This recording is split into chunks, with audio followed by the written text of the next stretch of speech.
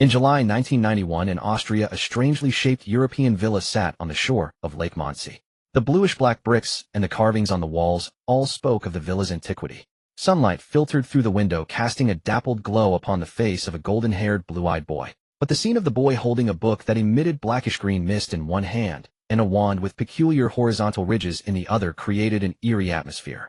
As a flash of green light shot across, a faint smile bloomed on the boy's face. Congratulations to the host for mastering the dark magic Imperius curse, earning the Achievement Candidate of Azkaban. Achievement points reward 100. System view the talent panel. The boy's clear voice rang out, and the next second, a virtual data panel appeared before his eyes. Charms 100. Potions 100. Dark Arts 99. Transfiguration 100. Alchemy 100. Divination 100. Remaining points 112. Achievement points can be used to exchange for talents. Talents above 95 require 100 points each, or for lottery draws. Points can be obtained through achieving accomplishments, completing system tasks, etc. Upon hearing the voice in his mind, the boy let out a long sigh of relief. 6 years. Finally, I'm about to max out all talent points. The boy's name was Yagisi Grindelwald. Strictly speaking, he was not a person of this world. When he first traveled here, he was merely a baby abandoned outside an orphanage. He had thought he was reborn, but it was not until he was 5 years old when his magic erupted and awakened the system that he was taken by the followers to Grindelwald. Only then did he understand. He had actually arrived in the world of Harry Potter and become an orphan of the Grindelwald family. In his previous life, Yagisi had been quite familiar with this magical world, and the various wondrous spells filled him with longing. However, when he crossed over, he discovered that the real magical world was far less beautiful than the stories told. Especially as a descendant of Grindelwald. The Ministry of Magic, the followers, the Wizard Council. Too many eyes were watching him. If not for the fear that Grindelwald would go berserk, he would have died countless times. Unlike the ordinary time-traveling predecessors, after ensuring his safety, Yagisi did not choose to show off or quickly improve his strength. On the contrary, he kept a low profile and accumulated points through various means until today. System exchange for Dark Arts talent. Talent upgrade successful. Hosts current Dark Arts 100. Right after the upgrade, another notification popped up. Host talents are maxed out, achieving future Dark Arts Master. Achievement Perfect Magic Genius. Achievement points reward 200. I should consider coming out of seclusion. Before that, let me try my first lottery draw in life. He opened the lottery interface and countless card packs appeared before Yagisi. He casually picked 2, and with a rather ordinary white flash, the system notification chimed. Congratulations to the host for obtaining the spell Legilimency, level 2. Congratulations to the host for obtaining the dark magic Fiendfyre, level 3, Legilimency. Fiendfyre. Yagisi couldn't help but laugh. If it's these two, there is a spell I can try. Outside the door, clear footsteps sounded. An elegant woman in a dark green robe walked in slowly. Vinda Rosier, the unfading black rose blooming in France. With jet black hair and emerald eyes, her noble and elegant demeanor captivated countless people. Her extraordinary strength allowed her, even at over 90 years old, to retain the appearance and bearing of youth. What's wrong, Aunt Vinda? Yagisi put down his wand and turned to look. Vinda Rosier showed a worried expression. Little Yagisi, have you forgotten? Today is your 11th birthday. Birthday? Yagisi paused slightly, a look of sudden realization crossing his face. Back when Grindelwald adopted Yagisi, he had ordered the followers that on the day Yagisi turned 11, he would inherit the entire follower organization. But over the years, adhering to a low-key principle, Yagisi had not made any outstanding display, and even within the followers, many looked down on him. Now the appointed day had come. The follower organization clearly did not want him to become Gellert's heir. Although Yagisi was Grindelwald's adopted son, the followers had always been loyal to Gellert. In their hearts, only Gellert could lead them to accomplish the great cause of old. To put it nicely, they thought Yagisi was too young to carry the banner of the followers.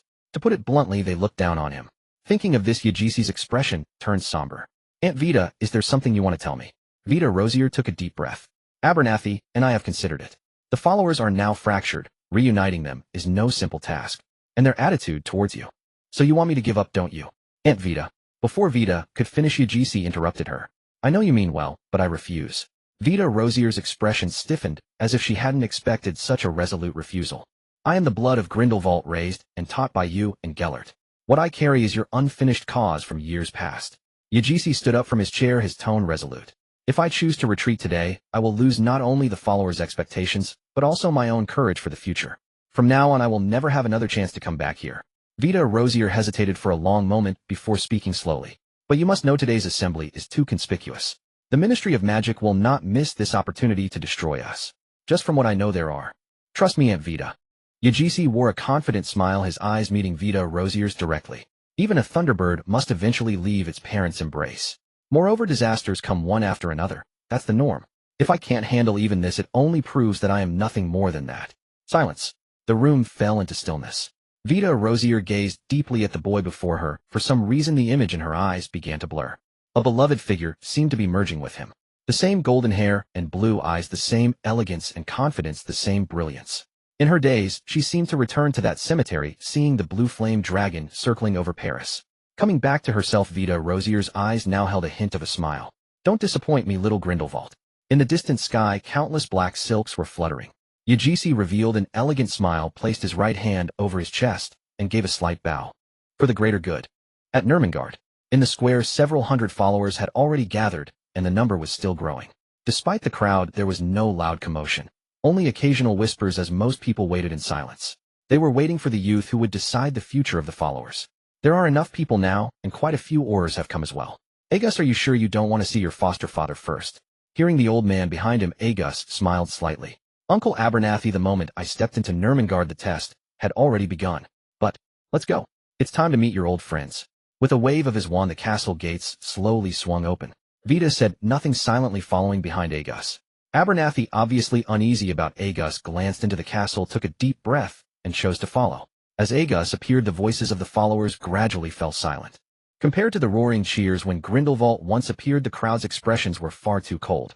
A few elderly faces even showed impatience. Commander, should we take him down now? A young Auror whispered to the middle-aged man beside him. The man shook his head. No rush. Let's see how things play out first. Don't forget, this is Nurmengard. If we stir up the one in the tower, no one can bear the consequences. He's just a little brat, only 11 years old. What can he accomplish? Another blonde Auror, barely over 20, let out a disdainful snicker. I think Grindelwald has gone senile, letting a kid about to start school inherit the followers. Let's hope so. The middle-aged man's eyes grew serious as he looked toward the center of the square. In the square, Agus walked with firm steps to the center. He brushed his wand across his chest and bowed slightly. Ladies and gentlemen, thank you for coming today. Over these decades, we have wandered, we have hidden, we have lost many friends, many companions, many comrades. The followers have survived to this day because of your dedication and protection. I thank you all here. Agus bowed deeply, his gaze sweeping across the crowd. Remembering the once mighty procession of the followers, his heart ached. The once glorious wizard party now had only a few hundred people left, many of them old, weak, or disabled.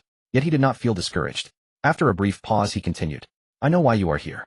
I know your dreams, your perseverance, your longing.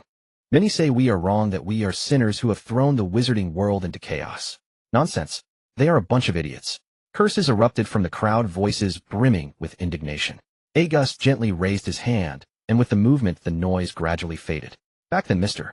Gellert Grindelwald issued a warning to the wizarding world, only to be imprisoned for decades. Many think that I, as his foster son, should hate them, should be irreconcilable with them. But the truth is just the opposite. I do not hate them, not at all. In fact, if they are willing, I hope to coexist peacefully with them. We do not fight for hatred. They simply have different ideals than ours. That is all.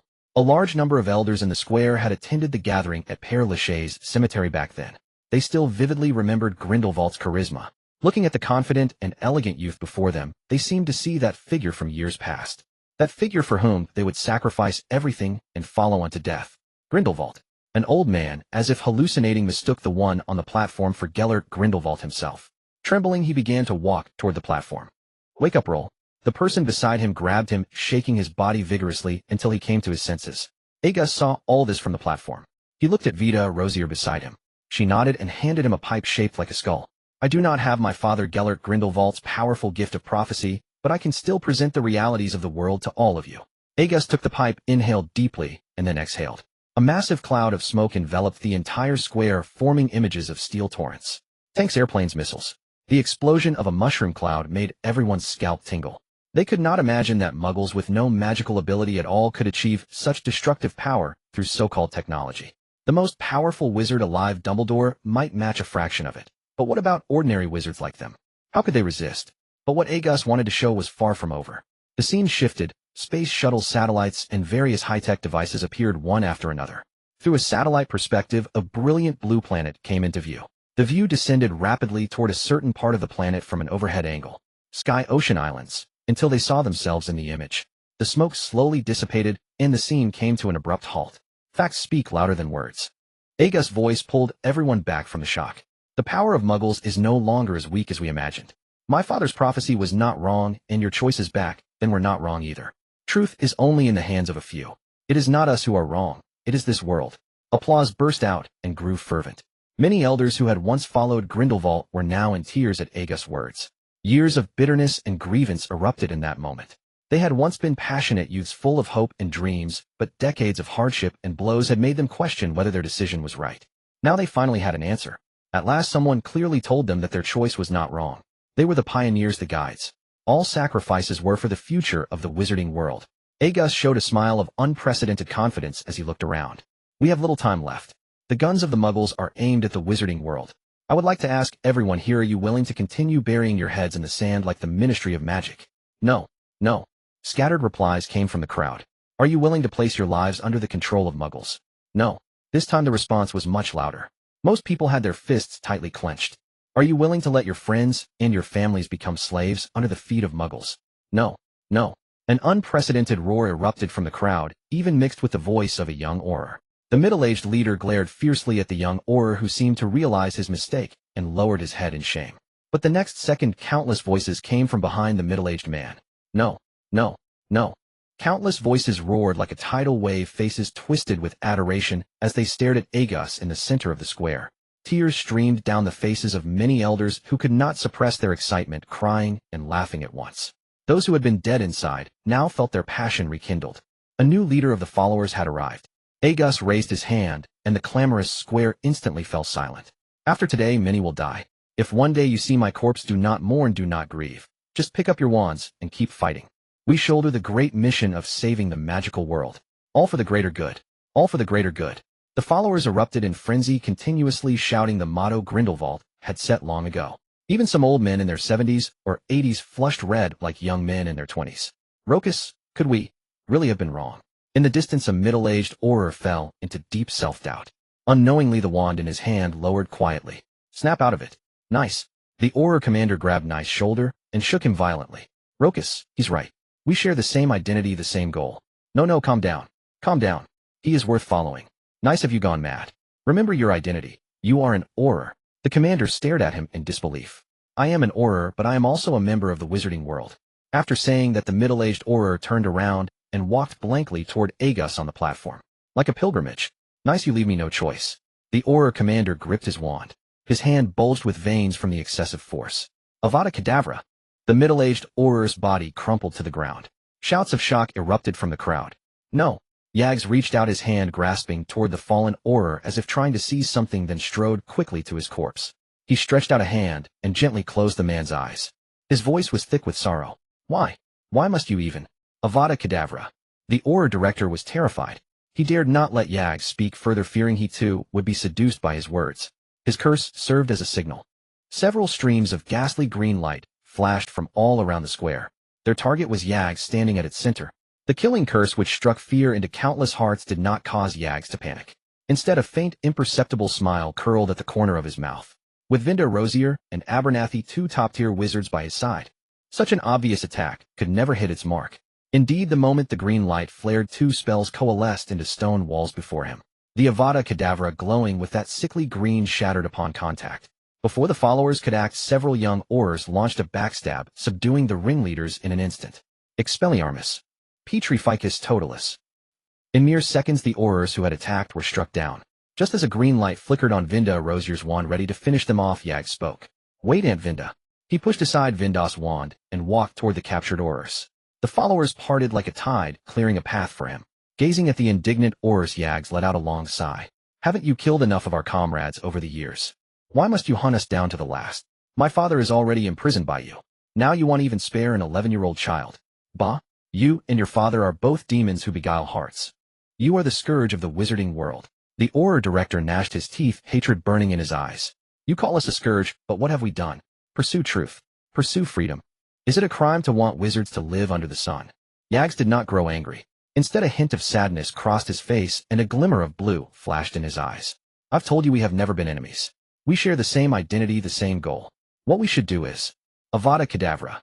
The Auror director had somehow hidden a wand, striking again as Yags drew near. Yags.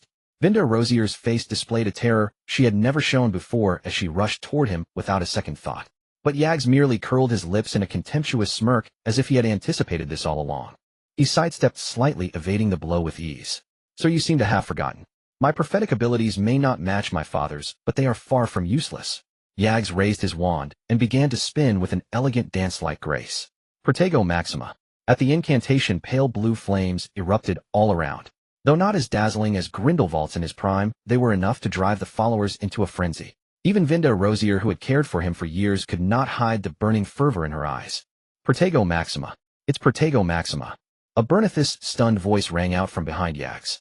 Yags chuckled softly and turned to the followers. Everyone, the final moment has arrived. Step through these flames and shatter the illusions of those who slumber. Fight for the greater good. Proclaim to the entire wizarding world the followers have returned. Vinda Rosier gazed at the young boy in the center of the square, then suddenly smiled, striding boldly into the flames. Following her was Abernathy, his face alight with zeal. For the greater good. Led by the two, the followers stepped into the flames one by one, then disapparated. At that moment, a system notification flashed through Yag's mind. Congratulations, host. You have taken control of the followers. Achievement unlocked. Heir of the Dark Lord. Achievement points reward 500 points. Enough for a 5-draw pull. Once this is settled, I'll find a quiet place to figure out how to use them. Yags mused to himself. After the crowd dispersed, only Yags, Vinda Rosier, and Abernathy remained. Vinda glanced at the bound aurors at her feet and asked Yags, what should we do with these aurors? Without even looking, Yags waved his wand. Blue flames instantly consumed them. Aurors? What aurors? Inside a pitch-black tower. An old man with white hair and heterochromatic eyes regarded Yags with keen interest. Well done, little one. What's your next move? Seize the Austrian Ministry of Magic. With Yags, his adopted son, to pass the time, Grindelwald was in far better shape than his miserable state in the original timeline. Though imprisoned in Nurmengard, his quality of life was hardly diminished. Apart from being confined, it was no different from the outside world. In response to Grindelwald's inquiry, Yags curled his lip in disdain. I'd like to live a few more years. Taking over the ministry now would be no different from declaring open war. If it weren't for the pact you made back then, I wouldn't have stirred up such a commotion. The best choice would have been to lie low and wait until I've truly grown strong. Grindelwald spread his hands, a hint of helplessness on his face. I never imagined you'd actually pass the trials set by those old codgers. How about I send you to Durmstrang to lie low for a few years? Forget it. I'd rather stay in Nurmengard. At least the ministry wouldn't dare make a move in your presence. Yags shook his head in refusal. As for what he'll do next, you've already figured it out, haven't you? You want to go to Britain? Grindelwald deduced after a moment's thought. The German and Austrian ministry's surveillance on us has reached an unbearable level. After today, they'll go to even greater lengths to target the followers. Rather than keep butting heads here, it's better to head to Britain and seek a new path. Besides, a smile crept onto Yag's lips. I can go to Hogwarts and get some revenge for you. Just think about it. Dumbledore's hard-earned students one by one joining the followers. All the fruits of his lifelong labor becoming our stepping stones. Yag's voice dripped with temptation, causing a flicker of desire to flash in Grindelwald's eyes. The decision to study at Hogwarts had been made by Yags the moment he obtained the system. Not only for the growth of the followers, but also for the system's achievement rewards.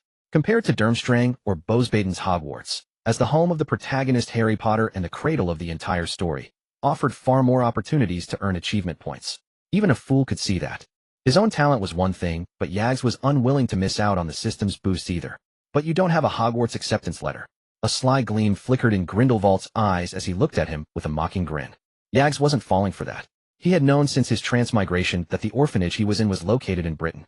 Today was his birthday, so Hogwarts was sure to send a letter via a Scottish round-faced fat chicken. The fact that he hadn't received one could only mean one thing. That old codger had hidden it. Catching Yag's suspicious glare, Grindelwald waved his hand in displeasure, summoning an owl from behind him to fly to Yag's side. Doubting even your own father, little Yags. You're becoming less and less adorable.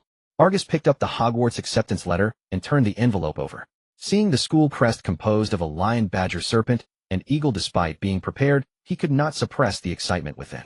The letter informed him of the required textbooks, items, and other instructions for the start of the term at Hogwarts. He merely glanced over them briefly before handing it to Vinda Rosier. They'll have someone prepare the items listed here. No need, Aunt Vinda. Argus shook his head, slightly declining Vinda Rosier's arrangement. There are some things I'd rather attend to personally. Besides, getting to know future classmates in Diagon Alley in advance won't do me any harm. After this meeting, time is running short for us. The German and Austrian ministries of magic will learn of the news and act swiftly. Before the information spreads, have the followers of the saint sell off their assets as quickly as possible, abandoning what cannot be sold. In short, everyone must relocate to Britain tonight. Understood. Understood. Then we leave immediately. Argus turned to look at Grindelwald, a trace of melancholy in his eyes. Old man, after this departure who knows when we'll meet again. Huh. Little one, when have I ever needed you to worry? Don't forget, I am Grindelwald. Grindelwald laughed, cutting off Argus' words, and stood up, his entire body erupting with formidable magical power.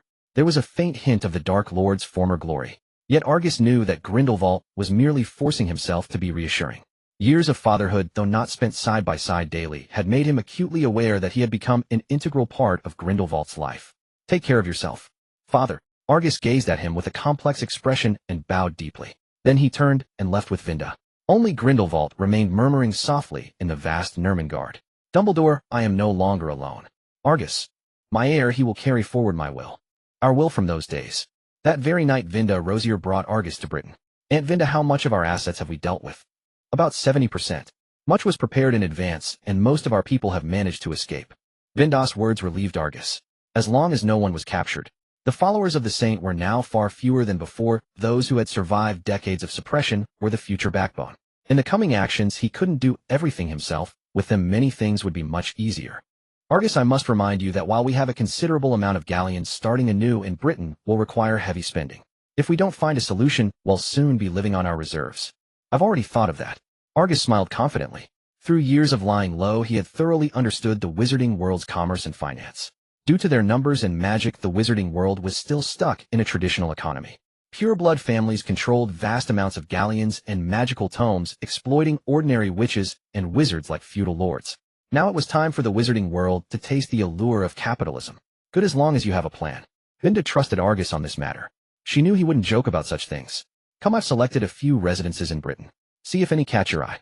As she spoke, they arrived at the gates of a luxurious manor. 2 figures, one tall and one small, were waiting at the entrance. Before they could approach, a complaint rang out. Father, couldn't the house elves handle this? Why did we have to come ourselves? I have to go to Diagon Alley tomorrow. Diagon Alley tomorrow. Argus keenly caught the information in the other's words. Given the haughty tone and the gleaming blonde hair visible even at night, he didn't need to guess who was at the door. Draco Malfoy and his father Lucius. I was just wondering how to enter the British pureblood circles, and here comes a pillow, just as I'm nodding off. A smile curled at the corner of Argus' mouth as he walked toward them with Vinda. At that moment Lucius was frowning at his son. As the head of a long-standing wizarding family, his skill at navigating all sides was unparalleled. Upon learning that someone was buying this luxurious manor, he decided to come personally. This was one of the Malfoys' finest estates. Even some of the sacred 28 families would have to think twice before purchasing it. Clearly the buyer was extraordinary, at least on par with the ancient pureblood families. Such connections might prove invaluable in the future and must not be missed.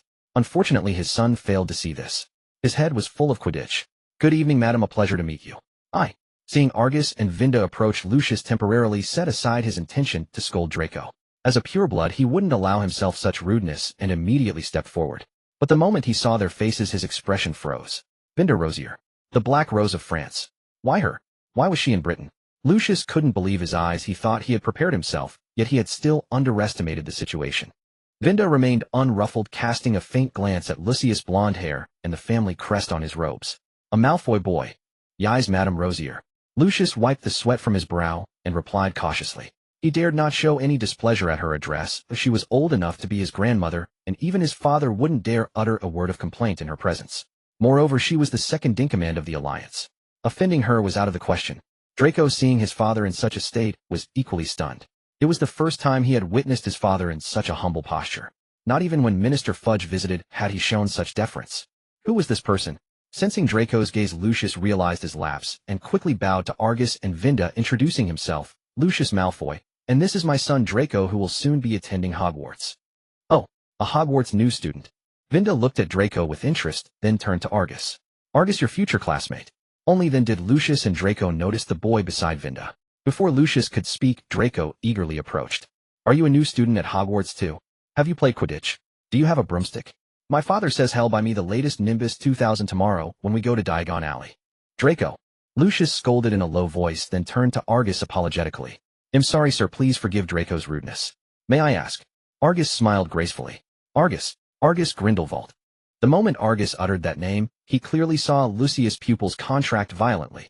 Lucius never dreamed that the person buying his house today would be Grindelwald's heir.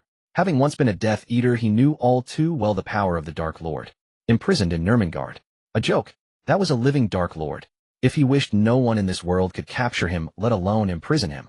Even if the current followers were far from their former glory, as long as Gellert Grindelwald still lived, they could rise again at any moment. So you are Mr. Grindelwald. It is a pleasure to make your acquaintance. Likewise, Mr. Malfoy. Please show us the specifics of the manor. Lucius grew increasingly humble, and Argus wasted no more words, getting straight to the point. Along the way, Draco was visibly thrilled by the arrival of someone his own age, constantly pestering Argus with various topics. He was merely an 11-year-old boy, and few of his peers he had met before matched his social standing. Most approached him with a flattering attitude. Having finally found a playmate who seemed capable of normal interaction, his inner joy could no longer be contained. Mr. Grindelwald, what are your impressions? After this brief contact, Lucius' regard for Argus had risen another notch. He had initially thought Argus was just a child with most matters to be decided by Vinda Rosier. But the truth was quite the opposite. Vinda rarely offered opinions throughout. All decisions were led by Argus. The composure and insight the boy displayed left Lucius deeply astounded. Glancing at his own son, who only knew about Quidditch, Lucius couldn't help but feel a pang of disdain. Both were 11 years old. Why such a vast difference? Not bad. What do you think, Aunt Vinda? Argus was quite satisfied with the manor. After all, it was just a temporary foothold, never intended to be a true base. The decor was passable, there was ample space to practice magic, and it was livable. If you're satisfied, let's settle it. I've brought the galleons, we can sign the contract anytime. Vinda said no more and immediately signed the magical contract with Lucius. It's getting late, we want to disturb Mr. Grindelwald's rest. Let's go, Draco. Mr. Malfoy, please wait a moment. Noticing the reluctance in Draco's eyes, Argus' lips curled into a barely perceptible smile. He stopped the two who were about to leave. I just heard Draco say you're heading to Diagon Alley tomorrow. If you don't mind, Draco could stay the night here, and we can go together tomorrow. Father. Draco's eyes lit up. He looked up at Lucius, shaking his arm in a coaxing manner, his face pleading. Lucius initially intended to refuse, but seeing the longing in his son's eyes, he hesitated for a moment before finally nodding. Then I'll leave him in your care, Madame Rosier and Mr. Grindelwald. Draco, remember to come back early after shopping, and don't cause any trouble from Madame Rosier. I know, Father. With Lucius' departure, Draco's suppressed nature was finally unleashed. Especially with Argus as a playmate, he pestered him until late into the night. Watching the exhausted Argus, Vinda's eyes glimmered with amusement. This is the first time I've seen you spend so long with someone your own age. What? Do you fancy the young Malfoy heir? Argus curled his lip. That's not my inclination. Keeping him here is to pave our way into the British pureblood circles. The Malfoy family, despite their poor reputation, holds a high status among purebloods. Using them as a guide is a wise choice. However, Lucius is too shrewd, it's difficult to find a crack in his armor. Draco, on the other hand. He's still young, hasn't experienced scheming and intrigue. He might not even realize if he's been sold out. After a brief discussion with Vinda about the next day's trip to Diagon Alley, and exchanging goodnights, Argus returned to his room. It was now late at night, and the manor was silent save for the howling wind echoing endlessly. Argus lay in bed, opening the system's lottery interface. Now is not the time to hoard. My talent is maxed out, increasing my combat power immediately is the right path. System, initiate the lottery. As his words faded, a multitude of card packs slowly materialized, encircling him and spinning continuously. Looks a bit like Hearthstone. Argus mused as he randomly selected 5. With a dazzling burst of golden light, Argus seemed to hear the prompts from his past lives' games. Wow, a golden legendary. Congratulations, host. You have obtained Reducto, level 3. Congratulations, host. You have obtained Serpensortia, level 2. Congratulations, host. You have obtained Incendio, a level 2. Congratulations, host. You have obtained Locomotor Mortis, level 1. Congratulations, host. You have obtained a golden reward, Acólites, level 7. Remaining achievement points 200. Detected that the host has mastered some spells. Do you wish to integrate them? Integrate. As the words left his mouth, a torrent of spell knowledge surged into Argus' mind like a tidal wave. Without giving him any chance to resist, it forcefully inserted itself, repeatedly grinding against his consciousness. Host possesses exceptional talent comprehending beyond standard magical levels. Serpensortia, level 3. Incendio, level 3. Locomotor Mortis, level 3. So this is the benefit of high talent. I was right to max out my talent before drawing.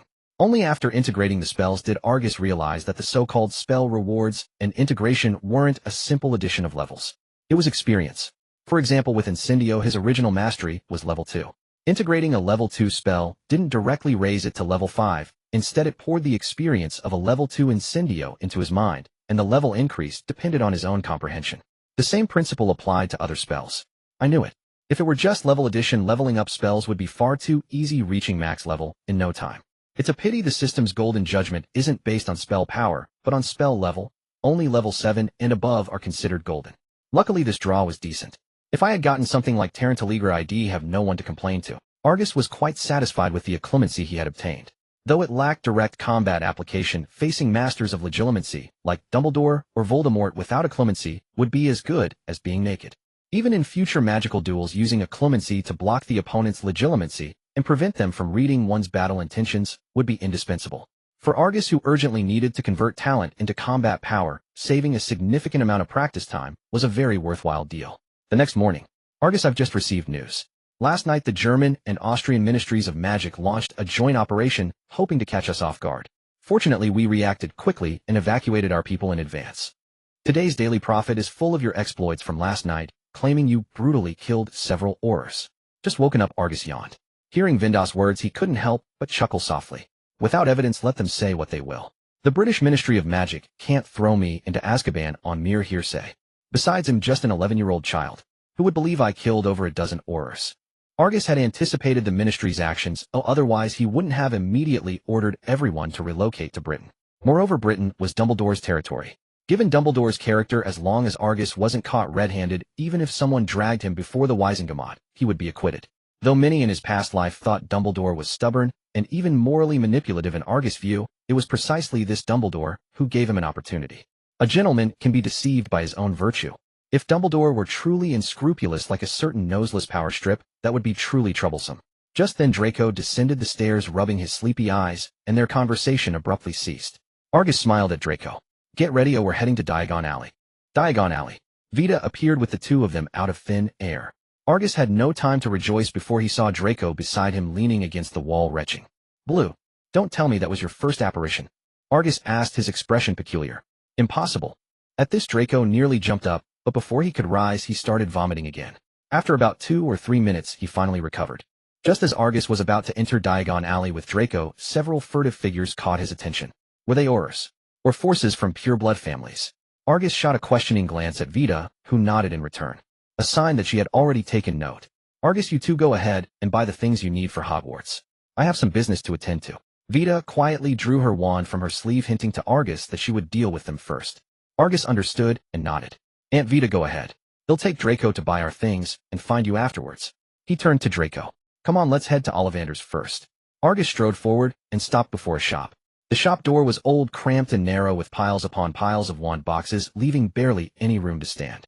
It was hard to imagine this was the abode of one of Europe's 3 master wand makers, the cradle of countless witches and wizards. 2 young witches and wizards, welcome. A standard British accent rang out from amidst the towering stacks of boxes, and an old man, with disheveled white hair clad in a brown bell-sleeved robe, emerged. Hello, Mr. Ollivander. Argus showed great respect for this pinnacle of technical talent in the wizarding world. Come in, children. Ollivander warmly welcomed them inside. Platinum blonde hair, the aura of pure blood. You're a Malfoy. I remember when your father came to buy his wand. It was made of elm and dragon heartstring. And now in the blink of an eye his son is off to school. The moment he saw Draco, Ollivander immediately displayed the traits of the British wizarding world's foremost intelligence broker, as if reminiscing about those bygone days. When he turned to Argus, however, a flicker of doubt crossed his eyes. An aristocratic bearing blonde hair and blue eyes. I recall no pure-blood family in Britain bearing such features. You are. Just call me Argus. Seeing that Argus offered no direct answer, Ollivander did not press further and got straight to the point. Very well, Argus. Tell me, which hand do you favor? Mr. Ollivander, you misunderstand. I'm only here to accompany Draco. As for my wand. Argus drew his own wand from his robes, showing it to Ollivander. I am already prepared. Oh, good heavens. The moment Argus revealed his wand, Ollivander rushed over unsteadily, as if beholding some rare treasure. Exclamations of awe escaped his lips. Elderwood. A core I've never seen. It's a Chelan. The nerve of a Chelan, a magical creature from the distant east. A Chelan. From the wand's material alone, Ollivander could discern Argus' extraordinary identity. The last time a Chelan had appeared was during the duel between Dumbledore and Grindelwald. Since then, no one had ever seen such a creature again. The young man before him, wielding a wand made from Chelan nerve, was undoubtedly of significant standing. Are you from the Dumbledore family? Though phrased as a question, the tone was utterly certain, freezing Argus' smile instantly. Had it not been for the aristocratic poise cultivated over the years, he would have snatched the wand back from Ollivander's hands without a second thought. What kind of eyesight was that? How could I possibly be from that old beekeeper's family? Was he worthy? In truth, the acquisition of this wand was somewhat serendipitous. Originally, Argus had not planned to choose a wand so early.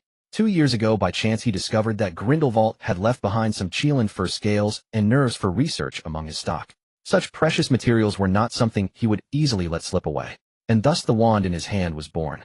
Taking a deep breath, Argus barely managed to maintain a gracious smile. Mr. Ollivander, allow me to introduce myself. My name is Argus. Argus Grindelwald.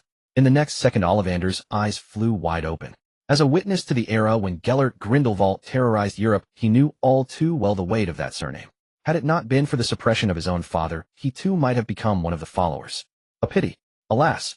For a moment, Ollivander was at a loss for how to address Argus. Mr. Ollivander, shouldn't you be helping me choose a wand first? Draco's words broke the awkward silence. Ollivander, snapping back to reality, hurriedly grabbed a measuring tape and approached Draco. Young Malfoy, which arm do you favor? The right. Try this one. 9.5 inches redwood and dragon heartstring. Very similar to your father's. Ollivander finally returned to his normal state, pulling a box from the pile and handing it to Draco. Draco took it and gave it a wave. An explosion rang out, and the shop window shattered into pieces. Not quite right. Draco shook his head in dissatisfaction. Seems you're not quite like your father. Try this one. 10 inches hawthorn wood with a unicorn tail hair core. With a wave of the wand, the shattered window slowly repaired itself. Draco, as if acquiring a new toy, hugged the wand, unable to put it down. This is the one. That will be 7 galleons. Leaving Ollivander's, Argus clicked his tongue. He hadn't heard Ollivander's classic line, the choosy customer. That was a bit of a disappointment. Draco gave him no time to dwell on it, dragging him immediately towards the other side of Diagon Alley. Let's go to Madame Malkin's first to get our Hogwarts student robes, then to Twilfit and Tattings for some dress robes. You know, Madame Malkin's is far too low class. If Hogwarts didn't insist on accommodating those muggle-born wizards, I would never. Before they knew it, the two arrived outside Madame Malkin's robes for all occasions. Inside, several young witches and wizards were browsing. Hello, are you two young wizards new to Hogwarts? Argus replied with a smile. Yes, Madame Malkin. Please make a few sets of Hogwarts standard student robes for me and my friend. No problem at all. Just a moment. Madame Malkin was a short plump witch dressed in purple robes, looking very kind with the air of a friendly neighborhood aunt. After taking measurements for Argus and Draco, she brought out several finished robes, waved her wand to thread a needle, and deftly stitched and snipped, adjusting the sizes. Madam, may I ask how long our robes will take? Argus felt they might not be able to collect the robes right away, so he planned to go buy a cauldron and the first-year books first. Just then the bell above the shop door jingled. Dingling. As the door opened, a thin, frail boy walked in. The moment he entered, he exuded a sense of timidity, as if afraid to meet anyone's eyes or speak. Argus' heart tightened. Oversized clothes, a slightly bewildered and helpless expression. And the giant at the door. Could it be? As if by fate itself. The moment Harry Potter stepped through the door, Draco turned his head. Their gazes met. A destined encounter. Argus couldn't help but marvel inwardly. Indeed, Draco and Harry were meant for each other. What was Ginny but an interloping third party? Congratulations, host, for meeting Harry Potter. Achievement unlocked, meeting the chosen one. Achievement reward 50 points. Oh, just meeting Harry Potter grants an achievement. It seems coming to Hogwarts was truly the right choice. Are you here to buy Hogwarts student robes? Madame Malkin spoke before Harry could utter a word. We have plenty here. 2 boys are already trying some on.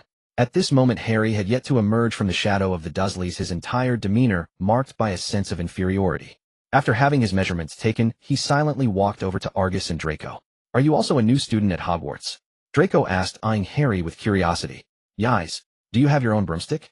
Have you ever played Quidditch? Do you know which house you'll be sorted into? I'm definitely going to Slytherin. My father says. Draco. Argus, sensing Harry's discomfort, interrupted Draco's incessant chatter. He offered Harry an apologetic smile. I'm sorry, Draco is a bit too excited today. I apologize on his behalf. It's all right. Argus' gentle and courteous demeanor immediately won Harry's favor. Compared to the condescending Draco, he preferred this elegant boy before him. More importantly, ever since arriving in Diagon Alley, everyone had looked at him as if he were a rare specimen. Except for this graceful boy. My name is Argus Grindelwald, and this is Draco Malfoy. Harry Potter. Just call me Harry. You're Harry Potter, the boy who lived. Draco exclaimed, drawing sidelong glances from those around them. It also made Harry frown. Hearing the commotion from inside, Hagrid hurried in. What's wrong, Harry? Nothing, Hagrid. I'm just chatting with some new friends I've made. Good to hear. Are these two your friends? Hagrid asked with a genial grin, extending his hand to greet Argus and Draco. Hello there, young wizards. Greetings, Mr. Hagrid. I've long heard of your name. The magical creatures expert at Hogwarts, Argus said with a polite bow. He held considerable goodwill towards this master of magical creatures at Hogwarts. After all, who could refuse a generous, invisible tycoon? Seeing Harry gaze at him, with undisguised admiration, Hagrid scratched his head sheepishly. I'm just a gamekeeper. I just like to keep a few magical creatures on the side. A servant of Hogwarts. What kind of expert is that? Draco's ingrained pure-blood ideology made him deeply contemptuous of half-breeds like Hagrid. Seeing his two new friends show such respect to Hagrid, he couldn't help but blurt out a sneer. At those words, Harry's face instantly turned cold. Hagrid was also at a loss, his large hands fidgeting awkwardly. Hagrid, the robes here will take a while. Let's go look at something else first. With that, he took Hagrid by the arm and led him outside. Draco didn't think he had said anything wrong. Rather, he was puzzled as to why Harry was angry. Argus sighed inwardly. Draco, do you have any idea what you just did? What did I do? Draco was completely baffled, his face a picture of confusion. Let me ask you, who is Hagrid? Just a half-giant, isn't he? He is Harry's friend. Argus' expression grew serious. Publicly insulting a friend's companion. Is this the breeding of a Malfoy heir? To be honest, he had no desire to be a babysitter, but Draco was a crucial pawn in his future plans. Through Draco, he could open the doors of the Malfoy family, formally step into the circle of British pure-blood families, influence the younger generation of purebloods, and spread his own ideology. In his current state, Draco was utterly incapable of achieving his anticipated goals. Therefore, Draco's mindset had to be corrected. Hearing Argus' words, Draco realized the impropriety of his own remarks. But adolescent pride prevented him from backing down. I was just stating facts. He's nothing but a half-giant, a mongrel. Draco, Argus said earnestly. Do you think that because you're pure blood, and from the sacred 28 you're superior to everyone else? Especially when facing half-breeds like Hagrid, you look down on them from the very core of your being. I don't. Draco stammered, unable to meet Argus' gaze. Listen to me, Draco. Argus stared directly into Draco's eyes. Pure blood has never been a reason for you to be above others. The true nobility of a wizard never lies in their bloodline, but in their heart. Perhaps he lacks a distinguished lineage, perhaps he has no vast wealth or impeccable manners. But as long as he possesses a noble heart, then he is a noble wizard. Argus glanced at the bewildered Draco and continued. A noble heart shows tolerance and mercy even to the lowliest slave, and courage and fearlessness even against the mightiest foe. It seeks knowledge and exploration in magic and contributes its own strength to the wizarding world. This is what true nobility means. Argus' words plunged Draco into deep confusion. He was only 11, not yet fully corrupted by the decaying old purebloods. He still harbored beautiful fantasies about the world and held dreams for the future. Argus' words awakened the innocence and hope buried deep within him. Argus stepped forward and patted him on the shoulder. Draco, you have received a fine education. You are the future heir of the Malfoy family. The burden you carry is not only the rise, fall, and glory of your family, but also the responsibility and duty to the wizarding world. Making a mistake is not shameful. On the contrary, knowing it's wrong yet refusing to change only to regret it for a lifetime. That is the truly sorrowful thing. Do you understand? Draco remained silent for a long time, his head bowed, before slowly looking up at Argus. His eyes were rimmed with red. Argus, I'm sorry. I am not the one you need to apologize to, Argus said with a gentle shake of his head. Remember what I just said? Making a mistake is not shameful. On the contrary, knowing it's wrong yet refusing to change only to regret it for a lifetime. That is the truly sorrowful thing. I understand. Determination gradually kindled in Draco's eyes. Then looking sheepishly at Argus, he asked, Argus, could you come with me to apologize to Harry and Hagrid? I am afraid they. Don't worry. Argus reassured him softly. Harry and Hagrid aren't petty people. As long as you sincerely apologize, you will surely earn their forgiveness. A glimmer of light returned to Draco's eyes. They waited for less than half an hour. Harry returned to Madame Malkin's with Hagrid. After hesitating for a while, Draco, his face flushed, walked up to Hagrid. MMR. Hagrid, I'm sorry. Hagrid, utterly confused, scratched his head in bewilderment. I'm sorry, Mr. Hagrid.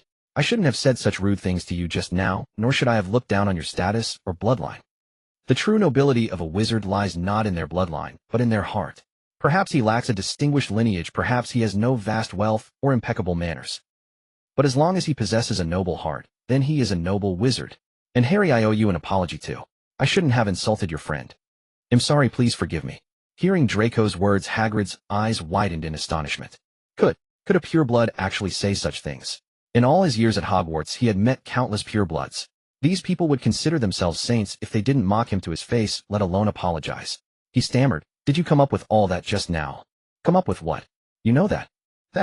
Hagrid racked his brain, but couldn't recall Draco's exact words. Finally, he latched onto a key phrase. A noble wizard. Draco bowed his head in embarrassment. I didn't say those things. Argus did. He repeated the exact words Argus had spoken. Hagrid listened with growing excitement. He couldn't help but applaud. Well said. As a half-giant, he had endured countless instances of discrimination from childhood to adulthood.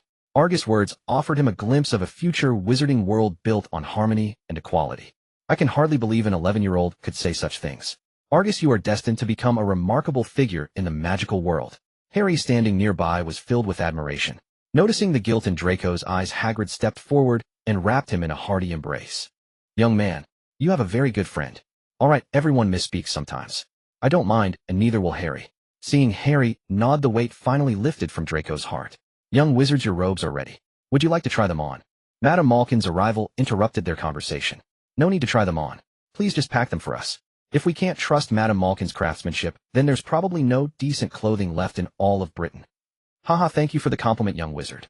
Argus' words drew a hearty laugh from Madame Malkin. Thanks to Argus, they all received a considerable discount on their student robes. As they parted, Harry kept looking back over his shoulder. Argus, we're friends, right? Of course we are, Harry. Argus replied, his face still bearing that gentle smile. Can I write to you when I get back? You're always welcome. And me? Draco interjected into their conversation. He'll write to you too. After Harry and Hagrid left, seeing the shift in Draco's gaze from pensive to resolute, Argus felt completely at ease. Excellent. The Malfoy family was now truly aboard his ship, the kind that couldn't be driven off even if they tried. After purchasing all the necessary items, cauldron, textbooks, and an owl, Agnes sent Draco to the fireplace to take the flue powder back to Malfoy Manor. He then proceeded to the entrance of Diagon Alley, where he saw Vinda Rosier already waiting. Have you finished your shopping? Agnes gestured toward the suitcase in his pocket, which had been enchanted with an undetectable extension charm. All done. I also sent Draco back. Who sent those orders? Rufus Scrimgeour, head of the Auror office at the British Ministry of Magic. Agnes narrowed his eyes, slowly recalling the intelligence on this man. Rufus Scrimgeour was a hardliner within the British Ministry of Magic, dedicating his life to capturing dark wizards. In the original timeline, he clashed with Dumbledore, became Minister of Magic after Fudge's resignation, and was eventually captured by Voldemort. Despite brutal torture, he refused to reveal the whereabouts of Harry and the others, ultimately dying under torment. He was in many ways a hero of the wizarding world. It seems our dear director has mistaken us for a group of dark wizards. Having him on our trail will certainly hinder our next moves, Agnes murmured, frowning. Should we send someone to eliminate him? No. Agnes shook his head. Killing a high-ranking ministry official right after arriving in Britain would plunge the ministry into panic. If that happens, we'd be dealing with more than just a handful of Aurors watching us.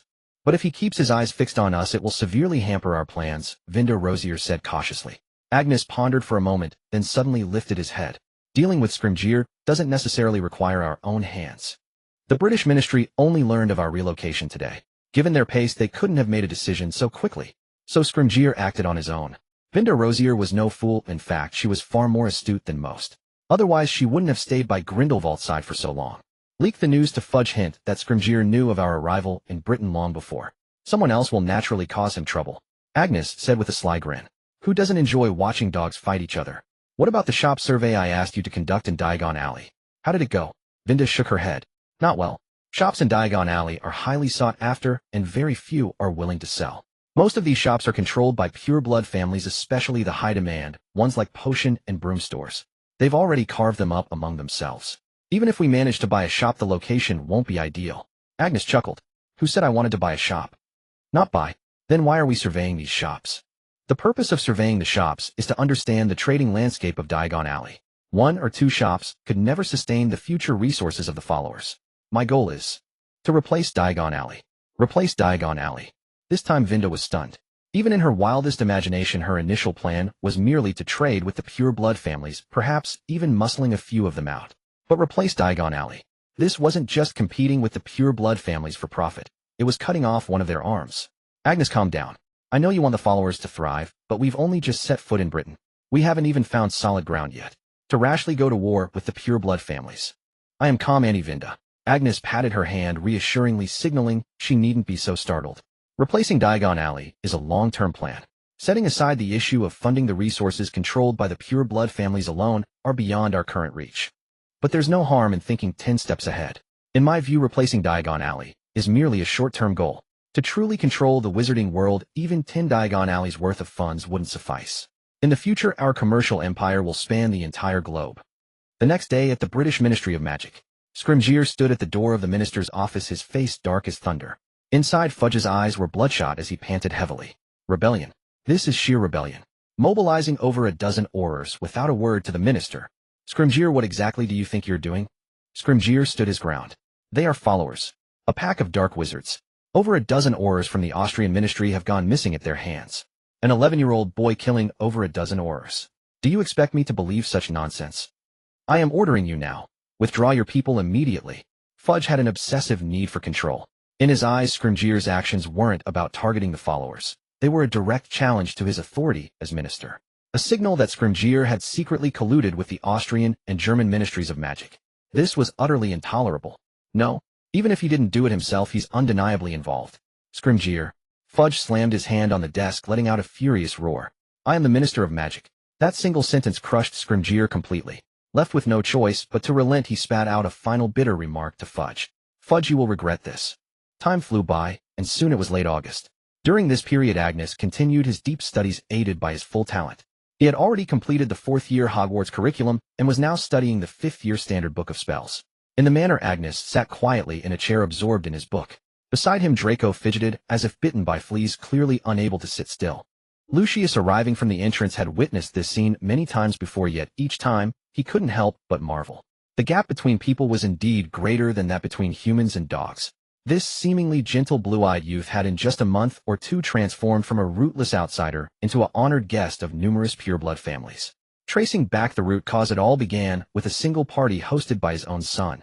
Through Draco's gathering, Agnes had gained the favor of many pureblood peers. Subsequently, he was regarded as an idol by these same youths who invited him to various parties. Leveraging these gatherings of the younger generation, he had forged connections with various families. Crucially, these foolish purebloods remained utterly oblivious. One could only say this was indeed the bloodline of Grindelwald. Such skill at manipulating hearts was beyond ordinary comparison. If he could, Lucius truly wished to keep Draco away from him. With his son's simple mind, he'd be happily counting money while being sold. Draco, your father is here. Seeing Lucius arrive, Agnes closed his book and gently reminded him. Draco's face lit up with joy. He tossed his book aside and was about to leave. Ahem. Agnes, I've been reading all afternoon. I know. Remember to finish the assignments I gave you. I'll check them when school starts. On the 1st of September, King's Cross Station. The train attendant wearily rubbed his temples. Every year on this day, he would tirelessly repeat the same explanation. I'm sorry, but there really is no platform 9 3/4 here. Yet no sooner had he finished explaining than another inquirer would arrive. And they were all half-grown children. Not only that, but the station was always filled with peculiar individuals whose behavior and attire were utterly unlike ordinary people. Take the one before him, for instance, a burly, full-bearded man inexplicably wearing a floral print dress. It made him want to retch. A girl with a wild mane of dark brown hair found it equally exasperating. Before encountering the magical world, she had always assumed such people were performance artists. Only today did she realize that these were wizards utterly ignorant of the Muggle world. Wizards hold a natural disdain for Muggles. Their inherent arrogance prevents them from understanding Muggle life. Such problems are not surprising. Hermione turned startled toward the gentle voice behind her. Hello, I'm Argus Grindelwald, a new student at Hogwarts. Hermione Granger. Just as I suspected. Argus' eyes gleamed with amusement. You're a new student at Hogwarts too, aren't you? Yes, but I've been searching for ages and can't find platform 9 3/4. The attendant here has no idea where it is. Hermione's expression was troubled as she confided in Argus. Of course the attendant doesn't know. You should ask those odd-looking people. They're the wizards. You're right. Why didn't I think of that? Hermione's eyes lit up as if waking from a dream. No need for that trouble. Follow me, I'll take you in. Noticing the trunk in Hermione's hand, Argus took advantage of a pillar for cover, drew his wand, and pointed it at her luggage. Reductio. The trunk, half as tall as a person, instantly shrank to the size of a matchbox. Argus picked it up from the ground and placed it in the astonished Hermione's pocket. Let's hurry, we're almost late. Finding the third pillar between platforms 9 and 10, and with Hermione looking utterly bewildered, Argus took her hand and charged straight into it. It wasn't until she was seated in the compartment that Hermione grasped what had happened. Was that the shrinking charm? Is that something we learn in first year? Why don't I remember it at all? No, I need to reread all my first-year books. Overachiever, please stop being so intense. Though Argus was also a dedicated student, he wasn't as fanatical as Hermione. She would try to read every book at the slightest opportunity. No wonder she consistently ranked first in the original story. No need to check.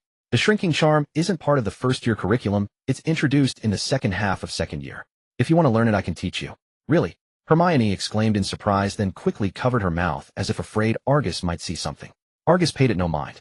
He drew his wand and began instructing Hermione on how to cast it. Before long, two red-haired heads identical in appearance poked into the compartment. Hey George, we're interrupting a young couple's love affair. Can't be helped.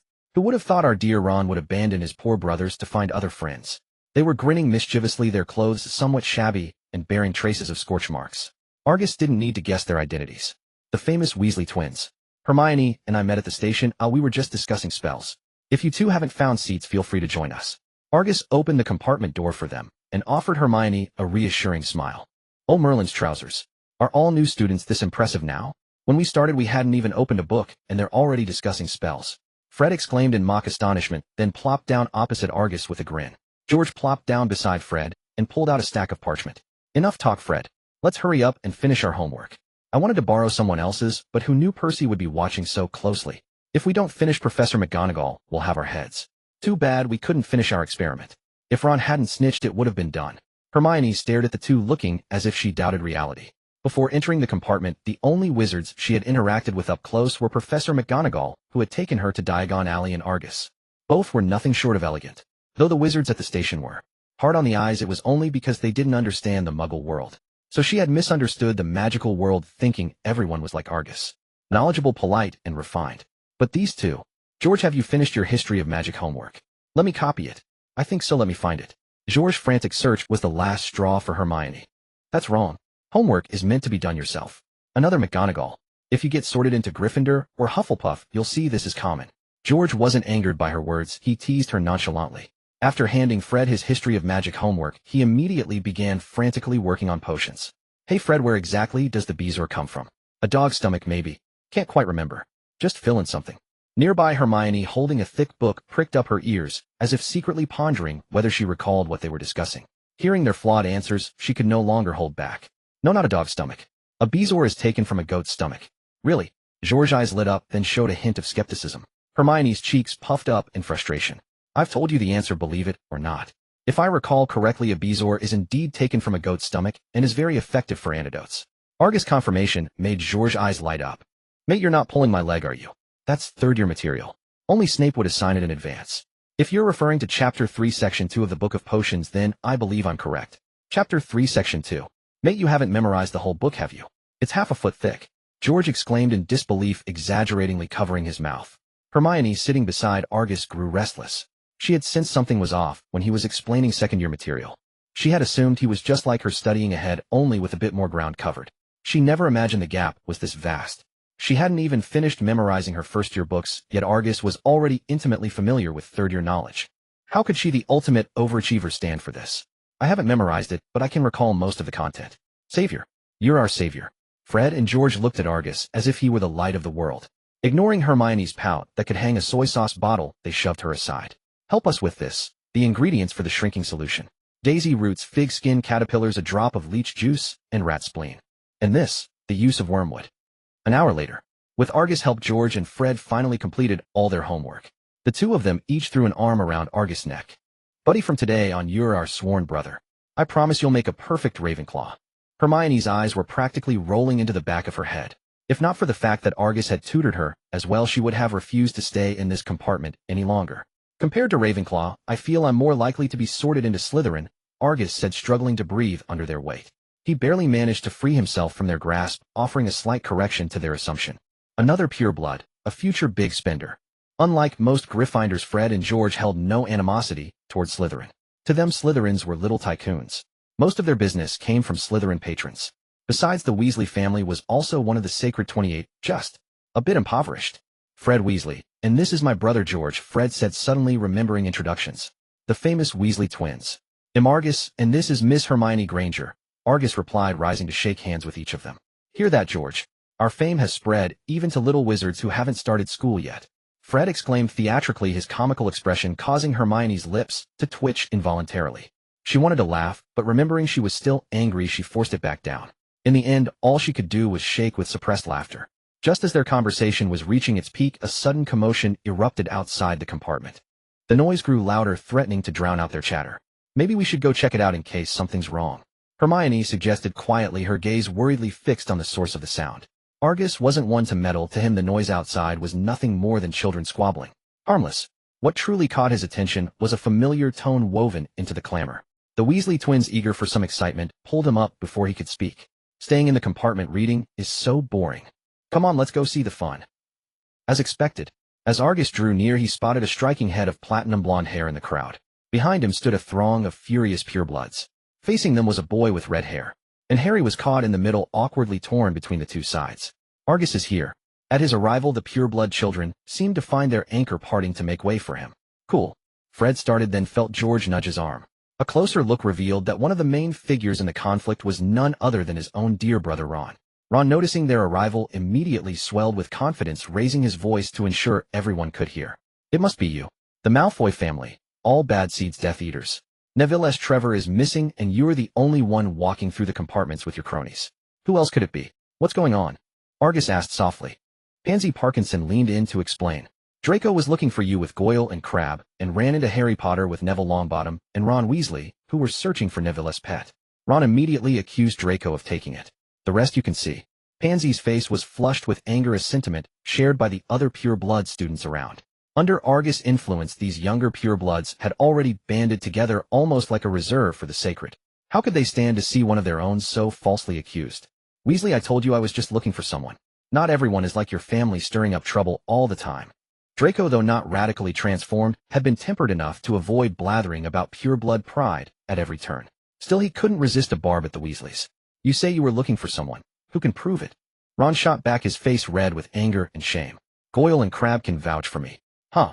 Ron sneered. Everyone knows they're your lackeys. With you there, would they dare tell the truth? Hearing Draco try to explain, Argus knew it was futile. The famous parable, "Let the bullets fly," had taught him no one cared how many bowls of noodles Six Fingers actually ate. To prove oneself, one shouldn't cut open one's own stomach. One should gouge out the accuser's eyes and make them see for themselves how many bowls were inside. Unfortunately, Draco hadn't grasped this, and now it was too late to act on it.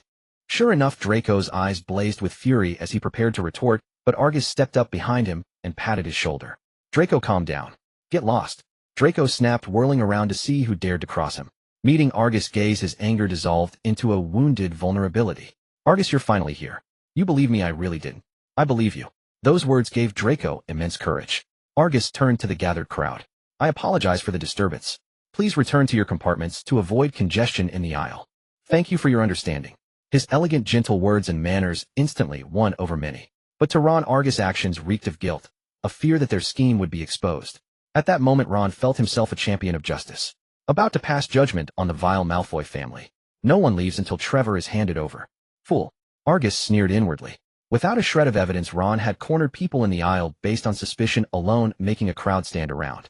When Argus tried to send the bystanders back, Ron refused to let them go. Did he really think everyone had infinite patience?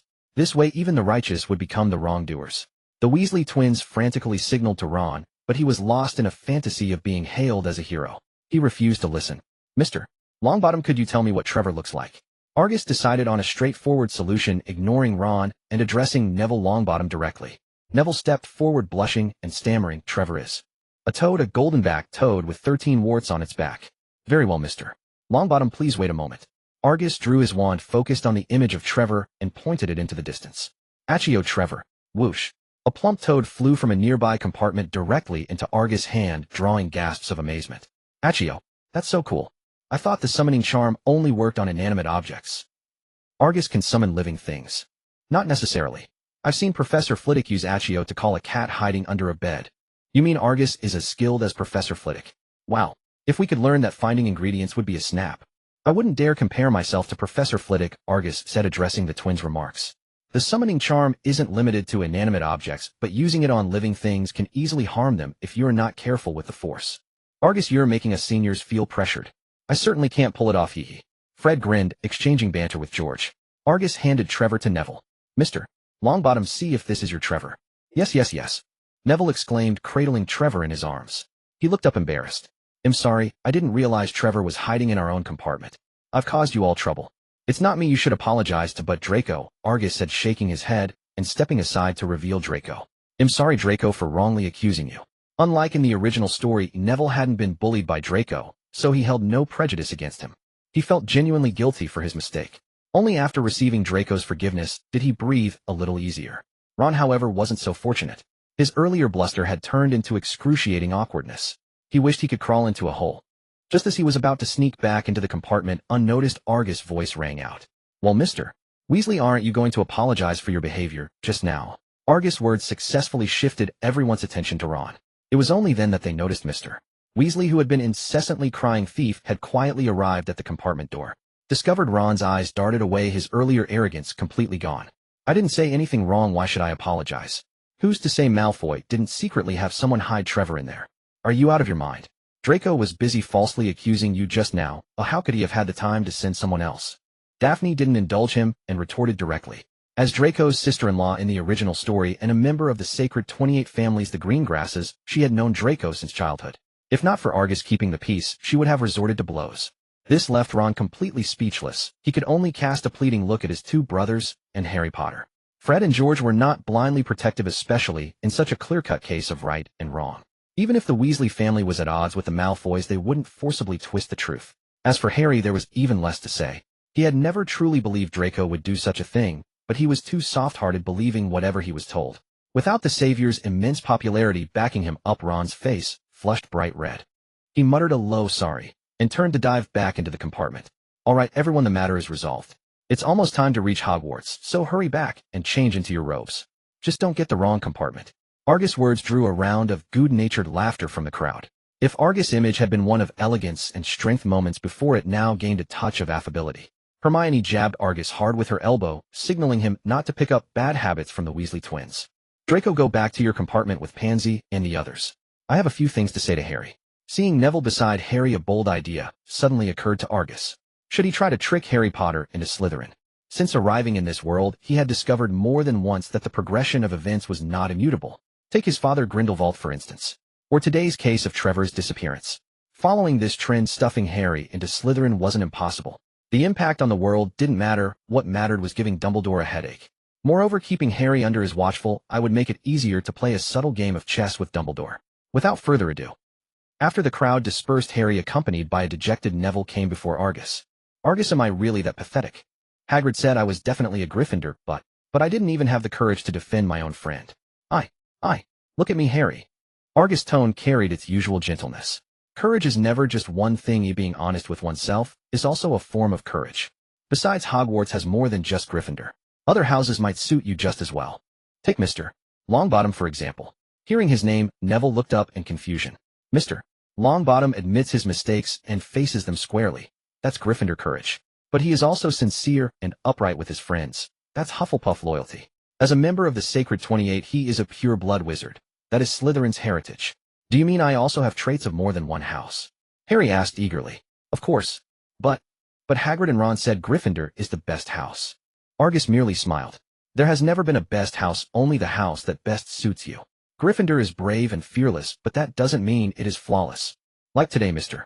Weasley bravely stepped forward to accuse Draco in order to help Neville. That is textbook Gryffindor courage.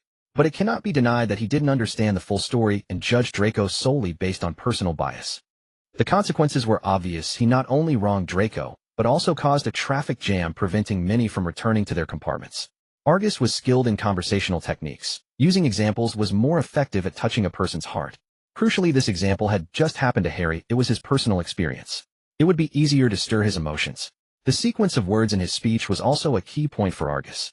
Ron was Harry's friend. Directly belittling him might provoke Harry's aversion, making his efforts counterproductive.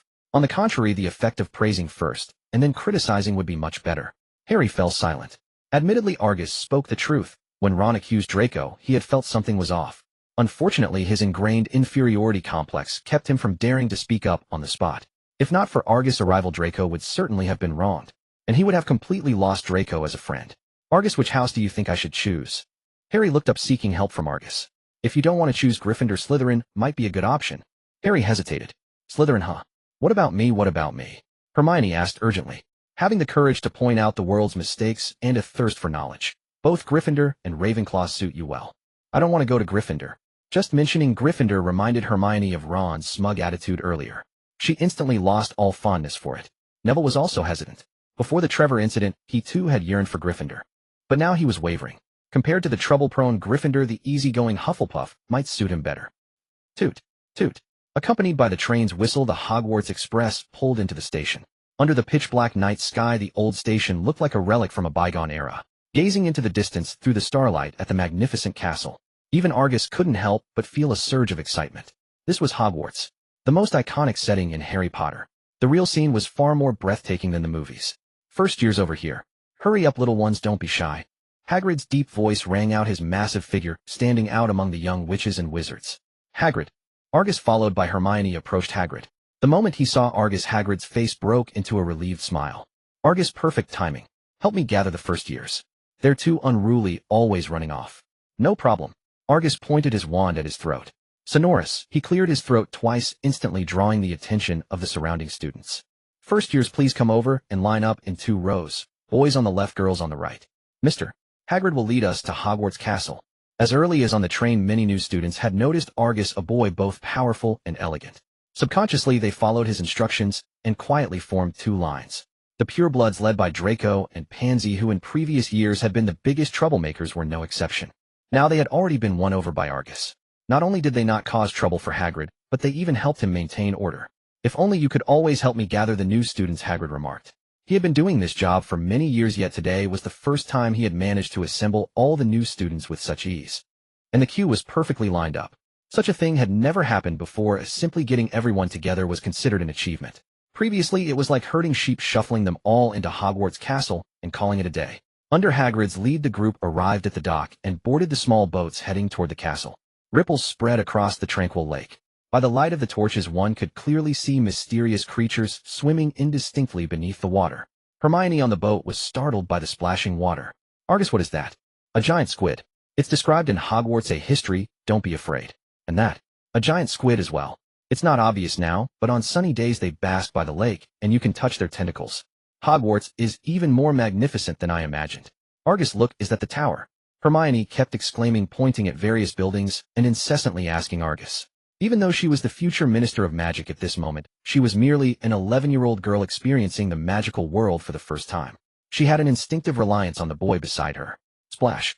The sound of water echoed as Argus and the others disembarked from the boat and walked through a narrow passage toward the Great Hall. Congratulations, host, for entering Hogwarts School for the first time.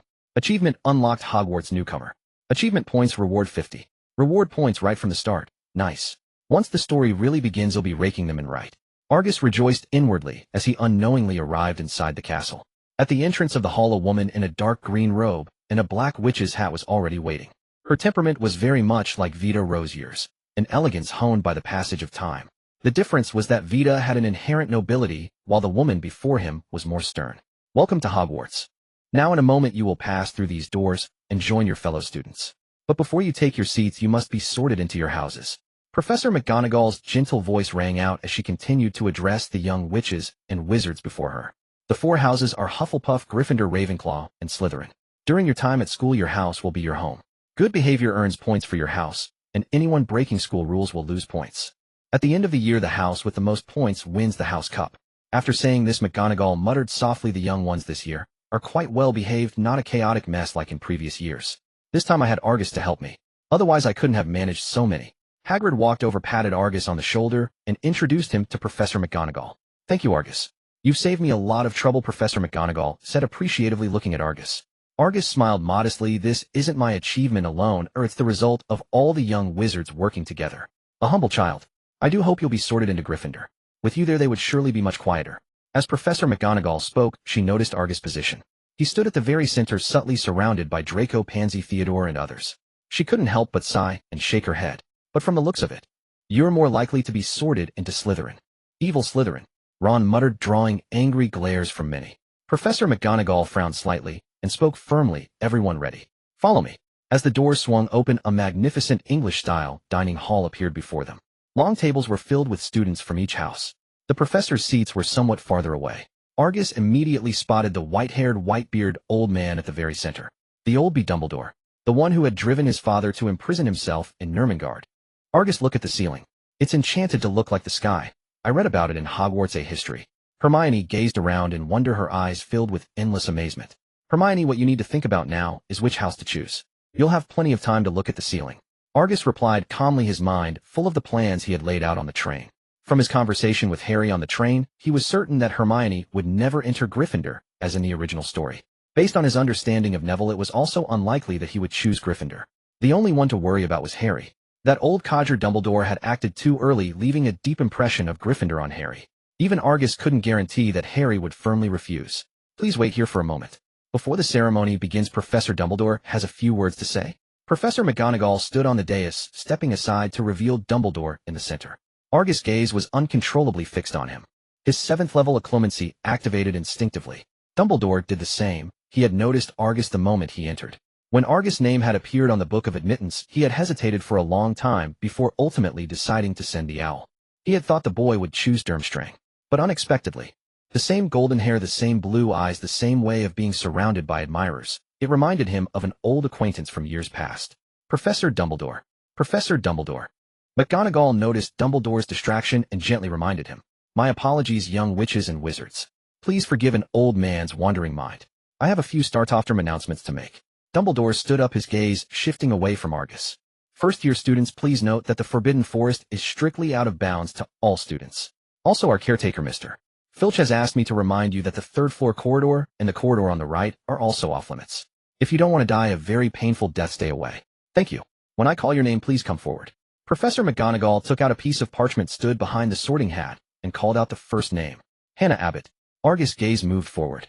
A blonde girl walked up to the stool and placed the sorting hat on her head. Hufflepuff.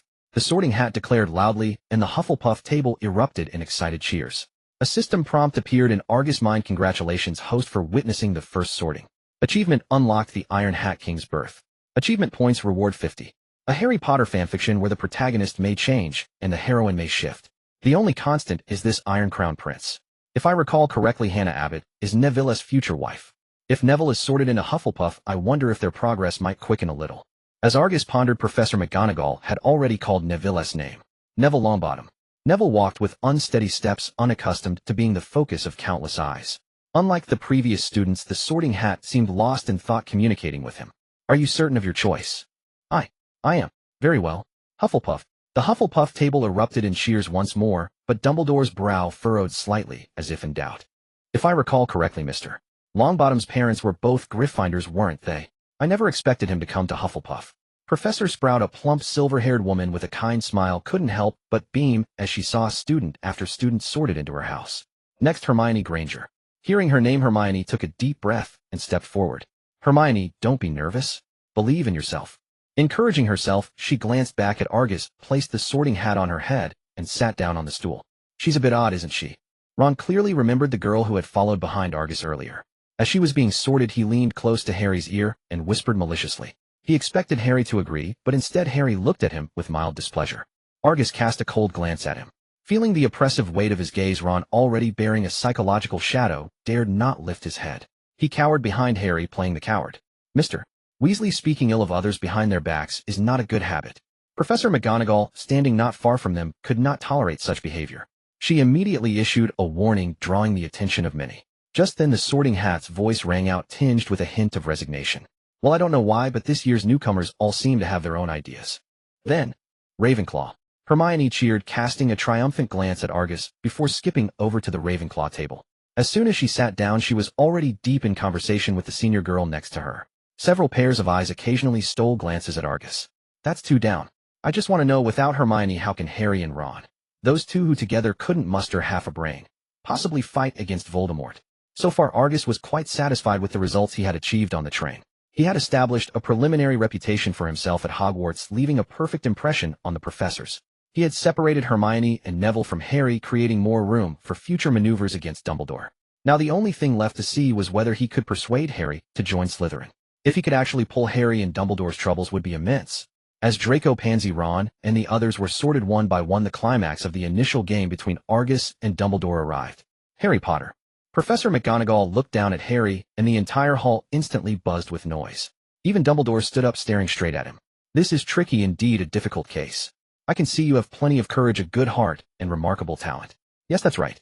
Harry sat on the stool, and the sorting hat's inquiry echoed in his mind. Hey Harry, talk to me. Is there any house you'd like to join? This boy again. The sorting hat seemed to have spotted something astonishing. Again. Harry keenly caught the information in the sorting hat's words. That's right, the boy with the golden hair and blue eyes. Before you, many followed his advice. But he was right.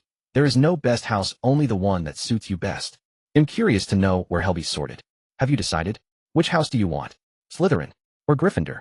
Let me think. Harry was caught in a dilemma. Time ticked by, and the students outside grew restless, their initial calm turning to agitation. Before Harry, the longest sorting had only taken 2 minutes. But now a full 5 minutes had passed. Harry still hadn't been sorted. This made them wonder if the sorting hat was malfunctioning, perhaps, because it was too dirty. Maybe it was time for a thorough cleaning. Dumbledore's brow was deeply furrowed. As the headmaster, he knew the sorting hat's rules well. Such a long delay could only mean one thing: Harry was hesitating. He had deliberately sent Hagrid to fetch Harry, and then timed Harry's arrival at the station to coincide with the Weasley family. Every detail had subtly conveyed to Harry that Gryffindor was the best house. Yet even so, Harry still hesitated. Dumbledore slowly turned his gaze toward Argus, who stood in the center of the crowd. "Is it because of you, Argus?" Who else but Argus could have influenced Harry so profoundly in such a short time? "Still haven't decided, Harry. Fine'll help you." The sorting hat's final words echoed in Harry's mind before it announced to the assembly, "Harry Potter's house is Gryffindor." In the next second, Gryffindor erupted in celebration. "We have Harry Potter. Harry Potter is ours, Gryffindors." Dumbledore's tense shoulders finally relaxed as he secretly exhaled. Argus shook his head helplessly. He had still fallen short by one move. Still, he noticed that Harry's demeanor seemed somewhat unusual. Sitting at the Gryffindor table, Harry wore a smile, but it was merely a smile. It lacked the exhilaration of the original story. "Dumbledore, so what if you forced Harry into Gryffindor? He doesn't feel much loyalty to Gryffindor now. I may have lost this round, but you haven't won either."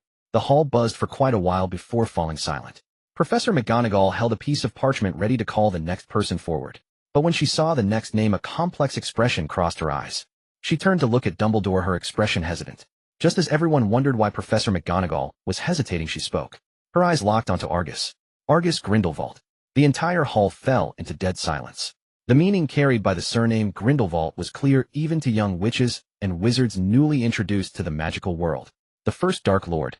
A man who swept across Europe and nearly conquered the entire magical realm. More importantly, he was still alive. Except for Draco Pansy and a few others who already knew, everyone cast curious glances at the golden-haired, blue-eyed boy. They could hardly believe that the boy who had been so courteous on the train and in the station could be the Dark Lord's son. Argus paid no heed to the peculiar stares around him, stepping gracefully onto the dais. Dumbledore sank into deep recollection, his pupils gradually blurring. It was as if he had returned to that valley, those 2 months of intoxicating confusion. His lips uncontrollably uttered that name. Gellert. Professor Minerva McGonagall's gaze held a trace of regret. Upon entering the castle, Argus had left her with a perfect impression.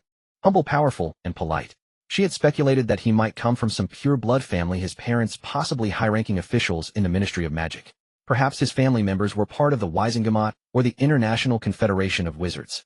She had merely forgotten that the adopted son of that man had also been sent an admission letter. "Put on the sorting hat, Mr. Grindelwald."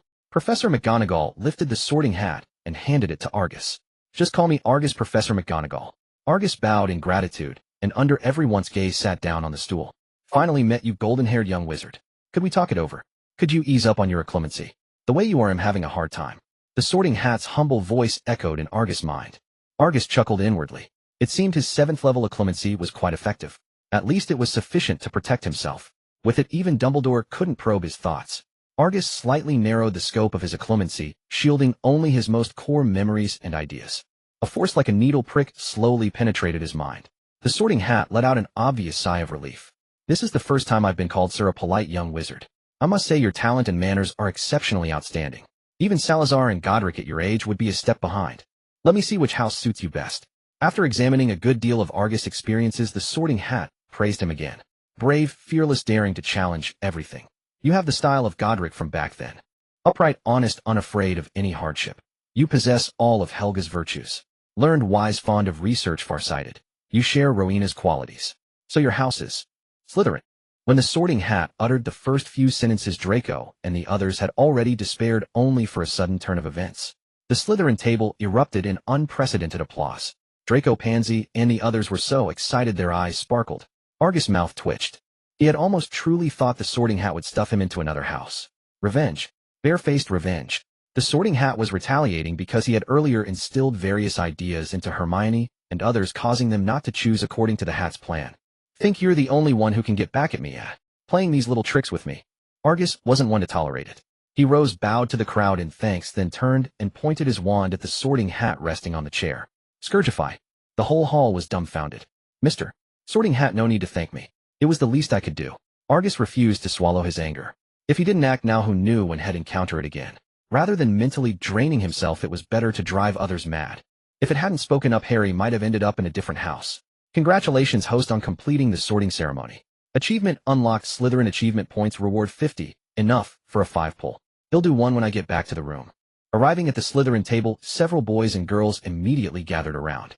Whence Raoul, pleased to meet you, Argus. Marcus Flint. Sacred 28 from the Flint family. A burly man who looked like a gorilla walked over and extended his hand to Argus. Before he could finish, a few girls shoved him aside. Their eyes sparkled with stars as they gazed at Argus. Gellert Grindelwald had been a top heartthrob in his youth, and Argus was practically his mirror image. What young girl could resist that? A casual word from him was enough to send them into ecstasy for ages. After an unknown amount of time, the last student was sorted, and the entire ceremony finally concluded. Everyone, your attention, please. Professor McGonagall lightly tapped her glass goblet with a golden spoon. Dumbledore rose to his feet. A new school year begins, and I have a few final words to share with you. And they are: nitwit, blubber, oddment, tweak. Let the feast begin. As his words fell, a dazzling array of delicious food appeared on the banquet tables.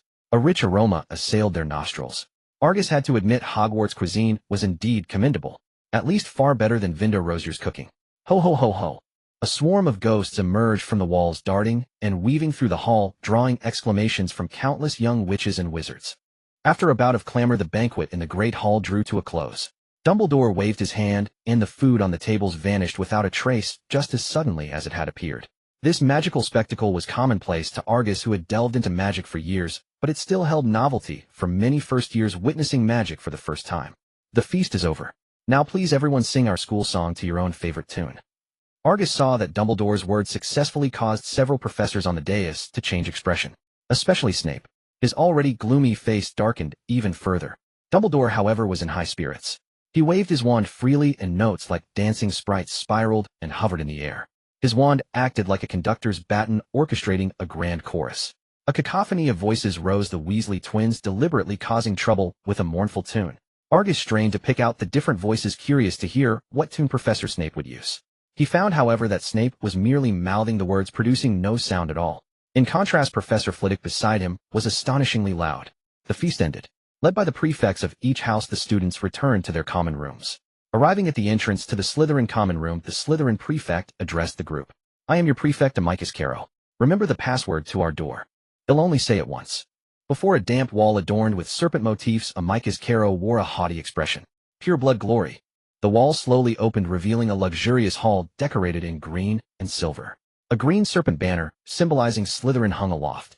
Serpentine patterns were visible everywhere in the common room, the dark green backdrop lending the space an air of profound mystery. Through the glass windows, one could faintly glimpse creatures gliding in the black lake. Just as Argus was about to head in and rest, Snape's figure appeared behind the crowd. A sardonic, drawling voice reached Argus' ears. Mr. Grindelwald, Professor Dumbledore requests your presence in the headmaster's office. The new Slytherins cast puzzled glances at Argus. A cold sneer curled within Argus' heart. Can't hold it in already. Rest assured there will be plenty more moments where you find yourself unable to bear it. Setting aside the feud between the Saint and Dumbledore, Argus' personal impression of Dumbledore was not entirely unfavorable. After all, this old man had spent his entire life striving to maintain peace in the wizarding world. Even if he was sometimes too dogmatic, wanting everyone to follow his vision, his intentions were good. Unlike some hypocrites who prattle on about sacrificing everything but flee faster than anyone when it's their turn. Dumbledore's selflessness lay in his willingness to sacrifice not only others, but also his own life. Unfortunately, his ideas were not always correct. Imposing his will upon others was in itself a flawed act. Mr. Grindelwald, if you'd rather not stand there like a brainless troll, you'd best follow me now. Snape's impatient voice cut through the air. Argus' lips curled into a smirk. Lead the way, head of house. Oomph. Snape gave a cold snort and led Argus toward the headmaster's office on the 8th floor. Along the way, Argus refrained from speaking rashly. Snape was not as easily fooled as Harry. A man capable of being a double agent was hardly someone to be swayed by a few words. A single misstep could arouse his suspicion. Fortunately, Snape was not one for idle chatter. They walked in silence to the 8th floor and ascended the griffin-shaped spiral staircase. Sherbet Lemon. The stone beast swung open the door, and the two entered the headmaster's office. Their eyes were greeted by portraits of former headmasters and countless books. The motley feathered bird known as Fox perched on a branch of a withered tree, preening its feathers with its beak. Dumbledore, upon seeing Argus, seemed momentarily lost in thought before regaining his composure and addressing Snape. Thank you for the trouble, Severus. How I hope a certain headmaster will cut back on sweets so his poor potions professor won't have to work so hard. Snape's eyes fell upon the candies on the desk, and he couldn't resist a barbed remark. Indulge me, it's the sole hobby of a centenarian, Dumbledore replied with a smile, extending an invitation to Argus. Mr. Grindelwald, would you care for a lemon sherbet? Or perhaps a cockroach cluster? No thank you, headmaster. Perhaps you might consider Professor Snape's advice. Eating too many sweets at night is indeed bad for one's teeth. Especially for a centenarian. Armed with his mastery of Acclimency, Argus showed no overt fear of Dumbledore. If he were facing Voldemort, he might have to contemplate escape. But with Dumbledore, he could speak freely and boldly. Dealing with a rule-abiding old man was far better than confronting a madman, even if that old man possessed terrifyingly immense power. Severus, if there's nothing else, why don't you head down to the Slytherin common room? The traditional competition for the head of house should be starting soon. I knew this old fox was up to no good. Argus sneered inwardly. Summoning me to the headmaster's office at this precise moment. Wasn't it just to rob me of the chance to compete for head of house? Failing to become head would mean a significant drop in my standing within Slytherin. By backing this year's head, he could also cultivate someone to oppose me. Classic Dumbledore. With just a slight move, he layers in several schemes. Snape turned and left without a moment's hesitation. Have a seat, Mr. Grindelwald, Dumbledore said unhurriedly. What would you like to drink? How about some English breakfast tea? That would be lovely, thank you, headmaster, Argus replied with a broad smile. I envy how you can enjoy life at any moment, unlike my father. He's about your age, but he sits alone in a high tower. No one speaks with him. Day after day he eats simple meals, stays quietly in his room, and stares blankly at the letters in his hands. I once asked him why he never received any replies. He said nothing, just gazed silently into the distance. If only he could enjoy life as you do. Don't you agree, headmaster? Playing petty tricks on me, are you? He'll make you pay. As he spoke, Argus fixed his gaze unwaveringly on Dumbledore. Dumbledore's face remained calm, but the slight tremor in his hands betrayed his inner turmoil. I really don't understand my father. He knows there will never be a reply, yet he keeps sending letters out one after another. Come to think of it, who would ever love an old man like him? Argus' feigned lamentation shattered Dumbledore's composure entirely. He didn't even notice the hot tea spilling onto his hand. Watching Dumbledore's eyes redden, Argus clenched his molars tightly, terrified of letting out a laugh. Back then you and my father set the goal together, and you were the one who proclaimed the slogan. But later, you just washed your hands of it, leaving my father to fight on alone. And that's not all. For the sake of some love, you were willing to break the blood pact and turn against him. You climbed to become the greatest white wizard of the century by stepping over his corpse. My father is imprisoned in Nurmengard while you live in comfort, eating your honey sweets and singing your songs every day. Is there no justice? Is there no law? Dumbledore found himself at a loss for words. Perhaps it was more accurate to say he dared not speak. Argus didn't rush him, quietly savoring the shifts in his expression, from reminiscence to longing, then to regret and remorse. Nearly 10 minutes passed before Dumbledore emerged from his emotions, his gaze toward Argus growing increasingly complex. Age catches up with you, and old memories come flooding back. My apologies for keeping you waiting. It's no trouble, headmaster. Only those with unforgettable experiences have memories to recall. Argus' words struck Dumbledore straight in the heart, each blow more brutal than the last. You haven't yet told me why you summoned me. Pressed relentlessly by Argus, Dumbledore had completely forgotten the reason he had called him. For a moment he was stumped. Just then a sudden commotion came from outside the door. Professor Snape, who had just left, returned once more. What's the matter, Severus? You should ask our esteemed Mr. Grindelwald. Mr. Malfoy and the others say that no first-year Slytherin will accept anyone but Mr. Grindelwald as their leader. Dumbledore finally recalled why he had summoned Argus. But he hadn't anticipated that Argus' prestige in Slytherin would be so immense. His already deeply lined forehead furrowed into a tight knot. Well done, Draco. You haven't disappointed the effort I've invested in you. Argus could barely suppress a smile this time. Dumbledore had racked his brains to summon him only to be dragged into a guilt trip for nothing. In the end, all his schemes came to naught. Headmaster, it's getting late. If there's nothing else, I'll take my leave. So many Slytherin students are waiting for me, it wouldn't be right to keep them waiting. Don't you agree? Argus restrained the mad curl of his lips and gave a polite bow. After receiving Dumbledore's reluctant permission, he followed Snape back to the Slytherin common room. Upon entering, he saw Draco, Pansy, Daphne, and dozens of other pureblood first years holding their wands, warily eyeing the opposing first years and older students. Before coming into contact with the British pureblood families, Argus knew they were divided into several factions. Besides the Sacred 28, there were many other powerful pureblood families. The purebloods he had rallied, led by the Malfoys, were only a part of them. He knew he couldn't bring all pureblood families under his banner. The right path was to win over some, suppress others, and eliminate the rest. Now is the time to establish his authority. Argus, you're finally back. Well done, Draco. Argus stepped forward standing before the crowd, and looked at Draco with admiration. Turning to the other Slytherins, he said, "Seniors, weren't you talking about the election for the head? Let's begin." Prefect Amiri Caro spoke coldly. "All first years are present. The election for the first-year head begins now. Any challengers?"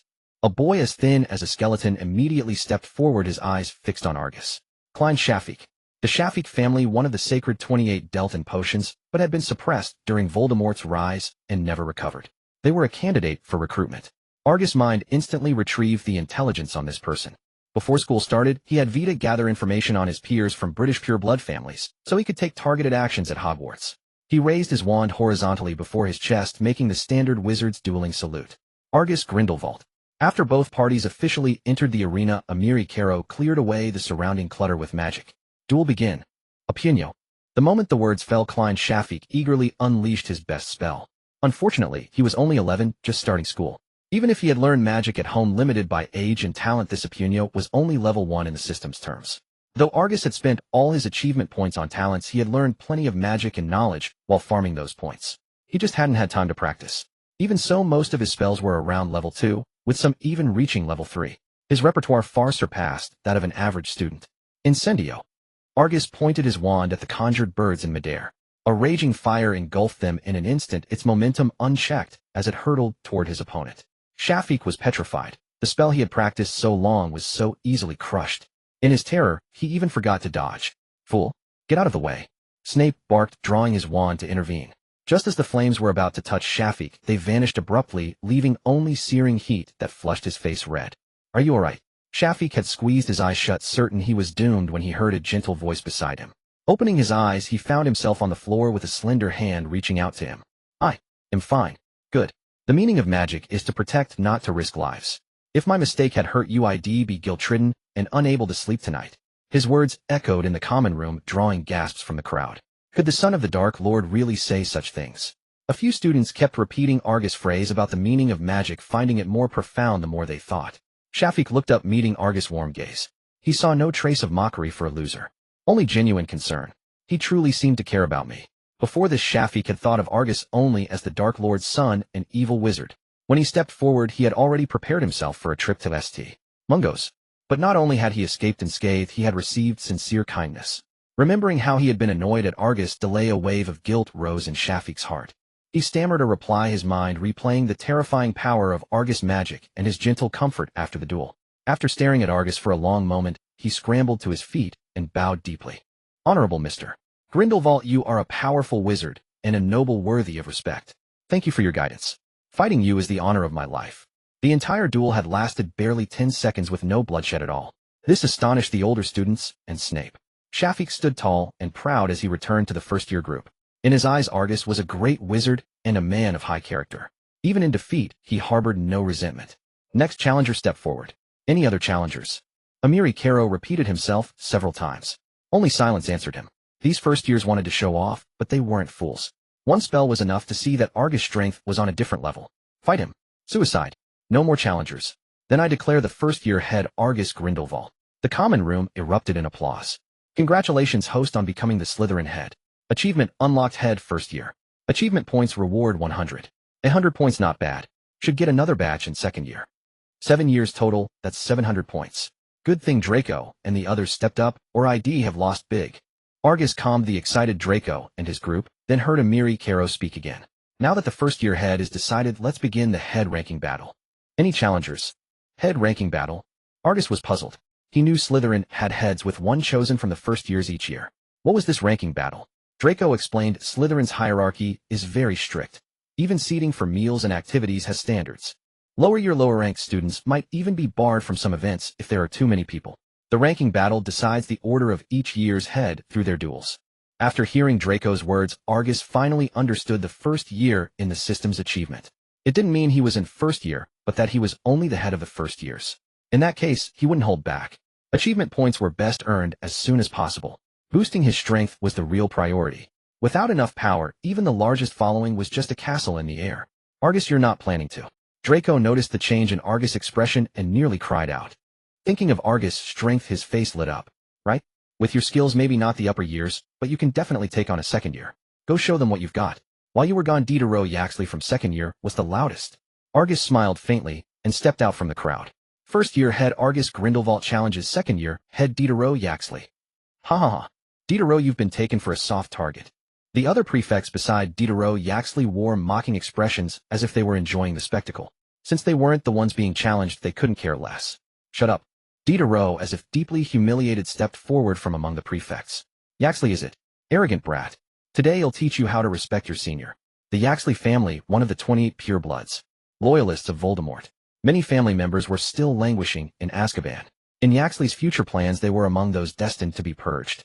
As intelligence about his opponent surfaced in his mind, a flicker of coldness flashed through Yaxley's eyes. Both duelists prepare. Begin the duel. Before Amicus Caro's voice had faded, Yaxley was already poised to cast a spell. Stupefy. A beam of red light shot towards Diderot. He had no time to react. Terrifies totalis. Diderot barely managed to cast a defensive spell, but it was too late. Thud. A dull impact. Diderot was sent flying, hurtling straight towards Snape. Amidst a chorus of gasps, Snape flicked his wand, sending Diderot crashing aside. His face was as black as coal. Get this fool to Madame Pomfrey at once. A few stunned older students hastily hoisted him up and rushed out the door. The other students were already trembling with fear at Yaxley's prowess. One move again, just one move. Though it carried a hint of surprise, Yaxley had effortlessly handled Shafik's attacks. Compared to Diderot, who could barely cast a spell, the gap was immense. Pansy and the others were jumping for joy, almost ready to hoist Yaxley into the air. A junior defeating a senior in the prefect duels was exceedingly rare. Even when it happened, it was mostly among 5th or 6th years after years of magical study. For first years like them, most had barely cast a few spells. Defeating an older student. Unthinkable. Yaxley is expected of you. Draco was ecstatic, as if he himself had defeated Diderot. Yaxley smiled, but regret flickered in his eyes. Had it not been in front of so many people, and within Hogwarts, he would not have let the other off. Becoming a year's prefect proved that his talent and effort were among the best of his peers. In the future, even if he didn't reach a professor's level, he would certainly surpass an Auror. Letting him go was like releasing a tiger back into the wild. Oh, what a pity. He'll find another opportunity later. The moment he defeated Diderot, the system notification chimed. Congratulations, host, for defeating the second-year prefect. Achievement unlocked, prefect second year.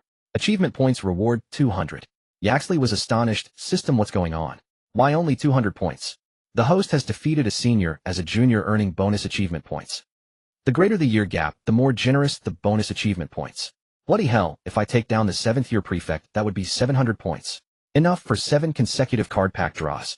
Yaxley's eyes lit up and his gaze towards the other prefects suddenly grew fervent. These were all glittering achievement points. First-year prefect Yaxley Grindelwald has successfully challenged. If no one else wishes to challenge, I declare. Wait, Prefect Caro. Interrupted repeatedly by Yaxley. Amicus Caro's eyes flashed with irritation. Haven't you finished your challenge? What else is there?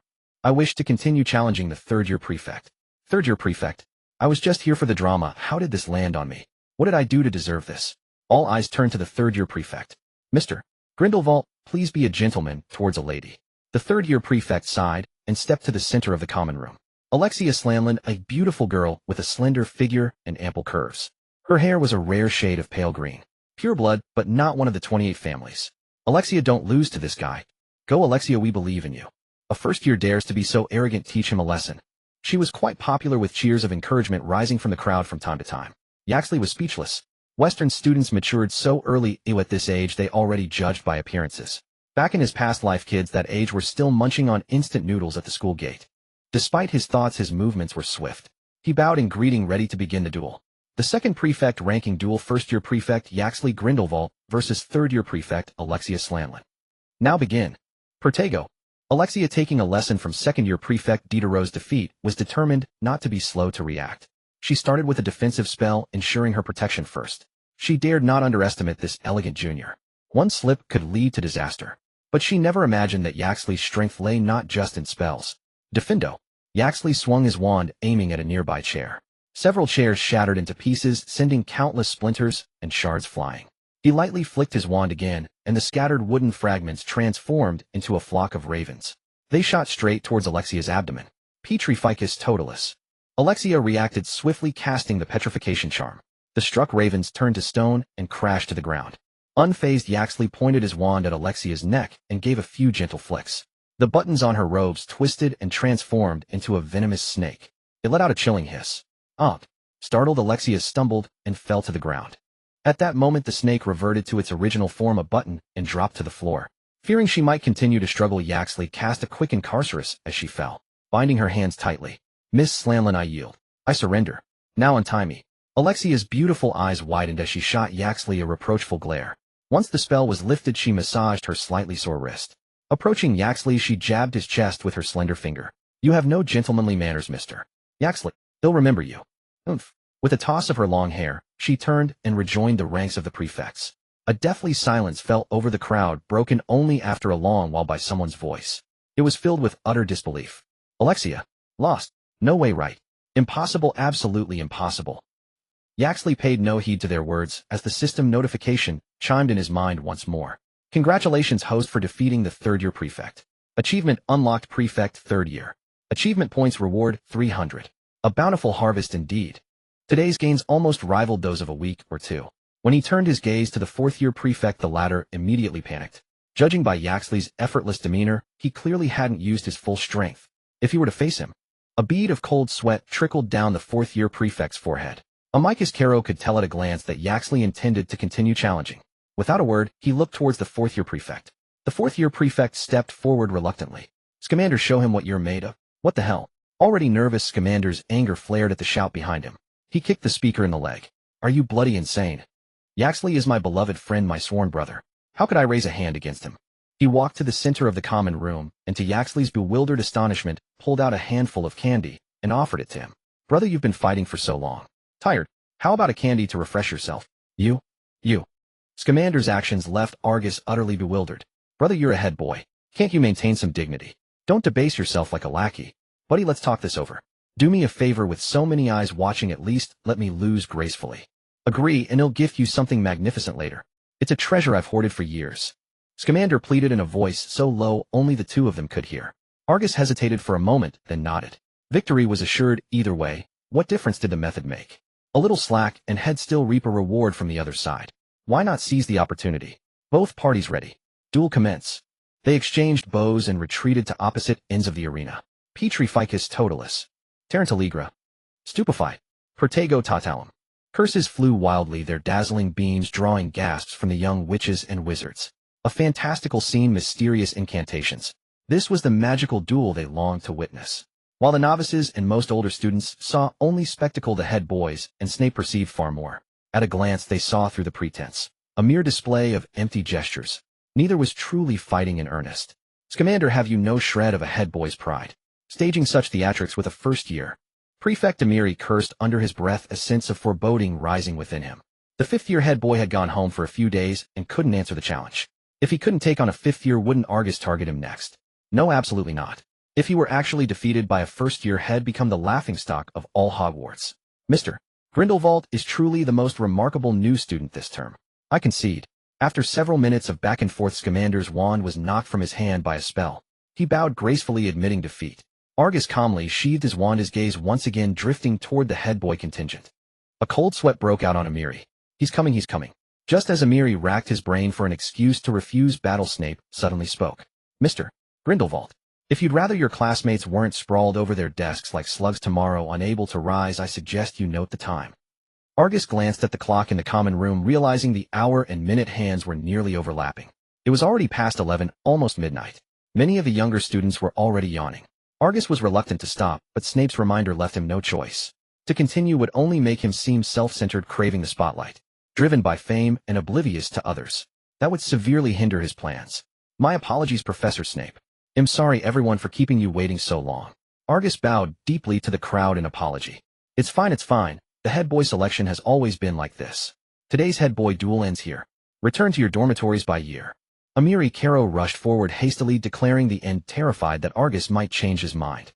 He let out a silent sigh of relief. It seemed his position as prefect was safe for now. Thank Merlin for the head of house, otherwise he'd be in deep trouble today. A sixth year fighting a first year. Win or lose, it would be a disgrace if word got out. As the crowd dispersed, many still buzzed about Argus' duel. For these adolescents, whether it was Argus' display of power or the elegance of his combat, he was already an idol in their eyes. Many bold senior girls openly cast flirtatious glances at Argus. Yet faced with such fervent attention, Argus dared not make a move. Not because the senior girls weren't beautiful, but from an ingrained fear of anything over 3 years, punishable by the highest penalty. Argus, follow me. They'll take you to the first-year head boys' private quarters. Amiri Caro's arrival eased Argus' awkwardness. He followed him to the private dormitory. The environment was far better than Argus had imagined. From now on, this is your private room. You'll handle the affairs of your year. Of course, I'd advise you to set up some enchantments at the door to avoid being disturbed by trivial matters during your studies. I understand. Thank you, Senior Caro. Amiri Caro gave a few brief instructions before returning to his own dormitory. The spacious room was left to Argus alone. Finally, I can check how many achievement points I've accumulated. He opened the system and saw that defeating the fourth-year head boy had earned him another 400 achievement points. The total had reached 1,500. System begin to draw. A cascade of card packs materialized in midair. He selected a few that looked promising and opened them one by one. Amid a dazzling display of blue skies and white clouds, only a single purple glow guaranteed. Argus' heart sank to the depths. It seems no matter the draw, striking gold is never easy. Congratulations, host obtained Impedimenta, level 2 Lumos, level 1 Confringo, level 2 Reducto, level 3 Descendo, level 2 Pertego, level 3 Obliviate, level 2 Episci, level 3 Depulso, level 3. Congratulations, host obtained Expelliarmus, level 5. Remaining achievement points 500. Detected host has mastered some spells. Proceed with fusion. Fused. The familiar sensation of integration surged into his mind, and the system sent a notification. Host's talent is exceptional. Transcendent magic level comprehension achieved. Impedimenta, level 3 Descendo, level 3 Protego, level 4 Expelliarmus, level 6. Expelliarmus and Protego actually leveled up too. That's like drawing 2 purples in one go, with Expelliarmus nearly hitting gold. Not bad at all. Many spells obtained from the card pool were below Argus' current level, and even converting the rewards into experience points wouldn't be enough for a significant upgrade. Since my luck's holding, let's go for another 5-pack draw. He opened 5 more card packs, and again it was blue skies and white clouds. But one pack emitted an eerie, ghostly green glow. Congratulations, host obtained Scourgify, level 2 Aguameni, level 1 Pertego Totalum, level 2 Relatio, level 3. Congratulations, host obtained Killing Curse, level 3. Remaining achievement points 0. Detected host has mastered some spells. Proceed with fusion. Fused. The fusion completed, raising only Aguameni and Scourgify by 1 level. But Argus paid it little mind. These 2 spells were mainly useful in daily life. They had little impact on combat capability. Still better than nothing. That ghostly green was the Killing Curse. So the 3 unforgivable curses are all ghostly green in the card pool. At least it didn't come at a high level or be in a tight spot. Regarding dark magic, Argus had delved deeply into the subject with Vit and Grindelwald. Learning dark magic while maintaining a clear mind didn't have as severe an impact as commonly believed. The challenge lay in the difficulty of sustaining that clarity, or rather the inability to constantly monitor one's state when deeply immersed in study. Moreover, you could never be sure if the dark magic you were studying aligned with your current abilities. That was the true reason so many people seemed to change after delving into dark magic. It's late, time to sleep. I have to get up early for class tomorrow. Never thought I'd be stuck with school again, even after being reborn. Argus had just changed into his pajamas ready for bed. Suddenly a faint noise came from the door. Argus, are you asleep? Scamander. Argus then remembered Scamander's promise of a great gift. He opened the door to find Scamander winking slyly, shoving a thin book into Argus' arms. Brother, this is my prize collection from years past. A prize collection? Was it some secret magic? Argus opened it suspiciously, and the provocative images that met his eyes made him gasp. This is... Chill. Keep your voice down. Scamander clamped a hand over Argus' mouth, his grin growing increasingly lecherous. How about it? Generous of me, right? Let me tell you, a friend begged me for this for ages, and I never gave it to him. We're even now. Hope you can still get out of bed tomorrow. He should have known better. What could a bunch of brats possibly have that was worthwhile? This magazine. Even his grandmother's bikini showed more skin. Yet considering the era far less liberated than future times, Argus hesitated no longer. Tossing the magazine carelessly under his pillow, he fell into bed and slept soundly. He slept well. But on the 8th floor of Hogwarts, someone couldn't sleep. Inside the headmaster's office, Dumbledore held several sheets of parchment, reading them over and over again. His trembling hands betrayed his inner turmoil. Gellert. I'm sorry. I never imagined you'd end up like this. If only I could. He slumped back in his chair as if all strength had left him. Now he seemed nothing more than an ordinary broken old man yearning for the companionship of loved ones. After a long while he roused himself from his sorrow, murmuring softly, "You've certainly set me a difficult puzzle. This child, he's exactly like you were back then. No, even more exceptional. What am I to do?" Gellert. At that moment, atop the high tower of Nurmengard, an old man with white hair and heterochromatic eyes lay on a lounger, comfortably basking in the starlight. The next morning, Argus hadn't intended to rise so early, but his biological clock refused to let him sleep further. Resigned, he cast a cleaning charm on himself and headed to the Hogwarts Great Hall. Entering, he briefly greeted Draco and the others before making his way toward Amicus Carrow and his group. Argus. From the Gryffindor table, Harry spotted his friend and waved him over enthusiastically. Hey Harry, don't be so impatient. This isn't the time to greet your best friend. Percy, sitting not far from Harry, quickly pushed his hand down. Why, well, explain. George and Fred appeared from nowhere, plopping down and shoving Ron aside. On the night new students arrive, Slytherin selects its first-year prefect through a duel. The prefects then compete in a ranking battle. The next day, seating positions at the table reveal the results to the other houses. It's a big deal. See, even the professors are sneaking peeks. Fred pointed at the staff table. Harry indeed saw Flitwick and Professor McGonagall chatting while casting glances toward the Slytherin table. Alas, in previous years, Slytherin's prefect competition would have sparked plenty of betting. We might have used it to raise some startup funds. Too bad your friend is so strong that even a troll knows he'll be the Slytherin prefect. George sighed dramatically, his comical expression drawing laughter from many. Wonder if the prefect rankings will change this year. You know Argus' strength. I heard Diderot spent the whole night in the hospital wing. Fred seemed to recall something, eyeing Ron with mischief. Hey little Ronnie, fancy a bet with your dear brother? On what? Ron, having been tricked by his brothers too many times, instinctively grew wary. Bet on how far Argus gets. If you win, do your potions homework for a week. If you lose, just lend me your scabbers for a couple of days. Ahem. Percy coughed lightly before Ron could respond, reminding them he was still there. Are you sure it's just for a couple of days? Ron, traumatized by past deceptions, clutched his pocket tightly. He knew his brothers were always in need of experimental subjects, but their galleons weren't enough for them to buy pets. Their intention in borrowing scabbers was obvious. But the Weasley twins, having found an opportunity, weren't about to give up easily. Fred's voice carried a hint of temptation. Little Ronnie, think about it. A whole week of potions homework. If you win, you can relax and play for a week. With me around, your potions grade might even snag a few big OS. Imagine the envious looks from your classmates.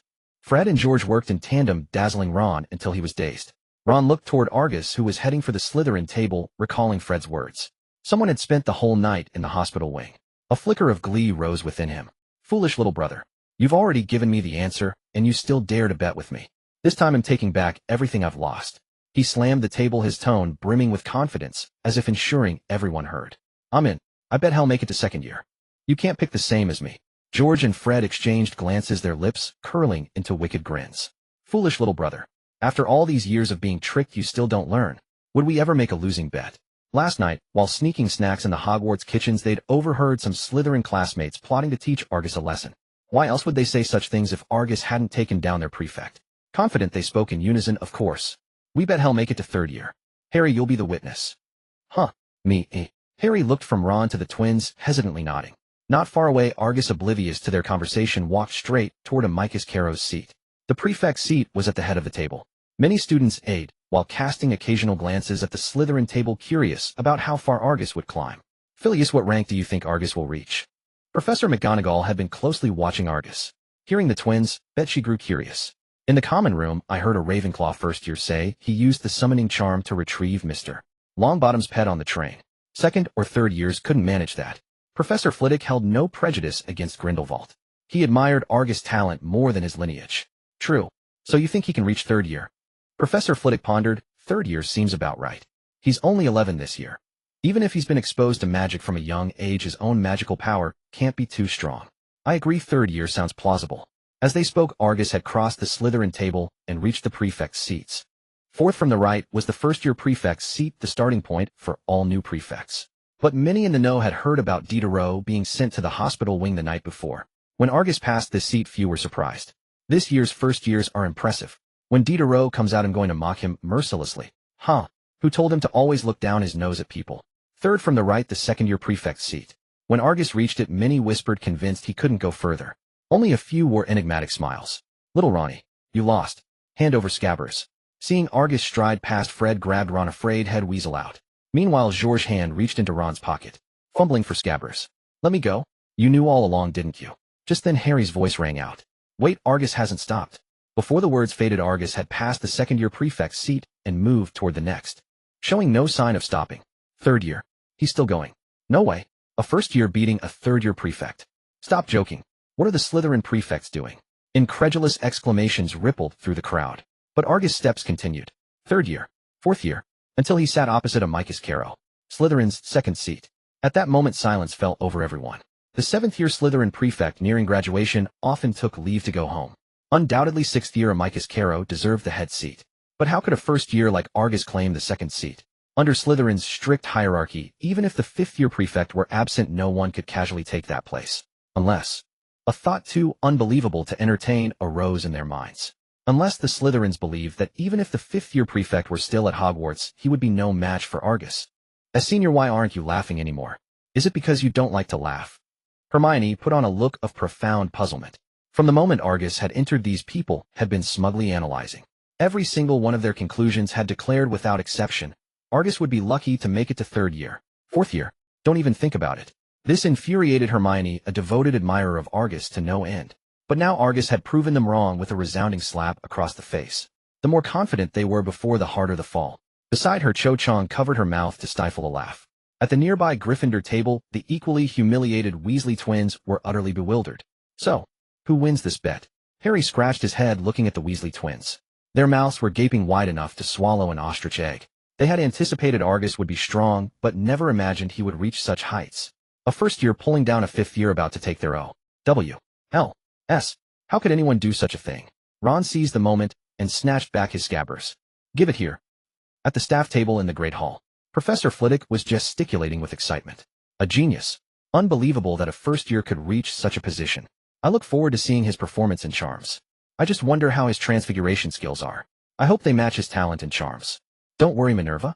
Though I haven't had much contact with him, I can tell he's a remarkably clever lad. Professor Flitwick smoothed down his crumpled robes from his vigorous movements and continued. A child like that would surely grasp the importance of transfiguration at a glance. I hope so. Professor McGonagall's feelings were mixed. As a teacher, a student with extraordinary talent held an allure for her no less than a Quidditch match. She looked forward to Argus' talent. Yet she also feared that his talent was limited to charms, leaving him utterly clueless about transfiguration. Hope and worry intertwined in Professor McGonagall's heart, causing her to keep glancing at Argus back. At the Slytherin table. All right, everyone, listen up for a moment. Seeing that the others had mostly finished eating, Argus stood up.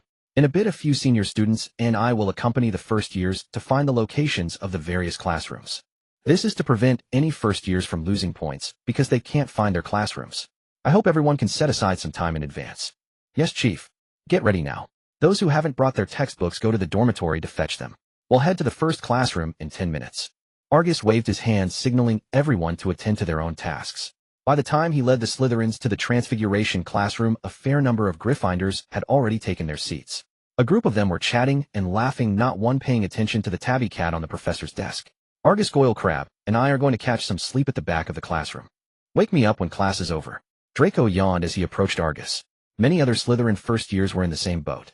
After returning to their dormitory last night, many were still buzzing with excitement and had chatted for hours on end. The price they paid was having absolutely no energy for class the next day. As Draco finished speaking, Argus distinctly noticed the cat on the desk glare at him. Only then did Argus remember. It seemed Professor McGonagall's animagus form was a tabby cat. An older cat girl, huh?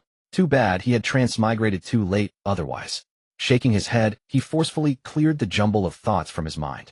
Argus walked to the front of the desk, bowed to the cat, and then pulled Draco and the others to sit quietly in the front row. Draco was puzzled as to why Argus would bow to a cat staring repeatedly, but seeing nothing unusual. Argus, that cat. That's Professor McGonagall. There are only 7 registered animagi in the British Ministry of Magic, and Professor McGonagall is one of them, Argus said softly, while tipping off Draco. Look closely at the area around her eyes. Don't the markings look just like Professor McGonagall's glasses? You're right. Draco's legs went weak with fright.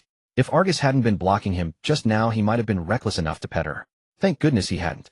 If he had, who knows how many points Professor McGonagall would have deducted from Slytherin. Creak. Just then a head of fiery red hair poked in. After sweeping his gaze around the room, he let out a long sigh of relief. He pushed the door open and entered, panting heavily. Oh, we finally made it.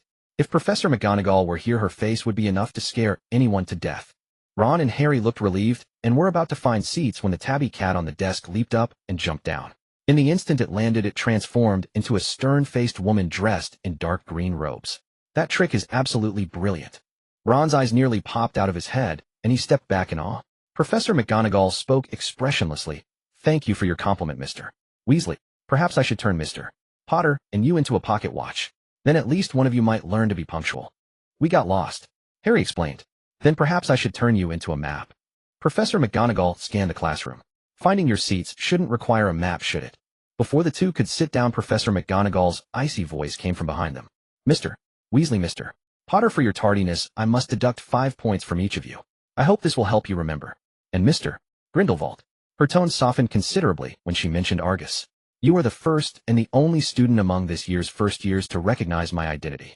It's clear you have a good understanding of transfiguration and have observed very keenly. Thank you for your praise, Professor McGonagall, Argus replied with a smile. For your keen observation, 5 points to Slytherin.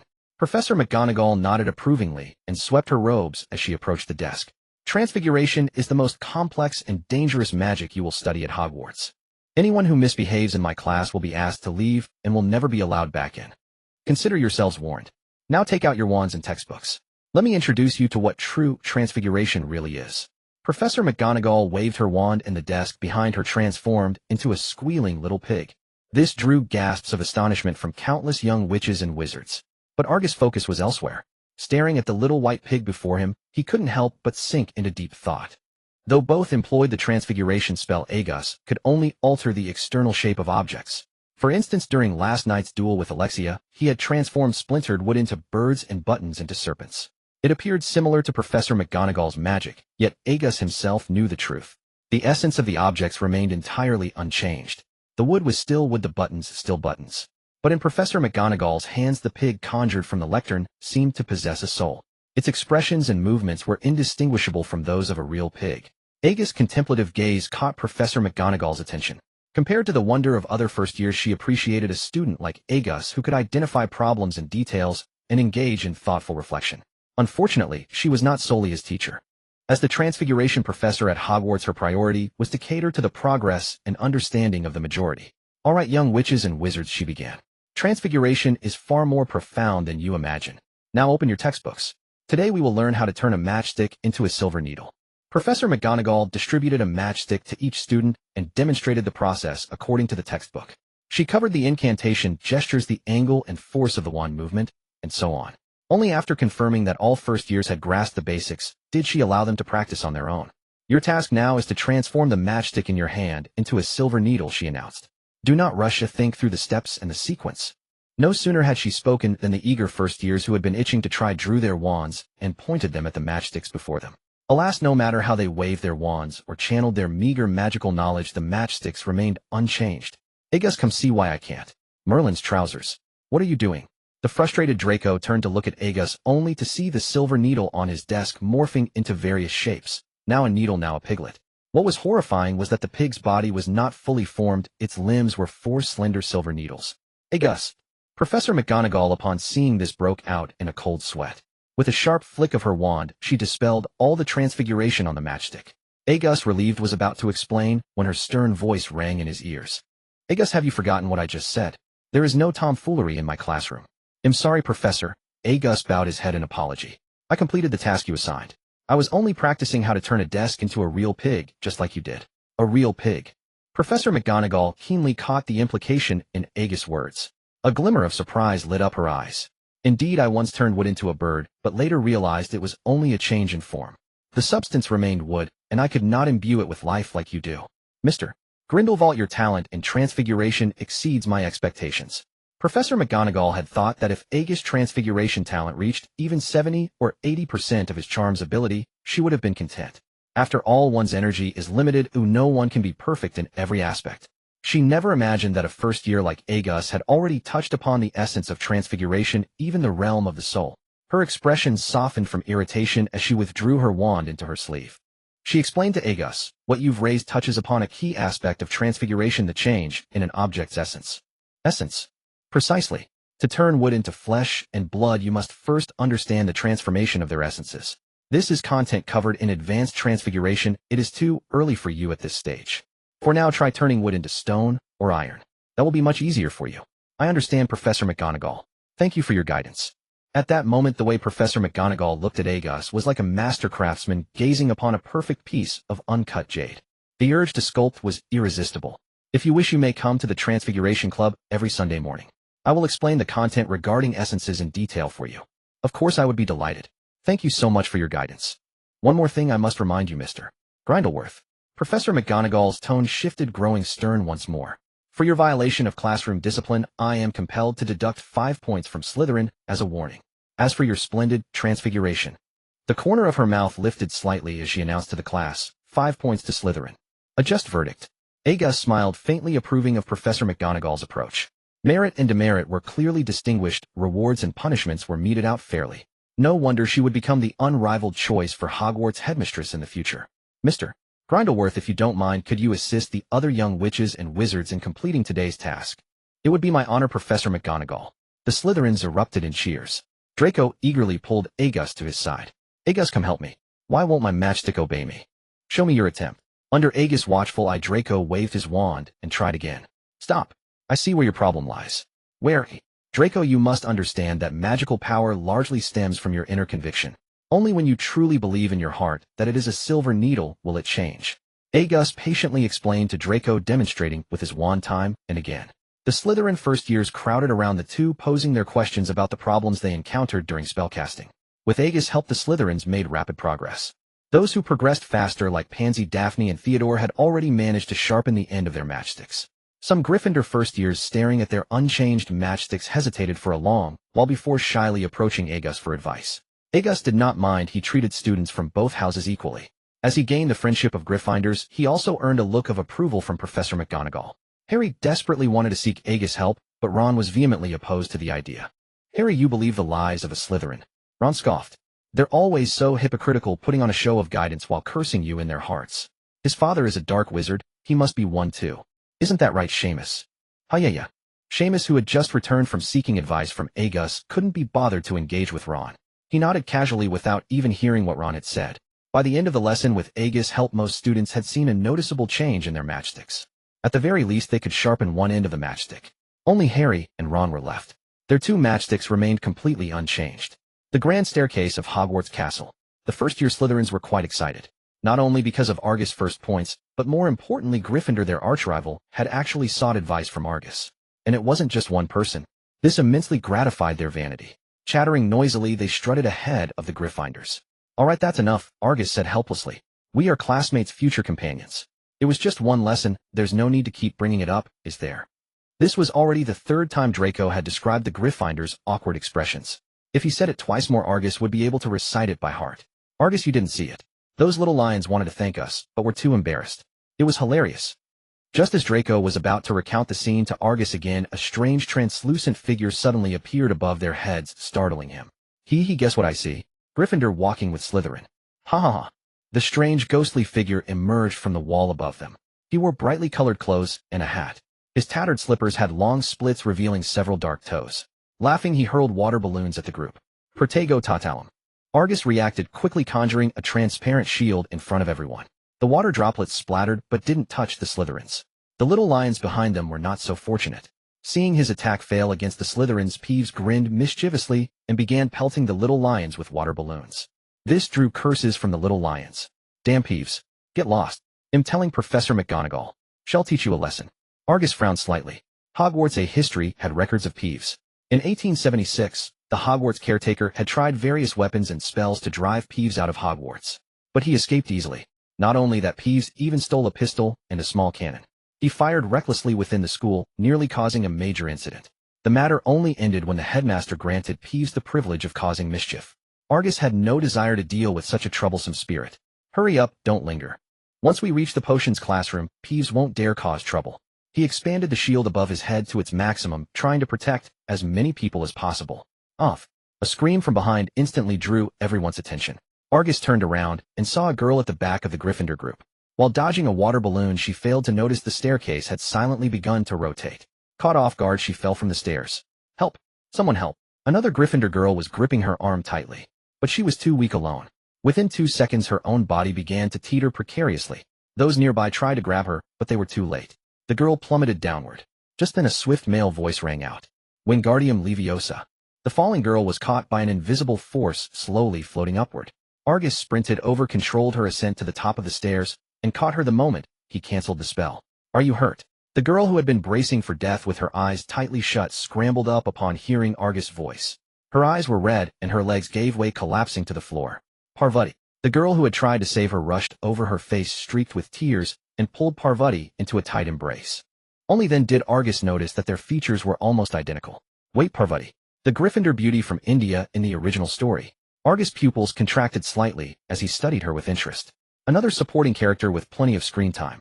In the original story, Parvati had been Harry's date for the Yule Ball during the Triwizard Tournament.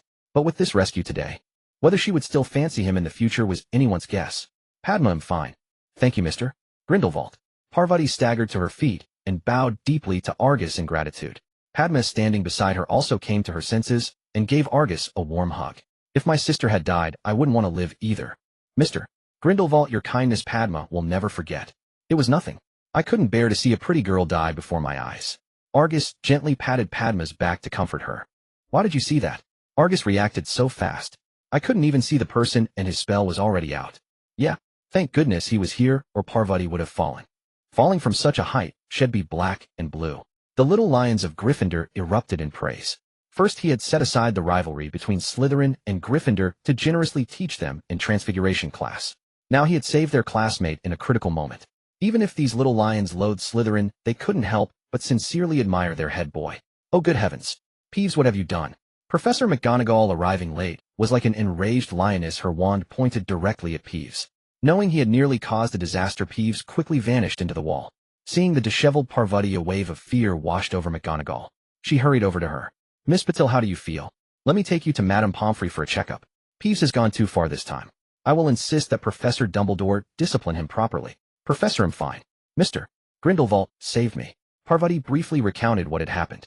McGonagall's gaze towards Argus grew even more appreciative. Mr. Grindelwald, on behalf of Gryffindor, I extend my sincere thanks for your timely assistance. In recognition of your heroic act, I award 20 points to Slytherin. 20 points. Gasps of astonishment rippled through the crowd. Even winning the Quidditch Cup only earned 150 points, and that was the result of a large group's efforts over an entire school year. Yet Argus, in just one lesson, had secured a high score of 25 points for Slytherin. Though the points were high, no one felt it was unwarranted. Everyone knew Argus had earned it. All right, young witches and wizards, class is about to start. If you don't want to incur Professor Snape's wrath, you'd better get going. Professor McGonagall turned to Parvati. Though the girl insisted she was fine, McGonagall decided to take her to Madame Pomfrey for a checkup as a precaution. Parvati cast a reluctant glance at Argus amidst the crowd. Amidst a chorus of good-natured teasing, she could only watch helplessly as Argus and the others departed. The potions classroom at Hogwarts was located in the deepest part of the castle. The eerie and terrifying atmosphere, combined with Snape's inherent oppressive aura, left the entire room devoid of anyone daring to breathe heavily. Even Ron, who usually loved to chatter, had become as silent as a quail. Bang! A dull thud suddenly came from the door. Snape strode into the classroom. With a wave of his wand, the windows closed one after another. The already dim classroom became even more claustrophobic. In my classroom, there will be no foolish wand waving or silly incantations. I don't think many of you will appreciate the profound science and exquisite craftsmanship of potions. Since there is no silly wand waving here, many of you will not believe this is magic. I don't expect you to truly grasp the beauty of a simmering cauldron emitting white steam and a fragrant aroma. Nor will you truly understand the intoxicating, mind-swaying magical power of the liquid that flows into one's veins. I can teach you how to gain fame, brew glory, and even prevent death, but only if you are not the kind of idiots I often encounter. As the only professor at Hogwarts who used PowerPoint, Snape's teaching method was quite advanced. He leaned on the podium, his hawk-like gaze sweeping over the heads of the new students in the classroom. It finally settled on a student who was busy writing and drawing. Speaking of which, perhaps some of you upon arriving at Hogwarts already possess extraordinary abilities and are confident enough to think that you can not pay attention in my class. Without Hermione's reminder from the original story, Harry didn't notice the murderous intent in Snape's eyes at all. He continued writing his own things, dazed and foolish. Not until Snape stood before him. Mr. Potter. Harry, startled by the sudden call of his name, flinched, causing the classroom to burst into laughter. Snape stared intently into Harry's eyes. Mr. Savior, tell me what would happen if I added powdered root of asphodel to an infusion of wormwood. Here it comes, here it comes. The classic scene from the original Harry Potter. Also one of the most deeply hidden hints. Snape's confession. Argus watched the scene with great interest, even regretting not bringing some melon seeds and peanuts. Harry shook his head. Don't know. Snape let out a contemptuous snort. Then let me ask you something else. Mr. Potter, if I obtained a bezoar, where would I find it? I don't know, Professor. What is the difference between monkshood and wolfsbane? I don't know. Snape smiled sarcastically. Clearly fame doesn't mean everything. Isn't that right, Mr. Potter? I'm not the only one who doesn't know the answers to these questions. Harry, extremely annoyed by Snape's harassment, retorted, looking directly into Snape's eyes. Is that so? Snape sneered, turning his head to look at Argus, whose smile was harder to suppress than an AK-47. Mr. Grindelwald, please answer my previous questions for our savior. I knew it. The Draught of Living Death is an advanced potion only introduced in the 6th year. You could ask anyone else, and they probably wouldn't be able to answer. Argus stood up and answered respectfully. Adding powdered root of asphodel to an infusion of wormwood and heating it produces the Draught of Living Death, also known as the Sleeping Potion. A bezoar can be found in a goat's stomach. Monkshood and wolfsbane are the same thing, just with different names. Snape didn't even turn his head. His voice was laced with coldness. I'll warn you only once, Mr. Grindelwald. If you dare to show that troll-like grin in my class again, I won't hesitate to kick you out. Sit down. 5 points to Slytherin. And, Mr. Potter, for your ignorance and insolence, 5 points from Gryffindor. Harry's eyes flashed with anger, but Snape ignored him, turning around to scan the room. His tone grew even colder. Why haven't you written down the answers just given?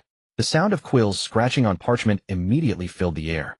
Anyone with a bit of perception could tell that Snape was in a foul mood. No one wanted to provoke him at that moment. The potions class continued. After teaching a series of steps, such as how to process stinging nettles and crush snake fangs, Snape divided all the students into pairs. However, Slytherins were still paired with Slytherins and Gryffindors remained with Gryffindors. But for some reason, looking at Seamus and Ron huddled together, Argus had a foreboding feeling. Although Neville had been assigned to Hufflepuff, making it impossible for the accident where Neville's mistake caused a potion to splash in the original plot with Seamus around. Argus thought for a moment and pulled his partner Draco to the farthest corner of the classroom. Draco was puzzled but didn't ask. The shrinking solution wasn't a complex potion. Even without Argus, he could complete it easily. The two divided their tasks clearly and proceeded methodically. Oh, it seems our Slytherin prefect isn't as helpful as rumored. Snape, who was patrolling among the students, saw Argus and Draco hiding in a corner of the classroom and didn't hide his mockery. I just wanted to leave the opportunity for guidance to other classmates who need it more. Oomph. Snape laughed scornfully. His already rigid face became even more terrifying. But the next second his smile vanished. A violent explosion sounded. Green acidic potion splattered everywhere, and it was right beside him. Sizzle. The acidic potion hit the ground, making a harsh corrosive sound. Many nearby students were also accidentally hit. Snape, being the closest, bore the brunt of it. Idiot. He flicked his sleeve, covering his splattered neck, and his angry roar nearly deafened Argus. However, the matter was far from over. Because of the explosion, many students in their haste to dodge had knocked over their own cauldrons. The flames from the cauldrons even began to spread. Most of the furniture in the Hogwarts classroom was wooden, which quickly caught fire under the catalysis of the flames. The entire classroom fell into chaos. Agwameni. A stream of water shot from afar, quickly extinguishing the surrounding flames. Then another spell cleaned the debris from the desks and floor. Scourgify. Everyone's gaze turned to the source of the voice. They saw Argus, who had just put away his wand, walking quickly toward them.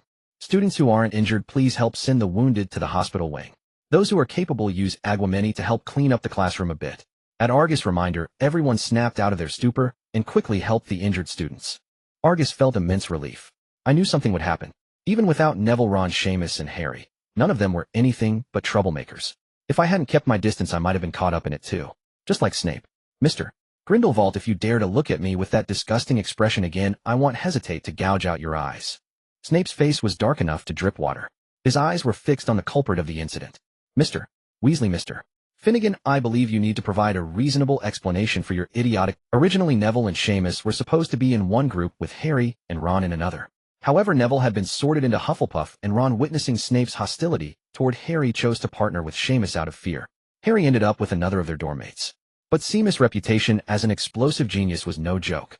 He and Ron, who had not read a single page of their potions textbook between them, relied on sheer intuition and caused chaos. They directly blew up the cauldron. Not only did they cover themselves in boils, screaming in agony, but they also injured many around them. Even Snape, who had intended to confront Harry, was caught in the blast. A large patch of red welts appeared on his neck beneath his black robes. Mr. Weasley and Mr.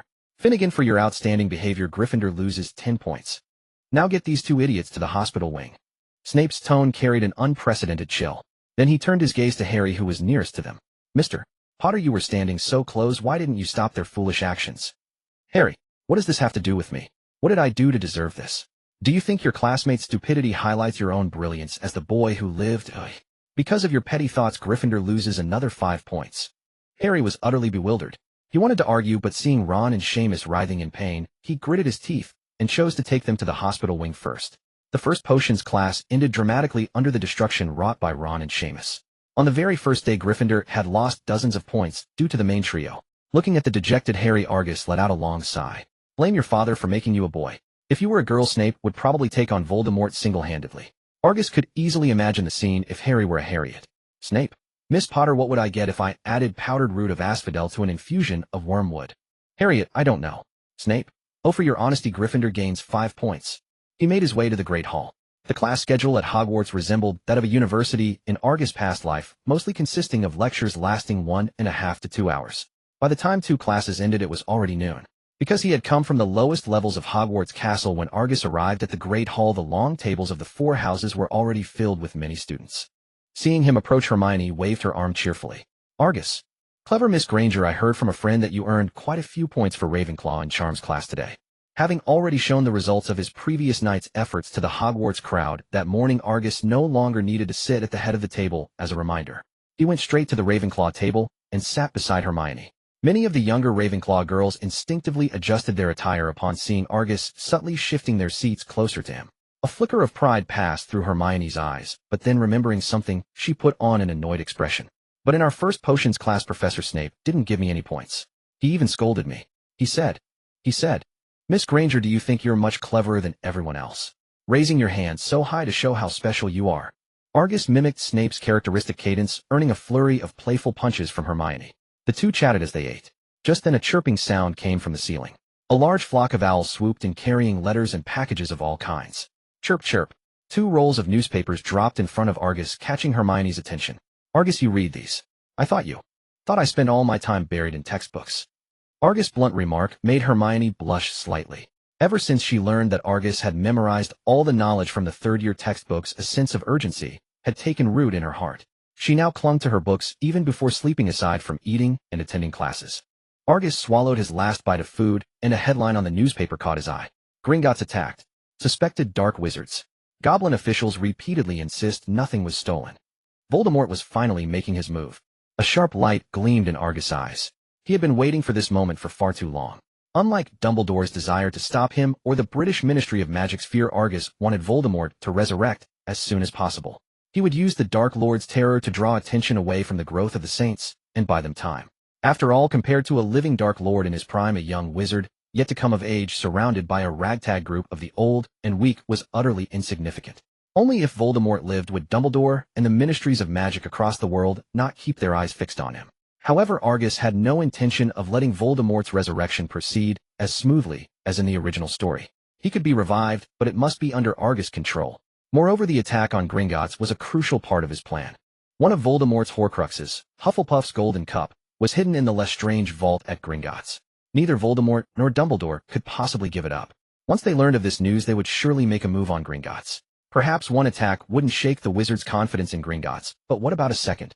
A third, a fourth? With repeated assaults and Gringotts powerless to resist, which wizard would still trust their money there? Even if the goblins repeatedly claimed nothing was stolen, who would believe them? Argus had coveted this mountain of gold, the Wizarding World's bank, for years. Now was the perfect opportunity. He had considered retrieving Hufflepuff's cup in advance, but Gringotts had stood firm in the Wizarding World for centuries. It wasn't something he could easily breach. Moreover, the Lestrange vault was cursed and difficult to enter. To find a single cup among a mountain of treasure, only Harry or Voldemort himself, who were also Horcruxes, could sense it. Rather than wasting time and effort, it was better to target other Horcruxes. Meanwhile, Harry also saw the news on Ron's newspaper, but his focus was more on the vault that had been attacked. Without their strategist, the duo was like headless flies, making wild guesses, but never hitting the mark. Before they knew it, it was afternoon. Draco, like a dog off its leash, didn't even wait for Argus and dashed outside with Goyle and Crabbe. Has he been drinking too much fire whiskey? The first class this afternoon is flying. Draco has been looking forward to it for ages. Pansy shook her head helplessly. Like Argus, she was among the few who had no interest in Quidditch. Naturally, her enjoyment of flying was much less. No wonder. Argus shook his head and followed the Slytherins to the flying lesson grounds. Madame Huichi is a woman with keen eyesight. Her clean short hair and golden pupils reflect her sharp character. She is not only the professor of flying classes at Hogwarts, but also the referee for Quidditch matches. Good afternoon, Madame Huichi. She quickly walked through the crowd of Slytherin and Gryffindor students. We will now begin the first lesson. What are you waiting for? Everyone stand to the left of your broomsticks. Move. Hurry up. Most of the freshmen are encountering broomsticks for the first time, curiously following Madame Huaqi's instructions to stand to the left. Yag still doesn't understand why Hogwarts requires flying classes. If it were a few hundred years ago when technology had yet to develop, it would be understandable. Now even magical buses are in use, and the Ministry of Magic knows how to use elevators. Why must they ride broomsticks to fly around? Unfortunately, most students are very enthusiastic about broomsticks, and even if Yags doesn't like it, he cannot make the school change for him. Once everyone is in position, Madame Huachi continues, place your hands above the right side of the broom, and say up. Up, up. The lawn is filled with the sound of the word up. Harry is the first to make his broom rise. With just one command, it flies into his palm. Draco follows closely behind. Yags suddenly realizes his system seems to lack any flying talent. No matter how much he shouted, his broom remained motionless beneath him. As he watched his classmates one by one awaken their broomsticks, Yags had to accept the fact he might be the first student in Hogwarts history unable to use a broomstick. But this is good. He now has an excuse to skip class and spend more time in the library. Mr. Grindelwald, you. Madame Huaqi's expression is strange. It seems she didn't expect this genius student praised by countless professors to appear so helpless in front of her. As you can see, Madame Huachi Yag shrugged, indicating he had tried his best. It seems I have no flying talent. Poor child. Don't feel disheartened. There have been multiple cases like this in England. Madame Huachi sighed and gently patted Yags on the head with pity. If you don't mind, you can rest on the lawn for now. I will discuss with Professor Snape to allow you to attend other classes during flying lessons. Thank you for your comfort, Madame Huachi. Yage's expression is calm, though a hint of disappointment is visible. Inside, he is actually overjoyed. A blessing in disguise. He had been contemplating how to ask Madame Huachi to let him skip class, and now she has offered it herself. Sigh. You should rest over there for a while. Madame Huachi sighed deeply, attracting countless sympathetic gazes for Yags. For most students, living without a broomstick is simply unimaginable. Yags doesn't mind at all. He happily runs to the lawn, lies down, and takes out his 5th grade potions textbook, enjoying the warm sunlight. Everyone, quiet. Now grab your broomsticks and mount them. Hold on tight, and don't slip off. When I blow the whistle, you will push off the ground with all your strength. Without any incidents involving Neville, Draco, and Harry also have no disputes, this flying lesson proceeds exceptionally smoothly. Madame Huachi gazes with satisfaction at the little wizards swirling in the air. Students, I need to go to the castle to get something. You can freely enjoy the fun of flying on this lawn. Remember, only within this lawn. Anyone who dares to cross over to the castle, I won't let them off. As soon as she finished speaking, many little wizards excitedly began various flying competitions. The two Patil sisters rode their broomsticks, wobbling and hovering not far from Yags, their eyes reflecting concern. Yags, are you alright? Yags, who was reading, turned his gaze towards them. It seemed they suddenly remembered something and hurriedly jumped off their broomsticks. Slow down, be careful not to fall. Yags closed his book and cast a levitation charm to help them stabilize. I'm fine. Just because I can't ride a broomstick doesn't mean I can't fly. Ooh, I might as well learn apparition earlier. Hogwarts wouldn't expel me just because I can't ride a broomstick. Huh. The two girls were amused by Yage's joke. You are the professor's darling, they wouldn't let you go. Pavati's eyes sparkled. As a young girl in the blossoming age of her emotions, Yage's perfect image left a deep impression on her mind. Meanwhile, many recalled how Yags had helped them in the morning. Thinking about how he was now feeling saddened by his inability to use a broomstick, while they were flying carefreely in front of him, a wave of guilt arose. They quietly lowered their altitude and flew in Yage's direction. Yags not being able to ride a broomstick is nothing. For long distances there's flying powder, and for short distances there's apparition. It won't hinder your daily life. Exactly, and a broomstick can't shield you from the wind and rain. If it suddenly rains heavily while you're in the air, there won't even be a chance to find shelter. My uncle's friend encountered this situation last time, and almost got struck by lightning. Everyone is comforting Yags in their own ways, extending their goodwill. This scene made Ron feel incredibly jealous. Why did I receive complaints and accusations when I made a mistake this morning, while you receive such consolation from so many people? What's even harder for him to accept is that a large number of these people are members of Gryffindor. Unable to help but mutter under his breath, traitors, a bunch of Gryffindor traitors. What kind of potion did that evil Slytherin give you? Weasley, what did you say? Draco was instantly furious upon hearing this, throwing his broom aside and striding towards Ron. Am I not speaking the truth? Ron's anger flared as well. His conflict with Yags had begun on the train. As a fellow freshman, Yags could attract countless people's attention and respect, while he could only trail behind Harry. Everyone's first reaction when mentioning him is to say he is Harry's friend. Especially after today's class, the contrast in how the classmates treated the two only heightened his jealousy. Now that he finally has the chance to mock Yags, he certainly won't let it go. What Ron didn't expect was that his words not only failed to gain the approval of others, but instead attracted countless disdainful glances. Even Harry stood in front of him displeased. Ron, Yags is a friend of Gryffindor. He saved our classmates. Who knows if he's just pretending to be a good person? Yag smiled slightly, not bothering to respond to him. Instead, he calmed the other angry little wizards. What adult would get angry with a child? Just a little brat seeking attention? Yags didn't have so much time to deal with or teach him. Let Dumbledore and Harry deal with the headaches. Yage's calm gaze didn't dissipate Ron's resentment. Instead, it provoked his inner inferiority. His flushed face was almost the same color as his hair, twisted in a grimace due to jealousy. Ignoring Harry's obstruction, he charged towards Yags on his broomstick. Ron snatched the textbook that Argus had placed on the ground. Perched on his broomstick, he wore a smug expression, as if taking something from Argus was a feat worthy of pride. Mr. Weasley, I suggest you put that down. Otherwise, I assure you, you will regret your actions. Argus' icy voice rang out. He had no desire to stoop to a child's level, but the other's repeated provocations left him no choice but to retaliate. Ron flinched, shrinking back in fear. Yet aware of the many eyes upon him, he forced himself to hold his ground for the sake of pride. A lousy book, who cares? If you've got the guts, come get it yourself. With that, he immediately flew off into the distance on his broom. Weasley, stop.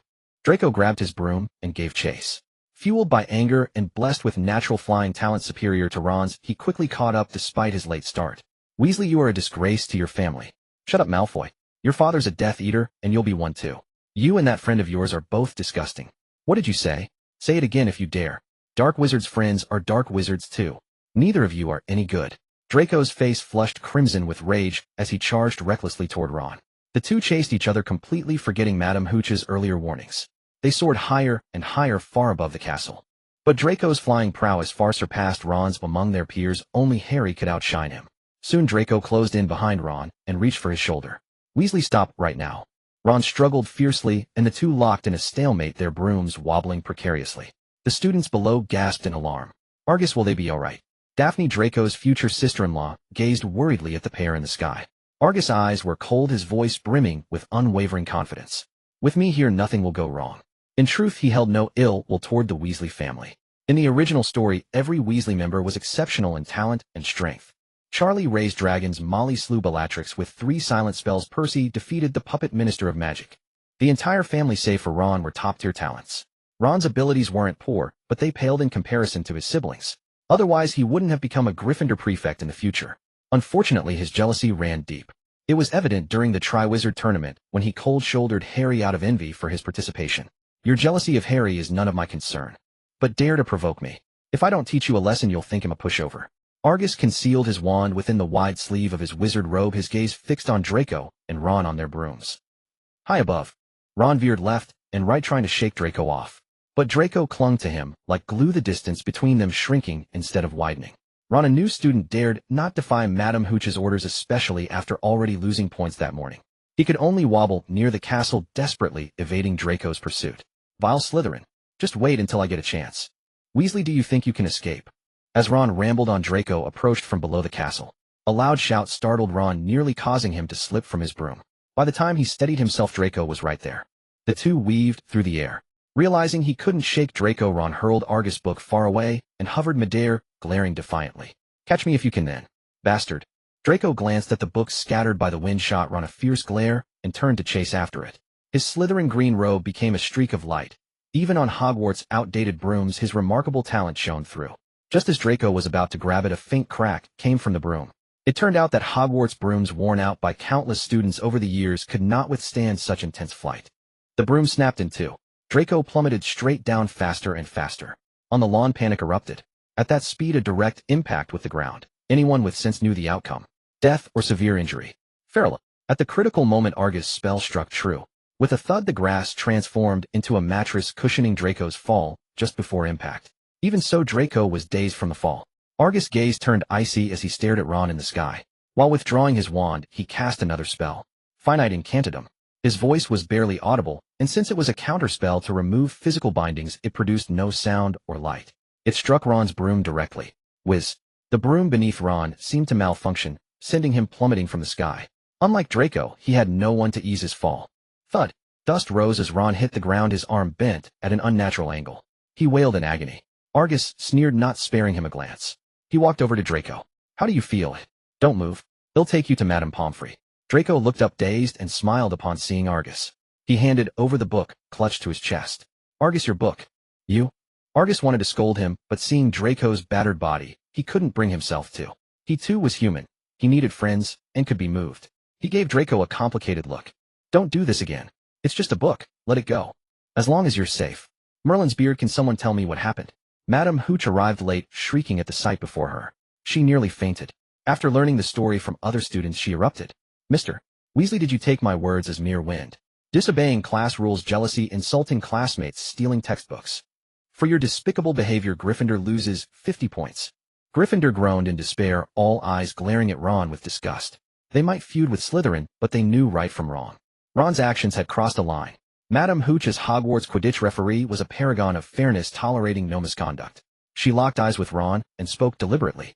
I will report today's events to Professor McGonagall, and from now on my class is not welcome to troublemakers like you. With those words, Ron's reputation at Hogwarts was shattered and his Quidditch career was doomed. She turned to Argus, her voice laced with apology. I'm terribly sorry, Mr. Grindelwald. Due to my oversight, you suffered unfair treatment in my class. Once Mr. Weasley recovers, I will bring him to apologize to you personally. Madame Hooch, you couldn't have foreseen everything. There's no need to blame yourself, Argus said, shaking his head gently. This is not your fault. Besides, I've lost nothing. A gracious gentleman. Madame Hooch finally smiled. Your courageous act in saving a classmate earns Slytherin 10 points. The events in flying class spread like wildfire across Hogwarts. Ingratitude is despised anywhere, especially since Agus had helped Gryffindor students countless times, even saving their lives. This instantly turned Gryffindor into the laughingstock of the school. In the hospital wing, Harry and Draco, both newly appointed Seekers, lay at opposite ends. Their circumstances, however, were in stark contrast. A dozen young wizards led by Agus crowded around Draco's bed, bearing gifts and blessings. Harry, meanwhile, was alone with Ron, the space around them empty and desolate. He endured scornful glances from others. The two sat in silence, unsure what to say. Just then an owl flew in through the window, dropping a red letter on Ron's bedside table. Ron's face paled instantly. Oh no. He trembled, reaching for the letter, but dared not open it. Look, Weasley got a howler. Laughter erupted from the crowd as they watched him with mocking eyes. Open it, Weasley, let's hear what you've done. Yeah, maybe, Mrs. Weasley is giving you a proper scolding. Harry, maybe. Ron swallowed hard, turning to Harry. Harry wasn't naive. Even though had never heard of a howler, he knew from others' reactions that it couldn't be good. He quickly shook his head. Ron, disgruntled, hesitated before reaching for the letter. The moment his fingers touched the seal, the letter sprang open. A furious roar filled the room. Ron Weasley, how dare you do such a thing at school? Causing trouble in class, stealing from your classmates. I'm absolutely furious with you. The red envelope and white paper formed the face of a raging woman. Ron was stunned, fear etched on his face. Professor McGonagall came to speak with me personally about your behavior. If you get expelled, I wouldn't be surprised. This is all your fault. If you cause any more trouble, your father and I will bring you home immediately. Do you hear me? Ron nodded frantically, even though his mother couldn't see him. After scolding Ron, the howler turned to Harry, its tone softening. Hello, dear Harry, I'm so glad you've become friends with Ron. You're always welcome at the burrow. With that, it tore itself into shreds. The scraps fell onto the bedside. Ha ha ha ha. Bursts of laughter filled the room. Ron, already ignored, became the target of ridicule again. A boy mimicked Mrs. Weasley's furious expression, reciting her words. Ron Weasley, how dare you do such a thing at school? Causing trouble, stealing from classmates. I'm sorry, Mom. Another boy imitated Ron, cowering in mock fear. This drew peals of laughter. Ron's eyes reddened with humiliation. He turned away, trying not to look at them. Harry, unable to bear seeing his friend suffer, hurried over to Agus. Agus. Harry, their actions weren't at my command. Do you expect me to plead for someone who repays kindness with betrayal? Agus knew exactly what Harry wanted. A cold sneer crossed his mind. Had he been too lenient at Hogwarts, making them think he was a pushover? They came running to him at the slightest grievance.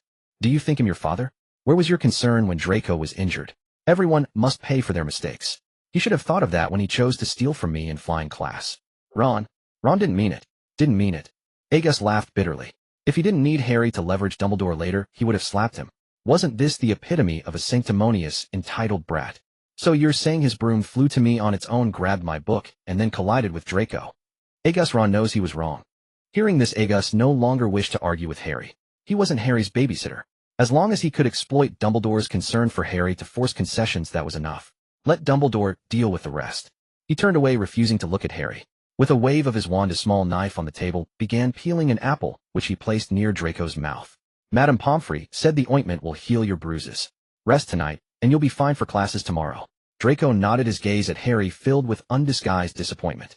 Goyle and Crabbe sensed Agus' impatience, and stood like two sentinels blocking Harry from getting closer. Pansy sneered, Draco and Agus have been here so long, and Weasley hasn't even apologized. Is this what you call knowing he's wrong? Get lost, you're not welcome here. Harry was left speechless. Blushing with shame, he slunk back to Ron's bedside. Pansy, still not satisfied, pointed at Ron's bed and continued. Weasley, if it weren't for Aga's quick reaction in potions class, do you think you'd even be able to take flying lessons? How many people did that cauldron of yours harm? Instead of repenting, you have your friend clean up your mess. You're something else. Ron was mortified, tears in his eyes, unable to retort. He grabbed his blanket and buried his head under it. Agus smirked. Can't take it already. Ron Weasley, your troubles are just beginning. That evening back in the Slytherin common room, Agus was about to retire when he heard someone call his name. Is Mr. Grindelwald here? Please call him for me, thank you. Agus went to the entrance and saw 3 redheads standing out. Mr. Grindelwald, we're here to apologize for Ron. We've spoiled him since childhood. We're sorry for the trouble he caused. Percy, along with the Weasley twins, bowed deeply to Agus. The Weasleys had good upbringing. Arthur and Molly were upright people. They didn't shield Ron because of Agus or Draco's backgrounds. Percy and the twins, upon hearing the news, came immediately to apologize. We'll compensate you for the destroyed textbook or buy you a new one. Once he's recovered, I'll personally bring him to apologize to you and Mr. Malfoy. I hope you can forgive him. An apology isn't necessary. Just keep him in line. Agus wasn't one to hold grudges indiscriminately. Percy and the twins were pieces he had already planned for. He wouldn't leave a bad impression that might lead Dumbledore to recruit them. It's late. If there's nothing else, you should head back to rest. He'll handle Draco's side. Wait. Percy called out as Agus turned to leave, his face slightly flushed, as if embarrassed. There's one more thing I'd like to discuss with you. It's that 5th year textbook. Percy stammered, lowering his head guiltily. That's right, Yags. Seeing Percy at a loss for words, Fred took over the conversation with ease. We don't have enough galleons to buy you a new 5th year textbook right now. We'll have to wait a few days until our parents send us some galleons. If you need it urgently, I can lend you my book first, and when the new one arrives, we can swap back. Percy hurriedly spoke, afraid Yags might be dissatisfied. Or we could trade with goods. Fred winked at Yags. They're all good stuff, a first year's delight. We've got tongue toffees that make your tongue swell, and premium dung bombs that can stink up a whole classroom for a week. And... Shut up, Fred. Yags shook his head with a smile. No need for a new book. It's not damaged, so I can still read it. Besides, I've got my notes in it. Swapping would be a hassle. But... It's nothing, Percy. Yags shook his head with a smile. If you really feel bad, just lend me your old notes for a look. After all, the notes of Gryffindor's top student aren't something just anyone can borrow. Looks like I'm the one getting the better deal this time. Consider it done, Mr. Grindelwald. At the mention of grades, a look of pride clearly appeared on Percy's face. Just call me Yags like Fred and George do. Oh, hear that, Fred? Our top student finally has a use. Percy shot a glare at the mischievous George. All right, Yags, I'll take them back now. They'll bring the notes tomorrow morning. No rush. Whenever you're free, I can just come and get them myself. Percy thought for a moment. Tomorrow morning, I'll give you the notes in the Great Hall. Then I won't disturb your rest. Good night. With that, he grabbed the Weasley twins by the scruff and dragged them away. Yags didn't head back immediately. He waited for about 10 minutes. 2 stealthy figures emerged from the staircase. Did our generous head boy signal us back because he's interested in our products? We've got plenty of good stuff. Let me guess what you want. No need to guess. I'm interested in more than just your products. More than just products. You don't mean? George covered his mouth with one hand, feigning shock. Oh no, the hearts of all the witches at Hogwarts are about to shatter. Yags was covered in exasperated lines. Was this a special feature of Britain? Bromance everywhere. Even kids this young knew about it. Fred patted Yags on the shoulder reassuringly. Don't worry, it's totally normal. We won't tell anyone. By the way, why did you call us? Damn it. Those two had thrown him off so much he almost forgot the real business. Yags finally remembered why he had called them back. Afraid of being sidetracked again, he spoke up. I called you back because I want to discuss a partnership. Or rather, an investment would be more accurate. An investment? Hearing that word, the Weasley twins exchanged a glance. They saw barely suppressed delight in each other's eyes. For so many years, their hobby had never been accepted. Both Mrs. Weasley and the Hogwarts professors had expressed their disapproval more than once. They had even hesitated about whether to continue this pursuit. Just when they thought their venture might fade away, an unexpected turn of events occurred. Yags carefully observed their reactions and laid out his plan to them in full detail. I think your products have great value. They also have promising development potential. It's just that you're held back by a lack of funds, so you can't fully realize it. With enough capital, you'll surely rake in a mountain of galleons. Look here, Fred, our benefactor has excellent taste. The Weasley twins, feeling as if they had found a kindred spirit, threw their arms around Yag's shoulders. How many galleons does our future shareholder plan to invest? George's voice grew tense at the topic. His hands unconsciously pinched the hem of his robes. A hint of anxiety also flickered in Fred's eyes. After all, they were just 13 or 14-year-old children. Facing the uncertain fate of their beloved endeavor, they couldn't help but feel uneasy. Yag slowly raised 5 fingers. 5 galleons. That'll keep us going for a while. It's 50. 50. George and Fred couldn't believe it. For a moment, they were too stunned by the surprise to react. It wasn't until Yags placed the heavy pouch of galleons into their hands that they snapped out of their ecstasy. This 50 is just the initial capital. From now on, it'll cover all your materials, including experimental costs. You just need to give me a copy of the products you develop. As for the future profits, well, split them 50-50. This. The Weasley twins exchanged a glance, then gave each other a hard slap on the face. Immediately after they embraced. George, it's not a dream. The generous Mr.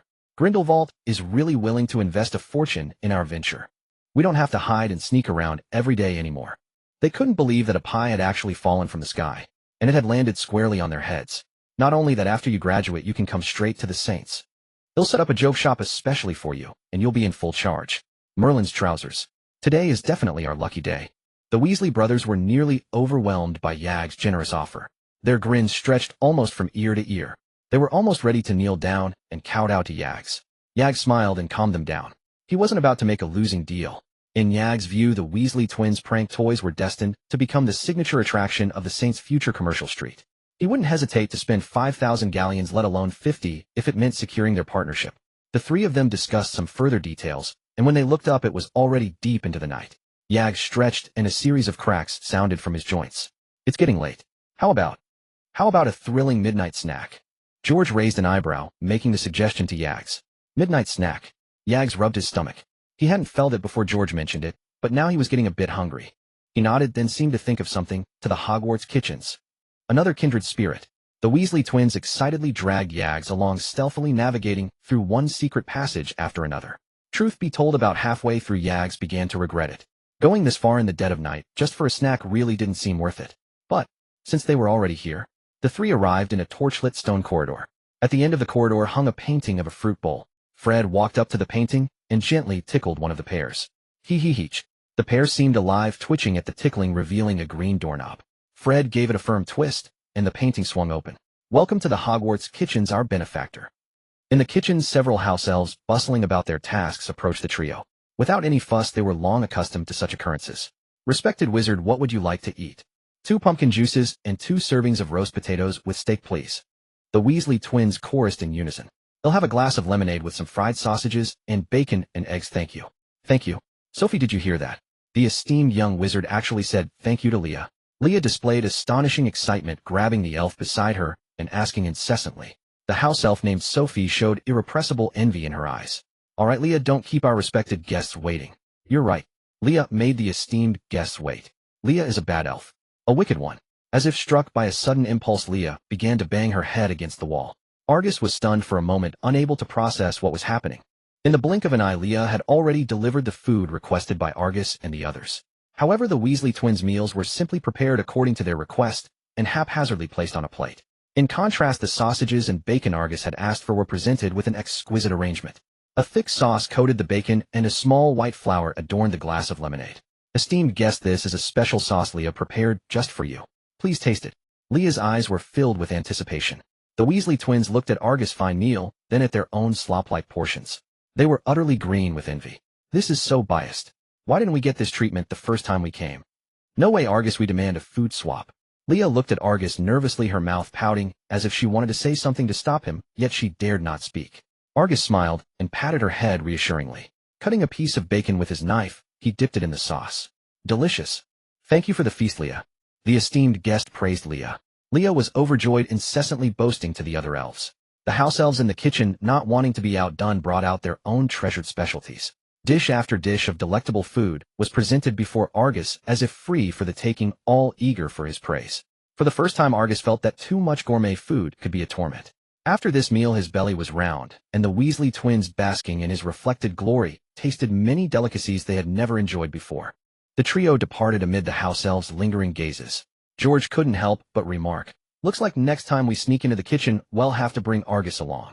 Otherwise we'd never get to eat such food. Fred nodded in agreement. Yeah, I'm afraid that after today's meal, I won't be able to stomach anything else. Don't worry, there will be more opportunities.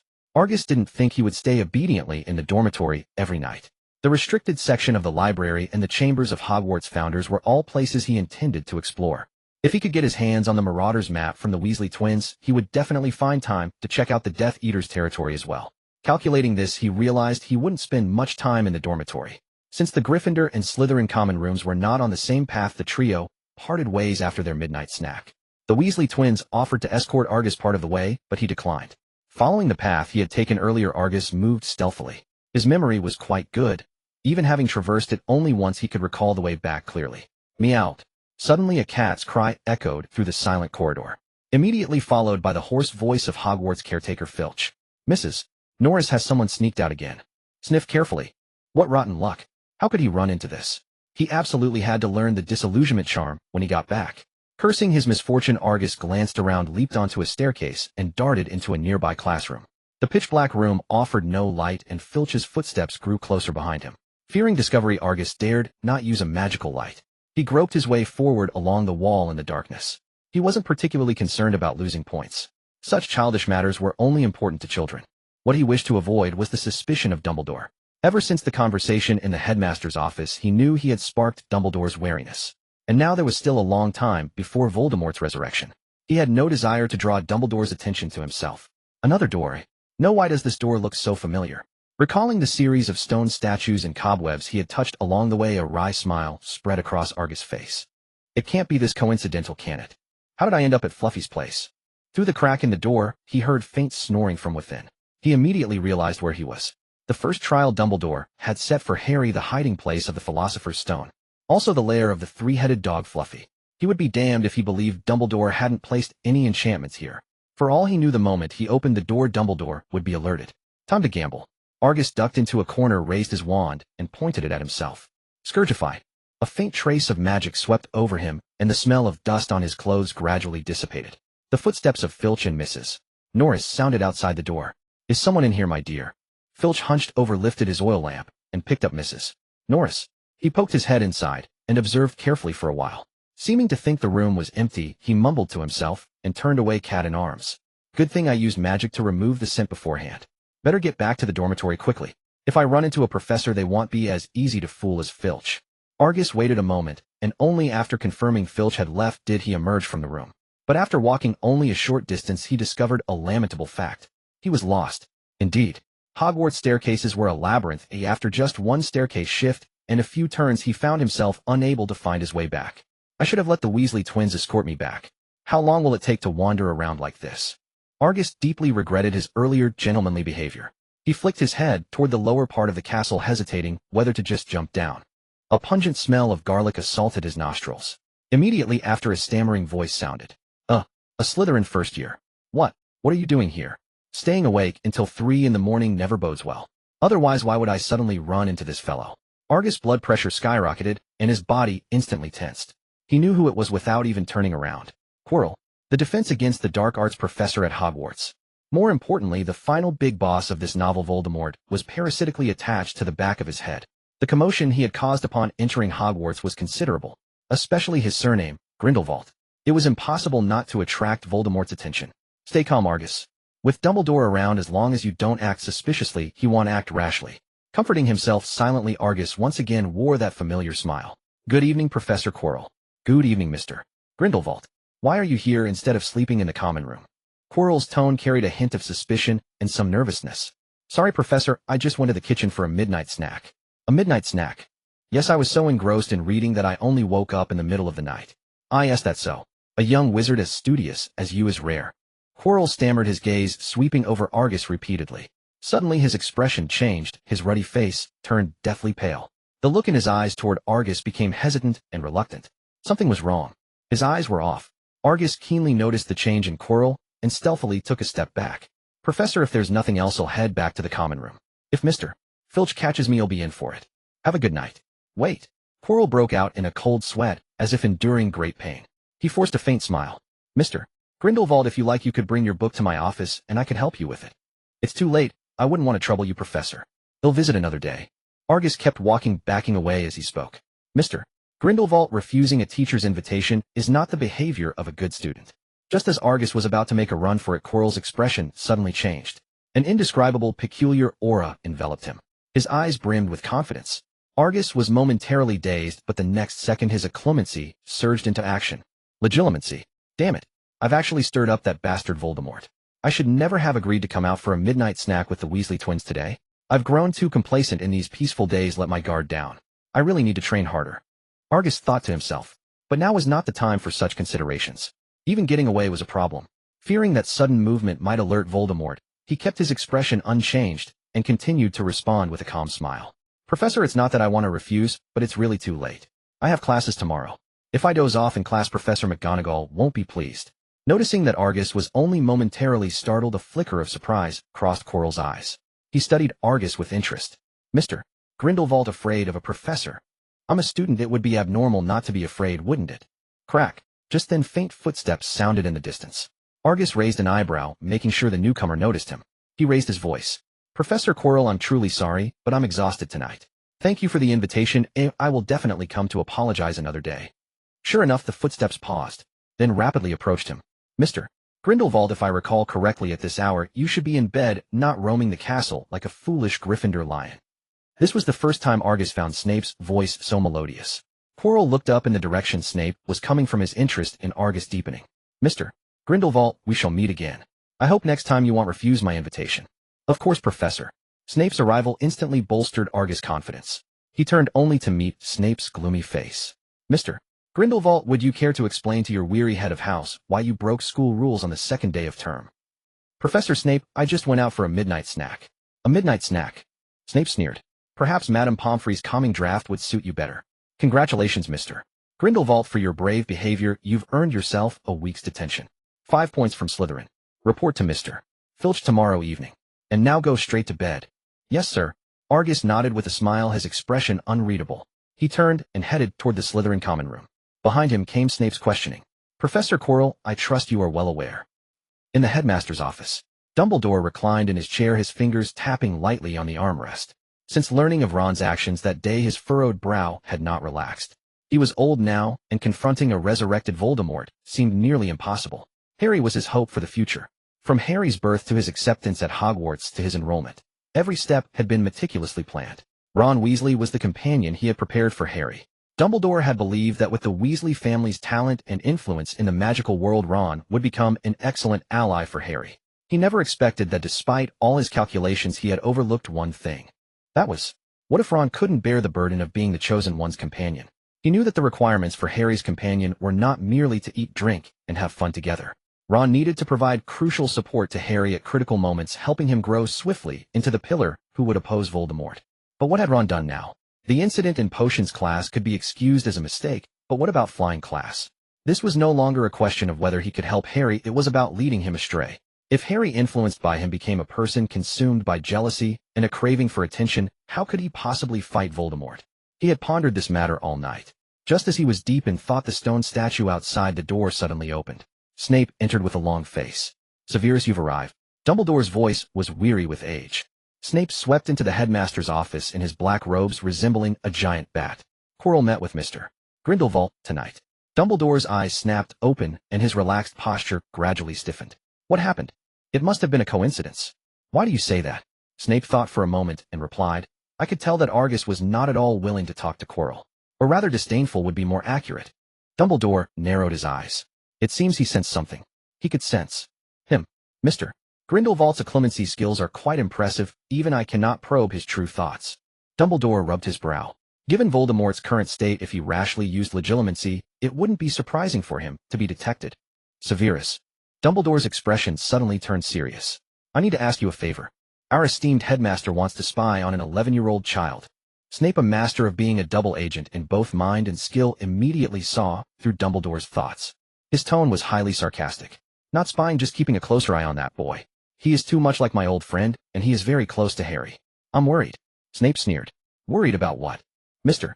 Grindelwald certainly won't act as foolishly as Potter and Weasley, whose heads are full of gillyweed. Dumbledore met Snape's eyes. You know what I mean. We have no room for failure. Harry's development cannot go awry. Snape didn't even glance at him and turned to leave. Dumbledore spoke again. He is Lily's only child, and like Lily he has emerald green eyes. Snape froze. His body trembled slightly. We must within our power create a perfect environment for Harry to grow. We cannot allow him to disrupt our plans. Severus. Snape was silent for a long time, then walked straight out of the headmaster's office. I understand. Inside a professor's dormitory. Master, I don't understand why you're interested in Grindelwald. After all, his father is. What I do is none of your business. An icy voice pierced Quirrell's mind. The next second, an excruciating pain racked his entire body. Quirrell collapsed to the ground with a thud. Screams of agony escaped his lips. His 10 fingers were scraped raw and bloody from friction against the floor. Master, I was wrong. Please spare your loyal servant. Let this be the last time. Voldemort's hoarse warning echoed from the back of his head. Minutes later, Quirrell slowly rose, leaning against the wall. His clothes were drenched in sweat. When is his nearest defense against the dark arts class? Who? Quirrell didn't catch on. He asked instinctively. As a result, the suffocating pain struck again. I understand. Master, the class closest to Grindelwald is the day after tomorrow. The day after tomorrow. Voldemort pondered for a moment, then spoke. Prepare the potion in advance. The day after tomorrow, I will personally test his talent. Understood? Yes. Quirrell nodded hastily. He and the fanatics behind him can become my perfect tools. If you handle this well, it will be a great achievement. Then I will impart all the magical knowledge you desire. Thank you for your grace, Master. Back in the dormitory, Jaegers lay on his bed as a system notification echoed in his mind. Congratulations, host, on completing the night stroll. Achievement: Unlock Nightwalker. Achievement points, reward 50. At least there's an achievement reward, or this would have been a huge loss. Jaegers pondered his next moves carefully. When he encountered Quirrell today, Voldemort had used Legilimency on him. The ability to cast complex spells indicated his condition wasn't too dire. At least he was in a better state than when he sought the Philosopher's Stone from Harry. If Voldemort back then could have used Legilimency, he wouldn't have failed to find the stone Harry had hidden in his pocket. Though he hadn't confronted him directly tonight, he had still drawn his attention. He would need to be even more cautious in the upcoming defense against the dark arts classes and his actions within Hogwarts. Strength. It all comes down to a lack of strength. Jaeger sighed softly. He was currently in an extremely awkward phase. Too young, resulting in insufficient magical power. Though he knew many spells, his combat experience was too scarce. Not enough to surpass the strong, yet more than the weak. I need to speed up my advancement. Having only been at Hogwarts for 2 days, he already felt a profound sense of crisis. After formulating a series of plans to enhance his power in his mind, Jaegers drifted off to sleep. The next day, he arrived at the Great Hall of Hogwarts with a groggy head. No sooner had he sat down than he received news. Due to the high number of injuries in yesterday's potions class involving Gryffindor and Slytherin, today's herbology lesson would be held jointly by all 4 houses. This delighted our little Miss Know-It-All. It was the first time she would be taking a class with Jaegers. She dragged him along, bouncing all the way to the herbology greenhouse. The air was thick with the scent of rich soil mixed with fertilizer. Professor Sprout, clad in a mustard-yellow robe with patched hat, smiled warmly at the gathered students. Settle down, young witches and wizards. I know you're excited to be in class with so many students for the first time, but there will be plenty of time for you to chat later. Let's first take a look at the plant we'll be studying today. Step back a bit, young witches and wizards. Professor Sprout dragged a crate from the corner and opened it. A mass of dark green plant, its long tendrils swaying inside the box. Now, can anyone tell me what this plant is? Hermione glanced at Jaegers and excitedly raised her hand. Miss Granger. It's a Snargaluff, Professor. Snargaluff. Professor Sprout nodded. Any other answers? Seeing no one else speak, she seemed a bit disappointed. Then she looked at Jaegers with a hint of anticipation. Mr. Grindelwald, what do you think this plant is? Jaegers observed carefully. Long, dense tendrils, dark green vines. Those are indeed characteristics of a Snargaluff. So you also believe it's a Snargaluff? No. Jaegers walked to the window and abruptly pulled open the curtains.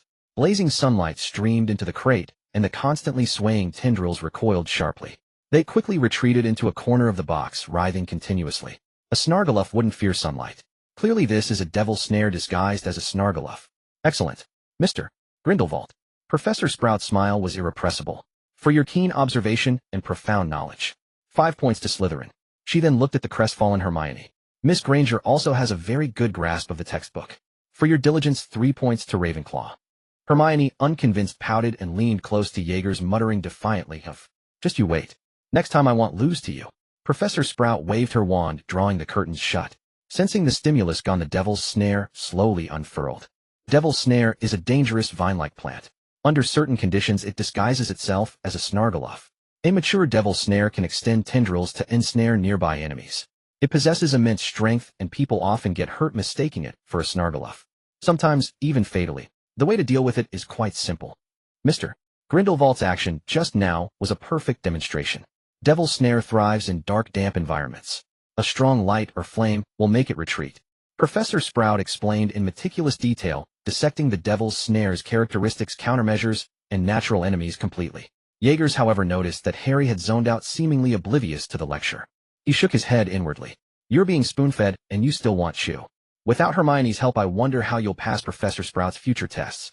Due to the plant's danger, after explaining the knowledge points, Professor Sprout demonstrated how to handle it.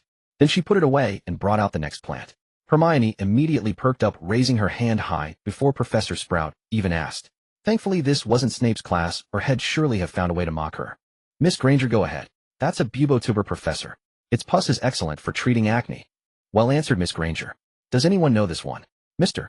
Grindelwald. A jumping root, Professor. And this one, Miss Granger. It's didn't he? The rest of the time became almost a duet between Hermione and Jaegers. Many young wizards had never even heard of the plants, yet the two could answer fluently. Professor Sprout seemed to do it on purpose, calling on Hermione, and then invariably Jaegers next. By the end of most of the lesson, she couldn't help but exclaim, "If today's class were an exam, I would give you both a resounding outstanding." Hermione, pleased with the praise, felt her days of reading had finally borne fruit. She cast a rather smug glance at Argus. Professor Sprout, having finished the basic instruction, clapped her hands to draw everyone's attention. Now I'm going to teach you how to handle bouncing bulbs. If you don't want the juice on your hands to itch for days, wear your gloves. After everyone followed her instructions, Professor Sprout handed each of them a bouncing bulb. Well done, young witches and wizards. Now gently lift the bulb by its base. Be careful. Bouncing bulbs are sensitive. Even a slight pressure might make them leap from your grasp. Argus, having dealt with such plants extensively in his past endeavors, found handling the bulb effortless. It was different for Hermione. Despite her extensive reading, she had never been this close to one. After all, how could paper compare to reality? The moment she grasped the bulb, she felt it give a sudden violent jerk in her hand. Up! Hermione let out a startled cry, nearly dropping the bulb. Don't tense up. Relax. Argus' voice came from behind her. His words seemed to carry a calming magic, and she instinctively steadied herself. Yes, gently now, like handling a small creature. Place it in the pot, and cover it with soil. With trembling hands, she lowered the bulb into the pot. Only after covering it with earth did she breathe a sigh of relief. Thank you, Argus. You're welcome. Hermione's eyes sparkled as she gazed at him entranced. After a long moment, she snapped out of it. A thought struck her, and she looked down crestfallen. Argus, am I stupid? Because of what just happened? Hermione didn't deny it, simply lowering her head in confirmation. Argus chuckled softly, meeting her gaze. Hermione, everyone has things they're not good at. We shouldn't overlook someone's strengths because of a few weaknesses. Remember, you are a wise, learned, and far-sighted Ravenclaw. When faced with a problem, you should think about solving it, not worrying about it. Besides, this is your first herbology lesson. It's perfectly normal to lack experience. His words clearly lifted her spirits. The disappointment vanished from Hermione's face, replaced by a bright smile. I understand, Argus. Glad to hear it, my clever Ravenclaw witch. Now would you mind moving your foot? Oh, sorry. After herbology, Hermione and the Patil sisters invited Argus to the library, but he politely declined each time. Thinking about his detention that evening, he decided to first find Hagrid and get on the same page. After all, the Forbidden Forest was home to many dangerous magical creatures. Werewolves, hippogriffs, and Hagrid's secret pet Aragog the Acromantula. That creature's danger level rivaled the dragon's. Knowing Hagrid's easygoing nature, Argus feared he might be told to patrol alone. He made his way to Hagrid's hut. Outside lay a pile of giant pumpkins. Hagrid was mixing something in a wooden bucket. The bucket, enormous in Argus' eyes, looked like a mere basin in Hagrid's hands. Spotting Argus, Hagrid set his work aside. He greeted Argus cheerfully. Argus, you're here. Come in and sit down. Professor told me about your detention tonight. Don't worry, he'll look after you. With you saying that, I feel much better. Argus followed Hagrid inside. He was immediately astonished by the luxurious furnishings. A rug made of unicorn hair chairs crafted from holly wood. There were also unicorn horns and branches broken off by bowtruckles. A myriad of precious materials were piled up in a corner like trash. What kind of gamekeeper's hut was this? It was a veritable gold mine. Sensing Argus' strange look, Hagrid mistakenly thought he was displeased with the mess. Hagrid scratched his head apologetically. Sorry, I don't get many visitors, so it's a bit messy. Maybe you could wait while I tidy up. You misunderstand, Hagrid. I just didn't expect you to have such a stockpile of magical creature materials. Argus explained. I just picked these up while patrolling the Forbidden Forest. They've been lying around for ages. If you want any, just say the word, and I'll save some for you.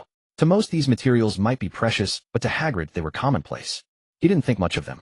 After inviting Argus to sit, he eagerly brought out his signature rock cakes and placed them on the table. He also poured a cup of strong tea. I made these rock cakes myself. I guarantee you'll love them. Go on, try one. Argus fumbled, dropping one onto the table. It landed squarely on a plate. Crack. The plate shattered, but the rock cake remained intact, clattering loudly. The air went still. Argus' eye twitched. Are you sure it's not that they can't bite into them rather than they don't like them? Under Hagrid's regretful gaze, Argus shook his head frantically in refusal. Looking at the scattered magical creature materials, a thought struck him. By the way, Hagrid, what do you usually do with the things you bring back from the Forbidden Forest? Some I keep for myself, and some I sell to Diagon Alley. But you know those purebloods in Diagon Alley are a bunch of vampires. Except for a few specialized farms, the buying prices are shockingly low. Hagrid complained bitterly about this. Argus' eyes lit up. Hagrid, I have a suggestion you might consider. From now on you can sell any materials you have directly to me. They'll buy them all at market price. What do you think? Argus knew that replacing Diagon Alley wasn't something a few potion or robe shops could achieve. It required a vast and diverse array of stores. Magical creature materials were always a hot commodity among wizards. If he could secure Hagrid as a supplier, the Saints would have a stable source. Even if he eventually fell out with Dumbledore and could no longer trade with Hagrid, the goods already acquired would be a solid gain. Moreover, his falling out with Dumbledore was at least a few years away. That was plenty of time to find new sources. As he spoke, he watched Hagrid's expression closely, trying to gauge his reaction. He expected hesitation, but Hagrid's response was surprisingly enthusiastic. He swept Argus into a bear hug. Argus, you've been a huge help. You have no idea how much they lowball me every time I go to sell. Less than half the market price. Of course, Argus thought to himself. They see you're not one for bargaining, so of course they take advantage. Just try throwing around the name of Hogwarts. Who would dare? But he kept these thoughts to himself. Smiling, he replied, Don't worry, I won't deliberately drive down the price. Of course, we're friends. But at that price, won't you? Hagrid hesitated, feeling he was taking advantage of Argus. A pang of guilt struck him. No magical creature materials are always in demand. They'll just have to settle for a smaller profit margin. Argus' words were practically taking advantage of the honest man. Every piece of material Hagrid had was top-notch, high quality, and in short supply. Even at double the market price, many would be eager to buy. If the Diagon Alley wizards weren't so sure he couldn't haggle, they wouldn't dare offer so little. Fortunately, Hagrid wasn't the sharpest tool in the shed. Just hearing that everything would be bought at market price was enough to make his head spin. That's great. Hagrid let out a sigh of relief. In his simple nature, he felt he had gotten an incredible deal from Argus. After discussing the specifics of trading time and quantity, Hagrid insisted Argus stay for lunch before letting him return to the common room. He spent the afternoon in the library with Hermione. As dusk fell, Argus grabbed a quick meal in the Great Hall, pocketed a few fried fish from the table, and headed to Filch's office. The door was unlocked, the room empty. Only a cat lay on the desk. Filch really doesn't know how to care for a cat. A perfectly good cat, and he's let it get scrawny with matted fur. Argus stepped forward, placing the fried fish head brought from the Great Hall in front of Mrs. Norris. Hello there, Mrs. Norris. We meet again. Mrs. Norris jumped down from the desk and stared at Argus for a long moment. Hesitantly, she picked up the small fish. Scourgify. Argus used a cleaning charm to remove the grime from Mrs. Norris' fur. He gently stroked her back. Realizing Argus meant no harm, Mrs. Norris stopped resisting and began to enjoy the fish. Easy now. No one's going to take it from you. Argus never hesitated to show kindness, whether in public or private, to those who were not his enemies. Even if it was just a cat. Just as he was enjoying the simple pleasure of petting her, a furious voice roared from a distance. Get away. What have you done to my Mrs. Norris? Filch charged toward Argus with a roar, but the moment he saw Mrs. Norris, he froze. My Mrs. Norris. She's become so beautiful. He could hardly believe that the cat he had kept for so many years had in just a few minutes seemed to have transformed into an entirely different creature. Had it not been for Mrs. Norris' deep green eyes, Filch might have thought Argus had brought a pet from outside. Mr. Filch, Mrs. Norris truly is a beautiful cat. You? What did you call me? Filch doubted his own ears. In all his years at Hogwarts, aside from all sorts of bizarre and unpleasant nicknames, he had never heard a young wizard address him otherwise.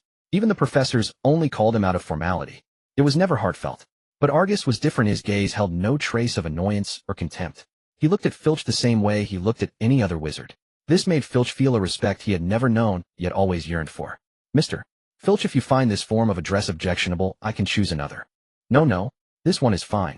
Filch, afraid that Argus might give him some nickname like the other young wizards, shook his head hastily. Very well. Regarding Mrs. Norris, I would suggest you pay attention to her hygiene. If possible, try to give her more fruit. Argus had kept cats for a time in his past life, and had some experience with feline care. He had initially intended to suggest getting Mrs. Norris vaccinated and feeding her nutritious cat food. But then, remembering this was the wizarding world, he changed his words. Filch was silent for a moment, then nodded. He'll keep that in mind. He took an oil lamp from his office and picked up Mrs. Norris. Come on, I'll take you to the Forbidden Forest. Seeing the thin wizard robes on Argus, he hesitated for an instant before speaking stiffly. The Forbidden Forest is not like the castle. You'd best go back and put on more clothes. Hagrid is an experienced gamekeeper. As long as you stay close to him, there won't be any danger. Thank you for your advice, Mr. Filch. I've already layered clothing under my robes. Argus did not refuse the man's kindness and smiled in acceptance. Filch escorted Argus all the way to the edge of the Forbidden Forest where Hagrid was already waiting. Seeing them arrive, Hagrid waved his lantern. Hey, Argus, over here. Go on, Filch said, but did not leave until he saw Argus reach Hagrid's side. Only then did he return with Mrs. Norris. The night in the Forbidden Forest was shrouded in a thick, heavy fog. Twisted trees coiled and crawled, and from time to time strange rustling sounds could be heard. The roars echoing from deep within the forest were enough to send chills down one's spine. Woof! Woof! Argus heard the barking and noticed a small dog sniffing around him. Don't be afraid, that's Fong. He may not be big, but he's a good helper. Come on, we only need to patrol the outer edge. The little fellows inside don't like being disturbed. Hagrid walked ahead with his lantern, his massive frame blocking the view entirely. Argus was glad to let him take the lead. From Hagrid's words, he could tell that the unicorn had not yet been injured in the Forbidden Forest. This indirectly proved that Voldemort's target was still the Philosopher's Stone. Without the Dark Lord, this trip into the forest was already more than half safe. Watch your step, Argus. The path is rough here. No sooner had the words been spoken than a strange noise came from under a tree on the left. Fong, who had been scouting ahead, whimpered a few times and scurried behind Hagrid. The atmosphere grew tense. Hagrid had just praised Fong as a good helper, and now, Fong, he's just a bit timid. Hagrid explained awkwardly, then walked toward the tree that had made the sound. Argus drew his wand, his face full of vigilance. Argus, come quick. It's a mooncalf. You're in luck. Hagrid, having just reached the spot, waved his hand excitedly, signaling Argus to come over. A mooncalf. There were such marvelous creatures in the Forbidden Forest. Argus hurried forward a few steps. Several pairs of pale green eyes blinked, staring timidly at the two of them. Look at these beautiful little things. It's a shame I didn't bring any tools. Their dung, if collected before sunrise, can make plants grow tall and strong. When it came to magical creatures, Hagrid's spirits lifted, and he patiently explained to Argus. They're very shy and only come out during a full moon. Let's not disturb them. Once we finish the patrol, he'll take you back to the common room. Hagrid brushed the dirt off his clothes and continued patrolling the Forbidden Forest with Argus. With Hagrid leading the way and Fong clearing the path, they encountered no obstacles. Hagrid, don't you ever get bored patrolling the Forbidden Forest alone? Argus didn't want the silence to grow awkward, so he started a conversation. It was a bit boring at first, but I got used to it over time. Besides, there are so many lovely little creatures in the forest to keep me company. Hagrid replied carelessly with a broad grin. Sometimes Argus thought Hagrid's life was quite hard. As a half-giant, he couldn't fit in with giants, and the wizards didn't want to accept him either. He had been lucky to meet Dumbledore and be taken into Hogwarts. But then he was framed by Voldemort. His parents were missing, and the only one he had left was his brother Grop, with whom he couldn't even communicate. He spent his days guarding the grounds, going days without anyone to talk to. No wonder he was so overjoyed when Argus came. Time flew by. Before they knew it, the two had completed their night patrol of the Forbidden Forest and started on their way back. I wish you could come keep me company every day. As they neared the edge of the forest, Hagrid let out a sigh. Argus smiled.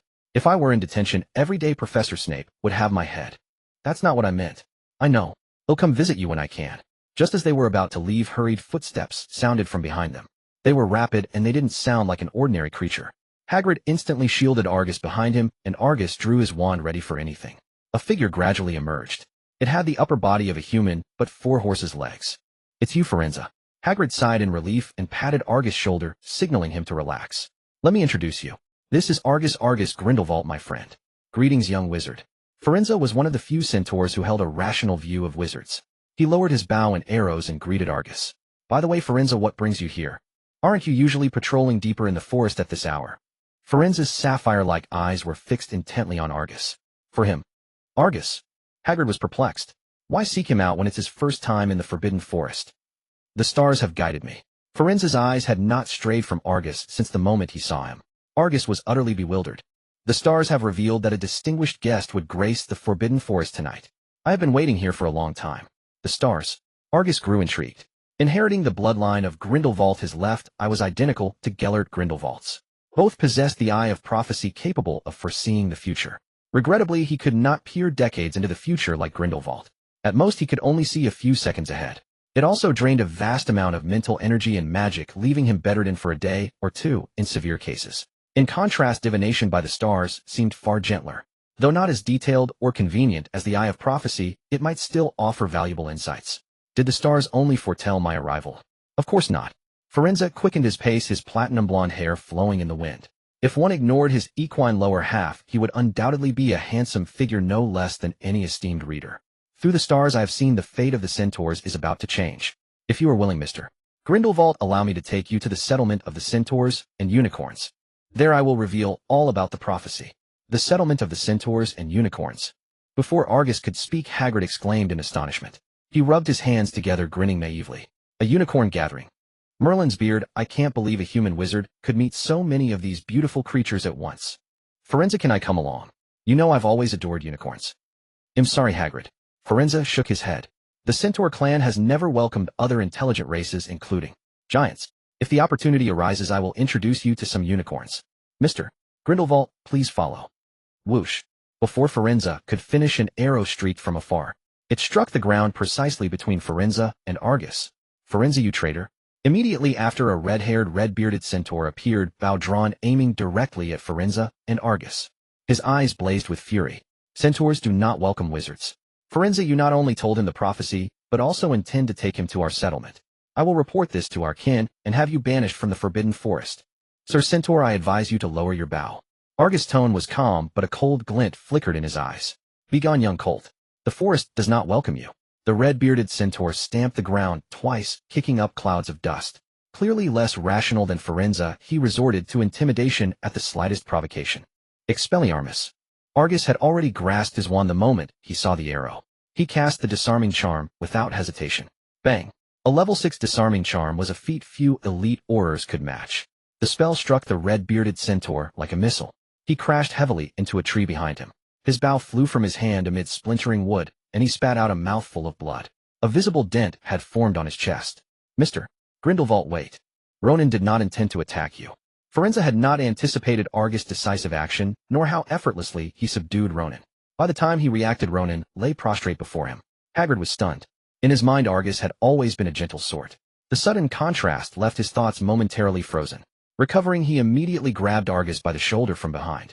Calm down, Argus. He was only trying to scare you, no need to be so tense. I didn't intend to kill him, just teach him a lesson. Argus explained impassively to Hagrid, then turned to Firenze. Mr. Firenze, it seems I won't get to hear your prophecy after all. When you've united the Centaur tribe's opinions, you're welcome to invite me again. With that, he turned and walked away. Hagrid glanced at Firenze, then at Argus, hesitating for a moment. Firenze has injuries. I will handle it. Very well, I'll see Argus back to the dormitory. If anything comes up, you can call me through phone. Under Firenze's gaze, Argus' figure slowly faded into the distance. Don't touch me, betrayer of centaurs. Ronan struggled fiercely in Firenze's arms. Firenze took out some dittany he carried and applied it to his wound. You know he is the one from the prophecy. But he is a wizard. How can centaurs place their hopes on a wizard? Ronan exclaimed emotionally, nearly coughing up blood again in his agitation. This is the guidance of fate regardless of race. No matter what you say, I will never take orders from a human wizard. Back at Hogwarts Castle, Argus somewhat regretted not having a midnight snack at Hagrid's. Recalling being caught out of bed last night, he decided to endure it. He could always have an early breakfast tomorrow. As he stepped through the castle gates, a system prompt echoed in his mind. Congratulations, host, on completing your first patrol of the Forbidden Forest. Achievement unlocked, Guardian of the Forbidden Forest. Achievement points, reward 50. Better than nothing, I suppose. Argus returned to the Slytherin common room. Draco stood on the central dais like a hero, boasting about how he had defeated the evil Weasley in flying class. Seeing Argus, he showed no hint of embarrassment. He kept on bragging without a shred of shame. Well done, young man. A fall on the grass has certainly thickened your skin. Argus chuckled and shook his head, not bothering to burst a teenager's bubble of vanity. Back in his dormitory, the exhaustion of the past 2 days washed over him. Without even undressing, Argus fell into a deep sleep. He was still groggy the next morning when he went to the Great Hall for breakfast. Argus didn't sleep well. Draco arrived with his cronies Goyle and Crabbe. Noticing the faint dark circles under Argus' eyes, he offered some comfort. You're in luck today. First period is defense against the dark arts. Professor Quirrell's lectures are even duller than Professor Bin's history of magic, and he never cares what you do in class. What did you say the first period is, eh? Professor Quirrell's defense against the dark arts, why? Damn. At the mention of Quirrell's name, Argus' mind snapped to full alertness. He had barely escaped from him yesterday, and now they were to meet again so soon. He dared not forget the great Dark Lord lurking on the back of Quirrell's head. Argus, are you ill? You look terrible. Draco, if I told Professor Snape right now that I had a fear of heights during yesterday's flying class, do you think he'd believe me? Or that I caught a cold last night? Or that I was frightened by an animal in the Forbidden Forest? The next second, a cold voice echoed behind Argus. or that your head of house twisted your head off? Argus, why are you sitting in the back row? Need you ask? Professor Quirrell just reads from the textbook and he stumbles over every word. But want to listen. I wonder what Dumbledore was thinking hiring a useless guy to teach us defense against the dark arts. Listening to the chatter around him, Argus offered no explanation. He sat quietly in the back row, lifting a book to shield his face. He knew that Quirrell was far from the simple figure he appeared to be in class.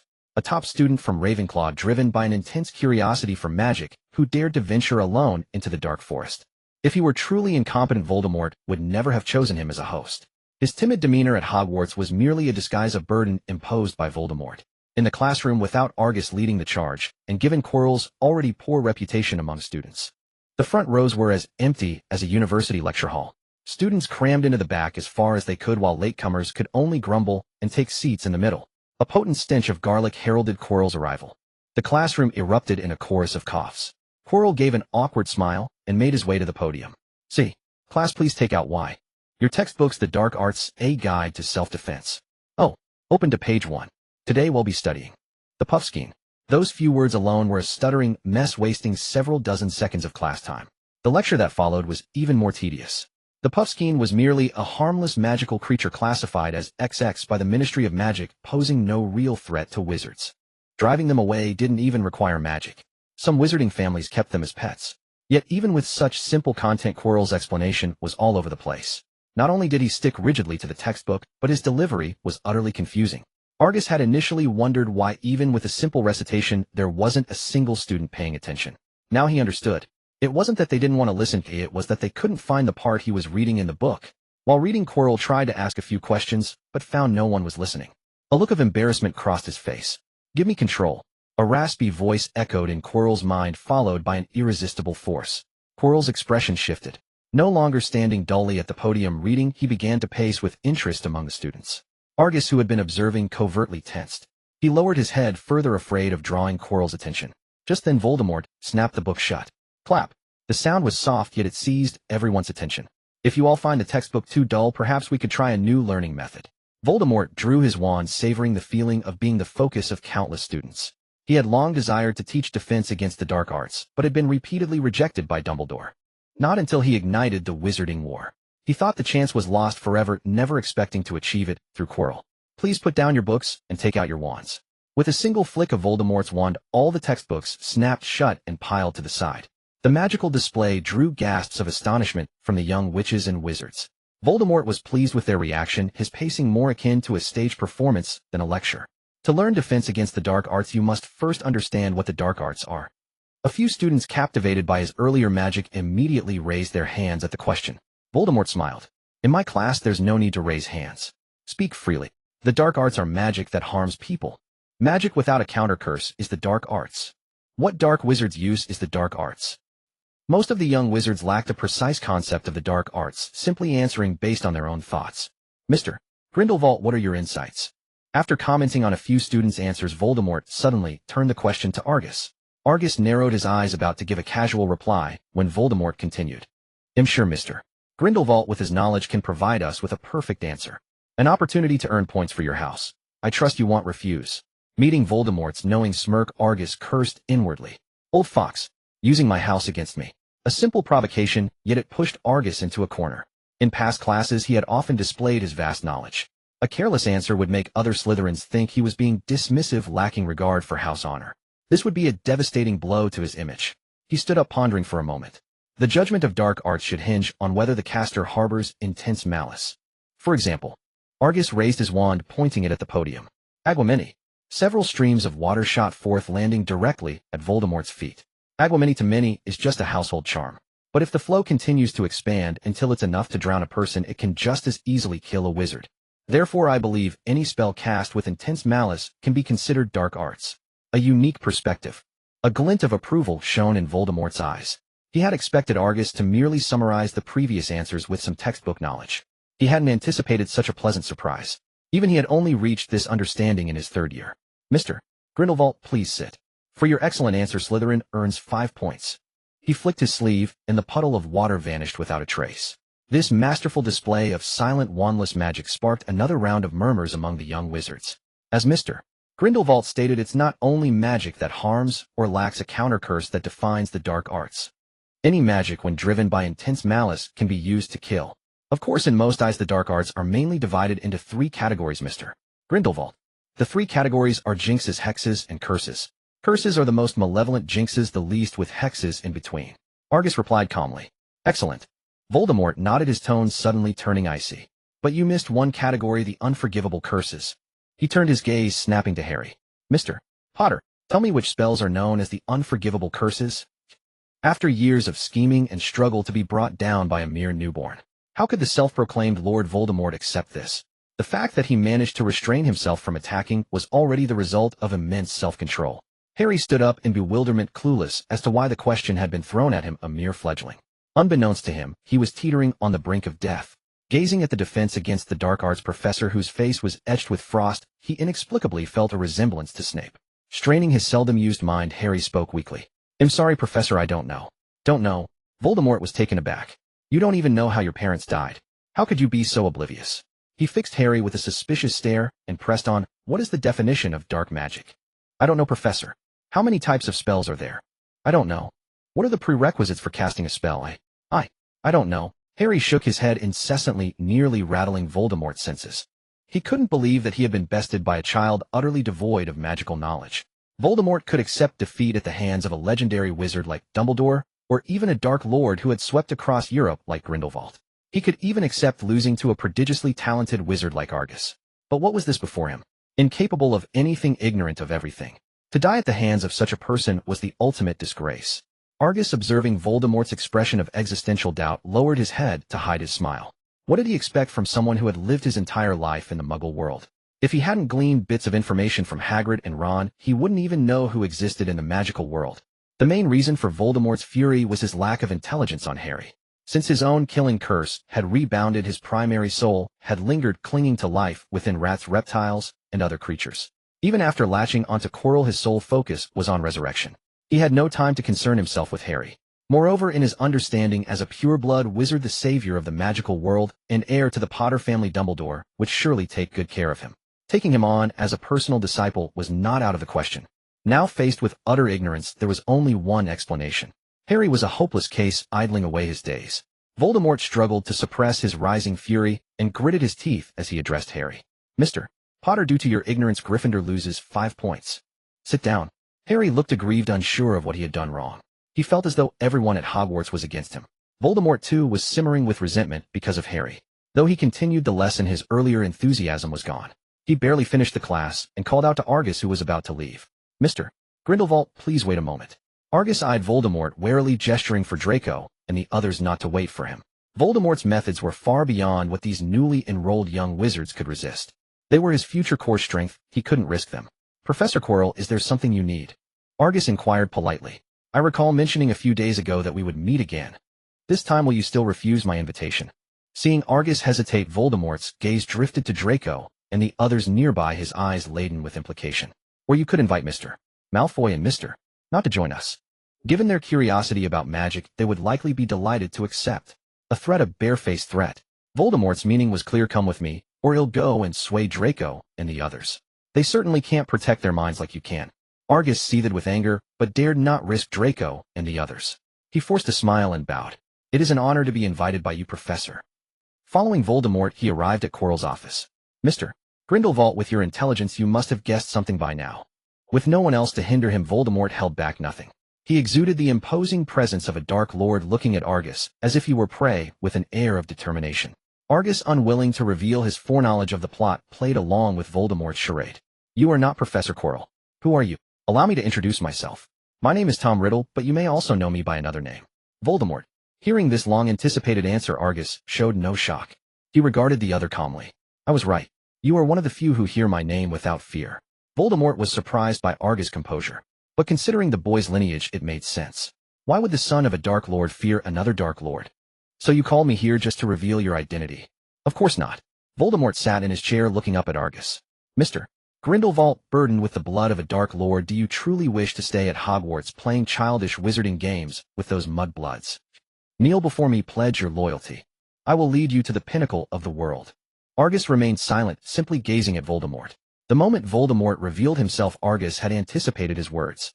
Both his talent and the remnants of the Grindelwald's followers were what Voldemort coveted. It was only natural that he would seek to recruit him. Unfortunately, Argus had no interest. 2 nights ago, in an empty corridor with few witnesses, Voldemort might have had the upper hand. But now with dozens knowing he had come to Quirrell's office, he doubted Voldemort would dare to act. As for the Imperius Curse, he would need the ability to cast it. Acólites also provided defense against mind-invading magic like the Imperius Curse, especially given Voldemort's current half-dead state. How could he possibly cast the Imperius Curse? Mr. Voldemort, my loyalty is not something you can earn with a few words. From any perspective, my situation and that of Grindelwald's followers are far better than yours and your Death Eaters. Isn't that so? Voldemort was not angered by Argus' words. Though creating Horcruxes had made him cruel and bloodthirsty, as a leader capable of building an organization as vast as the Death Eaters, his temperament was far from ordinary. Many things he could restrain himself from doing. He simply chose not to. He stood up, his eyes locking with Argus. Mr. Grindelwald, you know full well that everything Grindelwald's followers have is built upon your father's foundation. But how much longer can he live? 3 years? 5 years? I have always known that my father's death is inevitable, just as... A flicker of blue light flashed in Argus' eyes, cutting off Voldemort's words. The next moment, a red light blazed. Expelliarmus. Just as I knew you were about to attack me. The grand spectacle of energy beams clashing as seen in Harry Potter films or Dragon Ball did not materialize. The moment Argus struck, Voldemort cast a disarming charm that effortlessly shattered his spell. Petrificus Totalis. Petrificus Totalis. Defendo. Accio. Lumos. Argus had faced numerous assassination attempts during his time in Austria, though most were dealt with by Vito and others. Yet he had accumulated some experience in life and death struggles. He hurled spells at Voldemort, as if they cost nothing. Compared to Argus' desperate exertion, Voldemort appeared effortless, though the admiration in his eyes was undeniable. He could sense that the strength and timing of Argus' spells far exceeded what an 11-year-old should possess. More importantly, during the battle, Argus' control over spell timing and coordination was visibly improving at an astonishing rate. The dark magic knowledge he had just learned in class was gradually being integrated and mastered in combat. Expelliarmus. As time passed, Argus' magical power began to wane. Voldemort casually cast a disarming charm, sending Argus' wand flying. Mr. Grindelwald, I must admit you are the most talented young man I have ever encountered. Not only in your magic, but also in your grasp of the human heart. Are you so certain I won't kill you? Argus calmly picked up his wand, showing no sign of panic. This is Hogwarts. You won't sacrifice your chance at resurrection just to kill me. Moreover, only a living Grindelwald can bring you greater benefits. Voldemort laughed heartily. You are even smarter than I imagined. Mr. Grindelwald, your intelligence has earned you another choice. Become my disciple. Bearing the legacy of 2 Dark Lords, you will surely become the ruler of the magical world. Contrary to Voldemort's expectations, Argus was not as excited as he had imagined. He merely cast an indifferent glance. Mr. Voldemort, spare me the empty promises. If you wish to be my teacher, at least offer a worthy gift, don't you think?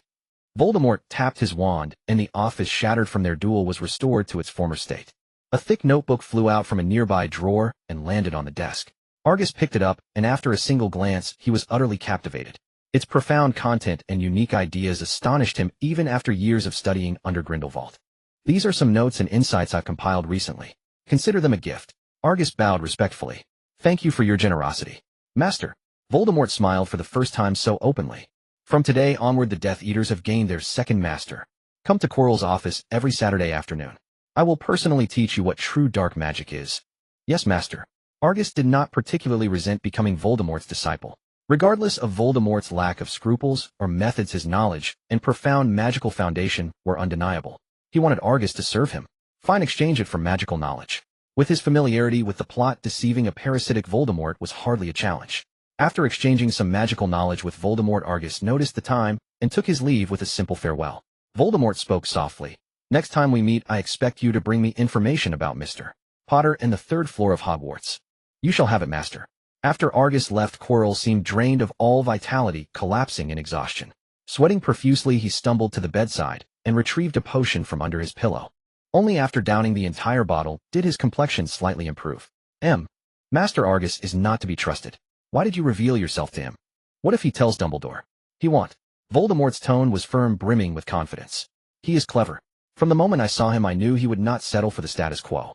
Dumbledore will never trust a Grindelwald, and likewise Grindelwald will never cooperate with Dumbledore. Compared to you, who is already under suspicion, a new agent will operate more easily. This disciple of mine has inherited his father's talent for manipulating hearts. With a little effort, he can beguile countless people into venturing to the third floor. But we have no means to control him. Quirrell remained uneasy. Perhaps because Voldemort was in good spirits after achieving his goal. Quirrell's query did not result in the usual punishment.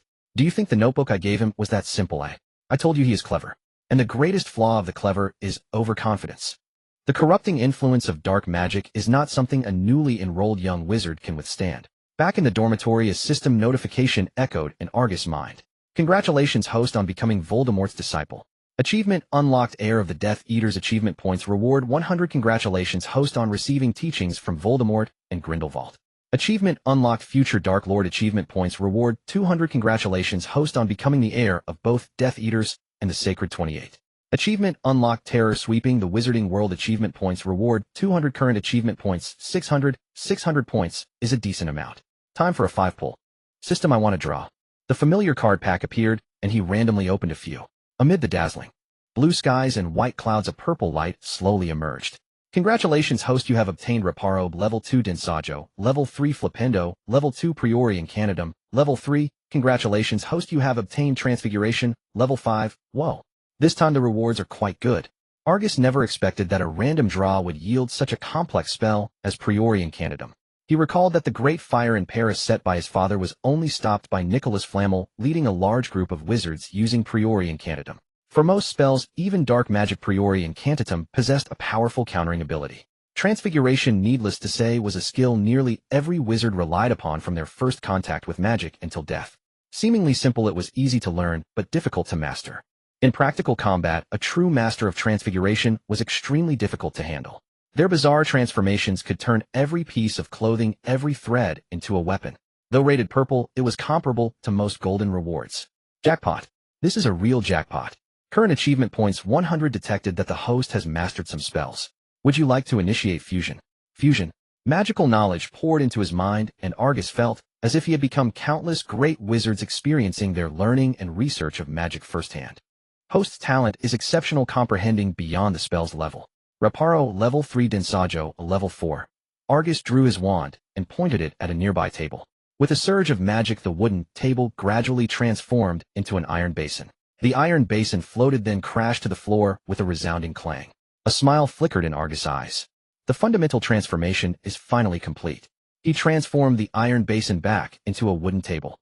Argus took out the notebook that Voldemort had given him. Having only skimmed through it briefly in the office, his mind trembled with shock. It's a pity your intentions are too obvious. Argus smiled, faintly employing a clemency. Voldemort's notebook was indeed a treasure, and the knowledge within it was genuine. However, for an 11-year-old wizard like Argus, these dark arts were far too advanced. Even with utmost concentration, let alone a moment of carelessness, it was only a matter of time before he was consumed by malevolent thoughts. But what Voldemort did not know was that Argus' mastery of a clemency far exceeded his imagination. As long as he did not deliberately delve into deep research, simply grasping the knowledge contained within was effortless. Even if Argus could not study it himself, there were Vinda and Grindelwald to rely upon. Entrusting it to them would also serve a great purpose. Immersed in Voldemort's notebook, Argus did not snap back to reality until dusk fell. A wave of amazement surged within him. Truly, those who became Dark Lords were never simple. There was little that Argus could actually learn, but even so, the afternoon had left him immensely enlightened. The notebook delved deeply into the origins of dark magic, explaining profound concepts in simple terms. Previously, Argus had labored under the misconception that the 3 categories of dark magic belonged to 3 distinct classifications. Yet Voldemort proposed a strikingly different viewpoint within the notebook. Whether it was a hex, a jinx, or a curse, their essence all stemmed from the wizard's malevolent intent. The difference lay only in the intensity of that malice. For instance, the tickling hex or the jelly legs jinx, seemingly minor hexes, were actually weakened or decomposed versions of many curses. Through Voldemort's explanations, many seemingly unrelated spells were fused together, forming the foundational bedrock of a vast array of complex dark magic. It's getting late. Let's get something to eat first. I still have detention in the Forbidden Forest later. Argus closed his eyes, cleansing the malevolent thoughts that encroached upon his mind. Reflecting on the conversation with Voldemort that morning, he gathered from the Dark Lord's words that he had likely guessed the hiding place of the Philosopher's Stone. He refrained from acting rashly, fearing that failure would alert their enemies. Thus he wanted Argus to scout ahead. Unfortunately, familiar with the plot, Argus already knew what was hidden there and had no intention of taking risks. He simply planned to casually mention the existence of Fluffy when he met Voldemort the following week. Selling the existence of the 3-headed dog once, selling its origin once. Perhaps he could even sell the method to deal with the three-headed dog again. Selling one piece of intelligence 3 times. This deal was a massive profit. As for Voldemort's resurrection, that was Dumbledore's headache. Even in the original story, Dumbledore was aware of Voldemort's plans. His own disclosure would merely accelerate the process. A mere remnant of a soul could never stir up trouble. After dinner, he followed Hagrid into the Forbidden Forest. The journey was uneventful. In the following days, the tranquil life brought Argus an unprecedented sense of ease. Until the last day of detention, Argus received a letter from Vinda Rosier. The letter informed him that she had acquired several well-located shops in Diagon Alley ready to open at any time. Apart from that, there was no other information. For most wizards, Owl Post was not the optimal choice. Especially for sensitive information, it was far too prone to leaks. Aware of Argus' situation, Vinda did not dare to describe the current state of the Saints in the letter. She planned to find a suitable time and place to discuss the next steps with him. Argus felt the same. Upon learning that the shop locations were finalized, he decided to discuss the acquisition of magical creature materials with Hagrid in the Forbidden Forest that evening. Late at night, after finishing his patrol with Hagrid, the two walked to the edge of the forest. Argus spoke up. Hagrid, if you have time these 2 days, you can pack up the materials you want to sell. Then I'll use an undetectable extension charm to take everything away so you won't have to make another trip. Oh, you really want to buy them? I thought. Hagrid's face showed a hint of surprise. You thought I was joking with you then? Argus said helplessly. I didn't mention this to you in the past 2 days because there were still some matters to handle regarding the shop. Rather than having you work hard and not know where to deliver them, it's better to leave them with you, the master of magical creatures. Your preservation techniques are far superior to those so-called scholars. Argus' flattery, though intended to find a free scapegoat, someone to blame if the materials went wrong, sounded as if he had immense trust in Hagrid. Through Hagrid's thick beard, one could clearly see his face redden with shame. He scratched his head. Sorry, Argus, I shouldn't have doubted a friend. It's fine. I'm only 11. It's understandable to have concerns when discussing a big deal with a young wizard like me. I forgot you're only 11. Sometimes I feel like I'm talking to an adult wizard. Hagrid sighed. Argus, I suggest you spend more time with Harry and others your age. Young wizards who are too mature can easily miss out on the joys of childhood. They'll think about it. The next day, although Argus had gone to bed very late the previous night, his biological clock still woke him early. In Austria, Vinda had urged him to exercise every morning. Initially, Argus thought it unnecessary, believing wizards only needed to focus on magic. It was not until he dueled Vinda that he discovered even without using magic to counterattack, she could render him helpless with just her physical movements. Only then did he understand that for a wizard the body was just as important as magic. Even someone as powerful as Dumbledore could not escape the limitations of the body. From then on, except for special circumstances that truly kept him from getting out of bed, Argus exercised almost without fail. After a day of classes, Argus noticed a problem. The dormitory was too small, adequate for reading and such. But if he wanted to practice magic, it would likely cause quite a commotion. It seems that to practice magic, he'll have to go to the Room of Requirement. Argus recalled a legendary place within Hogwarts Castle.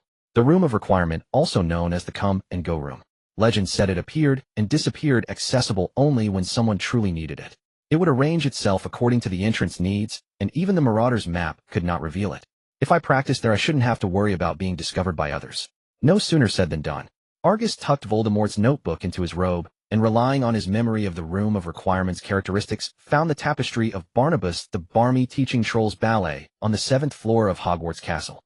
After ensuring no one had seen him on the way, Argus murmured in his mind, I need a place to practice magic. Opposite the tapestry, a very smooth door abruptly appeared before his eyes. Without any warning. Hogwarts certainly hides many secrets. With this place, I won't have to hide anymore when practicing magic or conducting experiments. Argus chuckled softly. He pushed the door open and entered. Looking around, Argus found himself in a room with a strong wizardly aesthetic. It contained not only the practice dummies needed for spell training, but also various strange objects he had never seen before. Curiosity piqued, he ran his fingers over the items that appeared. Having followed Grindelwald for years, he had seen no small number of magical artifacts. Yet this Room of Requirement, he could only discern that it had been enchanted with an undetectable extension charm far more profound than those commonly used by modern wizards. Interesting, he mused. In the past, he had held ancient magic in low regard. His reasoning was simple: if ancient magic were truly so formidable, it would not have been supplanted by modern practices. Now it seemed ancient magic was not as simplistic as he had imagined. Yet he did not dwell on it excessively. Argus knew his own limitations. To wizards of Dumbledore and Voldemort's caliber, he was no more than a plaything easily manipulated at their whim. Could he in a few glances comprehend what Dumbledore had failed to unravel in decades at Hogwarts? That would be an insult to the previous protagonist of the wizarding world. He lost track of time in the Room of Requirement. When he finally emerged, the castle was ablaze with torches. Returning to the Slytherin common room, Draco was deep in conversation with Goyle and Crabbe. The moment he spotted Argus, his eyes lit up. "Argus, where were you today? I searched the library and the dormitory for ages and couldn't find you." Of late, Argus' life had been a monotonous routine of classrooms, the Great Hall, and the library. Not finding him in any of these places, Draco felt a flicker of curiosity. "I found a spot to practice a few spells. I forgot to congratulate you on becoming Slytherin's youngest seeker." Hearing this, Draco immediately puffed up with pride. "Just wait and see. This year I'm going to lead Slytherin to the Quidditch Cup." "What are you doing up so late with Goyle and Crabbe?" Argus asked, settling onto a sofa and pouring himself a cup of tea. The room of requirement was perfect in every way save for the lack of food and drink. "It's all that Weasley's fault." "Weasley? You mean Ron?" The past few days of peace had nearly made Argus forget about him. "Exactly him." Draco's face twisted with indignation. "You won't believe it. At noon today, my father sent me a Nimbus 2000 as a reward for making the Slytherin team. Then Weasley, fresh out of the hospital wing, saw my broom and kept spouting off that the Slytherin team only took me because of my broom." Intrigued, Argus asked, "So did you two get into a fight?" If he recalled correctly, in the original story, it was Harry who had received the Nimbus 2000, a gift from Professor McGonagall after she recommended him to the Gryffindor team. But during the last flying lesson, Neville was absent, and Ron had been the instigator, leaving Harry little room to shine. Though Harry had still made the Gryffindor team, it was only thanks to Draco. Draco's impulsive snatching of a book had caught Marcus' eye, earning him the position of Slytherin's youngest seeker. With Draco as a precedent and Harry's undeniable talent, Wood had reluctantly agreed to let Harry join the Gryffindor team as a reserve seeker. Compared to his glory in the original tale, it was a far cry. In response to Argus' question, Draco shook his head. "No, I'm not stupid enough to start a fight in public. I challenged Weasley to a duel tonight. I was going to ask you to be my second, but I couldn't find you, so I plan to take Goyle. Now that you're here, let's see how Weasley dares to stand against me." With Argus backing him, Draco was brimming with confidence. It was no exaggeration to say that even if Ron and Harry teamed up, they couldn't lay a finger on Argus. "What time is the duel, eh?" To be honest, Argus was not keen on this kind of wizarding duel game. He had been tempted to refuse, but recalling how Draco had recklessly helped him during the flying lesson and knowing that Draco rarely asked for anything, he feared rejection would hurt his feelings. Besides, he needed to put on a show regarding his pact with Voldemort. If he took no action and simply presented Voldemort with the answer, what would the Dark Lord think? Good heavens, I hesitated for ages before daring to act, and you did it in the blink of an eye. Then Argus would face not praise, but suspicion. Such a move would be detrimental to his concealment. He needed to at least go through the motions so that if questioned later about his sources, he could have a ready response. Upon receiving Argus' affirmative reply, Draco was ecstatic, rubbing his hands together as if already envisioning how he would teach the wretched Weasley a lesson. "Tonight at 11:30, in the trophy room." 11:30, there's still time. Argus sighed. Yet another late night. The sleep schedule he had painstakingly regulated was about to be disrupted again. For an 11-year-old youth, quality sleep was still rather important. Time flew, and soon it was the appointed hour of 11:30. For pure-blood nobles, a duel was a matter of honor. Especially with a big mouth like Draco's, he had hyped it up into a sacred ritual. What should have been a clandestine affair was now known to nearly every Slytherin. As Argus accompanied Draco out, a crowd of young witches and wizards cheered them on. "Draco, unless your head is stuffed with flobberworms, you should know the consequences of being caught out of bed." Enraged by the sight, Argus felt like slapping Draco twice. He had just finished his own detention and barely had a moment to breathe. Now Draco was about to get him sent back. Was he so eager to see him dragged into a broom closet with a burly caretaker? Knowing he was in the wrong, Draco shot Argus a sheepish look and fell silent. Argus said no more. Under his guidance, Draco had already changed a great deal, but his boasting habit remained stubbornly ingrained. There was still time. He would work on it gradually. "I knew it. The wicked Malfoy is all talk, no substance. He talks tough, but he's probably wetting his knickers in fear right now." Inside the trophy room, Ron was rambling incessantly. "Malfoy and that Grindelwald. One's a Death Eater, the other a saint. Both dark wizards. Don't worry, Ron will help you." In just a few days, Harry had been thoroughly brainwashed by Ron, adopting all the recklessness of a Gryffindor. "Mr. Weasley, speaking ill of others behind their backs is not a good habit. It seems you've forgotten the apology Madam Hooch made you deliver to the Slytherin common room the other day." Argus and Malfoy had not even entered when they heard Ron's slander. Though he had anticipated it, seeing Harry standing beside Ron still turned his stomach. "Your two friends are about to duel, and instead of mediating, you side with one and take his part. Truly you are a saint, Harry Potter, always championing the underdog."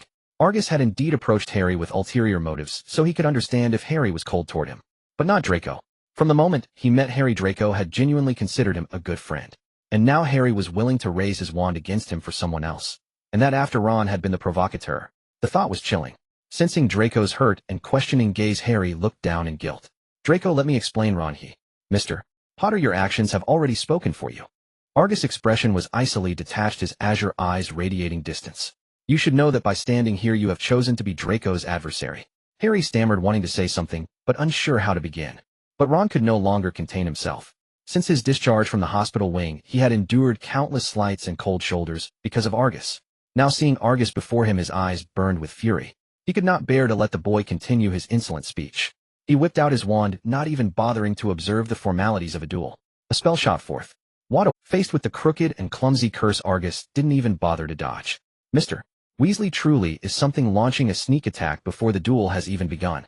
No wonder you make mistakes, and then have your older brothers clean up your mess.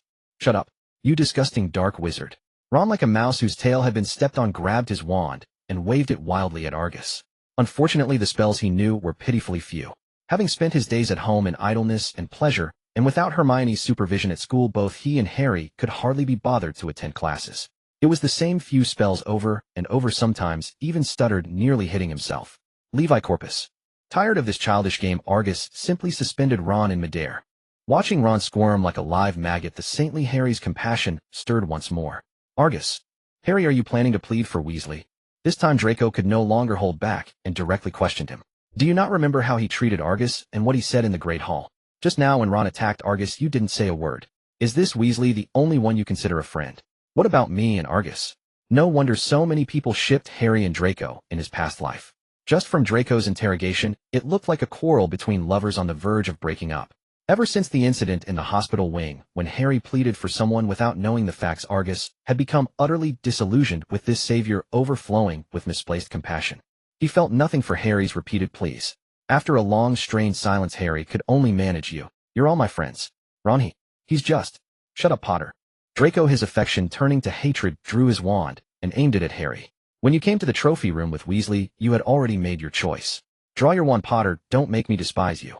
Harry wanted to explain, but seeing Draco's agitated state, he decided to let him cool down and apologize later. Rictus Sempra, Terrence Allegra. Incarcerus. The education of an heir from a pure-blood family was naturally far superior to that of a half-baked wizard like Harry. With Argus training, Draco's strength far surpassed his counterpart in the original timeline. Dealing with Harry, who had barely cast a few spells, was almost effortless. Fight back, Potter. You coward. A few curses sent Harry fleeing in panic, utterly unable to retaliate. Meow. Just as Draco was venting his anger, a cat's meow came from the doorway. Harry was startled.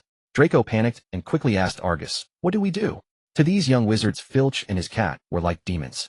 Both his terrifying figure and his attitude towards students filled them with dread. As his words faded, Draco saw Mrs. Norris rush into the trophy room. It's over. Filch must be waiting for us at the door. When we get back, Professor Snape will flay us alive. Draco was on the verge of tears, already mentally preparing for hours of Snape's venomous tongue, followed by detention. Ron, however, grew excited. The ridicule from others, his jealousy of Argus, and being hung up for so long today had consumed his mind with resentment. He would rather get caught himself than let Argus off easy. He thrashed his body, shouting recklessly towards the door. Someone's here. Come quick. Someone's sneaking around at night. Come and catch them. This shout not only stunned Draco, but even Harry was dumbfounded. What are you doing, mate? Are you insane?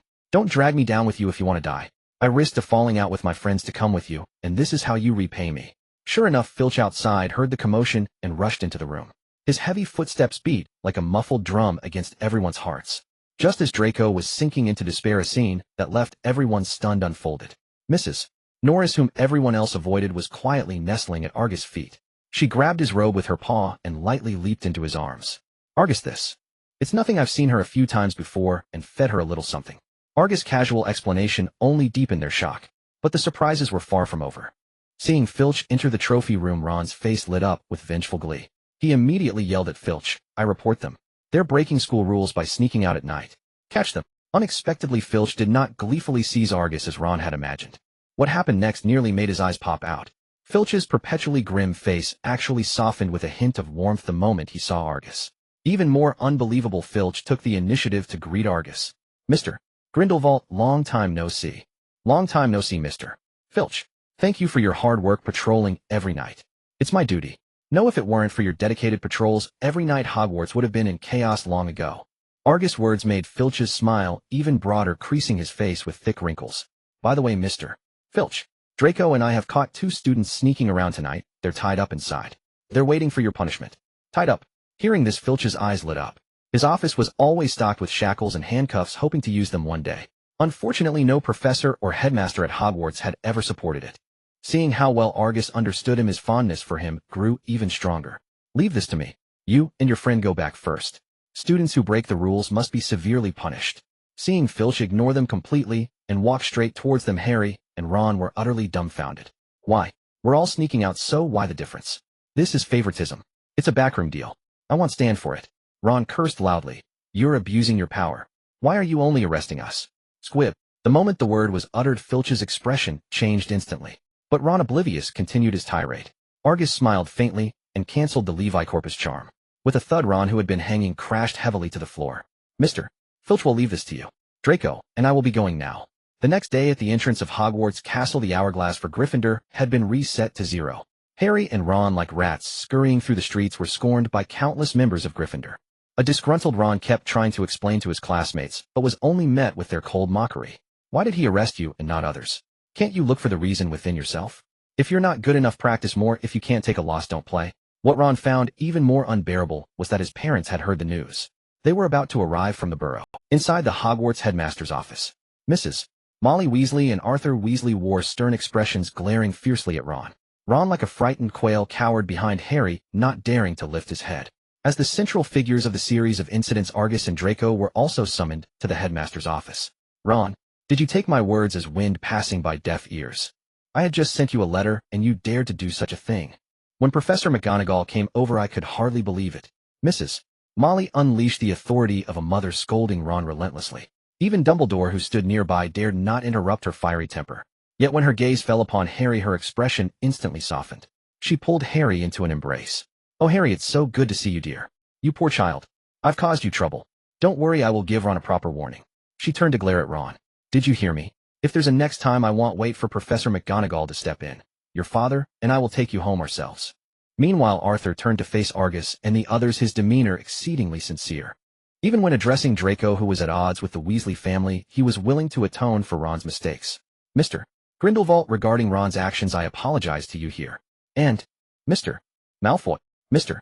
Weasley, there's no need to mind conflicts between children. When under scrutiny, Argus always maintained an impeccable demeanor, politely responding to Arthur's apology. Seeing that he was not being aggressive, Arthur let out a sigh of relief. Mr. Grindelwald, your magnanimity is admirable. You are welcome to visit the Burrow anytime. 10-year-old Ginny curiously observed the blue-eyed youth before her. His gentle and refined bearing left a profound impression on her. This is Ginny, my youngest daughter. She'll be starting school next year. Arthur introduced them to Argus and the others with considerable pride.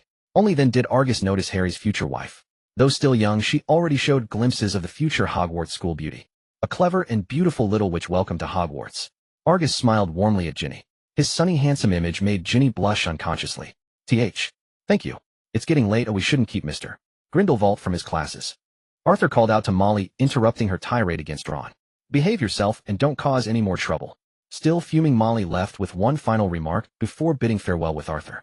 Just as Argus was about to leave with the others, Dumbledore, who had remained silent, spoke up. Mr.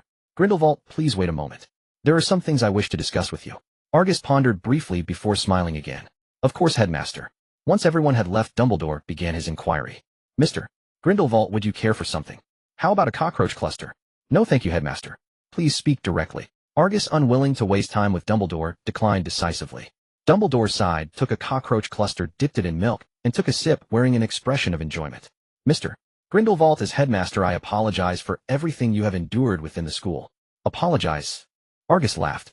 If you truly felt sorry, you would have shown up the moment Ron first snatched something during flying class. Why wait until now? If not for Professor McGonagall's unwavering integrity, Ron would have gotten off scot-free. Old B. Headmaster, you are burdened with countless duties and cannot attend to every detail. Ron's mistakes are his own problem. They have little to do with you. His reply was dripping with sarcasm, subtly criticizing Dumbledore's incompetence as headmaster.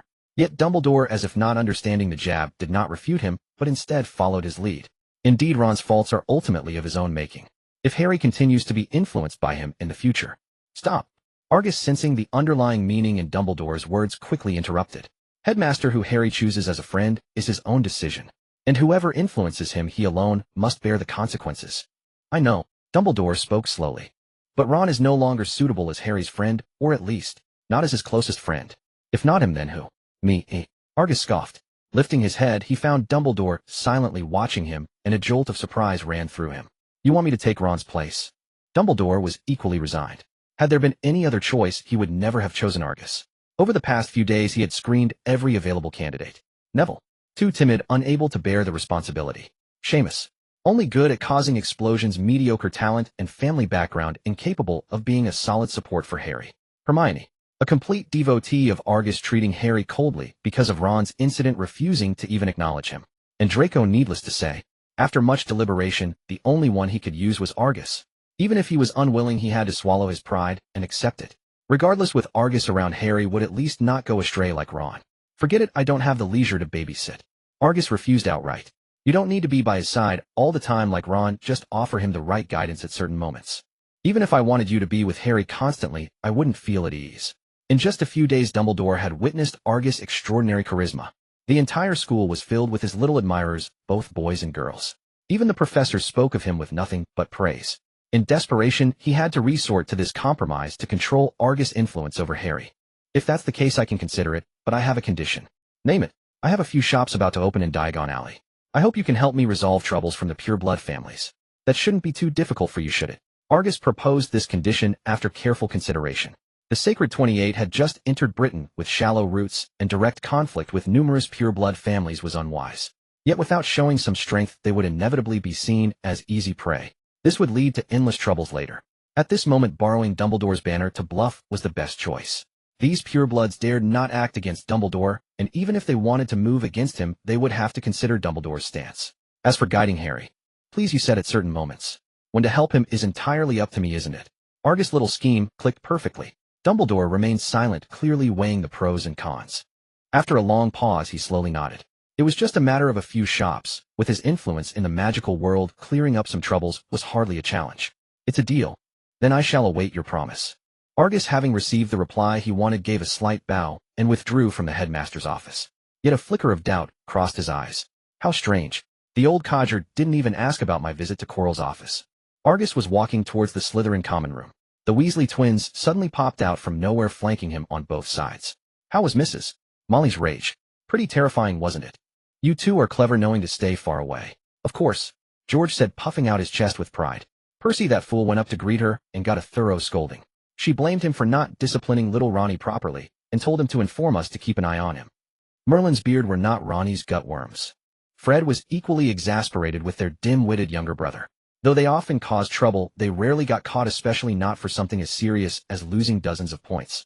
Otherwise, they'd have been crushed under the scorn of Gryffindor. It's simple. Just teach him the trick to sneaking out at night without getting caught. Argus, who had long coveted the Marauders' map in their hands, deliberately steered the conversation in that direction. Fred slung an arm around Argus' shoulders and mysteriously led him to a secluded corner. He pulled a crumpled piece of parchment from his robe. Argus feigned confusion. What's this? The twins exchanged a grin. The secret to our nocturnal escapades. Come on, Fred, let's give our benefactor a show. George and Fred drew their wands, their expressions solemn. I solemnly swear that I am up to no good. The moment the words left their lips, black ink lines began to appear on the once blank parchment. It traced the entire layout of Hogwarts, including the Forbidden Forest. Names moved slowly across the map. Even Argus had to admire Harry's father's talent.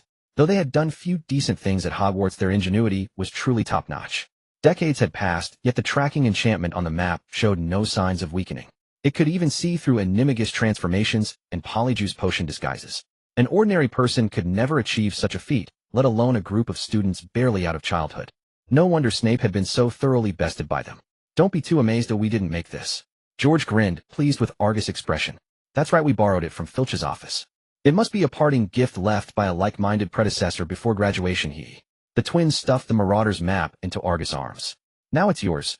Argus hadn't expected such an easy acquisition. His eyes betrayed his confusion. Fred explained with a laugh. We've already memorized every detail on this map. Keeping it around is useless, so we might as well give it to our benefactor. ITLL help you get caught less often during your nightly wanderings. Exactly. George chimed in. When you're done, just say mischief managed, and ITLL return to its blank state. They'll put it to good use. Argus tucked the map into his robe and nodded solemnly at the twins. The twins burst into laughter. Don't be as stiff as Percy. Come on, let's show you the new product we just invented. ITLL blow your mind. Not today, Argus said, a hint of apology in his eyes. I haven't contacted my family in a while, so I need to send a letter home. No worries, there's always plenty of time. The twins were unconcerned, and Argus finally understood why they were so popular despite their pranks. Good-natured, playful, and measured. Kind and generous to friends. They were practically the perfect companions. After parting with them, Argus returned to the Slytherin common room. He wrote a coded letter to Vinda, asking her to come pick him up at Hogsmeade in the next couple of days. After handing the letter to an owl, he took a large sum of galleons and headed to Hagrid's hut. Fong, is Hagrid in? Before he could enter, Fong bounded over, wagging its tail excitedly. Argus, you're here. Hagrid was always delighted to see him. As a half-giant, he had very few friends, so he treasured each one immensely. I've come to check on those materials I asked you to prepare. If you've sorted them, I'll take them today. Already stacked in the shed. Follow me. Hagrid waved a large hand and led Argus to a nearby wooden shed. The moment he stepped inside, Argus was stunned. He had thought the materials in Hagrid's hut were plentiful, but they were nothing compared to this treasure trove. Bundles of unicorn tail hair were tossed aside like hay. Unicorn horns were piled higher than Argus himself. In the corner were manticore fangs, flipper feathers, irrumpent horns, and a host of other materials Argus had never even imagined.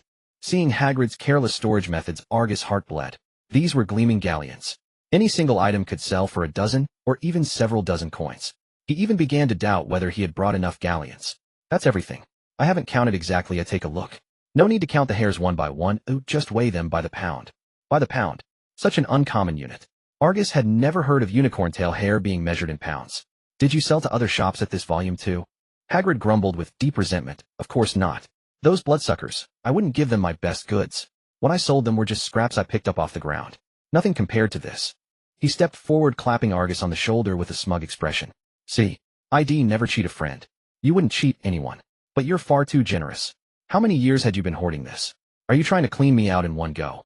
Argus' smile was frozen stiff. For the first time, he felt like a pauper. That night he received Vida's reply. The letter informed him that she would arrive at Hogsmeade on Saturday, the day after tomorrow, and urged him to prepare in advance. After reading the letter, Argus waved his wand, and a pale blue flame consumed the paper, reducing it to ashes. Saturday. That's the day after tomorrow. It seems Voldemort's appointed time is also Saturday. Looks like I'll have some trouble on my hands. Argus' head throbbed. Sneaking to Hogsmeade was easy enough. As the Slytherin prefect, he had a private dormitory, and no one would notice his absence. But Voldemort would be far harder to fool. Deceiving him would cost countless brain cells. Saturday afternoon arrived. Hogwarts students had no classes on weekends. Most upper-year students headed to Hogsmeade to spend money or enjoy themselves, while the younger ones could only wander aimlessly around the campus. Yags adjusted his mindset and made his way to Quirrell's office. Mr. Grindelwald, you were punctual. As soon as he entered, Voldemort's voice reached Yag's ears. Bang! The door slammed shut. Yag spoke with reverence. It is my duty, Master. Ha ha ha. The title of Master pleased Voldemort greatly. With a wave of his hand, the notebook in Yag's arms flew into his grasp. As he flipped through it, the only sound in the room was the rustle of pages. Excellent, Yags. It seems you have been diligently studying during this time. Voldemort's eyes gleamed with approval. The notebook was densely filled with various thoughts and insights, clearly indicating it had been thoroughly examined. Any teacher would appreciate a hard-working and talented student. Now, regarding the dark arts, do you hold a different perspective? Yes. Previously I believed that malevolence defined the dark arts, but through the notes you gave me I discovered that the essence of dark and white magic seems fundamentally distinct. Many white magic spells, even when studied to profound levels, lack the lethal power of dark magic. Voldemort placed the notebook on the table and said calmly, your ability to notice this proves you have touched the very origin of magic. Origin. A flicker of confusion crossed Yag's eyes. Indeed, simply put, it is the original intention behind the creation of magic. For instance, the killing curse was created for the purpose of taking life, while Lumos was meant for illumination. When you cast these two spells, your conviction also differs. To some extent, dark magic is not necessarily more powerful than white magic, yet its destructive force is something white magic cannot match. Though Voldemort was known as the Dark Lord, it did not mean he was ignorant of white magic. On the contrary, his mastery of white magic was second to none. I understand, Master. Thank you for your guidance. Yags bowed in gratitude and continued to ask questions about the issues he had accumulated over this period. During my recent practice, I noticed that the incantations for some curses closely resemble those of jinxes. However, when I tried to combine several jinxes, I could never achieve the desired effect. Voldemort waved his wand, and an owl appeared out of nowhere on the empty desk. Yags, I must say your observation is remarkably keen. Take the owl, the most common creature used by young wizards, as an example. With a light tap of his wand, the owl let out a sharp, piercing screech. Voldemort frowned and waved his hand, silencing the sound instantly. The owl opened its beak wide, but could not produce a single sound. An owl's body is composed of various parts: skin, bones, blood, flesh, and so on. But if we were to dismantle them individually, in the next moment the living owl was instantly disassembled into its constituent parts. The bloody organs assaulted Yag's eyes, yet his expression remained unchanged, even carrying a hint of curiosity. Voldemort grew even more satisfied, and placed several organs directly before Yag's. A perfect life is made up of these parts, but that does not mean assembling these parts together creates life. A sharp glint flashed in Yag's eyes. I understand, Master. A spell may be composed of several other spells, but these spells require a specific order, a specific combination, and specific conditions. Only when all elements are met can the spell be formed. Precisely. In the time that followed, Yags asked about the various problems he had encountered recently. Setting aside their positions, Voldemort was quite qualified as a teacher. Not only was his knowledge vast, but he also explained complex concepts in simple terms using familiar examples. Over the course of the afternoon, Yags gained a great deal. Any more questions, Yags? Voldemort was immensely pleased with this intelligent and eager disciple. When he explained, Yags could often draw inferences, saving him considerable time. Not for now, Master. Thank you for your guidance. Yags bowed respectfully. There was a trace of sincerity in this address of Master. Do you still remember the task I entrusted to you last time? In the restricted area on the third floor, a three-headed dog is hidden, seemingly guarding something. What it is exactly I do not yet know. A three-headed dog. Voldemort murmured, lost in thought. After a long pause, he asked again. What about Harry Potter? What information would you like to know about him? Everything. Still in a fragmented soul state, and with Quirrell's body deteriorating, Voldemort was reluctant to use his magic most of the time, severely limiting his perception and intelligence gathering. Even after the last defense against the dark arts class, when he had doubts about Harry, he had only managed to gather basic information. Let me start from before he entered school. Yag showed no impatience and answered calmly. Before enrolling, Harry lived with his aunt's family, where he was severely mistreated. He had no exposure to magical knowledge and didn't even know his parents' identities.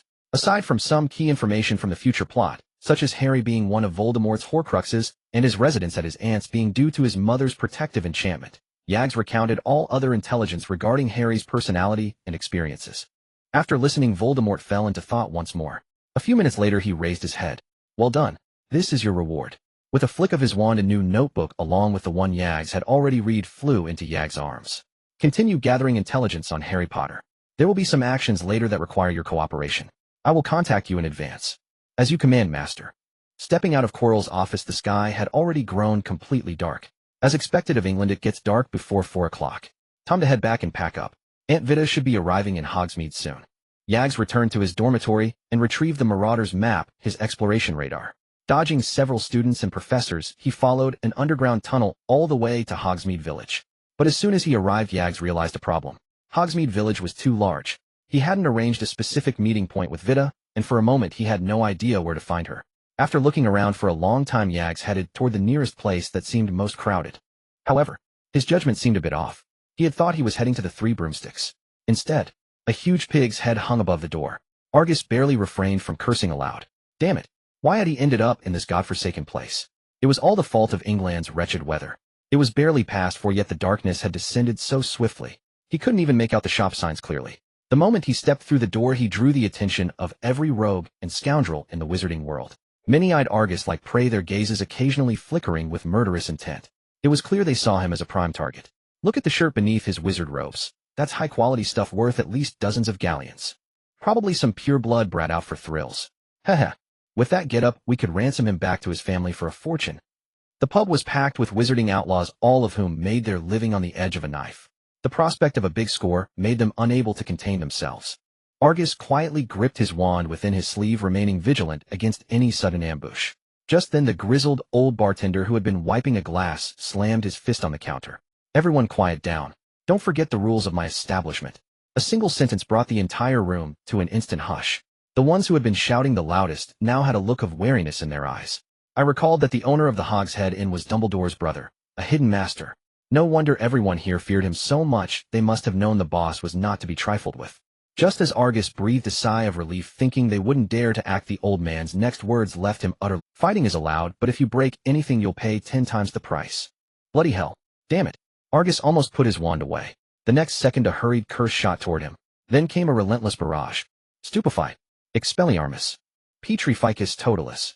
There were no dark curses, only offensive white magic. To them he was a walking bag of galleons. These lowlifes wouldn't dare to truly harm him. They were still hoping to sell Argus for a good price. Protego. Dodging Argus cast a protective charm on himself, deflecting several spells at once. Incendio.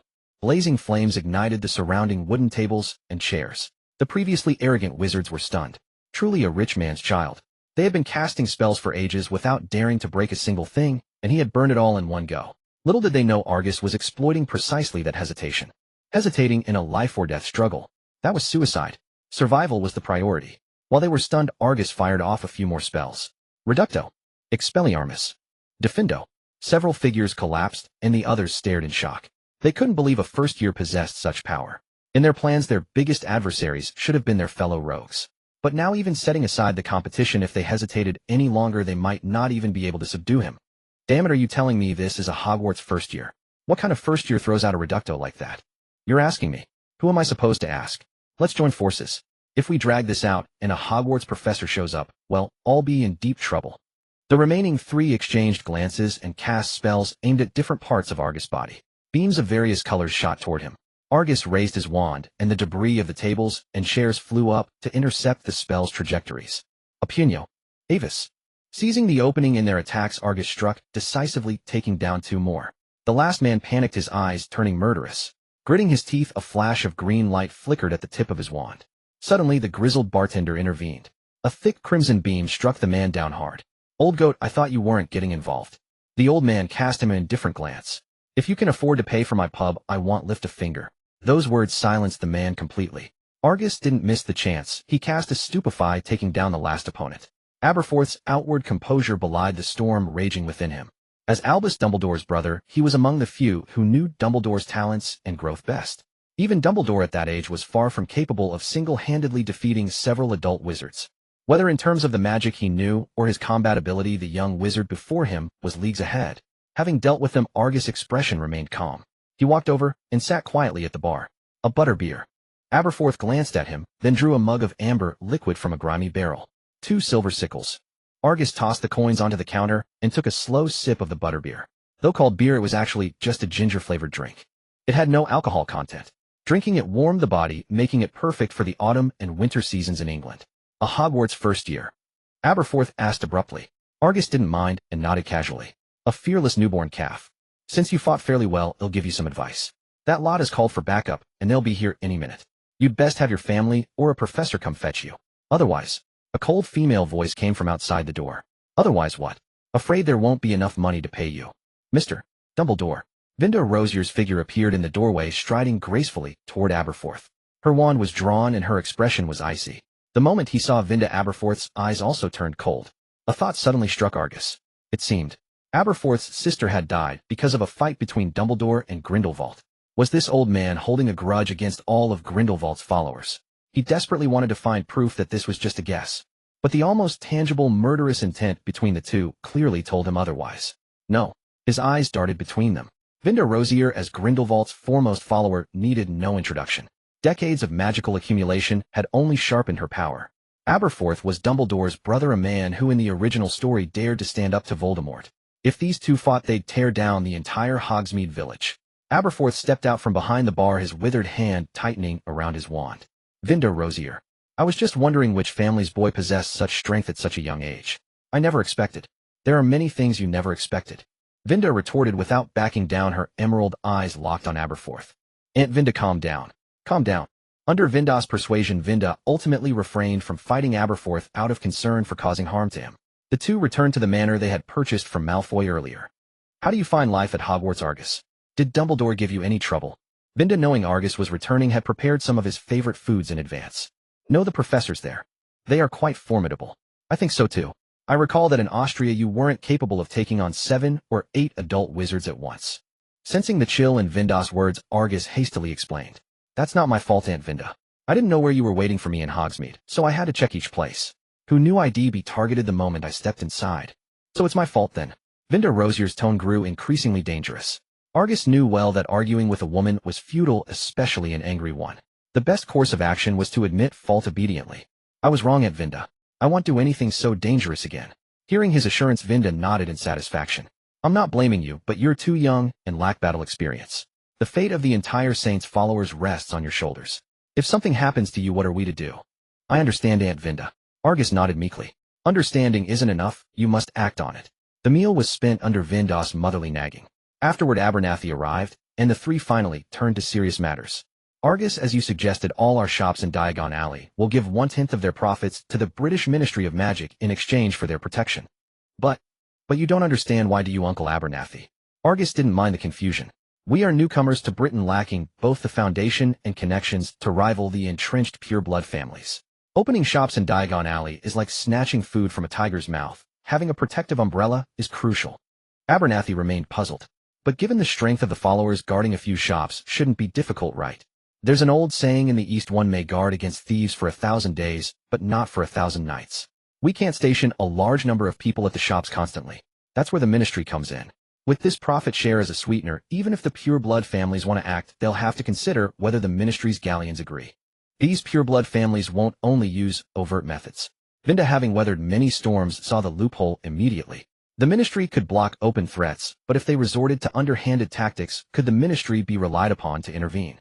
The British Ministry of Magic wasn't run by the followers. Don't worry, I've prepared for that. Argus felt a twinge of anxiety, knowing well Vinda's attitude toward Dumbledore and fearing her wrath if she found out. Reluctantly, he chose to keep it hidden for now, planning to reveal it gradually later. He took out a box of magical creature materials and presented it to Vinda like a treasure. Aunt Vinda, I've brought you a special surprise today. Vinda was unimpressed, setting it casually on the table. Not causing trouble would be surprise enough. Don't think you can fool me with tricks meant for young girls. In her view, Argus spent his days at school surrounded by inexperienced young wizards. Even if he had ingratiated himself with a professor, it wouldn't earn their trust overnight. Just open it and see. Argus' smile made Vinda curious. She opened the box hesitantly, and what she saw left her staring. An array of magical creature materials, most of which were priceless on the market. Abernathy gasped. These are. I got them from Hogwarts legally and legitimately. No need to worry. Abernathy was ecstatic. These materials were rare resources, especially when the followers hadn't yet secured a stable supply, directly alleviating their urgent needs. Excellent. With these we can stockpile a large quantity of goods in advance. When we open the shops, we can wage a price war on equal footing with the British pure-blood families. Even Vinda, who had seen much, was moved by the sight of so many materials. She looked at Argus with pride. When she first met Argus, he was just a tiny tot. In the blink of an eye, he had become the pillar of the followers. But the surprises weren't over. His next words left them feeling truly left behind by the times. That's just the first batch. More will come, though perhaps not in such large quantities. The first batch? Does Hogwarts have such a stable supply? Abernathy was bewildered. He had searched high and low for a stable source without finding a trace. Yet you just wander around school and come up with all these materials. Are you Merlin's own son? Argus explained with a hint of modesty. I have a good relationship with the keeper of the Forbidden Forest at Hogwarts. Magical creature materials fall in the Forbidden Forest every day. He used to be lowballed by the pure-blood shops. I told him I'd buy them all at market price, so he sold them to me. You mean these materials were bought at market price? Even Vinda was stunned. Hailing from the Rosier family and with decades in the wizarding world, she had seen countless materials. She could tell at a glance that these were of exceptional quality, top grade. They were worth at least twice the market price. And Argus had bought them all at market price. With a long-term monopoly. Will the subsequent batches be of the same quality? No. Argus' answer made Abernathy sigh in relief. That was more like it. If every batch was this high quality, how could anyone else compete? But his next words left Abernathy dumbfounded. These were my friend's stockpile, stored for a while and not well maintained. The next batches should be even better. Abernathy and Vinda exchanged a glance, looking at Argus with complex expressions. Argus was puzzled. What's wrong? I'm telling the truth. The next day, Diagon Alley. Compared to its usual bustle today, it was exceptionally lively. Dozens of shops were holding their grand openings simultaneously. The magnificent venues drew a large crowd of witches and wizards to stop and watch. What was surprising was that aurors were stationed at the ceremony sites. Backstage at the ceremony, Argus blew on his hot tea, while Vinda Rosier beside him casually put away the teapot. Many thanks, Mr. Malfoy. Without your assistance, acquiring these shops in Diagon Alley would not have been so easy. You're too kind, Mr. Grindelwald. We are partners, it's only natural to help each other. Lucius kept wiping the sweat from his brow, fidgeting nervously beside Argus. He had witnessed the young man's methods countless times before Hogwarts had even opened. The finesse of his handling, the decisiveness of his decisions, the meticulousness of his thoughts. Even Lucius, the patriarch of the Sacred 28, felt himself unworthy of comparison. If it were only that it might be tolerable. But the person standing by pouring tea was the Black Rose of France, Vinda Rosier. a figure who surpassed him in both age and status. When she was standing to serve tea, how could he possibly dare to sit? Did he not know how to spell death? Mr. Malfoy, the opening ceremony is about to begin. Shall we go take a look together? Argus took a gentle sip of his hot tea, sensing Lucius' unease, and spoke to break the ice. Lucius quickly stood up and followed behind Argus. Catching sight of Vinda, he unconsciously paused and fell back again. At the ceremony, the host was energetically promoting all kinds of products. His witty language paired with his comical antics made the gathered witches and wizards chuckle. Mr. Grindelwald, there should be many important members of pure-blood families attending today's opening ceremony. If you don't mind, I could introduce you to a few. The Malfoy family does have some standing in this regard. Mentioning this topic, Lucius finally regained some confidence. The Malfoy family's reputation as social butterflies was no joke. Thank you, Mr. Malfoy. Argus smiled and did not refuse. They had barely taken a few steps when they heard someone greeting them from inside. Argus, over here. Lucius was taken aback. Argus smiled and stepped forward to respond. Mr. Caro, long time no see. Caro quickened his pace and came before Argus. You're the star of today's ceremony, but you're so late. And this is... Argus introduced them. This is Mr. Lucius Malfoy, patriarch of the Malfoy family, one of the Sacred 28. Turning around, he looked at Lucius. This is Mr. Ian Caro of the Caro family, also one of the Sacred 28, though he usually keeps a low profile. Ian Caro pretended to be displeased. What do you mean by keeps a low profile? I've been researching magical creatures, haven't I? Hello, Mr. Malfoy, pleased to meet you. Lucius stammered, pleased to meet you. Soon 2 more people arrived. Mr. Grindelwald, I've been looking for you. A burly, bearded man walked over and patted Argus on the shoulder. Another slender man said cheerfully, Mr. Grindelwald, you're finally here. We haven't finished our discussion last time about the new model development for the flying broomsticks. When can we continue? Lucius was bewildered. And these two are? These are Mr. Barris and Mr. Dave, researchers of flying broomsticks from the Nimbus Company. The latest Nimbus 2000 was based on their ideas. Before Argus could finish, several figures appeared via apparition. Mr. Grindelwald, we're not late, are we? It seems not, haha. Ross will be here soon. He's been wanting to meet you for a long time. A large group of elegantly dressed figures bustlingly entered the ceremony. Argus' face still bore a polite smile. Professor Travers, you're still as robust as ever. Travers frowned. Don't even mention it. Durmstrang is so close to you. Why did you insist on coming to England for Hogwarts? Argus gave a helpless smile. I'll explain this to you another time. No, you must give me an answer today. Otherwise I'll go ask Dumbledore myself. Travers' stance was very firm. Argus had to appease him first. After the ceremony, I promise I'll satisfy you. Let me introduce you. This is Mr. Malfoy, and this is Professor Travers from Durmstrang. Lucius exclaimed, Professor Travers. Your work on the dark arts, the origins of the dark arts, was my first introduction to the subject. I never thought I'd have the chance to meet you here today. Travers nodded. The Malfoy boy, I've heard of you. You've managed the Malfoy family well over the years. You haven't disgraced your father. No sooner had this group left than another crowd arrived. There wasn't even a moment to catch his breath. Lucius was so exhausted he could barely stand. You're telling me you've only been in England for 2 months. How do you know more people than I do? Who's the real social butterfly here? He had initially been putting on airs, hoping to introduce some British families to Argus. Instead, Argus ended up introducing a crowd of people to him. Argus chuckled inwardly. Did he really think he would come to England without preparation? The old wizards among the followers might not have much power left, but they knew more people than anyone. The people they introduced to Argus might not hold absolute sway like the pureblood families, but they were all leaders in their respective fields. As the saying goes, what matters most in the 21st century? Talent. And these people were the pinnacle of talent. By forging good connections with them, they would surely prove invaluable in the future. Lucius wiped the sweat from his brow. Mr. Grindelwald, are all your friends here now? Perhaps we should. Wait a moment, there are still a few more to come. More. Lucius' legs gave way, and he nearly stumbled. Argus comforted him. Just a few left, they should be here soon. These few should be familiar to you, so I want you to introduce them. Lucius relaxed slightly. Acquaintances of mine, that should be fine. At least it won't be like before not knowing anyone. With people I know I can at least exchange a few words. He had just breathed a sigh of relief when he saw a dense crowd of figures in the distance. They were heading straight toward them. Before he could see their faces, he heard a familiar voice. Mr. Grindelwald, we finally meet. Haha. I hope you don't mind the trouble my aurors caused you last time. That voice. Lucius' pupils contracted sharply. Argus smiled faintly and stepped forward to greet them. You jest. Minister Fudge. Cornelius Fudge, the British Minister for Magic, ascended to power in 1990. He was intensely obsessed with authority. Unfortunately, he had an invisible emperor above him, perpetually overshadowed by Dumbledore. Coupled with the factional divisions within the British Ministry of Magic, his tenure as minister was fraught with obstacles at every turn. It is an honor to meet you, Minister Fudge. Yagas proactively extended his hand toward Fudge, inviting him into the ceremony. Fudge placed great importance on this newly settled leader of the Saints in Britain. The manpower and influence in this man's hands were far beyond what a few pure-blood families could rival. If he could secure their support, his own power would be greatly enhanced. At that point, he could completely reshuffle the Ministry of Magic, finally shedding the title of a puppet minister. Regarding the Aurors, I have already reprimanded Scrimgeour. Rest assured, the British Ministry of Magic treats all wizards equally. Catching sight of the blonde man beside him, he turned in surprise. Mr. Malfoy, you are here as well. It has been far too long. A long time indeed, Minister Fudge. Lucius quickly composed himself.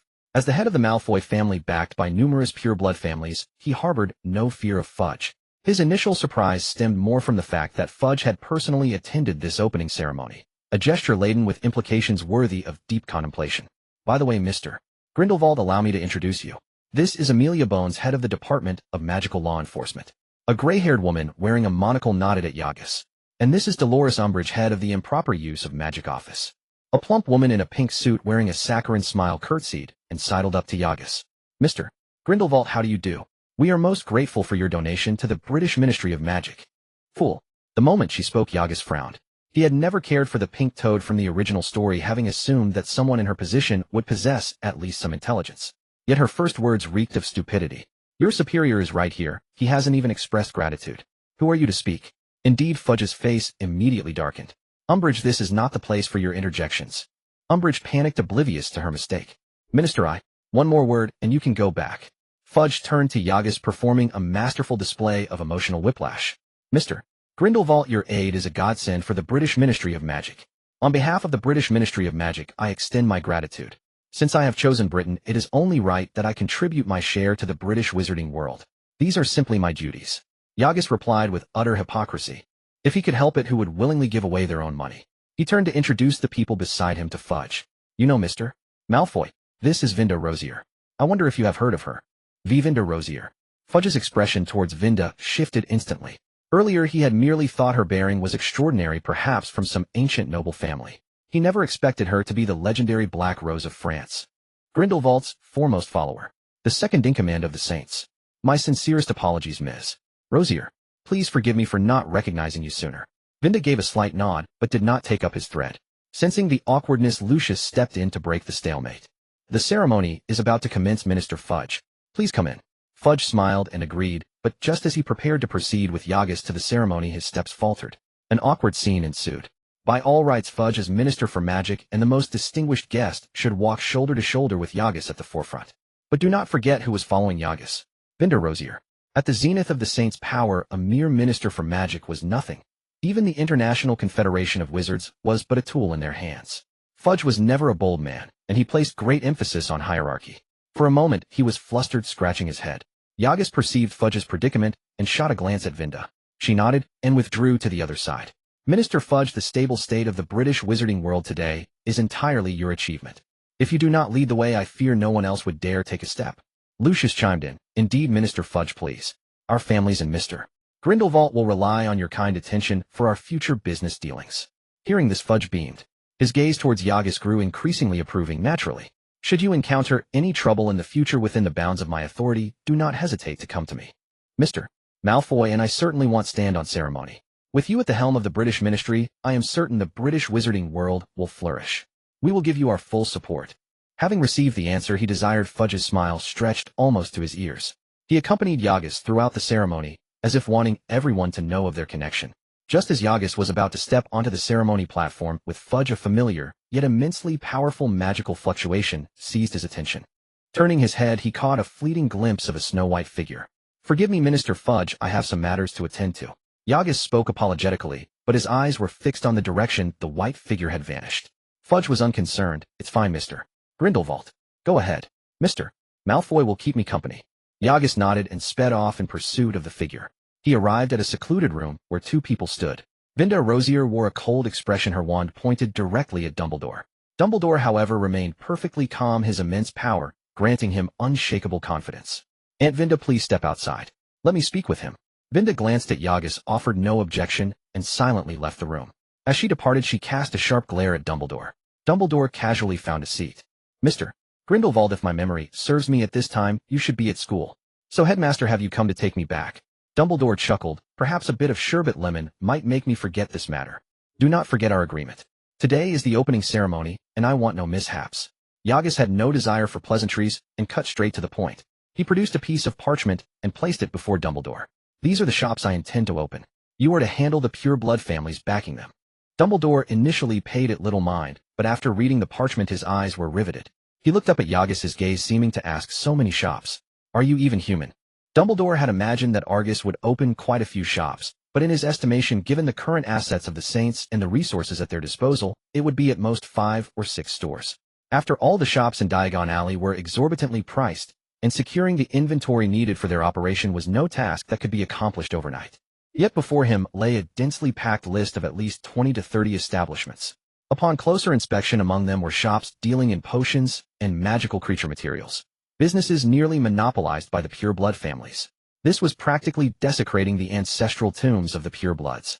You're not asking me to help you resolve a lingering trouble, you're forcing them to fight me to the death. Dumbledore gazed at Argus with a complex expression. Even with his strength and reputation, the sight of these shops gave him a throbbing headache. He was indeed the most powerful wizard of the era, but that did not mean the pure-blood families would allow themselves to be manipulated at his whim, especially when it came to their most fundamental interests.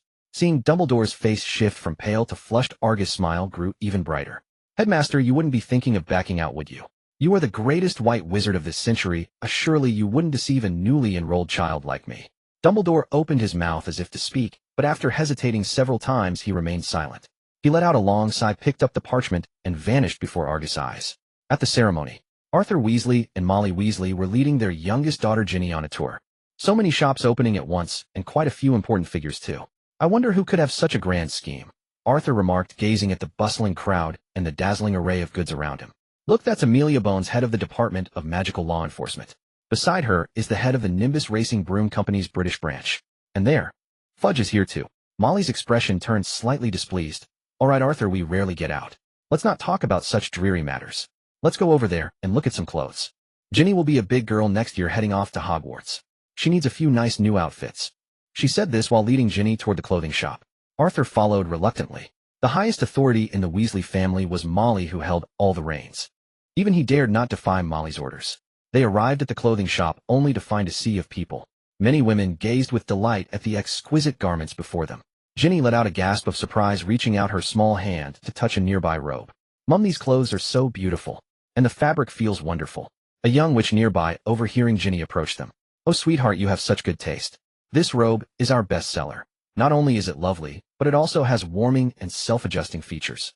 It's perfect for a pretty little girl like you. Ginny's eyes sparkled with stars. After all, she was just a 10-year-old girl with an innate love and longing for beautiful clothes. Are you the owner of this shop? Did you design all these clothes? As much as I'd love to say yes, I'm afraid not, dear. I'm just a sales assistant here. Besides me, there are many others like me. The young witch shook her head. But you're right about one thing. These clothes were indeed designed by our boss personally. Merlin's beard, what a genius idea. I'd love to meet him someday. You haven't met the boss either. Arthur interjected in surprise. Not just me, but seems no one here has. But since today is the grand opening, he'll likely be here. Do you like it, dear?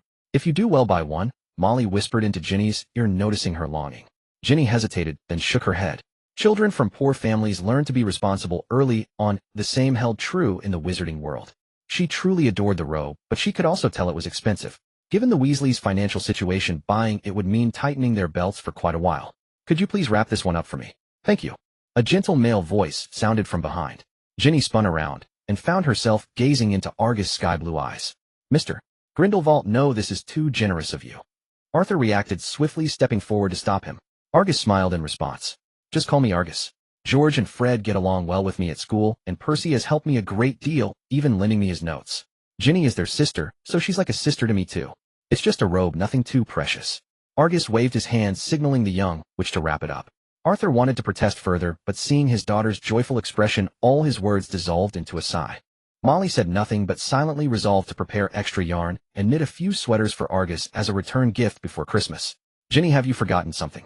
Arthur gently reminded her. Ginny's pretty face flushed crimson. She glanced at Argus, then shyly lowered her head. Thank you, Argus. It's nothing. Argus reached out to pat Ginny's head, but suddenly realized he was only a year older than her. Such a gesture might be too intimate. His hand froze midair. To his surprise, Ginny stepped forward, rose on her tiptoes, and rubbed her head against his hand. Then she burrowed into Molly's arms, not daring to look up again. They left the shop and seeing that the ceremony had already begun headed toward the podium. Thanks to Argus' topics of conversation, the four of them chatted amiably. By the way, Argus, I recall that Hogwarts first years aren't allowed to leave the school except during holidays, right? How are you? Arthur asked the question that had been on his mind. Molly also realized this and looked at Argus questioningly. I had some business today, so I asked Headmaster Dumbledore for leave in advance, Argus lied. Molly and Arthur didn't suspect a thing. In their eyes, Argus was a good child. Academically excellent, gentle, and polite, with the noble bearing of pure blood, yet none of their arrogance. Sometimes Molly even thought that if she were to have another child, she'd wish they could turn out like Argus. On the ceremony stage, as Fudge and other high-ranking ministry officials ascended, the crowd's excitement reached its peak. The shop owner had yet to appear, sparking curiosity among the attendees. This owner is quite mysterious, not showing up even now. I wonder what kind of important figure it could be. Arthur stared at Fudge on the platform. Not necessarily, maybe he's just chatting with friends. Arthur smiled slightly, taking it as a child's joke and paying it no mind. But the next moment the host's words wiped the smile off his face. Thank you all for coming. Now please give a warm round of applause to welcome our shop owner, Mr. Argus Grindelwald. Arthur was stunned. The great figure he had been speculating about was standing right beside him. In his mind, Argus was no older than his own son. He had thought that someday he might need to look after the young man, yet in the blink of an eye Argus stood shoulder to shoulder with his direct superior. The surrounding nobles and officials were people Arthur himself could hardly converse with. This left him momentarily unable to believe his own eyes. Beside him, Ginny's eyes had already turned into hearts. From the first moment she saw Argus, she was captivated by this gentle and dignified young man. After receiving his gift, her attraction blossomed into a maiden's infatuation. Renowned in youth, striking in appearance, and elegant in demeanor, combined, their impact on a lovesick girl was overwhelming. Mrs. Molly, however, showed no particular reaction, merely urging him onward. Darling, go on up, don't keep others waiting. Very well, Mrs. Molly. Argus remained composed without a trace of unease. With graceful and unhurried steps, he ascended the ceremony platform and arrived beside Fudge. Mr. Grindelwald, look this way. The reporter from the Daily Prophet had already arranged everything. Seeing Argus standing with Fudge and the others, he naturally seized the opportunity. Fudge beamed brightly, gently draping an arm over Argus' shoulder, displaying an air of intimacy. Argus naturally would not miss this chance to leverage such association. Had he not donated so much gold to the British Ministry of Magic precisely for this purpose? Many members of the pure-blood families witnessing this scene silently resolved to ensure their children interacted more with Argus. Previously, they had encountered Argus at several gatherings, but hindered by the age gap, they regarded him more as a promising junior to admire. Even knowing his popularity among the younger generation, they had never entertained other thoughts. But now it was clear that his acumen and vision had already surpassed his peers. Such a prodigy whose future was evident at a glance would not be overlooked by shrewd purebloods. Thank you all for coming. After taking photos with Fudge and the high-ranking officials, Argus bowed slightly to the crowd. His elegant demeanor drew countless praises. To thank you all for taking time from your busy schedules to attend our opening ceremony, all items in the Saint shops are on sale today. Buy one for 10% off, two for 20% off, and three for 30% off. In addition, there's a group purchase event. Invite any 3 people, and the discount applies based on the total number of items you all buy. The more you purchase, the greater the savings. These words ignited the crowd once more. Countless people surged forward, flooding into the various shops of the Saints group. A smirk tugged at Argus' lips. Can't handle this already. If I ever introduce a wizarding version of Pinduoduo or Singles Day, you'd all go mad. These sales tactics were leftovers from his past life, but in this era they were indeed novel. Especially for the backward wizarding world, this was even more true. Fudge's eyes were nearly squeezed shut with joy. Regardless of how much these shops sold, the British Ministry of Magic would profit. Naturally, he hoped for the highest sales possible. Unlike the others, Lysias' brows had unknowingly knitted together. While others busied themselves with socializing, he approached Argus and asked softly, Mr. Grindelwald, I admire your promotional methods. But, regarding our inventory reserves, Argus remained calm. Rest assured, Mr. Malfoy, I have everything prepared. Please follow me. The two passed through several narrow tunnels and arrived at an underground storeroom. With a wave of Argus' wand, all the magical creature materials previously acquired from Hagrid were revealed before Lucius. Lucius stared wide-eyed. He rubbed his eyes vigorously to ensure he wasn't hallucinating. Mr. Grindelwald, these materials are all as you think they are our shop stock. Unbelievable, absolutely unbelievable. Lucius reached out and touched the unicorn horn beside him. The Malfoy family's centuries-old collection was indeed far greater, but hoarding and selling were entirely different concepts. He would never dare to mass-sell magical creature materials as Argus did. Mr. Grindelwald, I know this may be impertinent, But are these materials the Saints' reserves, or? They are of course sourced from Britain. Argus smiled faintly. In fact, I must thank the pure-blood families of Britain. They personally delivered these supplies to me. Personally delivered to you. Lucius was perplexed. Mr. Malfoy, don't these materials look somewhat familiar? You may have encountered these magical creatures before. I haven't. Now Lucius was utterly confused. The Malfoy family had always dealt in land speculation. When had they ever traded in magical creature materials? Seeing his expression, Argus stopped being cryptic. The Forbidden Forest at Hogwarts. All these materials come from the Hogwarts Forbidden Forest. Hogwarts. Lucius was astounded. As a Hogwarts governor, he knew its wealth all too well. So many eyes were fixed on that resource. Yet Argus had gotten his hands on it. But he was still puzzled. But what does this have to do with the pure-blood families? Hagrid, the keeper of the Forbidden Forest at Hogwarts. You know him, the half-giant. Argus' smile deepened. He once tried to sell some magical creature materials to the pure-bloods in Diagon Alley. But those people looked down on him and drove the price to a pitiful level. I bought all his materials at market price. And I've secured a long-term deal. He'll take everything he finds in the Forbidden Forest without exception. Lucius was completely dumbfounded. He had never imagined that a forest keeper could yield such immense profit. Regret mingled with silent curses for those short-sighted pure-bloods. They had let mountains of galleons slip through their fingers. All for Argus' gain. If they had shown even a shred of sincerity, there would be no place for Argus now.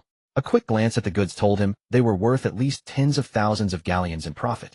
Argus quietly savored Lucius' expression. He had no fear of Lucius attempting any underhanded moves. Hagrid, that stubborn fellow, harbored a natural aversion to pure-bloods and would never cooperate with them. As for forbidding Hagrid from taking things from the Forbidden Forest, come on, are you going to control what he picks up from the ground? What a joke. Lucius was silent for a long time before finally letting out a long sigh. Mr. Grindelwald, your vision is truly admirable. The Malfoy family will be your most loyal partner.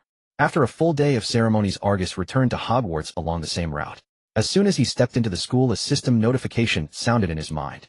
Congratulations, host, for establishing a commercial conglomerate in Diagon Alley. Achievement unlock: the rise of a business titan. Achievement points reward 100. The rise. What I intend to do is far more than just a rise. As Argus pondered, he had already reached the Slytherin common room.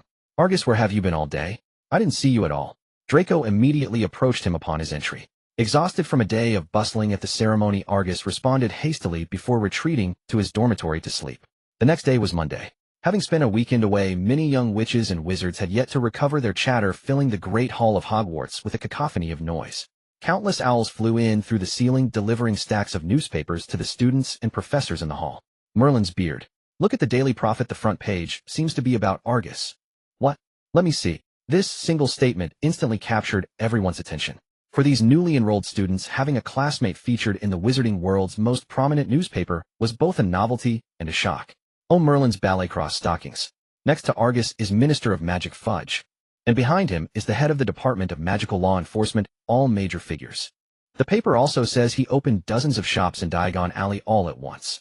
According to the Daily Prophet, Argus was brilliant, exceptionally talented, and possessed extraordinary charisma. Almost every favorable word available was heaped upon him. Dozens of shops. How many galleons must he earn in a day? Forget the earnings, just the shops alone are beyond the means of most. Even the Sacred 28 might not manage it. A major figure has emerged among our classmates. Exclamations continued to ripple through the crowd. Yet Argus, the subject of all this, remained remarkably calm, showing no inclination to boast.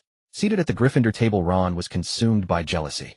The figures in the photograph, Minister Fudge and the others, were individuals even his father could never hope to reach. Such a scene had only ever occurred in his dreams. And now it was happening to the person he detested most. How could he possibly accept this? Harry noticed his friend's troubled mood, glancing between Argus and Ron. Unsure how to console him, he could only bury himself in his food, pretending not to notice. Draco's focus was different. He pouted in discontent at Argus. Argus, you sneaked out without calling me. No wonder I searched for you all day. Yesterday you were out having fun. It wasn't fun, I was exhausted all day, Argus replied, elegantly cutting a piece of steak with his knife and fork and placing it in his mouth. Unbeknownst to him, a shadow had loomed over him from behind. Mr. Grindelwald, I believe you owe your head of house a reasonable explanation. If my memory serves me correctly, I did not grant you permission to leave the school. Snape's sarcastic voice rang out, startling Argus so much he nearly choked on his steak. Damn, I knew I had forgotten something. So this is it. Professor, let me explain. I went to Diagon Alley and Professor Dumbledore knew about it. He knows. What does that have to do with me? Or are you suggesting your head of house is too dim-witted to decide whether you can take leave? Snape's expression grew increasingly dangerous. Wisely, Argus chose not to argue further. It seems Mr. Grindelwald has plenty of free time. In that case, from now on come to my office every day after class to process potions for an hour.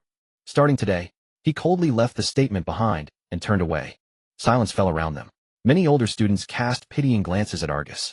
After a long moment, someone finally spoke. The Weasley twins exchanged a look, grinned, and sauntered over to the Slytherin table, plopping down beside him. So, our patron did the stuff we gave you work well. Obviously.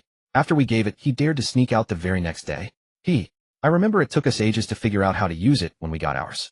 We were already in our second year the first time we sneaked out of Hogwarts. Argus genuinely enjoyed chatting with the Weasley twins. He found their conversations entertaining. How are your new products coming along? My shop is open and ready for stock anytime. Rest assured, with the support of our patrons galleons, it'll be quick. Fred patted his chest in assurance. We're at Hogwarts now, not the Burrow. Mum won't be rummaging through our treasures. Argus thought for a moment. I think you should have a proper talk with Molly. She's just looking out for you. She doesn't allow those prank items because she's worried you won't be able to support yourselves after graduation. With my shop as a guarantee, you might not become fabulously wealthy, but at least you'll have a worry-free life. Fred and George's smiles gradually faded, their expressions turning serious. Thanks, we'll think about it. Argus smiled, comforting them. Don't be so serious, it's just a suggestion. Everyone has different views. Molly is a good mother.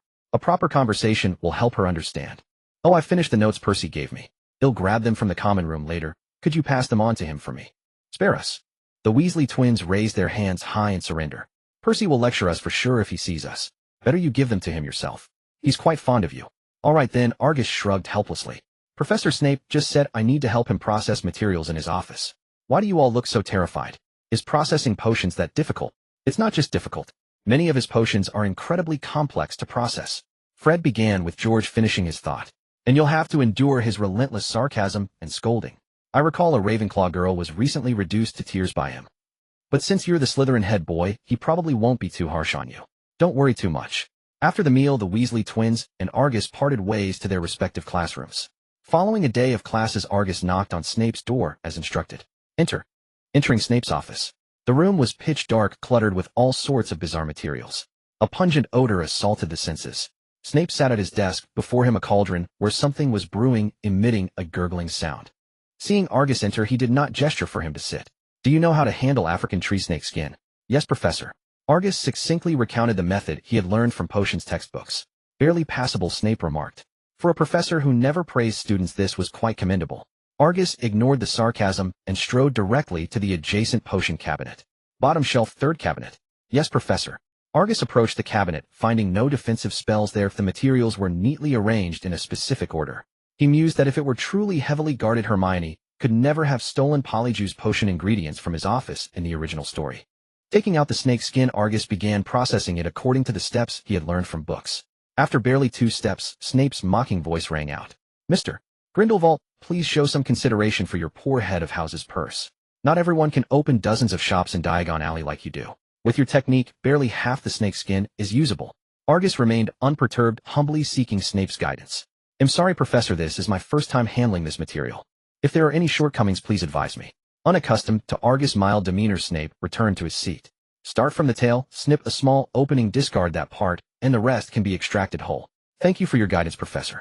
Argus pondered for a few seconds, scrutinizing the snake skin in his hand, then resumed processing it using Snape's method. After a couple of steps, Snape's voice echoed again. Mr. Grindelwald, I thought only giants had such clumsy fingers. Gently. Processing snake skin doesn't require you to wield force like a giant swinging a club. Yes, Professor. Mr. Grindelwald, compared to snake skin, I think slugs suit you better. You're both brainless. These snake skins have been pretreated, no need to wash them again. Yes, Professor. Mr. Grindelwald. By the end of the afternoon, Argus had lost count of how many times Snape had scolded him. He finally understood why that Ravenclaw girl had been reduced to tears. Snape was indeed masterful at insults. Not a single repetition all afternoon. Yet Argus felt no anger. He could tell that though Snape's reprimands were harsh, every word hit the mark. In other words, he was guiding the student handling potions in his own way. Much of it was knowledge not found in books, distilled from his own experience. Compared to standard textbook answers, his methods were sometimes more refined. Once you could accept his acerbic nature, he instantly transformed into a top-tier potions master. As time passed, Snape's words grew fewer. Argus' learning speed far exceeded his expectations.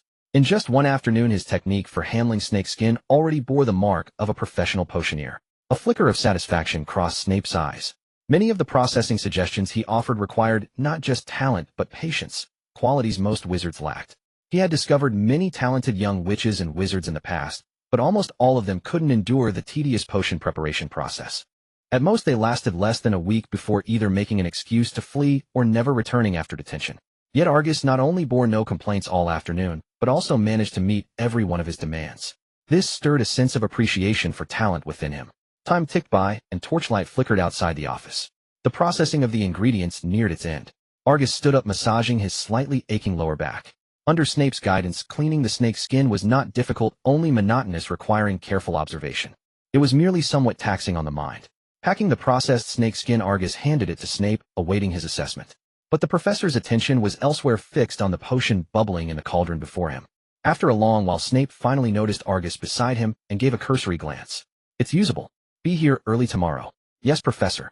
As Argus turned to leave, his gaze accidentally fell upon a corner of Snape's desk. A lily bud ready to bloom.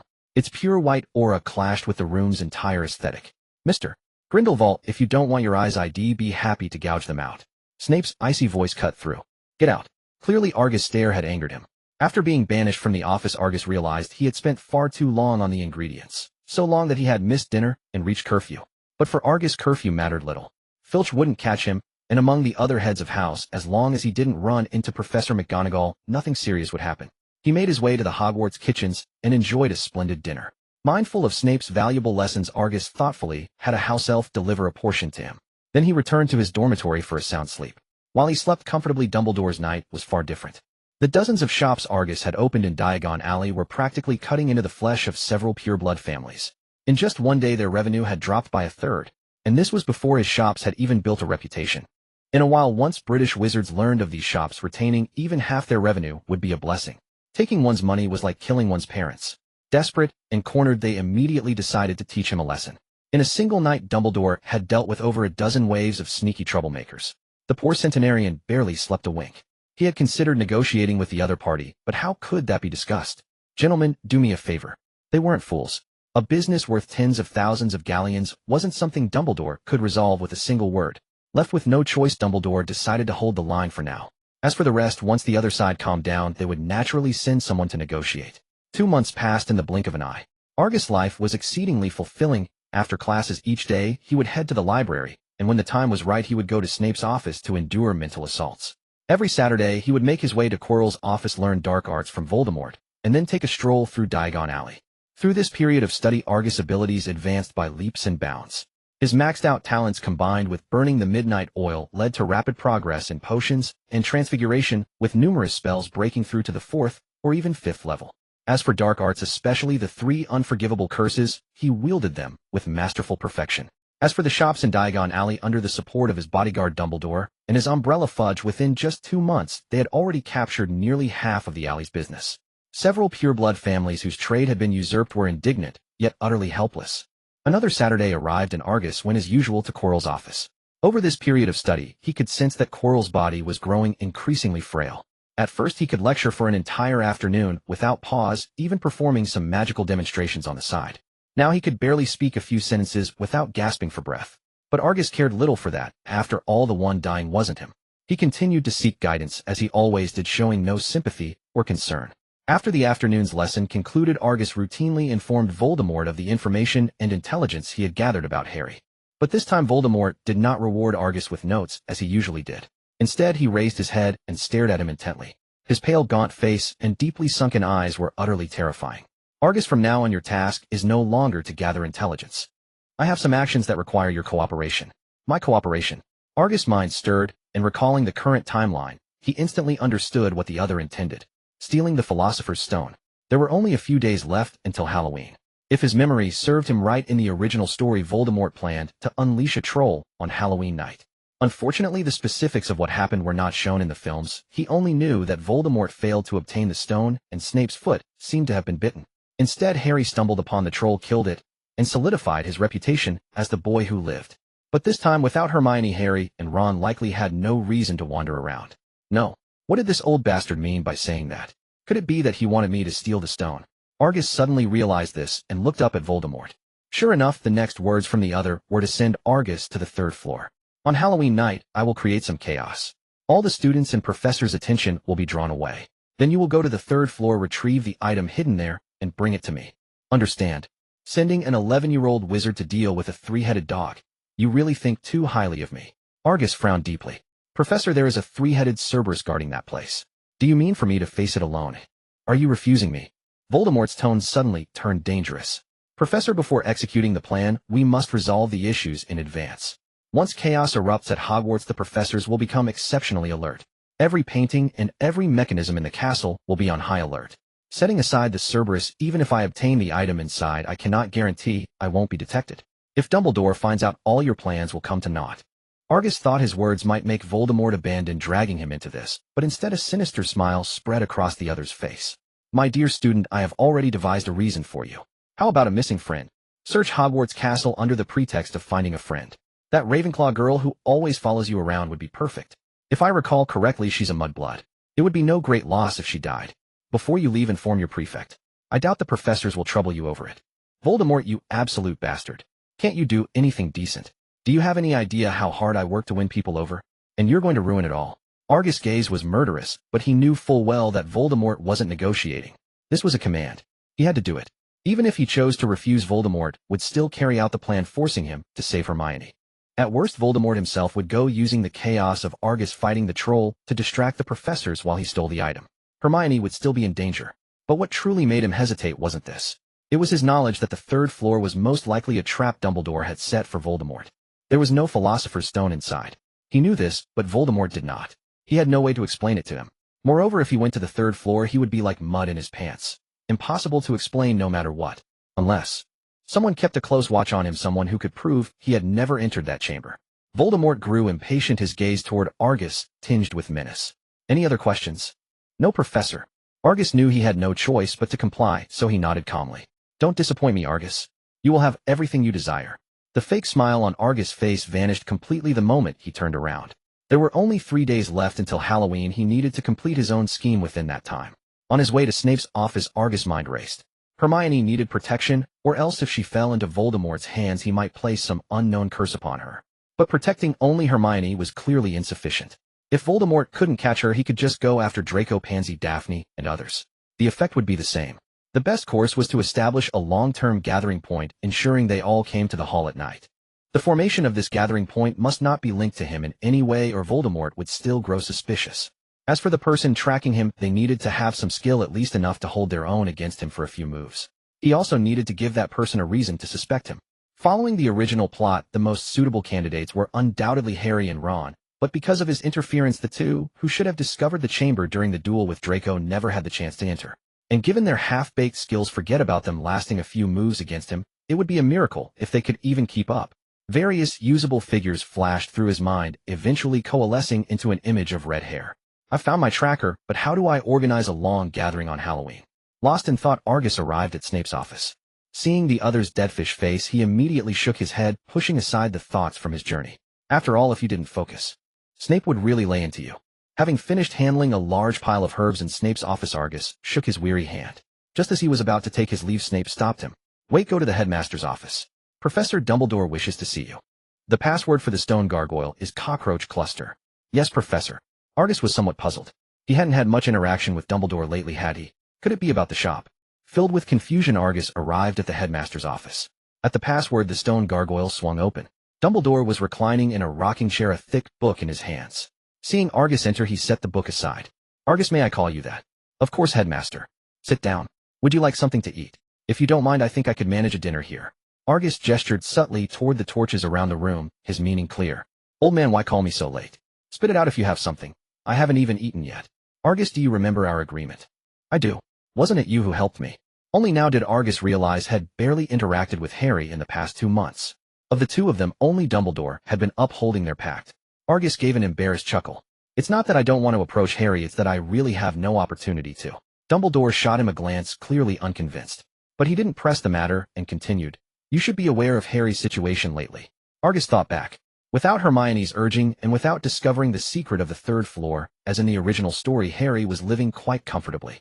In class he played games with Ron, and slept.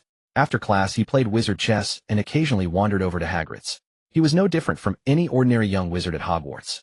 The only thing setting him apart was his identity as the boy who lived. You've noticed too, Harry's life is too comfortable. At this rate it will dull his spirit.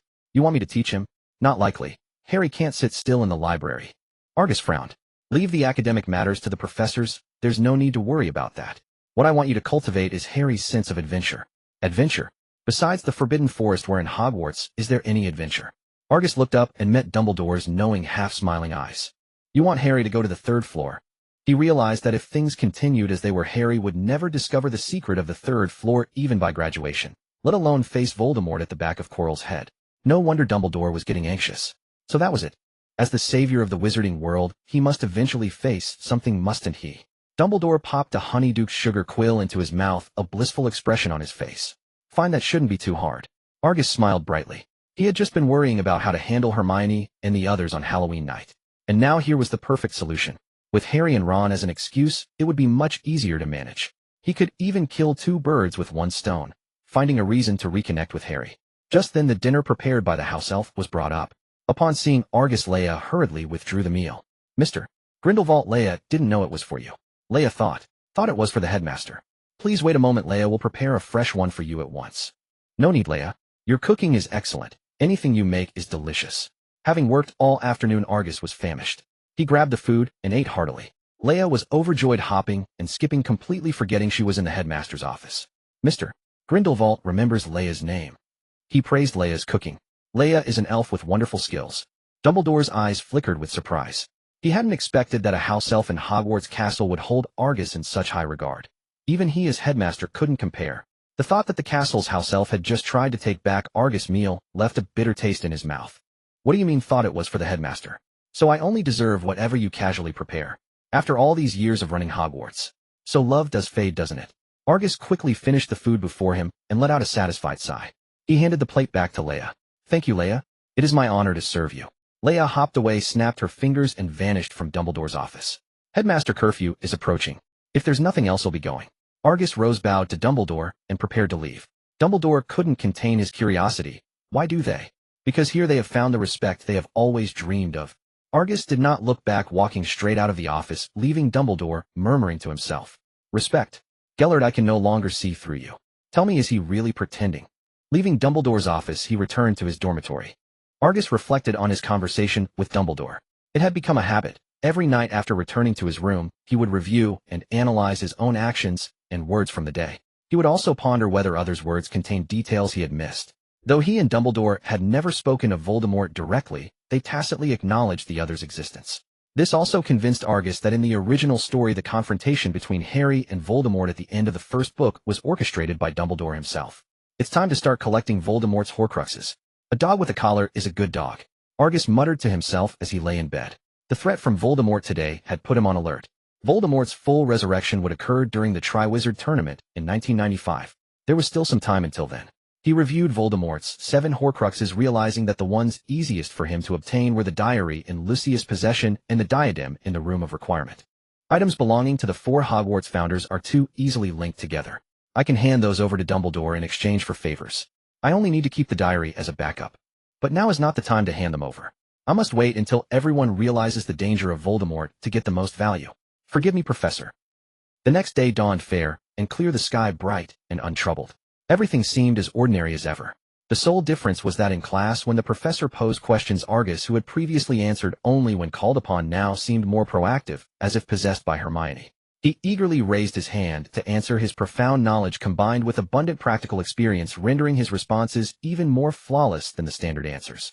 Professor McGonagall nodded in approval while the young witches and wizards around him gazed at him with admiration. There was only one exception, Ron. Envy was practically spilling from his eyes. Even Harry, his deskmate, could see the contortion of his expression. As someone who had regarded Argus as his lifelong nemesis since the very start of school, how could he tolerate the other stealing the spotlight? What tormented him even more was his family's exceedingly favorable treatment of Argus, even kinder than they were to him, a blood relative. In the past few days, his mother, Mrs. Molly, had even knitted a sweater for Argus, a sweater that her own son did not possess. That evil Slytherin must be using some dark magic to bewitch others into being infatuated with him. I've read in storybooks that many dark wizards employ wicked spells for their nefarious purposes. Argus isn't that kind of person, Harry interjected weakly. How is he not? Look how he disappears every day. He must be up to something. Ron's voice grew louder, oblivious to the fact that the gazes of those around him had converged upon him. Mr. Weasley, if you do not pay attention, I will not hesitate to ask you to leave the classroom. Professor McGonagall's stern voice rang out. A burst of laughter erupted in the classroom, and everyone looked at Ron with mocking eyes. His already bright red hair only accentuated his flushed cheeks. Sorry, Professor McGonagall. Once again the class had made him a laughingstock. The corners of Argus' mouth lifted slightly, a dark glint flickering in his eyes. Dealing with someone so brainless required no special tactics. A little provocation was enough to reel him in. After class, Ron dragged Harry away amidst a torrent of ridicule. Argus, however, was surrounded by a throng of admirers chatting and laughing with others. He even found the time to cast a mocking glance in their direction. This only inflamed Ron's fury. That damn dark wizard. Just let me catch him, and he'll teach him a proper lesson. Come on, Ron, Argus hasn't done anything. He just answered a few questions. If you wanted, you could answer too. Harry felt exasperated with his friend. He was simply soft-hearted, and having lived a solitary life before had never made friends. This left him inept at handling relationships. But that didn't mean he was stupid. To put it bluntly, Argus was from a different world entirely, with no reason to target either of them. It was all just Ron's jealousy at work. But his words struck a nerve. If Ron had the ability, he would have been showing off long ago. It was precisely because he lacked it that he was so envious of Argus. Are you my friend or not? Why do you keep defending that dark wizard? Of course I am, but Argus is also. What is he? He's an evil Slytherin, an enemy of Gryffindor. Ron shouted at Harry. His voice carried a hint of guilt and fear he himself did not recognize. Since entering school, his greatest asset had been being the friend of the boy who lived. If that shield were lost, his future life would be unimaginable. I have to uncover his scheme. You'll help me, won't you, Harry? Feeling Ron's intense gaze, Harry wanted to refuse, but after a long hesitation, he finally nodded. But just the two of us, how do we investigate? I've already figured that out. Ron excitedly pulled Harry into a corner, his eyes darting around, as if engaged in a secret mission. Well, just keep an eye on where he goes every day. If he's planning some dark ritual, he'll surely find a secluded spot to do it. Once we catch him, we can expose his plot. Harry was speechless. I thought you had a brilliant plan. All this is just tailing him. Everyone knows Argus follows a fixed routine. What could you possibly discover by following him? But Ron was already too worked up, his mind consumed with exposing Argus' true nature, paying no attention to Harry's expression. Then we start now? I refuse to believe he can keep up the act forever. Argus finished brewing potions in Snape's office by evening. Spotting Ron's feigned loitering and Harry's guilty demeanor in the corner, he couldn't help chuckling inwardly. With such amateur skills, they dare to tail him. Shouldn't they use their brains? Usually both of them were terrified of Snape, yet now they dared to linger near his office. Even the most foolish would find that suspicious. But he didn't expose them. After dinner in the Great Hall, he returned to the Slytherin common room with Draco and the others. A sizable crowd had already gathered in the common room. With Halloween approaching, even the young snakes of Slytherin, most of noble birth, were unusually excited. Under the organization of a few senior students, they began decorating the main hall. The originally somewhat gloomy atmosphere became much warmer. In high spirits, everyone chattered about what candies to prepare. Hey, race and opportunity. Argus waved his wand and stepped forward to help, earning delighted looks from a few younger girls. Draco raised an eyebrow in surprise. Well, this is rare. You're not heading straight to the dormitory to read today. I'm not a bookworm who only knows how to read every day. Halloween is coming, so I need to prepare some candy and costumes. True. Draco didn't suspect a thing. In the West, Halloween is as important as the Qingming festival in the East, though with different meanings. The Eastern festival honors ancestors, while the Western one wards off evil and celebrates autumn. What are you planning to dress up as for Halloween, Argus? Pansy seemed quite interested and asked proactively. That's a secret, you'll find out in due time. But I noticed Professor Snape's office hasn't prepared anything. Will he be spending it all alone this year? Probably. I've been at Hogwarts for 3 years, and every year the professor just leaves after dinner, an older student chimed in. I see him alone in his office every day. Oh, he must be quite lonely. Argus dropped the hint, casually saying no more. Seeing a few senior girls lost in thought, he nodded in satisfaction. During his past life in school, he had witnessed this. In every class, there were always a few eager beavers who loved to cozy up to the teachers. They would chat with teachers during breaks, give gifts on holidays, or hang out with them. With them leading the way, other students were forced to follow suit. This would compel Draco and the others to join them in visiting Snape's office. Once students from other houses caught wind, they would naturally follow to uphold their house's honor. With students from multiple houses gathered, the gathering would not end quickly. This way he could legitimately use the professor to protect those around him. Even if Voldemort found out, he couldn't blame Argus. After all, he hadn't proposed the idea, nor did he even participate. How could he be implicated? In the blink of an eye, Halloween had arrived. The Hogwarts duo, resembling a portly catfish and a colossal lobster, still believed themselves undetected by Argus. They secretly rejoiced in their hearts, little knowing that every move they made was under his watchful gaze. Meanwhile, Argus noticed several older students gathering together, constantly rallying their peers to prepare a surprise for Snape on Halloween. Yet Argus felt that given Snape's temperament, a shock was certain, but a pleasant one. That remained to be seen. Eager to follow suit, attention seekers from other houses formed a massive crowd and marched toward their respective heads' offices. Spotting a sullen Hermione among the throng, Argus breathed a sigh of relief and began preparing his next move. Percy. Yes, the very person he had chosen to tail tonight was Percy, Gryffindor's prefect, Hogwarts' renowned academic prodigy, and a scion of the Weasley bloodline. Combined, his strength was not to be underestimated. Though he rarely fought in the original tale, his defeat of the puppet minister chosen by Voldemort in the final battle proved his prowess. If not for Hermione, he might well have become the future British Minister of Magic. Initially, Argus had pondered how to lure him in. Now, with Harry and Ron present, the two would surely follow upon seeing him sneak away. It was only natural for Percy to pursue them to ensure their safety. As for extricating himself with the Marauder's map in hand, Argus was not worried. The script was written, everything was set, and only the actors awaited their cue. Soon night fell. Hogwarts was ablaze with light, with jack-o'-lanterns adorning every corridor and staircase. To heighten the Halloween atmosphere, even the Great Hall's ceiling had transformed, evoking an eerie ambience. Professors from each house sat at the staff table, their smiles unstoppable. Only Snape's face was as dark as coal. The students mirrored this. Slytherins hung their heads in dejection, while the other houses were as frenzied as wild terriers. Argus shook his head. "Tisk, I thought you'd have some unique costume," Argus Draco remarked, while eating, his tone dripping with disdain. "So it's death." Argus smiled, but did not reply. Black was the best color for concealment. Dressed in the black robe of a Reaper, he intended to move and hide with ease. His gaze swept across the hall, confirming Hermione, Pansy, and the others were present before his hand quietly tightened around his wand. Bang! The Great Hall's doors were thrust open. Quirrell stumbled in, staggering. "A troll!" he cried. "In the dungeons. There's a troll in the dungeons." At these words, the once lively and noisy hall fell into dead silence. "Did you know?" With that, Quirrell collapsed to the floor. The entire hall erupted into a startling scream.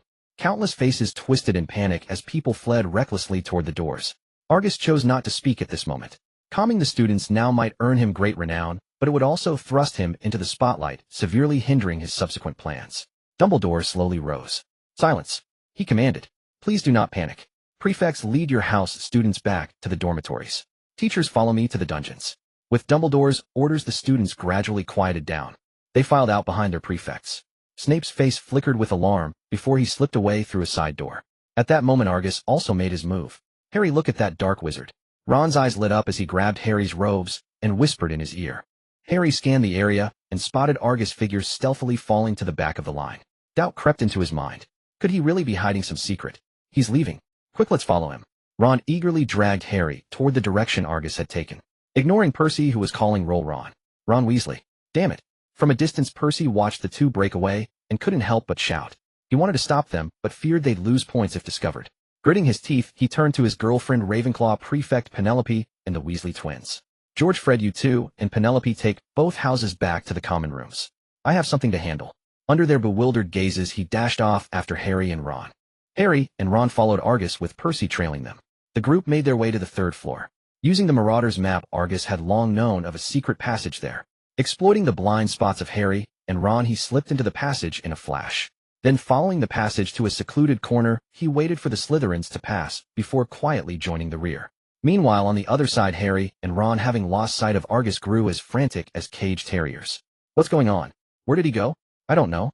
"Forget it, he must be nearby. Let's search." Ron, heedless of the consequences, plunged into a dark chamber on the third floor. Helpless Harry had no choice but to follow. Percy, watching from afar, was dumbfounded. "Bro, are you two that brave? This is a restricted area. Are you trying to make Gryffindor lose all its points?" He opened his mouth to call them back, but feared drawing more attention, so he quickened his pace to catch up. Harry and Ron followed the eerie corridor until they reached the door of the chamber. Dead end. They exchanged bewildered looks. Without Hermione, they couldn't even cast a simple unlocking charm, left to stare helplessly at the door. Creak. Just then the door swung open. Snape, limping with a wounded leg, emerged. Spotting Harry and Ron, he was visibly startled. They were equally stunned, never expecting to encounter him there. Well. Snape laughed in fury, noticing Harry's gaze on his injury, and quickly covering it with his robe. "Mr. Potter, Mr. Weasley, you'd better have a good reason for being here." We. Harry stammered while Ron could barely speak. "Mr. Potter, if you wish to fight a troll to showcase your savior brilliance, head to the dungeons. Or are you foolish enough to mistake the third floor for the basement?" Percy, arriving late, saw Snape confronting the two. He already imagined the worst, but mindful of Ron being his brother and his duty as Gryffindor prefect, he steeled himself and stepped forward. Professor Snape. Harry and Ron are. He racked his brain, but couldn't conjure a plausible excuse for their actions. With any other head of house there might have been room for leniency, but it had to be Snape. As he struggled to devise an explanation, he remained oblivious to a figure in the distance watching them with a dark, brooding glare.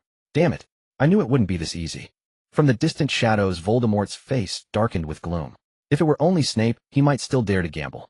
But now it wasn't just Snape alone, there were also Harry and the two Weasleys. If anything happened to them, Dumbledore would tear Hogwarts apart. In his current state, a direct confrontation with Dumbledore would be no different from courting death. What should we do, Master? Should we wait for them to leave before going in? Quirrell's timid voice only enraged Voldemort further. What's the point of going now? How long can a single troll hold Dumbledore back? Before we even get there, hell have found us. Voldemort took a deep breath. Now all I can do is pray that my dear disciple manages to get his hands on the item. But judging by the situation, he's probably not that obedient. The moment Voldemort laid eyes on Argus, he could confirm that the man was cut from the same cloth as himself. Ambition lurked in his eyes. Compared to himself, however, the man possessed far more resources, and he was better at hiding it. Having failed to capture Hermione and the others, Voldemort doubted Argus would serve him with unwavering loyalty. Yet he still hoped Argus would secure the Philosopher's Stone. After all, Argus still had room for negotiation, whereas Dumbledore wouldn't even grant him that chance. Let's go. This operation has failed. We'll have to find another opportunity. Though Voldemort instructed Quirrell to leave, his mind was already brewing another plan. Both Quirrell and his own condition were deteriorating rapidly. At this rate, they might not even hold out until they could obtain the stone. He had to think of something. The third floor. Snape fixed a cold glare on Harry and Ron. Professor, I wasn't asking you, Mr. Weasley. Snape didn't even give Percy a chance to speak. Percy watched, anxiety gnawing at his heart. He wished he could speak for them both. Just tell him why you came, for crying out loud. At least make some noise, even if it's just a grunt. Harry hesitated for a long time, but eventually crumbled under Snape's pressure. Professor, we saw Argus coming here, so that's why. Oomph. Snape let out a scornful laugh. Then would the esteemed savior please inform me, where is Mr. Grindelwald, whom you were following? We lost him. Mr. Potter, Mr. Grindelwald doesn't have the luxury of idling about like you do every day. We saw him come to the third floor with our own eyes. Ron couldn't hold back any longer and retorted. Then please, Detective Weasley, tell me where Mr. Grindelwald is now. Evidently our two detectives have failed to produce any evidence. The sneer on Snape's face deepened. For breaking school rules by trespassing into the restricted area and for slandering a fellow student, Gryffindor loses 10 points. And remember, that's 10 points each. Ron looked ready to argue further, but Percy yanked them both behind him. Terrified these two troublemakers might speak again. Professor Snape, my apologies. He'll take them back right away. With that, he wrapped his arms around them and hurried them away. Snape watched the trio leave. Only after a long while did he cast a pensive glance towards Quirrell's office. On the way back to the Gryffindor common room, Ron couldn't stop talking. It must be Snape who hit him. That evil Grindelwald goes to his office every day. Who knows what shady business they're up to in there. Enough, Ron. Percy angrily cut him off. Haven't you caused enough trouble already? Do you have any idea how long it'll take us to earn those points back? We're brave Gryffindors. We can't just stand by and let those evil Slytherins. Did you even find him? I chased you two all over the place and didn't even catch a glimpse of Argus. Percy didn't give Ron a chance to speak. He was reluctant to scold Harry, but he had no qualms about lecturing Ron. Besides, Mrs. Weasley had personally told him to keep an eye on Ron during her last visit. If she found out Ron had actively provoked Argus again, given her temper, she might just take him home. After a moment's thought, Percy figured Ron was still his own brother after all. He couldn't very well let him end up as a dropout. Percy, we really did see Argus heading to the third floor. If you don't believe me, ask Harry. Percy looked doubtfully at Harry, who remained silent. His brow furrowed deeply. I'll take you both back to the Gryffindor common room first. I'll look into this matter myself. As soon as the three of them entered the common room, they saw the Weasley twins talking to some others holding a box of brightly colored candies. The moment they saw Percy, they quickly hid the sweets behind their backs. Oh look, our esteemed prefect has returned with Harry and little Ronnie. So how many points did you lose this time? At this, Minnie in the common room turned to glare at Harry and Ron. All right, enough of that. Is the troll situation handled? Yes, Professor McGonagall came by personally. We were going to ask if tonight's party was still on, but judging by the atmosphere. George gestured around and shrugged. Good, it's taken care of. You mentioned earlier that Argus wanted to return my notes, but couldn't find the right time. Right. Perfect timing. Keep an eye on these two and don't let them wander off. They'll go get my notes back. Percy made up a flimsy excuse and headed towards the Slytherin common room. On the way back to Gryffindor Tower, he had done a lot of thinking. Ron and Harry had been behaving themselves lately. They wouldn't just go to the third-floor restricted area for no reason. His brother wasn't quick-witted enough to fabricate a story on the spot, nor would he stubbornly insist on Argus guilt at the risk of being sent home by their mother. Whether for Gryffindor's points or for his own peace of mind, he had to see for himself. Arriving at the Slytherin common room, he found Amicus, Caro, and Argus along with several other prefects standing guard at the entrance. "Percy, what are you doing here?" Gryffindor and Slytherin were never on good terms. The moment they saw a rival prefect, the atmosphere turned hostile. "Amicus, Caro, I'm not here to argue with you." Percy ignored him. He looked at Argus. "Argus, I heard from George and Fred that you've been looking for me to return my notes. Since you're here, I thought I'd come and pick them up." "All right, wait a moment. I left them in the dormitory." Argus saw right through Percy's little scheme, but said nothing heading into the dormitory. Amicus, Caro sneered at Percy's behavior. "Coming all the way here just for a notebook. How petty." Percy realized how awkward his request sounded, but the words were already out. There was no taking them back. So he dropped the subject and tried to fish for information instead. "You Slytherin prefects are quite dedicated, all standing guard at the entrance." "Of course," Amicus, Caro said proudly. "Actually, it was Argus' idea. He suggested the prefects stand guard outside, so we can protect the students inside if anything happens." "His idea?" Percy was a little surprised, but inwardly he breathed a sigh of relief. Getting from the third floor to the Slytherin common room required navigating several staircases. If Argus had really been to the third floor, he wouldn't have had enough time to make it back. He had a good impression of Argus and hadn't really believed he would break school rules. Since Argus had proposed the prefects stand guard, it proved he had been with the Slytherin prefects all along. Under those circumstances, how could he have gone to the third floor? Thinking this, a wave of guilt washed over him unbidden. Last time when Ron caused such a big mess, Argus hadn't held a grudge and had even comforted him. And here he was doubting him based on a few words, even coming to verify in person. "What a bastard I am." He silently vowed that next time George and Fred played a prank on Ron, he would definitely turn a blind eye. He wouldn't interfere at all. "Humph." Argus handed over the notebook, delivering it into Percy's hands. Strangely enough, even though it was his own notebook, Percy felt as if it were burning his palms. The mocking gazes from those around him made his face flush with heat. His younger brother had done something wrong, yet the other party not only refrained from demanding compensation, but also generously forgave him. The only request was to borrow a few of his notebooks. And now he had taken the initiative to come and ask for them back. For the first time, Percy condemned his own impulsiveness from the depths of his heart, meeting Argus' clear gaze, while the guilt deepened even further. Argus, actually am not in a hurry. If you haven't finished reading them, you can keep them a while longer." Percy stammered, squeezing out a sentence. "TCH, you came all the way here to ask for them back, and now you say that. How hypocritical." Alexia curled her lips in disdain, only making Percy more ashamed and indignant. "You misunderstand, Alexia. It was me who told the Weasley twins I'd return the books. I plan to deliver them myself, so Percy picking them up saves me a lot of trouble." Argus explained on Percy's behalf, slightly alleviating his embarrassment. Percy looked at Argus with gratitude. "I have some more notes. He'll tidy them up tonight and bring them to you tomorrow. If Ron." "Forget it. See you tomorrow." Percy wanted to say something, but the words died on his lips. Should he say, "My brother is following you, be careful"? Or should he say, "My brother just slandered you in front of Professor Snape, I apologize in advance"? He bet that if he said that, it would spread throughout Hogwarts by the next day. Percy left, and seeing that it was getting late, the other prefects also returned to their common rooms one by one. As soon as Argus entered, Draco immediately rushed over. "Argus, you'll come tomorrow, right?" "Tomorrow? What's happening tomorrow?" Argus didn't react at first until Daphne, who was nearby, explained for Draco. "Tomorrow is the Quidditch match between Slytherin and Gryffindor. It's Draco's first official game. He's been pestering us for ages to go and cheer him on." "Argus, you didn't even know about such an important event." Draco complained a little. Argus shook his head helplessly. "You forgot I can't use a broomstick. So naturally, I don't pay attention to these things." Draco snapped out of it, as if waking from a dream, stammering. "Argus, I didn't mean it that way. I know it's fine. He'll come cheer for you tomorrow." Argus patted Draco on the shoulder to reassure him. If he remembered correctly, Quirrell would try to attack Harry during the Quidditch match, attempting to throw him off his broom. Snape had saved him. He wondered if Harry, now just a substitute player, would even get a chance to play. The next morning, the Gryffindor and Slytherin tables were clearly charged with a tense, hostile atmosphere. For students, a Quidditch match was a huge event, especially when it affected the House Cup.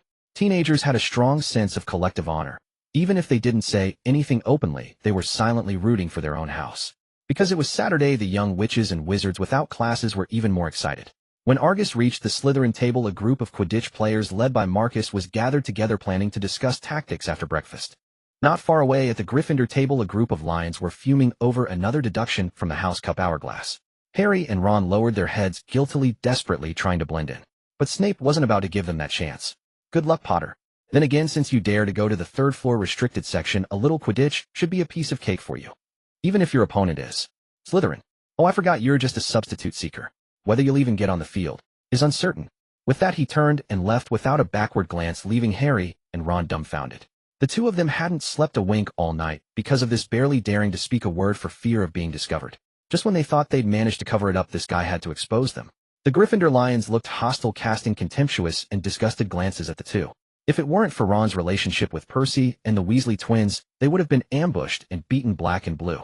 After 2 months of torment, Ron's skin had grown much thicker. He could still manage to eat. After all, when you're covered in lice, you stop feeling the bites. This kind of scene was fine once or twice. After a while, you got used to it. Harry, however, stared unblinkingly at Snape's injured leg, his mind involuntarily drifting back to the scene before school started with Hagrid at Gringotts. Hagrid seemed to have taken a very important item from there. Could it be that Professor Dumbledore had placed the item on the third floor and Snape had taken advantage of the troll riot last night to try and steal it? He quickly shared his thoughts with Ron. Ron's eyes widened. That must be it. That evil Slytherin and Snape are working together to steal Dumbledore's treasure. We clearly saw him last night, but he disappeared on the third floor. Snape must have helped him. Harry was taken aback. He had only mentioned Snape, what did that have to do with Argus? But on second thought, what Ron said wasn't without merit. Argus had indeed vanished right before their eyes. And the only person on the scene who could have helped cover it up besides Snape was no one else suspicious. Eat up. After we finish, let's go find Hagrid and ask him what they're trying to steal. Ron urged, excitedly impatient. Harry shook his head. No, I have to go discuss tactics with Wood soon. Wait until after my match, then we'll go find Hagrid. On the other side, Argus, holding a knife in one hand and a fork in the other, gracefully cut into a piece of bacon and eggs and put it in his mouth. Suddenly, he felt as if something had been placed in his pocket. His expression unchanged, he glanced around with his peripheral vision. He saw Professor Quirrell walking past the Slytherin table. He understood. Calmly putting down his knife and fork, he walked out of the Great Hall. Arriving at a secluded, empty corner, he quietly reached into his pocket. Inside was a note with only one sentence written on it. Come to my office. The next second, flames erupted, consuming the note completely. Always stirring up trouble. Can't you just lie low for a few days? Argus made his way to Quirrell's office. It was empty inside. He waited for a long while before Quirrell pushed the door open and entered. The moment he saw Argus, his expression began to change. The cowardice that had clung to him melted away, replaced by a cold, formidable presence. Where's the thing I asked for? I was followed, so I didn't get it. Argus replied, bluntly, catching Voldemort off guard. He had expected Argus to come up with all sorts of excuses. This sudden directness was somewhat surprising. Being followed is your excuse? Voldemort's tone turned dangerous, a surge of malevolent aura filling the room. You didn't get it either, did you? Argus replied calmly, showing not a trace of fear at Voldemort's transformation. How did you know I was there?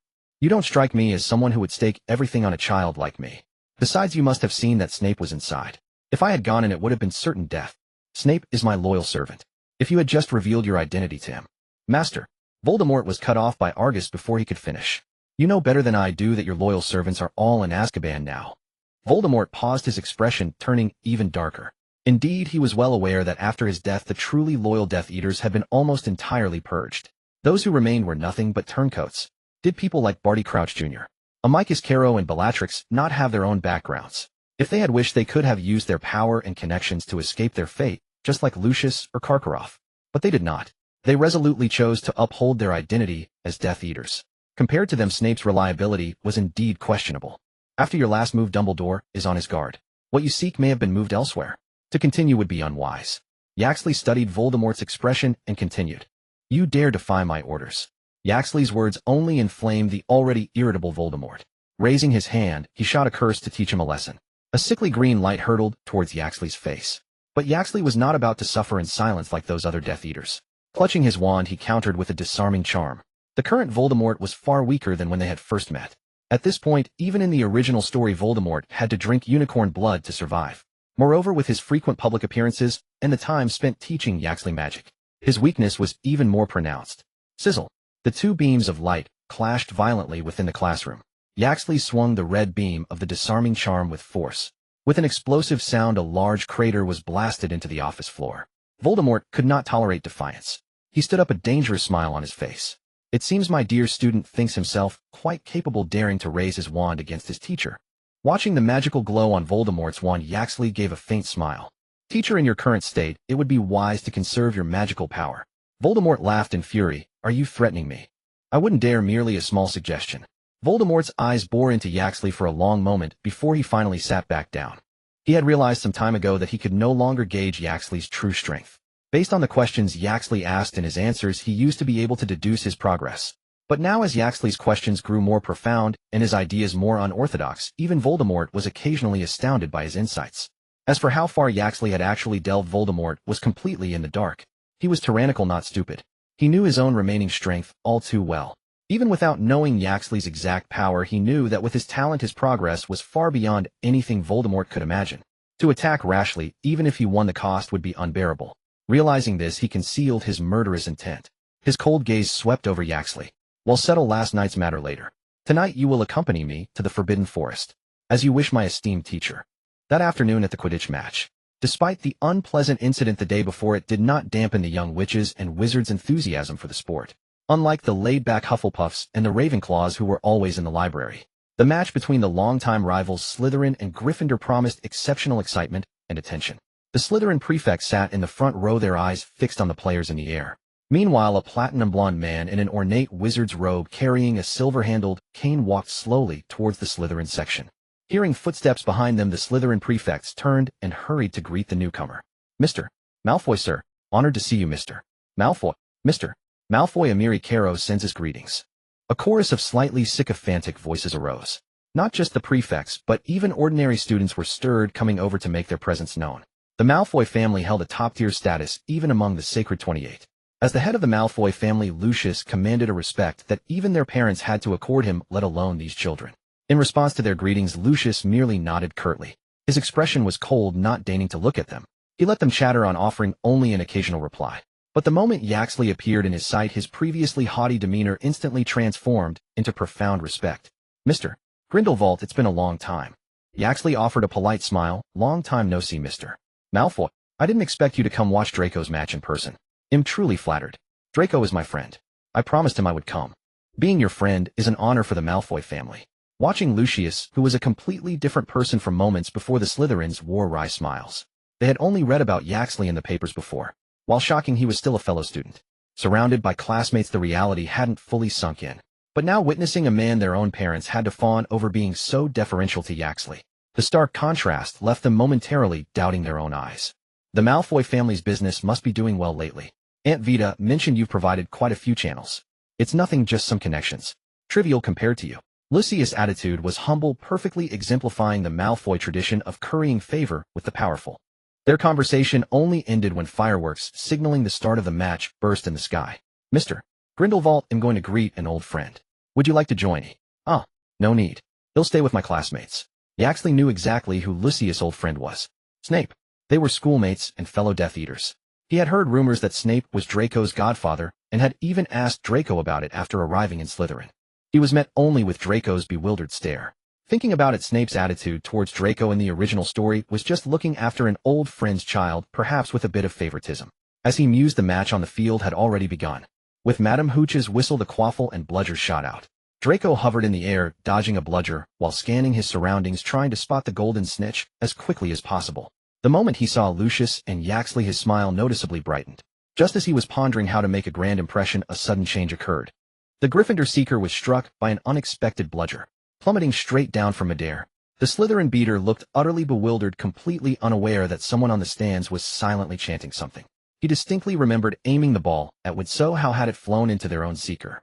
Could it be that he had mastered the legendary art of bludger bending, making the bludger swerve? Oh, the Gryffindor seeker has been knocked off his broom by Slytherin. I hope he's all right. Vile Slytherin. Lee Jordan's final muttering drew a cough of warning from Professor McGonagall. A wave of discontent rippled through the Gryffindor stands. Ron, a devout Quidditch fan, was so furious he nearly cursed aloud. Madame Hooch hastily announced a pause in the match and escorted the injured Gryffindor to Madame Pomfrey. The match was halted at halftime. The Gryffindor team returned to the locker room with grim expressions. "What how is Morsay? Is the injury serious?" The substitute seeker Harry hurried over to inquire. Wood looked at Harry with a heavy heart. "Harry, you need to be ready to play next." "Me, eh?" Harry glanced at his own stature, noticeably shorter than those around him. "Scared? A little. It's fine." Wood patted Harry on the shoulder. "I was the same way my first time. But no matter what you do, there's always a first time. Go for it." After a brief rest, Madame Hooch returned from the hospital wing. The match resumed. "Look, Gryffindor has sent out their new seeker." The famous boy who lived Harry Potter. Mounted on his broom, Harry nervously and excitedly surveyed the pitch. Draco called out from nearby, "Harry, this time we'll have a proper duel." "Of course." Whoosh! The whistle blew and the match began anew. The contest grew fiercer than before. Slytherin made no attempt to conceal their tactics, knocking Gryffindor players off their brooms one by one with moves bordering on fouls. Harry watched with growing anxiety. Just then the golden snitch appeared before his eyes. Harry gave chase almost instinctively. Draco followed close behind. Though he started later, the Nimbus 2000 speed far surpassed Hogwarts' old relics. Within seconds he was neck and neck with Harry. Argus, who do you think will catch the snitch, Draco or Harry Potter?" Slytherin Prefect Amiri Caro hesitated for a long time before mustering the courage to speak to Argus. Ever since witnessing Lucius' attitude towards Argus, he always felt a pang of unease in his presence. "Draco. His broom is far superior to Harry's, and his mindset is stronger too. Though his flying talent is slightly lacking, it's not by much." Argus' attention wasn't on the Quidditch match. His peripheral vision kept scanning the professor's seats. Seeming to sense Argus' lack of interest, Amiri Caro didn't press the topic. Instead, he turned his focus to the game. As time passed, Draco's broom advantage grew increasingly apparent. He had left Harry far behind. Harry's heart churned with desperation, but he was helpless. Suddenly he felt a restless stirring beneath him. Then his obedient broom began to shudder violently. The tremors grew stronger, threatening to throw him off. Gasps erupted from the stands. From his seat, Argus faintly saw Quirrell staring intently at Harry, his hands clasped, as if in prayer. "My teacher, you couldn't resist after all, could you? What good does it do you to act now? With so many professors present, even if Harry fell from his broom, they could take you on even at your full strength." Below, Quirrell Lucius was chatting with Snape, endlessly boasting about his son's achievements. This kept Snape from finding a moment to cast a counter-curse on the broom. Harry's good friend Ron lacked Hermione's intellect and keen observation. Faced with Harry's peril, all he could do was stamp his feet in frustration. "What will you do now, headmaster? With no one to protect him, your Harry won't last much longer before falling off that broom." Argus watched the scene unfold like a spectator at a play. He wasn't Harry's nanny and had no obligation to look out for him. What's the worst that could happen? A fall, perhaps. Snape would be the only one to risk exposure to help. But Argus forgot that Harry wasn't alone on the pitch. His true love was there too. Draco. Seeing his friend about to fall, Draco abandoned the snitch which was within reach and turned his broom toward Harry. In the nick of time, Draco grabbed Harry's hand, preventing him from being thrown off. But the broom's shaking continued, and it collided with Draco's Nimbus 2000. Crack! With a sharp sound, Harry's broom snapped. In the final moment, Draco pulled Harry onto his own broom. With the Nimbus 2000 cushioning their fall, they crashed heavily to the ground. After a brief silence, the arena erupted into thunderous cheers. Watching them, Argus couldn't help but recall the scene from the original story where Harry pulled Draco from the Fiendfyre. He shook his head with a wry smile. It seemed Draco had repaid Harry's life-saving favor early. The Quidditch match ultimately ended in Slytherin's victory. After basking in Gryffindor's gratitude, Draco turned to find Lucius' cold face. His smile froze instantly. "Father, who told you to do something so dangerous? Do you have any idea what happens when you fall from that height?" "Father, Harry is my friend." "So what?" "There were plenty of professors in the stands and Madame Pomfrey in the hospital wing. None of them needed you to interfere." As he finished, Lucius seemed to sense something, took a deep breath, and barely suppressed his anger. "Go back now. I have things to do. They'll deal with you later." After Draco left sullenly, Argus emerged from the shadows shortly after. "Mr. Grindelwald, forgive the spectacle. Mr. Malfoy, Draco did well. There was no need for such fury." Argus had been nearby when Lucius scolded Draco. But he knew that no matter how close he was to Draco, he had no right to interfere with parental discipline. He waited until the reprimand was nearly over before subtly revealing his presence. "You know how dangerous that was. The boy risked everything for a so-called friend." Speaking of Draco, Lucius was no different from any ordinary parent, equally exasperated with his child. "Having a friend is a good thing, Mr. Malfoy. Let me ask you this. Do you still have any true friends today?" The question left Lucius stunned. Yes, he couldn't remember when it started. He no longer had friends he could speak his heart to. He said one thing to one person and another to someone else, often unsure himself if what he said was true or false. His Hogwarts classmates, childhood playmates, all had drifted apart for various reasons. The only one left was Snape, but he was merely an old acquaintance, not a confidant. After a long pause, he emerged from his reverie. Gazing at Argus' retreating figure, he suddenly asked, "And you, Argus? Who is your true friend?" "Me. My path must be walked alone." The match concluded. Ron and Hagrid found Harry. Merlin's beard, "Thank goodness you're all right, Harry." Hagrid was delighted. Young Malfoy did well, even if his father is a nuisance. There's no denying he and Argus are both decent sorts. Slytherins are all liars. Who knows if they were just putting on an act? I reckon it was them who secretly tampered with Harry's broom. Ron, unable to bear praise for Draco and Argus in his presence, retorted defiantly. Hagrid frowned slightly. Nonsense. Why would they curse Harry's broom? I'm not talking rubbish. Last night we saw Argus sneaking into the third-floor corridor, and we saw Snape there too. Impossible.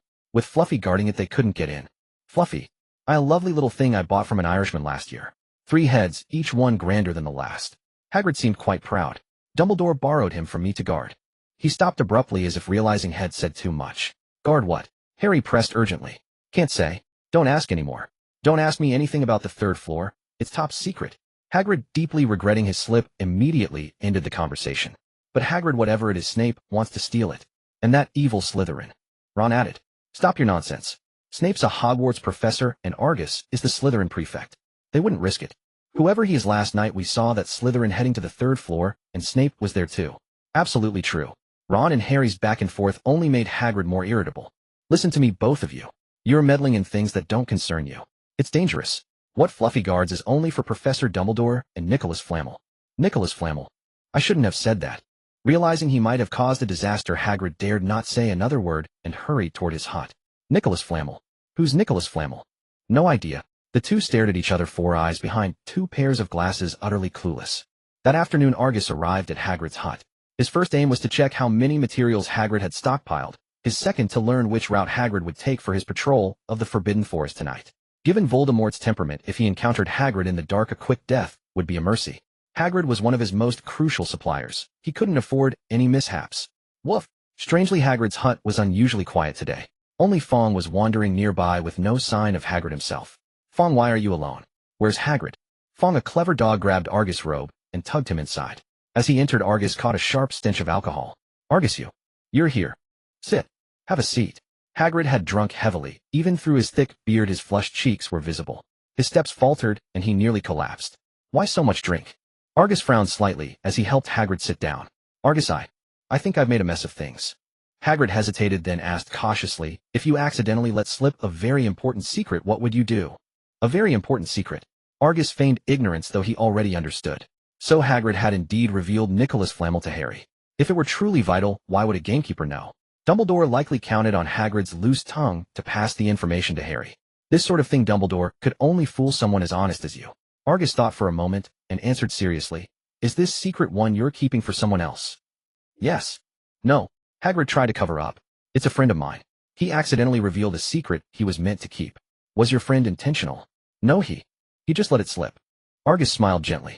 Since it wasn't on purpose, he should go and admit his mistake to the other person. Whatever the outcome, at least he'll feel better. The sooner they know, the more chance there is to fix things. You're right. Hagrid slapped his thigh and jumped up. He'll go see Dumbledore right now. But after just 2 steps, a sudden dizziness overwhelmed him, and he collapsed heavily to the ground. Stupefied. Behind him, Argus slowly lowered his wand. He levitated Hagrid onto the bed. Giants had far greater magical resistance than ordinary wizards. Even a half-giant like Hagrid was not easily harmed by common spells. Besides, Argus harbored no killing intent. He only wanted Hagrid to sleep soundly. With all that drink, he'd be out until at least tomorrow morning, missing tonight's patrol perfectly. That night, deep in the Forbidden Forest, 2 figures, one tall, one short, wandered. The eerie howls around them seemed to pose no threat at all. They moved not as if through a forbidden forest, but like strolling in a back garden. Mr. Grindelwald were not here for a leisurely walk. Seeing Argus' vacation-like demeanor, Voldemort's forehead veins bulged. If he weren't so weakened that he could barely use magic, he would never have brought Argus along. It was vexing, and he had to constantly guard against betrayal. All right, Master, I'll take this seriously. Argus agreed verbally, but showed no change in action. He remained as lackadaisical as ever. He wanted no part in hunting unicorns. Such blessed magical creatures carried curses that even a wizard of Voldemort's caliber would find troublesome. Given Voldemort's character, he wouldn't hesitate to dump this dirty work on him. Since the other wouldn't last long, Argus just wanted to milk the situation for all it was worth. No need to risk his life. Voldemort fumed, but was helpless. The main force of this expedition was Argus, so falling out with him would only hurt his own cause. Grinding his teeth in silence, Voldemort and Argus pressed deeper into the forest. Not far off, a rustling sound caught Argus' attention. Just as he hesitated over whether to act, Voldemort's delighted voice rang out. Found it. That's it. Our target for this journey. Pure and flawless, her entire body was devoid of any blemish. Under the moonlight, she shimmered with a faint, radiant glow. It was a unicorn. Argus had never before beheld such a pristine creature. He couldn't help but admire it from the depths of his heart. This is our target. Your task is to slay this beast and extract its blood. Voldemort's tone was urgent, completely disregarding Quirrell's struggles. Master, killing a unicorn brings a curse. Argus remained calm, showing no intention of moving. He was merely going through the motions. Why would he be foolish enough to implicate himself? What he called Voldemort's teachings were merely a means to enhance his own abilities. Even without Voldemort, he still had the system, Aunt Vida, and his own convenient father. To incur a curse that was difficult to remove, all for the sake of Voldemort's guidance, would be like drinking poison to quench thirst. Argus, this is the second time. Voldemort's eyes were bloodshot as he stared intently into Argus' eyes. If you delay any longer, the unicorn will escape. Kill it, and I will help you remove the curse. Argus glanced at Voldemort's head, then at his pallid face. The implication was clear. Do you take me for a fool? If you had that power, would you still need to drink its blood? You can boast, but don't fool yourself into believing it. The rustling sounds around them grew more pronounced, and even the weakened Voldemort noticed the strange changes in their surroundings. You don't need to act, you just stand guard, and don't let it escape. Seeing that he could not command Argus, Voldemort in his desperation ignored everything else. He shot him a cold glare, drew his wand, and prepared to act himself. Hiss! At that moment, several streams of white viscous liquid shot out from nearby. Every single one was aimed directly at Voldemort and Argus. Then countless dark shadows surged in densely. The smallest were the size of hounds, while the largest were as big as carriages. Acromantulas. That blasted half-giant dared to release Acromantulas into the Forbidden Forest. Voldemort was both shocked and enraged. Years ago, he had commanded the Basilisk to kill Myrtle, then framed Hagrid and his Acromantula. He never expected that a crime committed decades ago would present him with such a surprise today. In his prime, he would not have feared these creatures. But now he needed to catch his breath after casting just a few spells. Finding the unicorn had already been a stroke of luck. Who knew when he would find it again? The unicorn by the lake sensed the commotion and without hesitation bolted away. Avada Kedavra! Voldemort hurled a killing curse. Unfortunately, there were too many Acromantulas nearby, and he couldn't aim properly. The unicorn dodged with a swift sidestep. Confringo. Defendo. Argus fired several spells, instantly blasting the approaching Acromantulas to pieces. The powerful spells kicked up a cloud of leaves and dust. Let's retreat, Master. If we stay any longer, there will only be more spiders. Hold on a little longer. They'll go kill that beast. Voldemort was clearly unwilling to give up easily. Gritting his teeth, he chased after the unicorn once more. Understood, Master. Argus nodded respectfully, his words agreeable enough. But as soon as he turned around, he cast several wide area spells at the weakest point of the encirclement. He fled swiftly. With Argus gone, all the Acromantulas surged towards Voldemort. In no time, they had surrounded him completely. Argus, you are something else. Voldemort, having been betrayed, nearly ground his molars to dust. Ignoring his own weak body and Quirrell's wails, he rapidly cast one spell after another. Fortunately, his earlier killing curse had struck the ground, kicking up many pebbles. It had grazed the unicorn's hide, drawing a little blood. He sped towards the spot where the unicorn had just been waving his wand. A few drops of silvery white blood slowly floated up. Amidst Quirrell's terrified screams, he guided them into Quirrell's mouth. The next moment, the previously weakened Voldemort seemed to have a final burst of strength. His entire aura was completely different. With a casual wave of his wand, dozens of Acromantulas swelled up like balloons. Bang! Bang! Bang! Dozens of explosions rang out, and the Forbidden Forest, which had been noisy moments before, fell silent in an instant. The entire forest was covered in disgusting green slime. Voldemort stared in the direction Argus had fled, letting out a sinister laugh. Argus, my fine disciple, you really are something. As for betraying his ally, Argus felt not a shred of guilt. You get what you pay for. No pay, and you expect me to work overtime. No way. It was already generous of me to come with you. Did you really think I'd risk my life for you? Passing through the secret passage marked on the Marauder's map, Argus sneaked back into the dormitory. After a comfortable sleep, he arrived at the Hogwarts Great Hall the next morning. As he was happily eating breakfast, Quirrell walked in through the main doors. His face was still pale, but his spirits seemed much better, and his steps were no longer as unsteady as they had been a few days prior. Seeing Argus, a smile appeared on his face. However, there was a hint of hatred in that smile. Good morning, Professor Quirrell. Argus took the initiative to greet him, which surprised Quirrell a little. Good morning, Mr. Grindelwald. You seem to have rested well last night, Professor. You look much better than before. Under normal circumstances, Voldemort would not show himself. He only appeared to teach Argus or for other important matters. Now, just having a meal in the Great Hall with several professors present, Argus was certain Voldemort wouldn't dare to reveal himself. He tried to gauge Voldemort's condition from Quirrell. Compared to Voldemort, Quirrell was much easier to manipulate. Just a few exchanges allowed Argus to sense that the other party's confidence had grown considerably. Clearly, many unforeseen events had occurred after he had left the previous night. Argus calculated that Quirrell wouldn't dare to fall out with him in such a public setting. He grew bolder in his probing. Full leave now? Can't you see he's pumping you for information? Voldemort's angry voice echoed in Quirrell's mind. Quirrell finally realized what was happening and hurriedly left. Argus allowed a slight smile to play on his lips. It seemed Voldemort's condition was far from as good as he had imagined. He estimated it wouldn't be long before Voldemort had to return to the Forbidden Forest. This time he could hardly blame him for selling him off at a good price. Time flew by, and another month passed. Christmas was just a few days away. In the West, Christmas was as grand as the New Year in the East. Because the holidays were approaching, Hogwarts was filled with a joyful atmosphere. However, Harry and Ron still hadn't found any information about Nicholas Flamel.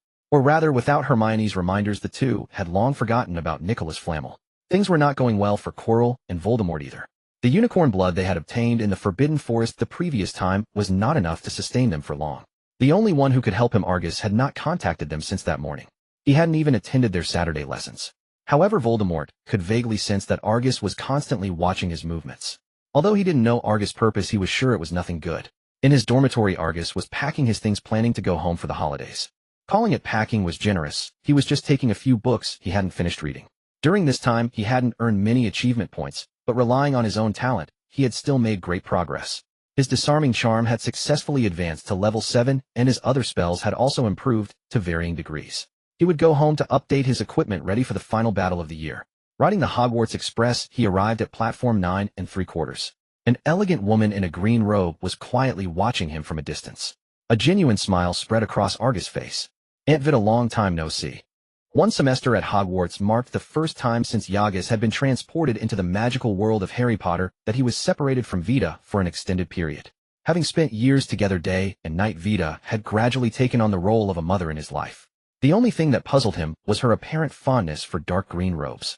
She was like that, and so was Professor McGonagall. Do all older women have a penchant for dark green? Come on, let's take you home. Unaware of what was going through Yagas' mind, Vida saw him standing there dazedly, and assumed he was just overwhelmed by their long separation. She stepped forward, took his hand, and led him out of the station. They found a secluded corner, and after several apparitions arrived at the manor they had purchased earlier. Though they had been away for some time, the estate remained impeccably tidy. Not a speck of dust or weed in sight. A testament to Vida's regular upkeep. Would you like something to eat? I've prepared plenty of your favorites. After savoring the culinary delights of Hogwarts house eels, having Yagas endure Vida's stagnant cooking skills of nearly a decade was rather unappetizing. He forced himself to clear most of the food from the table. Rubbing his somewhat strained smile, Yagas picked up the latest profit report from the Saint Group. It showed that in just a few months they had achieved a profit of nearly 20,000 galleons. For context, in the wizarding world, an average wizard's monthly salary was 60 to 80 galleons. Even Hogwarts professors earned only around 250 to 300. Harry, touted as a minor tycoon in magical society, had inherited just tens of thousands of galleons. And that was the Potter family's centuries of accumulation. Indeed, no matter the world, capital always yields the greatest profits. Yagas sighed in amazement. He had only been running his shop for a few months, and was already making 10 to 20,000 galleons. How much must the old pureblood families have amassed over the years? The Malfoys with their real estate ventures were another story entirely. He continued perusing the documents on the table. Spotting a report that other shops in Diagon Alley had adopted the same sales tactics as the Saints to protect their profits, Yagas couldn't help but snicker. You really can't be bothered to think, can you? You think copying my sales methods will make you money? Perfect timing. Christmas is almost here. Let me show you what real marketing looks like. With that, Yagas called Vida over and elaborated on his Christmas sales plan. Vida was taken aback. Will this work? Won't our profits? Small profits, quick turnover. Besides, it's not exactly thin margins. Just a bit less per item, Yagas explained patiently. Aunt Vida, goods only have value when sold. Sitting idle, they're worthless. Moreover, we've already established a foothold in Diagon Alley. The next step to replace Gringotts requires massive galleon support. Turning our inventory into galleons is the priority. Any progress with Gringotts? Vida knew that in business Yagas' acumen far surpassed hers. So she didn't dwell on the matter and instead shifted to another topic. Gringotts has been quiet for too long. The last time something happened was right after I started school. Understood. Vida smiled knowingly. You might say I'm not good at business. But when it comes to this sort of thing, I'm an expert. Grindelwald used to pull similar stunts all the time. Now I finally have a chance to revisit the old trade. Make sure it's big enough for Gringotts' major clients to witness. Leave it to me. 3 days later, Christmas arrived. Diagon Alley was brimming with festive cheer, with Christmas gift boxes and ornaments adorning every corner. Witches and wizards who would normally be strolling about with their families were now all gathered around the Saint shops.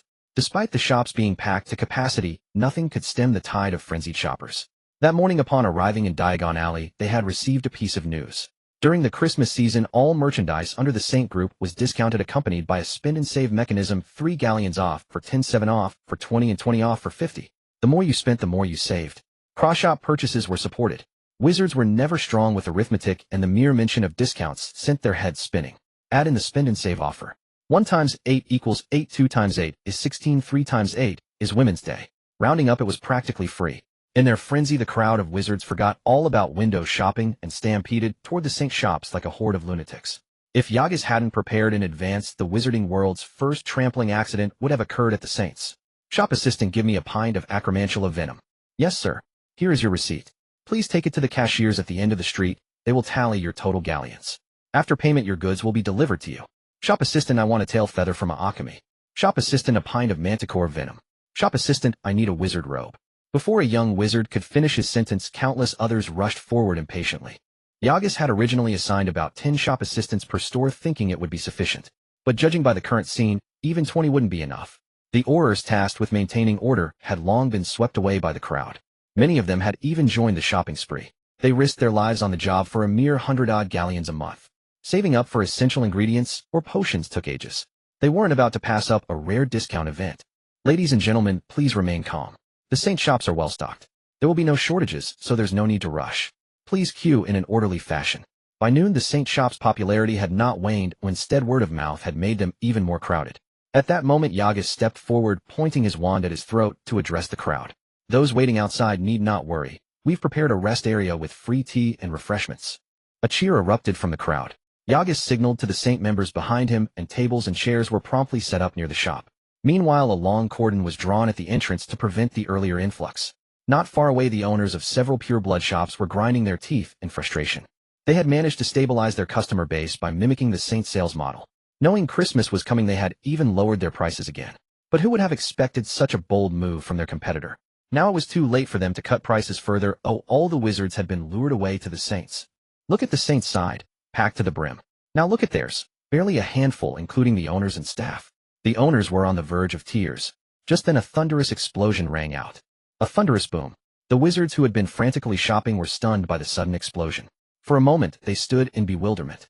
Even the aurors were frozen in place. It had been ages since the British wizarding world had witnessed such a violent incident after Voldemort's fall, especially since this was Diagon Alley, and the explosion had occurred at Gringotts, the most heavily guarded bank. All members of the Sacred, prepare for battle. Stand guard with me. Having anticipated this, Argus, after feigning a brief shock, promptly led his followers into a defensive stance. Leaving a few members to maintain order, a large contingent of the Sacred followed Argus to surround Gringotts. No one noticed Vida and a small group of his followers quietly blending in. Argus had no concerns about Vida's actions. His only request for Vida was to cause chaos, to stir up as much trouble as possible and further tarnish Gringotts' reputation. Being attacked twice in a row yet losing only a single galleon, it was simply too suspicious. What do you think you're doing surrounding us like this? Is this a robbery? Before Argus could enter, several goblins rushed out from the entrance, angrily blocking the crowd of the Sacred. My apologies, Sir Goblin. We merely heard an explosion at Gringotts and came to see if any assistance was needed. In the presence of outsiders, Argus always displayed an extraordinary level of politeness and grace. No need. Gringotts permits no entry. Please leave. Very well, sir. Argus turned and departed without a second thought. He had achieved his goal. Vida had been successfully extracted without arousing any suspicion. To press further would only invite doubts about his intentions. Yet in the eyes of other wizards, this retreat was far from simple. Argus' polite and gentle image was deeply ingrained in their minds. Compared to the snobbish pureblood shops and the gold-obsessed Gringotts, the Sacred group, which frequently held grand sales, was far more popular. A great multitude of wizards rallied in support of Argus. A pack of stunted fools with no gratitude. Mr. Grindelwald abandoned his own business to help, and instead of thanking him, you chase him away. Huh, what a load of rubbish. Who knows what's really going on inside? Maybe those goblins are the ones crying wolf. I think so too. Those goblins are always eyeing the galleons in our pockets. Last time they claimed nothing was stolen, and now they won't let anyone in. There's clearly something fishy. Nonsense. You're all talking nonsense. Several goblins became extremely agitated, even charging out of Gringotts to attack the wizards who had spoken. Confringo. Argus raised his wand and cast a blasting curse directly at the entrance of Gringotts. The deafening roar instantly halted the charging goblins. Goblin, are you instigating a third rebellion? This single sentence sent a chill down the lead goblin's spine. It also prompted every nearby wizard to instantly draw their wands, fixing a wary gaze upon Gringotts. The goblins had launched 2 rebellions in the wizarding world, one in the 16th century and another in the 18th. Both wars had inflicted heavy casualties on the wizarding world, and the goblins had lost their very foundation for survival, clinging only to Gringotts. Yet the conflict between them had never ceased. To this day, many goblins still sought to overthrow wizarding rule. Unnoticed, several camera flashes flickered as reporters raised their cameras, snapping pictures of Gringotts and Argus. They had only come to shop, never expecting to stumble upon such a major event. Both the attack on Gringotts and the near skirmish that followed were front-page news. I esteemed wizard, I was just momentarily overwhelmed. Rest assured, we'll leave immediately right away. The group of goblins was nearly frightened to death by Argus' words. Glancing at the predatory looks from the wizards, they dared not utter another word and scurried back into Gringotts. Well, thank you all for your assistance. Argus gave a slight bow, earning him the goodwill of many wizards. You're too kind, Mr. Grindelwald. It was our duty. Indeed, I've long been fed up with those goblins. I have no idea what Gringotts is playing at. In a couple of days I'm withdrawing all my galleons. I don't trust them anymore. Everyone chimed in, their attitudes toward Gringotts turning extremely sour. The Aurors finally arrived, albeit belatedly. Scrimgeour was leading the team. Spotting Argus blocking Gringotts' entrance, he immediately drew his wand. Mr. Grindelwald, I believe you owe us an explanation for your presence here. Scrimgeour had never held the sacred group in high regard, and despite Fudge's repeated warnings, he often sent agents to investigate their activities. To his astonishment, before Argus could act, the surrounding wizards made the first move. They stood on guard, dozens of them, encircling the Aurors. They had witnessed everything: Argus abandoning his business to lead the sacred to the rescue, and his willingness to break with Gringotts by casting spells to protect wizards. Unconsciously, the scales in their hearts had tipped in favor of the young man before them. And now the Ministry's Aurors wanted to apprehend Argus without hearing the facts. How could they tolerate that? What do you think you're doing? I'm telling you, I represent the British Ministry of Magic. Put down your wands now. Scrimgeour hadn't anticipated such a backlash from his simple action and dared not move rashly. He could only roar, ordering the wizards to stand down. He shouted for a long time, but no one paid him any attention. A few hot-tempered individuals even had red lights glowing at the tips of their wands. The Aurors looked around warily. Stop. I am the head Auror and I command you to stop. Do you have any idea the severity of attacking an Auror? Everyone ceased this at once. Scrimgeour kept shouting, trying every possible method to make them stop. Yet no one listened. No matter how loudly Scrimgeour yelled, no matter what threats he used, they simply refused to obey. No one would budge, not a single person willing to lower their wand. Argus gently raised his right hand. Stop. The moment Argus spoke, many wands began to lower. Put them down. Lower your wands. Listen to Mr. Grindelwald. That's right, listen to Mr. Grindelwald. The crowd slowly dispersed, and one person, still feeling aggrieved, spat contemptuously in Scrimgeour's direction. Scrimgeour was stunned. I shouted for so long with no effect, and you say one word, and they listen.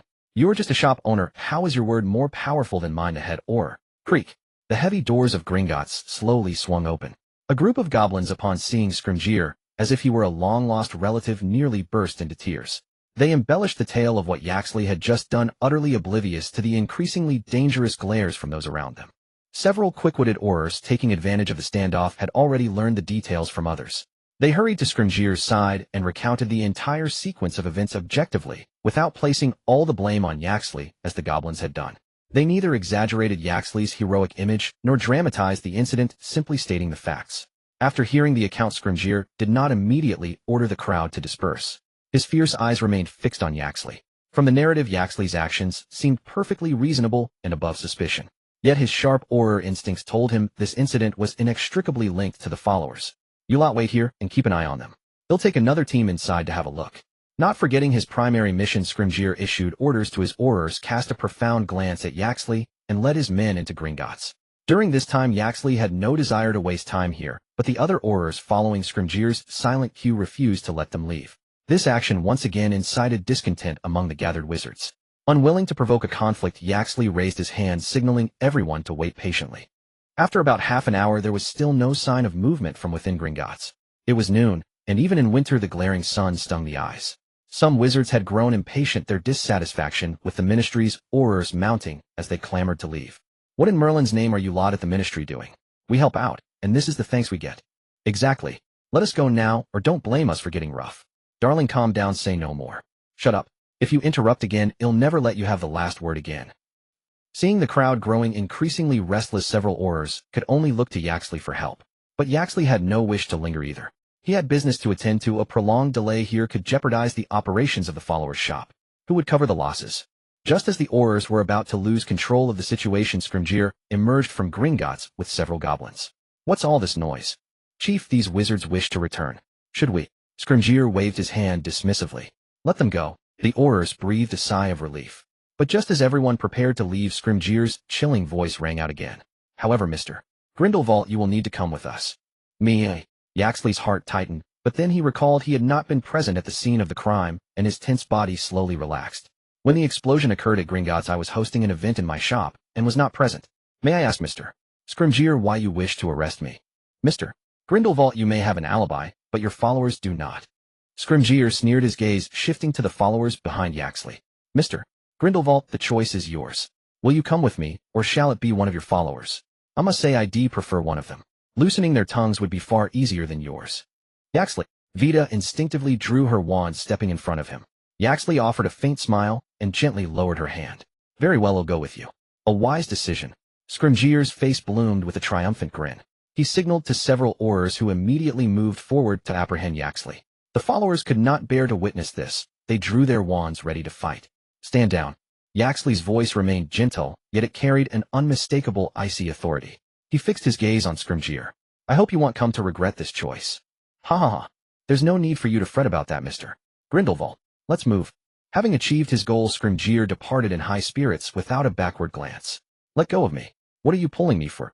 The witch, who had earlier told her husband to be quiet, angrily broke free from his grasp. Are you even a man? Mr.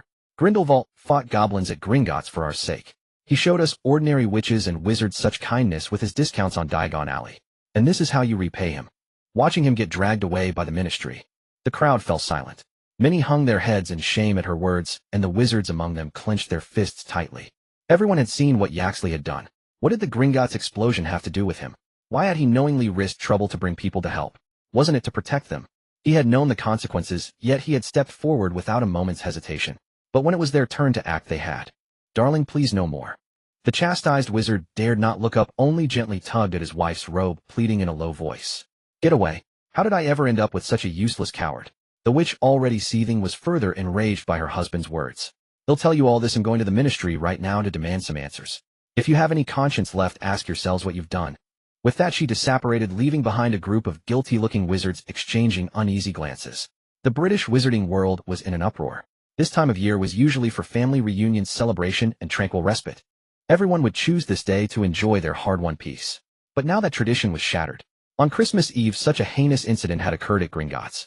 Instead of investigating the perpetrator, the ministry's Aurors had targeted a man who had actively come to help. At Malfoy Manor, Lucius frowned. What is the ministry playing at? Father Yaxley is innocent. You have to help him. Draco rushed to his father's study upon hearing the news. They'll visit the other families first and gather them to go to the ministry to ask Fudge what is going on. Narcissa, stay with Draco and prepare for tonight's banquet. Don't worry, go on. Similar scenes were unfolding within many other pureblood families. At Hogwarts, in the headmaster's office, the heads of all 4 houses were assembled before Dumbledore. I know why you've come. Headmaster Yaxley is a good boy. He was only helping to maintain order. What crime has he committed? We cannot stand by and watch him be wronged. Professor Sprout interrupted Dumbledore, her expression stern.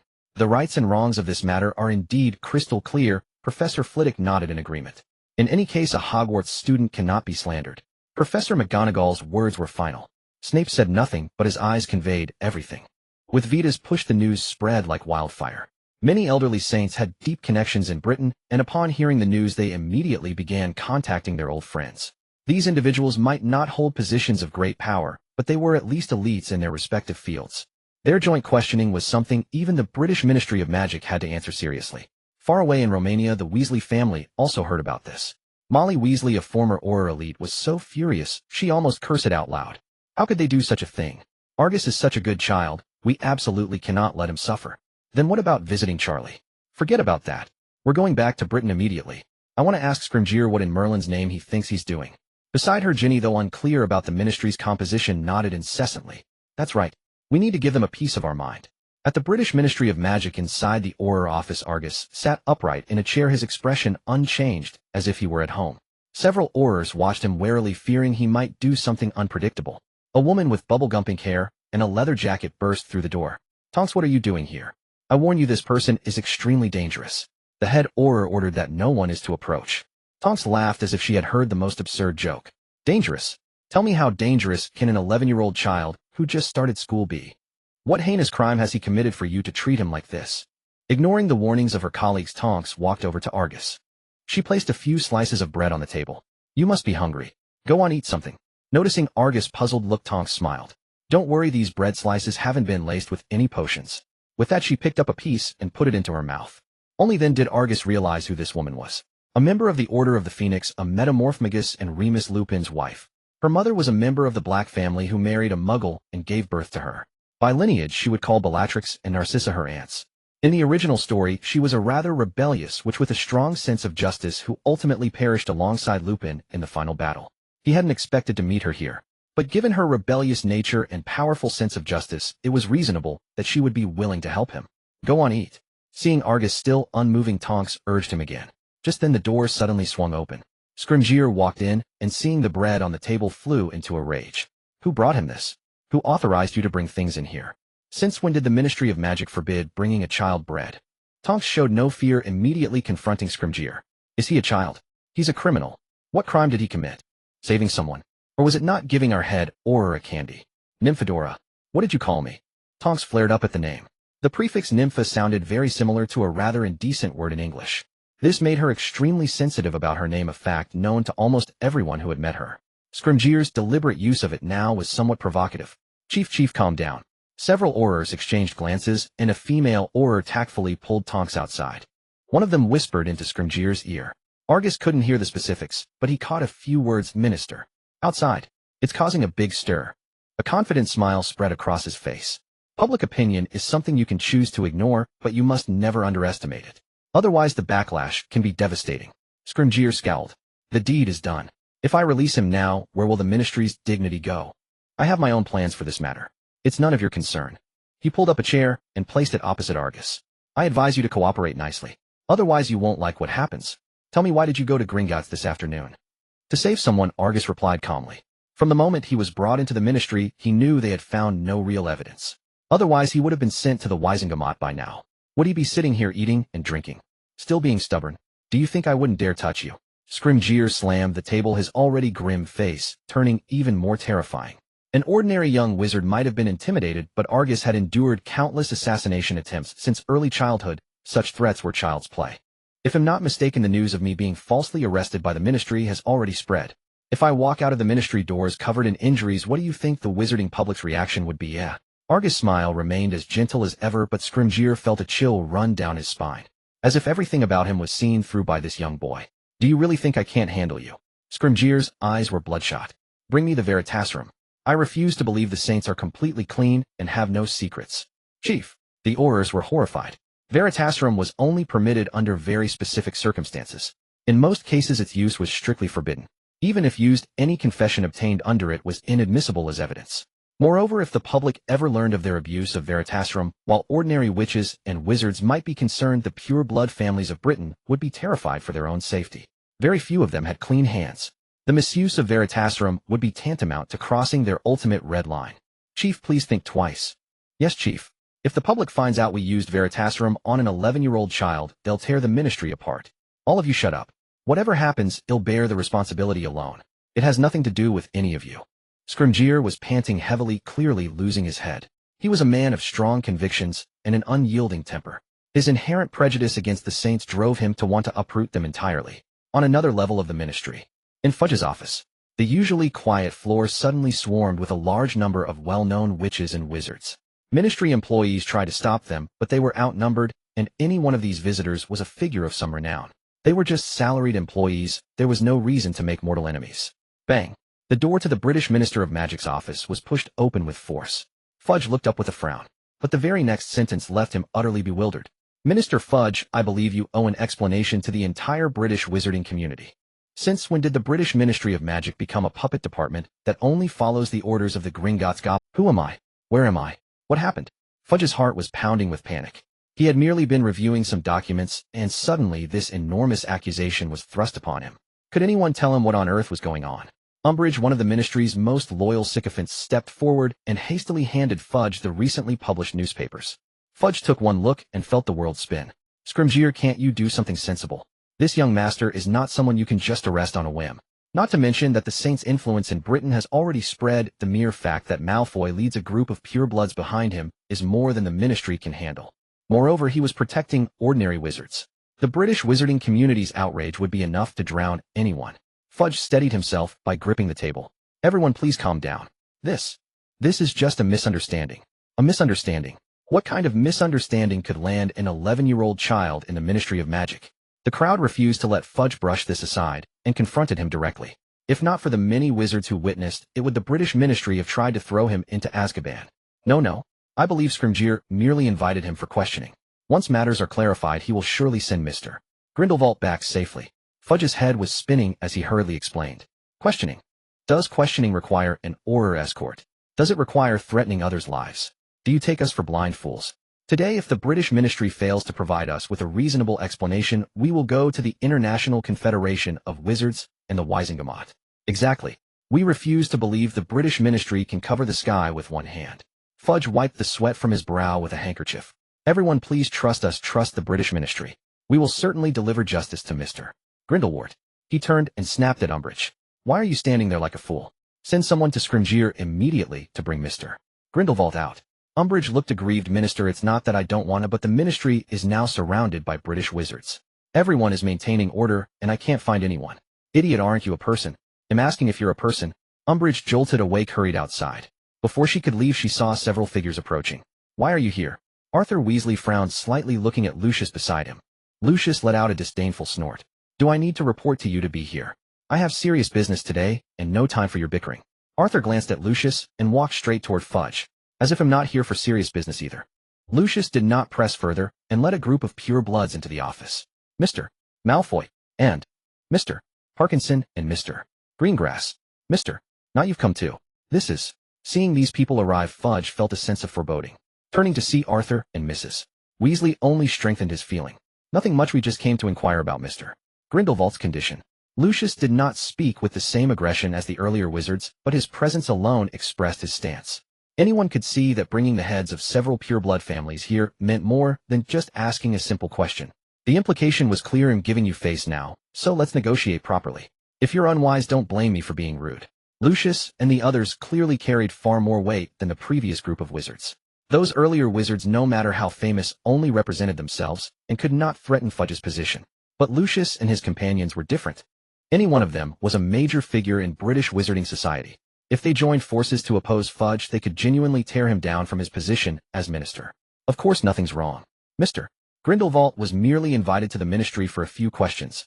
I was just about to send someone to see if it was over, but it seems Mr. Malfoy and the others arrived first. Gone was Fudge's earlier evasiveness. His every move was now exceedingly warm. That's best. Mrs. Weasley snorted coldly. As a former Auror herself, she despised Scrimgeour's unscrupulous methods. Even if he was a vanguard in capturing dark wizards. Minister Fudge, if you don't mind, could you arrange for us to see Mr. Grindelwald first? At least we need to confirm his safety. Lucius was also on Scrimgeour's hunting list and knew this zealous Auror chief all too well. It had been some time since Grindelwald was taken, and he had to see for himself to be reassured. Fudge hesitated. Scrimgeour had been targeting Grindelwald for a long time, and now that he had finally captured him, who knew what methods he might use? If someone saw, the ministry would never be able to explain itself. Mr. Malfoy, you understand that the ministry cannot be freely entered. How about this? I'll send Umbridge now to deliver a message to Scrimgeour. Minister Fudge, let me go. Arthur volunteered, hoping to take on the task. But Fudge dared not allow it. Sending his own confidant was meant to ensure a buffer if Grindelwald had been tortured. If you went, there would be no buffer at all. You'd likely draw your wand and fight Scrimgeour on the spot. Although Weasley and Malfoy were both members of the Sacred 28, their status and influence were worlds apart. Moreover, since Arthur worked under him, Fudge's attitude toward him was far less respectful than toward Lucius. Arthur Weasley, I said, let Umbridge go. Arthur was about to retort, but Lucius spoke first. His ability to elevate the Malfoy family to its current status showed his sharp mind. He saw through Fudge's intention at a glance. Minister Fudge, I believe it would be more appropriate for Mr. Weasley to go. Not that I distrust Miss Umbridge. You know better than I what kind of person Mr. Scrimgeour is. If something unexpected happens, Miss Umbridge might not be able to stop him. Fudge showed no sign of compromise on this issue. Mr. Malfoy, please trust me, trust the British ministry. Just then an angry female voice rang out. Trust the ministry. Trusting them leads to being locked in a trial room like a dark wizard. Professor McGonagall stormed in like an enraged lioness, launching her accusation before even crossing the threshold. Everyone turned to see Dumbledore slowly approaching Fudge's office. The four heads of Hogwarts houses had all gathered. It is undeniable that Professor McGonagall is a perfect headmistress and an exemplary teacher. When her students face danger or injustice, she is the first to stand up and protect them, no matter which academy it is. Seeing the prominent figures of Hogwarts gathered together, Fudge could no longer maintain his composure and hurried out of his office. Professor Dumbledore, the four house heads, it has been a long time. You must also be here for. Minister Fudge, may I ask what crime my student has committed? That he needs to be taken to the Ministry of Magic for imprisonment. Professor McGonagall questioned directly, showing no mercy. This. Fudge stammered, unwilling to reply rashly. The four Hogwarts professors stepped forward together, representing the entire attitude of Hogwarts. Not to mention, over 80% of the wizards in the entire Britain come from Hogwarts. It wouldn't be an exaggeration to call it the cradle of British wizards. Among them, how many are the students of these professors? If the heads do not exert their authority, once they do, they will surely command 100 responses. More importantly, besides the four heads, there is also the Grand Master of the British Ministry of Magic, Dumbledore. His status in the hearts of British wizards far surpasses that of the Ministry of Magic. Even Fudge's position as Minister of Magic was given up by Dumbledore. In such circumstances, Fudge dared not be careless. Professor McGonagall, I have already sent someone to check. Please wait a moment. Right away. Cornelius. Dumbledore's expression turned serious, interrupting Fudge. You had better go to the Ministry of Magic Hall to take a look. Perhaps you will change your mind. The Ministry of Magic Hall. Fudge was somewhat puzzled. Let's go. I also want to see how August is doing now. Dumbledore gave Fudge no space to ease up, leading the way towards the Auror office. Arthur and Mrs. Weasley greeted them. With their two initiating the greeting, others also stepped forward. Even Lucius had to show some respect to this greatest white wizard of the present age. Only then did Dumbledore notice that the people around Fudge's office had come for August. Amidst his shock, a hint of wariness arose. Renowned wizards, pureblood families, and now Hogwarts. Unbeknownst to him, this young man had woven an enormous web of connections within the British wizarding world. Relying on the goodwill brought by the Saint's shop and this incident, his reputation would surely rise once again. This was extremely detrimental to his future plans and Harry's development. He could not help but regret his initial hesitation. Now August had already spread his wings, and it was too late to move against him. Everyone arrived at the Ministry of Magic Hall. The moment Fudge saw the hall, he was stunned by the scene before him. He had never imagined that there would be so many people in the entire Ministry of Magic. A sea of people, a crowd of Aurors and staff, were working hard to maintain order. What is going on here? Fudge hurriedly grabbed an Auror to ask. His hand unconsciously moved towards the wand at his waist. He had heard Umbridge mention it before, but at that time, he didn't pay much attention. He thought it would only be a dozen people at most. What could be the matter? It was only after he came down that he discovered it was far more than a dozen, at least a couple of hundred people. Shocked, he wished he could lock himself behind Dumbledore. Lucius and the others had already seen it when they came and had no reaction. After all, they were not here to find me. Why should I worry? The captured Auror was sweating profusely. Minister, the newspapers have already spread everywhere. They say we are abusing our power and randomly arresting people. Also, there are several newspapers saying. Saying what? Fudge roared. Saying we are colluding with the goblins of Gringotts, deliberately staging a play just to obtain the assets of the Saints group. Fudge's forehead twitched with anger. Bastard. Which reporter published this? Rita Skeeter. Again her. Fudge almost choked and fainted. Looking at the indignant crowd, he swallowed hard and steeled himself to step forward. Ladies and gentlemen, I am Cornelius Fudge, the Minister of Magic of Britain. Please do not act impulsively. If there are any problems, you can tell me. However, all he received in response was a chorus of curses. Helpless Fudge could only turn his gaze to the person he least wanted to seek help from. Dumbledore. Dumbledore slowly stepped forward. Silence. His voice was not loud, yet it clearly reached everyone's ears. It's Professor Dumbledore. Is the professor also here to seek justice for Mr. Grindelwald? Let's not speak, let the professor speak. The crowd gradually quieted down and all attention shifted to Dumbledore and the others. I can understand your feelings. As the headmaster of Mr. Grindelwald, I am also deeply pained by this incident. But please believe me, believe in Hogwarts and believe in the Ministry of Magic. We will certainly give Mr. Grindelwald a fair treatment. Indeed. Fudge quickly jumped in to showcase his presence. I assure you, in the name of the Minister of Magic, please, everyone go back for now. Fudge originally thought that borrowing Dumbledore's influence would make the crowd obedient. Instead, no one moved. This made his face turn slightly ugly. Alas! Dumbledore sighed and spoke again. Everyone, please consider the feelings of the Ministry of Magic employees. They also have work to do. Staying here will not only waste their time, but also affect many others who need help. We will just stay here and not cause trouble. Suddenly a voice arose from the crowd. Soon someone echoed, "That's right, we just want to take a look at Mr. Grindelwald to confirm he is all right, and then we will go back." "Yes, we will just take a look and go back. Just a glance and leave." Dumbledore glanced at Fudge with his eyes, and Fudge thought for a moment before nodding. In his heart, he had almost cursed skiving Snackbox's ancestors to the point of being a primitive ape. "You stirred up such a big mess, and yet you hid in the office without coming out. All of this has to be shouldered by me. Is this something a person can handle?" Suppressing the anger in his heart, Fudge waved his hand to let most of the Ministry of Magic employees withdraw from the hall and return to their posts. The wizards in the hall also honored the agreement. They did not demand entry into the Ministry of Magic like before, but stood quietly in place waiting. Everyone arrived at the Auror office, and before they even entered they saw several Aurors scurrying into the room like mice fleeing from a cat. Freeze. Snape, as a double agent, was very sensitive to people's expressions and behaviors. He decisively immobilized several of them. With a flick of his wand, the office door suddenly swung open. Inside the room, August sat upright in a chair with several Aurors standing beside him like they were interrogating some heinous criminal, not allowing him any movement. Tonks was being held tightly by two Aurors and was struggling continuously. Meanwhile, Scringer was approaching August with a small vial of unknown potion. This time, even the usually good-tempered Professor Flitwick was furious. "Minister Fudge, is this what you call questioning? Is this what you call safety? Well done. The British Ministry of Magic is truly impressive." The moment Fudge saw the scene inside the room, his mind went blank. It was over. His worst fear had come true. Scrimgeour had actually dared to torture Argus, and he had been caught red-handed. There was no way to explain this away. These people were all Hogwarts professors who tolerated no injustice. How could they allow their student to suffer such indignity? Scrimgeour too hadn't expected anyone to burst in and stood frozen in place. "Scrimgeour, what have you done? What is the meaning of this?" Fudge wished he could bite Scrimgeour to death, gritting his teeth as he forced out the words. "Expelliarmus." Snape sensed something was off about the potion in Scrimgeour's hand and chose to act rather than speak. Caught off guard, Scrimgeour was sent flying. Accio. With a wave of his hand, the potion flew steadily into his grasp. He uncorked it, gave it a gentle sniff, and his expression turned grim. "What is it, Severus?" Dumbledore asked expressionlessly. "Veritaserum." Those three words chilled Fudge's heart completely.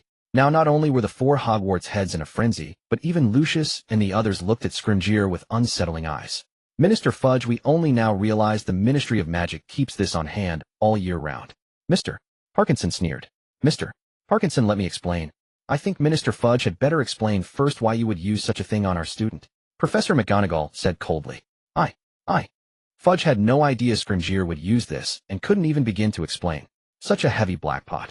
If word got out, the entire British Ministry of Magic would face scrutiny. He and Scrimgeour had never gotten along, and taking the blame for someone else had already filled him with rage. Professor McGonagall's relentless questioning only made his frustration boil over. But none of the people before him were easy to offend, so, in his resentment, Fudge glared at the Aurors nearby. "Are you all blind? Release Mr. Grindelwald at once." The few Aurors, terrified, quickly stepped far away, afraid of being implicated. Mrs. Weasley rushed forward, pulling Argus into her arms to comfort him. "Good child, it's all right, it's all right." A faint, barely perceptible smile curled at the corner of Argus' mouth. The next second his eyes reddened, and he clung tightly to Mrs. Weasley as if he had suffered a great injustice. The crying child gets the milk. If he didn't seize this opportunity to exact a heavy price, wouldn't this trip to the ministry have been a waste? His actions were a hint that he had been wrong, that he had suffered unfair treatment. Sure enough, the gazes of those around him shifted instantly. Professor McGonagall looked at Dumbledore, who glanced at Argus, and then addressed Fudge. "Cornelius, I require an explanation." As the headmaster of Hogwarts, he had his own bottom line. No matter what, he had to safeguard the student's safety. And the British Ministry of Magic's actions had crossed his red line. Fudge took a deep breath. His gaze fell on Scrimgeour. "Scrimgeour, tell me who authorized you to use such a thing on an 11-year-old student." Scrimgeour opened his mouth to speak, but Mrs. Weasley cut him off. "I think it might be better to let Tonks speak." "What do you think, Minister?" She emphasized minister with biting sarcasm. "Let me go." Tonks broke free, flexed her wrists slightly, and recounted everything that had happened since she entered the office. When she finished, the crowd grew even more furious. Many hot-tempered witches and wizards had already drawn their wands, not allowing him to eat, using force to intimidate a newly enrolled young wizard. So this is how the British Ministry of Magic operates. I've truly seen it all today. Even Professor Sprout, the gentlest of the four heads, was shaking with rage at Scrimgeour's actions. Her fingers gripped her wand tightly, as if she might strike at any moment. Professor McGonagall, retaining some composure, stepped in front of Professor Sprout and tugged at her sleeve. Fudge forced a smile and addressed Professor Sprout. "My sincere apologies, Professor Sprout. The British Ministry of Magic will certainly give Hogwarts a satisfactory answer.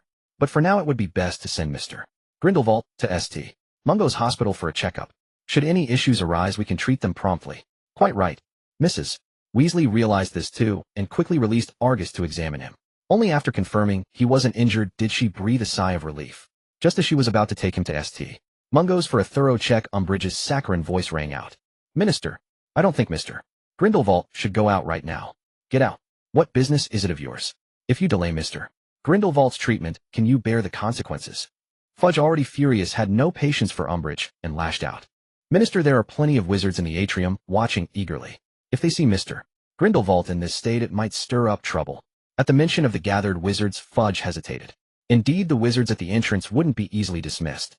He had promised they would see Argus, but in this condition if they saw him like this they would tear the ministry apart. At that point his tenure as minister would be over. How could he accept that? You mean to protect the ministry's reputation Argus should stay here and wait to die? Mrs. Weasley retorted without mercy, pulling Argus toward the door. I'm taking Argus to the hospital now. Let's see who dares stop me. Arthur said nothing, simply standing silently on Argus' other side. His stance was clear. If anyone wanted a fight, they'd have to go through him first. Mrs. Weasley. Argus suddenly spoke, gently extricating himself from her arms and exchanging a glance with Lucius. I think it's better if I go to the ministry atrium first to calm the wizards. They've waited too long already. Prolonging this would waste not only their time, but also the ministry's resources. Besides, I'm not really hurt. There's no rush. Mrs. Weasley's expression was complex. Child, at a time like this you're still thinking of others. Don't you know that's exactly why people take advantage of you? Argus smiled. It's all right. Let Minister Fudge accompany me. Fudge? No, I should. Minister Fudge represents the ministry. Only if we go together will the wizards outside believe it, and the impact on the ministry will be minimized. That is if Minister Fudge is willing to come with me. Willing, of course I'm willing. Fudge nodded, eagerly, afraid Argus might change his mind. In a corner unseen by anyone a faint smile curved at the corner of Argus' mouth. The first act was over. Now time to prepare for the second. The two walked shoulder to shoulder toward the atrium of the Ministry of Magic. After they had gone a fair distance, ensuring that Dumbledore and the others could not overhear their conversation, Fudge hesitated before speaking. Mr.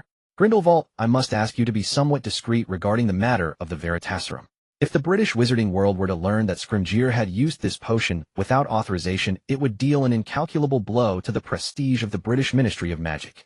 As if fearing that Argus might refuse, he hastily added, rest assured the British Ministry will provide you with a satisfactory explanation. Argus turned to Fudge, a meaningful smile spreading across his face. Minister Fudge, do you truly wish to suppress this matter? What do you mean? Fudge frowned in confusion. Or perhaps I should rephrase the question, are you content to remain a puppet? Before arriving in Britain, Argus had conducted a thorough investigation of the British Ministry of Magic. The ministry was divided into 7 departments, yet these departments were not as harmonious as outsiders imagined. Before becoming minister, Fudge had served as the head of the Department of Magical Accidents and Catastrophes. His ascension to the top post was largely a stroke of luck. Had it not been for Barty Crouch's son being a loyal Death Eater, the position of minister would never have fallen to him. Consequently, there were very few departments within the ministry that he could truly control. Barty Crouch, Amelia Bones, Rufus, Scrimgeour, Pious Thickness. Each wielded considerable power, and none were at Fudge's beck and call. Barty Crouch could even rival him, constantly poised to take his place. If not for this, Fudge would not have spent his days currying favor with the pure-blood families of Britain seeking their support. Argus' words were tantamount to tearing away his last veil of dignity. Fudge's voice grew incensed. Mr. Grindelwald, do you realize what you're saying? With that remark I could. Minister Fudge, there's no need for such meaningless words. Argus remained unfazed, meeting his gaze directly, his tone laced with persuasion. Think carefully. If today's events reached the ears of British witches and wizards, how would they perceive Scrimgeour? But the British ministry would also. Huh? Argus let out a soft laugh. What would happen? At worst, a few harsh words. Could they possibly abolish the ministry? However, if this matter were made public, it would be a devastating blow to Scrimgeour's reputation. It might even be possible to send him to the courtroom. Scrimgeour controls the most crucial department in the ministry, the Auror Office. If he is brought down, the position of head of the Auror Office would become vacant. Fudge sank into thought. The Auror Office falls under the Department of Magical Law Enforcement, which is Amelia's domain. She holds considerable prestige within the ministry. Even if Scrimgeour were imprisoned, she could temporarily take over the Auror Office. You've said it yourself. The Auror Office belongs to the Department of Magical Law Enforcement. As a subordinate, Scrimgeour's actions implicate his superior. No, although the Auror Office is nominally under the Department of Magical Law Enforcement, it is virtually an independent branch. Using this opportunity to bring down Amelia would be very difficult. Argus stopped walking, gazing toward the atrium. Minister Fudge, do you think the ordinary British witches and wizards would know these details? What is true has never mattered. What matters is what people believe. All they know is that the Aurors belong to the Department of Magical Law Enforcement. How much could they possibly understand of the internal reality? If Amelia chooses to disclose the truth, convention dictates she can no longer meddle in the Auror office. If she remains silent, this scapegoat will be enough for all British witches and wizards to question her. No matter her choice, she can only watch helplessly as the Auror office slips through her fingers. Isn't that so? This time Fudge fell silent. The look in his eyes as he regarded Argus no longer held the condescension one might show a child. It even carried a hint of fear, mastery over human hearts, keen judgment of the situation, and the confidence to orchestrate from afar. None of these were traits an 11-year-old wizard could possess. Even after years of immersion in the ministry, he lacked such sharp instincts. After a long pause, he finally spoke slowly. What is your goal in doing this? I don't believe in help without a reason. Argus had anticipated this. My father. Your father. Fudge was taken aback before recalling Argus' identity. Son of Grindelwald. Indeed. You are well aware of the relationship between the Sacred 28 and Dumbledore. And you are even more aware of Dumbledore's influence over you. You want me to help you deal with Dumbledore? Fudge felt he had grasped the truth, and his speech noticeably relaxed. Knowing the other party's objective gave him leverage for negotiation. Otherwise he would only be led around by the nose. His existence obstructs too many. But he is Dumbledore. Fudge still hesitated. Dumbledore had defeated 2 Dark Lords. His power was beyond question. Even as Minister of Magic, he dared not engage in a direct confrontation. Argus turned and looked Fudge straight in the eyes. Minister Fudge, are you truly willing to remain Dumbledore's puppet forever? A puppet minister, always reading others' expressions, forever overlooked when mentioned a Mr. Grindelwald. Watch your tone. His face instantly turned extremely ugly. Argus' words had undoubtedly struck his most sensitive nerve. Tone? Do I need to mind my tone with someone who could step down at any moment? Dumbledore's good little boy. Argus' words were dripping with mockery. Fudge's face visibly flushed red. He wanted to retort, but found himself speechless. He could only glare at Argus with burning eyes. Minister Fudge, there's no need to glare at me. You know I'm speaking the truth. If you want me to keep this secret, pretend nothing happened, and continue living in Dumbledore's shadow, I can understand. After all, being a puppet minister isn't so bad. Though you have to read people's expressions, it's still far better than an ordinary wizard. Oh, and by the way, I'll need you to continue helping me mind the shop. You can earn a tidy sum of galleons from it. After all, that's about all you're capable of. Shut up. I said shut up. Fudge roared in fury. He suddenly drew his wand from his robes and pointed it at Argus. Argus stepped forward one step at a time until the wand pressed against his chest, and still he did not stop. This chance comes only once. Will you choose to remain a puppet or take a step forward on your own and truly seize control of the ministry? Answer me. Sweat beaded on Fudge's forehead, his eyes bloodshot as he panted heavily. His mind was in turmoil. As Minister of Magic, he was relegated to second place in Britain. Sometimes he even had to defer to his own department heads, and even some pure-blood families. He had had enough of this humiliating existence. No, no, no, I am no puppet. I will never be Dumbledore's marionette. Never. Argus smiled and gently embraced the trembling Fudge. A wise choice. Fudge collapsed onto the ground, as if drained of all strength, oblivious even to his wand slipping from his hand. Argus said nothing, merely watching him in silence. Fudge, amiable on the surface, but weak at his core, lacked the support of a powerful family behind him. It was no easy task to drive him into open conflict with Dumbledore. However, he harbored one fatal weakness, an insatiable craving for power. Seizing upon this, manipulating him, was hardly a challenge. As for the Auror Command, Fudge would need to have his own people planted there first. That was no ordinary department. With just a handful of lackeys at his disposal, did he truly believe he could command those Aurors? Dream on. In the end, a suitable successor would have to be chosen from among the Aurors or other department heads. That was when his opportunity to strike would come. Shortly after arriving in Britain, Argus had already instructed Vinda to plant agents within the Ministry of Magic, waiting only for key positions to open up before thrusting their candidates into power. When Fudge and Amelia clashed bitterly over the position of Auror Command Director, the Saint would reap the benefits like a fisherman profiting from a conflict. After a minute or two, Fudge seemed to have somewhat composed himself. He rose to his feet and looked at Argus. Let's go, Mr. Grindelwald. Any more dawdling, and the Hogwarts professors will surely stir up trouble again. Better to settle this quickly. Argus bowed slightly, hand over his chest, and smiled. As you wish. In the Ministry of Magic's atrium, even after some time had passed, the gathered wizards remained true to their pact, quietly awaiting Argus' arrival. Occasional murmurs still rippled through the crowd. Why hasn't Mr. Grindelwald come out yet? Surely nothing's happened to him. Probably not. Look, the Hogwarts professors are here. and Headmaster Dumbledore. With them around, they'll definitely get justice for Mr. Grindelwald. That's right, Hogwarts won't let Mr. Grindelwald be wronged. Hey, look, Mr. Grindelwald is coming out. Mr. Grindelwald. Mr. Grindelwald, are you all right? As Argus appeared, the crowd's tone immediately turned to concern. All eyes fixed upon the golden-haired, blue-eyed youth. Ladies and gentlemen, I thank you all for your help today. Without you, I know not how much longer I would have waited to regain my freedom. My sincerest thanks to everyone. Argus stepped forward, slowly bowed slightly, and made a deep bow to the crowd. Mr. Grindelwald, you are too kind. You were taken into the ministry for protecting us. We couldn't just stand by. Well said. Voices of agreement rose from the crowd, clearly unbothered by the time and effort spent. Argus took a deep breath, paused briefly, and continued. I imagine you're all curious about what I experienced in the ministry. To be honest, just moments ago, I was interrogated time and again forced repeatedly to confess to my crimes. To extract the answers they wanted, they even threatened to use Veritaserum. Using Veritaserum to force an 11-year-old child to speak. His eyes were filled with dejection. The grievance in his voice only fueled the crowd's fury. They could scarcely believe the ministry would stoop so low. To treat a child who protected ordinary wizards as a criminal, all out of personal prejudice. The crowd turned their gaze to Fudge, hoping for a reasonable explanation. But all they received was silence. Argus took in every detail. They said I was guilty, that I disregarded the pact between wizards and goblins by casting spells on them in public. During my confinement, I fell into self-doubt more than once. Had I truly done wrong? Perhaps I should have chosen restraint, perhaps I should have followed their example and let the matter rest. Mr. Grindelwald. Some of the more sentimental witches found their eyes unknowingly reddening. He had stood up for justice, yet was slandered as a criminal disrupting peace. This injustice and resentment defied words. Several wizards silently clenched their fists. Argus lifted his head, scanning the crowd one by one. But at this moment, seeing the hope for light in your eyes, I understand. 300 years ago, we were betrayed by those closest to us. People we once revered as leaders. They ignored our fallen kin and concealed the entire wizarding world estate that persists to this day. 200 years ago, we were betrayed by those we trusted most. Those who claimed to be our ministers and chairmen. They ended the war between wizards and goblins, handing over the custody of galleons to the goblins. Are these people guilty? And who shall judge their crimes? If I am guilty, then my crime lies in defending the rights of British wizards. A thunderous applause and cheers erupted from the crowd, growing ever more intense.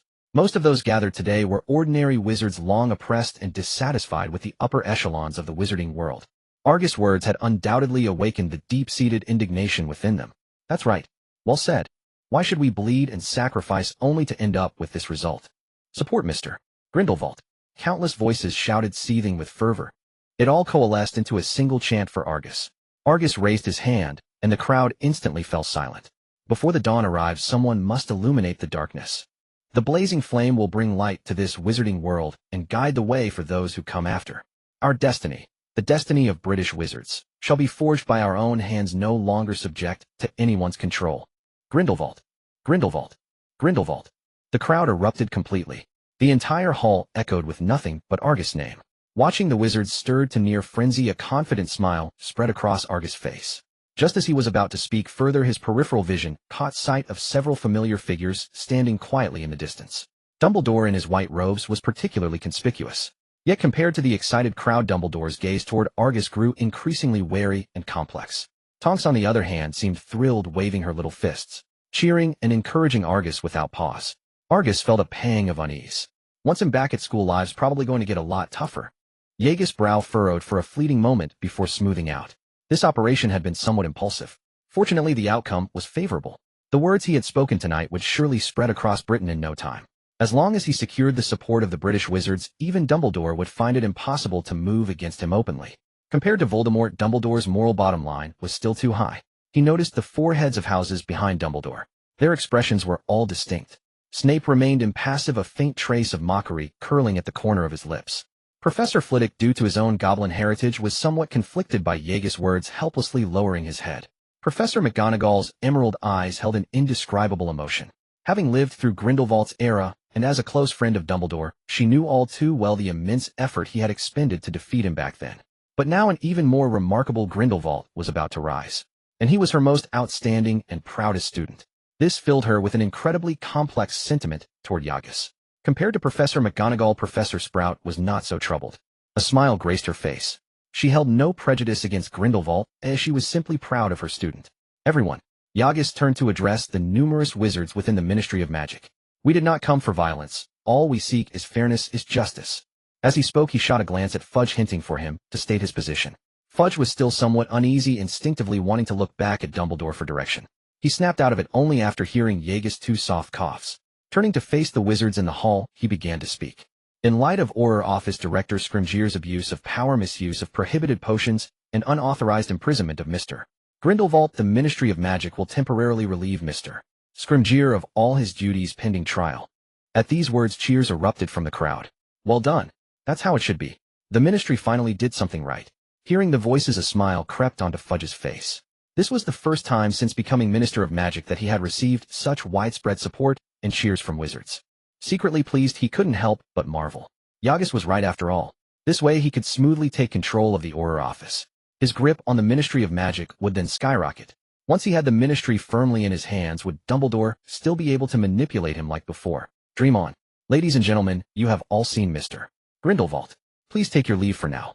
It won't be long before Mr. Grindelwald can return to school and continue his studies. Fudge, not forgetting the main matter, hastened to persuade the crowd. The wizards looked at Yagas' hesitation in their eyes. Minister Fudge is right. The Ministry of Magic staff also have work to do. Spending so much manpower and resources on my account alone would ultimately harm the ordinary wizards who need the Ministry's help. Thank you all for your help today. I will inform you of subsequent news through the Saint's shop and newspaper in Diagon Alley. Please everyone go back. With Yagas' assurance, the crowd finally concluded their operation. They left the hall using various methods. Many approached Yagas to inquire about the specifics or leave their names, hoping to make a favorable impression. The Saints were at their zenith in Britain. Countless people were desperate to join their shops, but couldn't get in. Now that they had a rare chance to speak with the leader of the Saints, how could they let it slip by? Yagas understood their intentions and was willing to win their favor with a few words. He nodded and smiled at those who came to greet him. Meanwhile, Minister Fudge, standing to the side, was ignored, looking rather awkward. He only breathed a sigh of relief after everyone had left. A group of wizards led by Dumbledore slowly approached Yagas. Mrs. Weasley came to Yagas' side and examined him carefully. "Good child, you've been through so much. It was Scrimgeour who locked you up, yet in the end you have to clean up his mess. Let me take you to St. Mungo's first. We can talk about the rest later." Sensing that Fudge wanted to say something, she directly cut him off. Yagas felt a little helpless, but couldn't resist Mrs. Weasley's insistence. He nodded in agreement. After thanking everyone who had come, he left with Mrs. Weasley. After Yagas left, the others, having achieved their goals, also departed from the Ministry. Only Dumbledore stayed behind, going with Fudge to his office, intending to discuss the trial of Scrimgeour with the Minister beforehand. He was still the chief warlock of the Wizengamot, and had to be present for the trial of a high-ranking Ministry official like Scrimgeour. His opinion of Scrimgeour was not particularly favorable, but he knew of Scrimgeour's hatred for evil. In the future fight against Voldemort, such a person would surely be a vanguard. Yet the crime Scrimgeour had committed left no room for argument. So he had to discuss it with Fudge to see if the sentence could be mitigated. At the very least, he could be released from Azkaban before Voldemort's return. "Cornelius, what are your thoughts on Scrimgeour's situation?" Dumbledore sat in the chair, his aged eyes betraying a faint weariness. What he did was seen by too many people, and the wizards who were just in the Ministry all know about it. "I can't manipulate it." Fudge, thinking Dumbledore wanted an excuse to let Scrimgeour off the hook, laid the matter out directly. "I know, but you are also well aware of Scrimgeour's efforts against dark wizards over the years. Perhaps we should give him a chance." Dumbledore felt a headache coming on. If it were only a few of them who knew, he might have been able to negotiate with Yagas. By offering some conditions, it might not have been impossible to get him to drop the matter. But now Scrimgeour's affair was practically public. Without needing the newspapers, by tomorrow morning, every wizard in Britain would know he tried to use Veritaserum on an 11-year-old. Defending him at this point would be tantamount to opposing the entire British wizarding community. Even so, Dumbledore still had room to maneuver given Scrimgeour's well-known record of capturing dark wizards. Coupled with Dumbledore's own guarantee, even if he couldn't escape punishment, it could be greatly reduced. The most crucial factor was the British pureblood families. Many of them were on good terms with Yagas and held important seats in the Wizengamot. Scrimgeour's actions had crossed their red line. Now that they had a chance to destroy him, how could they let it go? Therefore his only hope was Fudge. If Fudge could reduce the severity of the charges and create some loopholes in the evidence, Scrimgeour might even be released early. But Fudge's next words left him utterly stunned. "Professor Dumbledore, I'm afraid I can do nothing about this matter." A flicker of surprise crossed Dumbledore's eyes. It seemed he hadn't anticipated Fudge's outright refusal. In the past, though Fudge sometimes disagreed with him, he had never chosen to clash Eden. More often than not, he would compromise. But today, Dumbledore's gaze shifted as he took a deep, penetrating look at Fudge. "I understand, Cornelius. Having received his answer, Dumbledore did not press further. He left the Ministry of Magic directly and returned to his office at Hogwarts, settling into his familiar armchair. His mind replayed the recent intelligence on Fudge. Until today, he had heard of no significant event surrounding Fudge. The only thing that could be called a change was Argus. Yet Argus had only been in contact with Fudge for a brief moment. Such a short time could cause such a drastic shift in Fudge's attitude. Even Dumbledore found it hard to believe. Is it really you, Argus? In just a few minutes you could have such a profound impact on Cornelius. No wonder you are his heir. Gellert. After his examination at St. Mungo's Hospital, Argus was escorted back to the manor by Mrs. Molly Weasley. Vinda had received word shortly after Argus left the ministry and was now waiting at the door. Seeing Argus return, the worry in her eyes slowly dissipated. She quickened her pace to greet him. Argus, are you all right? I'm fine, Aunt Vinda. Argus shook his head, then looked at Arthur and Molly beside him. Aunt Vinda, these are Mr. Arthur Weasley and Mrs. Molly Weasley. They were the ones who took me to St. Mungo's. Thank you for your help. Vinda smiled and nodded at them. Madame Rosier, you are too kind. Arthur held immense respect for the legendary Vinda Rosier, while Molly had fewer reservations. She pulled Vinda aside and gave her many instructions regarding Argus. This left Arthur somewhat embarrassed. Thank you, will take note. Vinda showed no impatience, nodding with a touch of seriousness. Since Mr. Grindelwald has been safely delivered, we shall take our leave. Arthur still felt a bit of pressure facing Vinda, and his speech grew more restrained. Only after they had left did Vinda finally speak. That Weasley boy is decent. If I recall correctly, his wife is the sister of the Pruitt brothers. The Pruitt brothers. Argus had no recollection of them.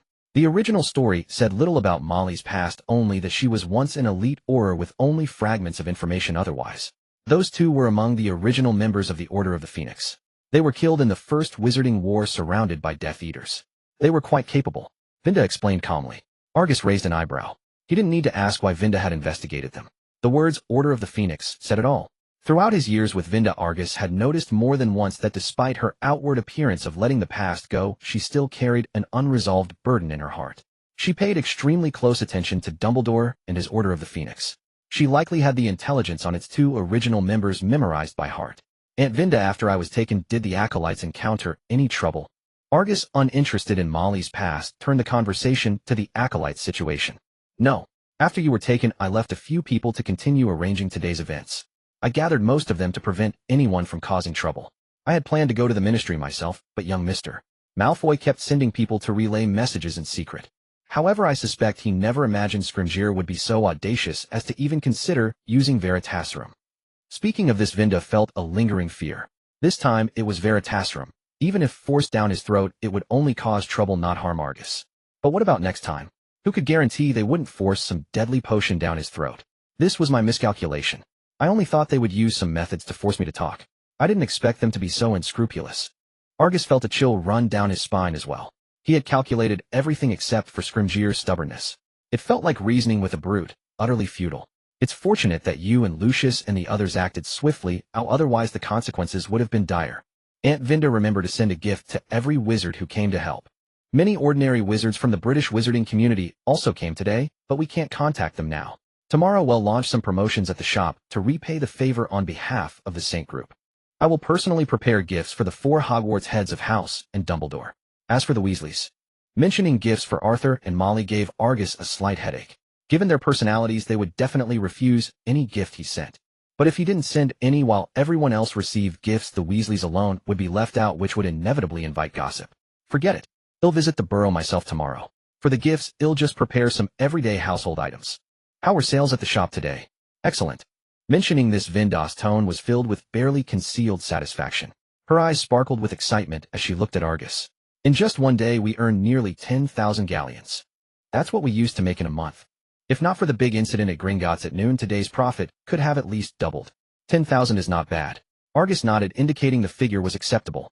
Any news from Gringotts? Vinda scoffed. Playing dead. What else could they do? It's a pity that the British wizards are now quite resentful towards them because of what happened at noon. Many wizards have withdrawn their galleons from there. No matter how the goblins tried to persuade them, it was useless. If they got even slightly agitated, a wizard would just say, "Goblin, are you planning to start a third rebellion?" That scared them into silence. Argus frowned. No reaction from the pure-blood families. Their assets aren't comparable to those of ordinary wizards. It won't be easy for them to transfer everything quickly. Vinda explained softly. That's true. After briefly discussing the gifts and the upcoming activities for the Saint Group's shop, Argus finally returned to his room. A wave of long-felt exhaustion washed over him. He hugged his pillow and fell into a deep sleep. The next morning, Argus carrying some gifts knocked on the door of the burrow. A handsome figure with a red wolf-cut hairstyle appeared. "Are you Mr. Grindelwald?" "Dad? Mom, Mr. Grindelwald is here." The man with the red wolf-tail hair hurriedly opened the door to let Argus in, shouting toward the interior. "Hello, Mr. Grindelwald. William Arthur Weasley, eldest of the Weasleys. You can call me Bill." Bill proactively extended his hand to Argus. Argus set down the gifts he was carrying, gently clasped Bill's hand, and bowed slightly. "Argus Grindelwald. A pleasure to meet you, Mr. Weasley." Hurried footsteps echoed from the staircase inside the house. Mrs. Molly rushed over and embraced Argus. "Dear boy, welcome to the burrow." Arthur also smiled beside her, offering his welcome. He happened to have the day off and was at home. He had planned to tinker with Muggle artifacts in the backyard, but hadn't expected Argus' visit. Argus was very polite, speaking with a hint of apology. "I'm sorry for the sudden intrusion without informing you in advance. Please forgive me." "Nonsense, Argus. Come in and sit down. You've come at the perfect time. I just baked some cookies this morning. Try them." Mrs. Molly warmly pulled Argus to sit down.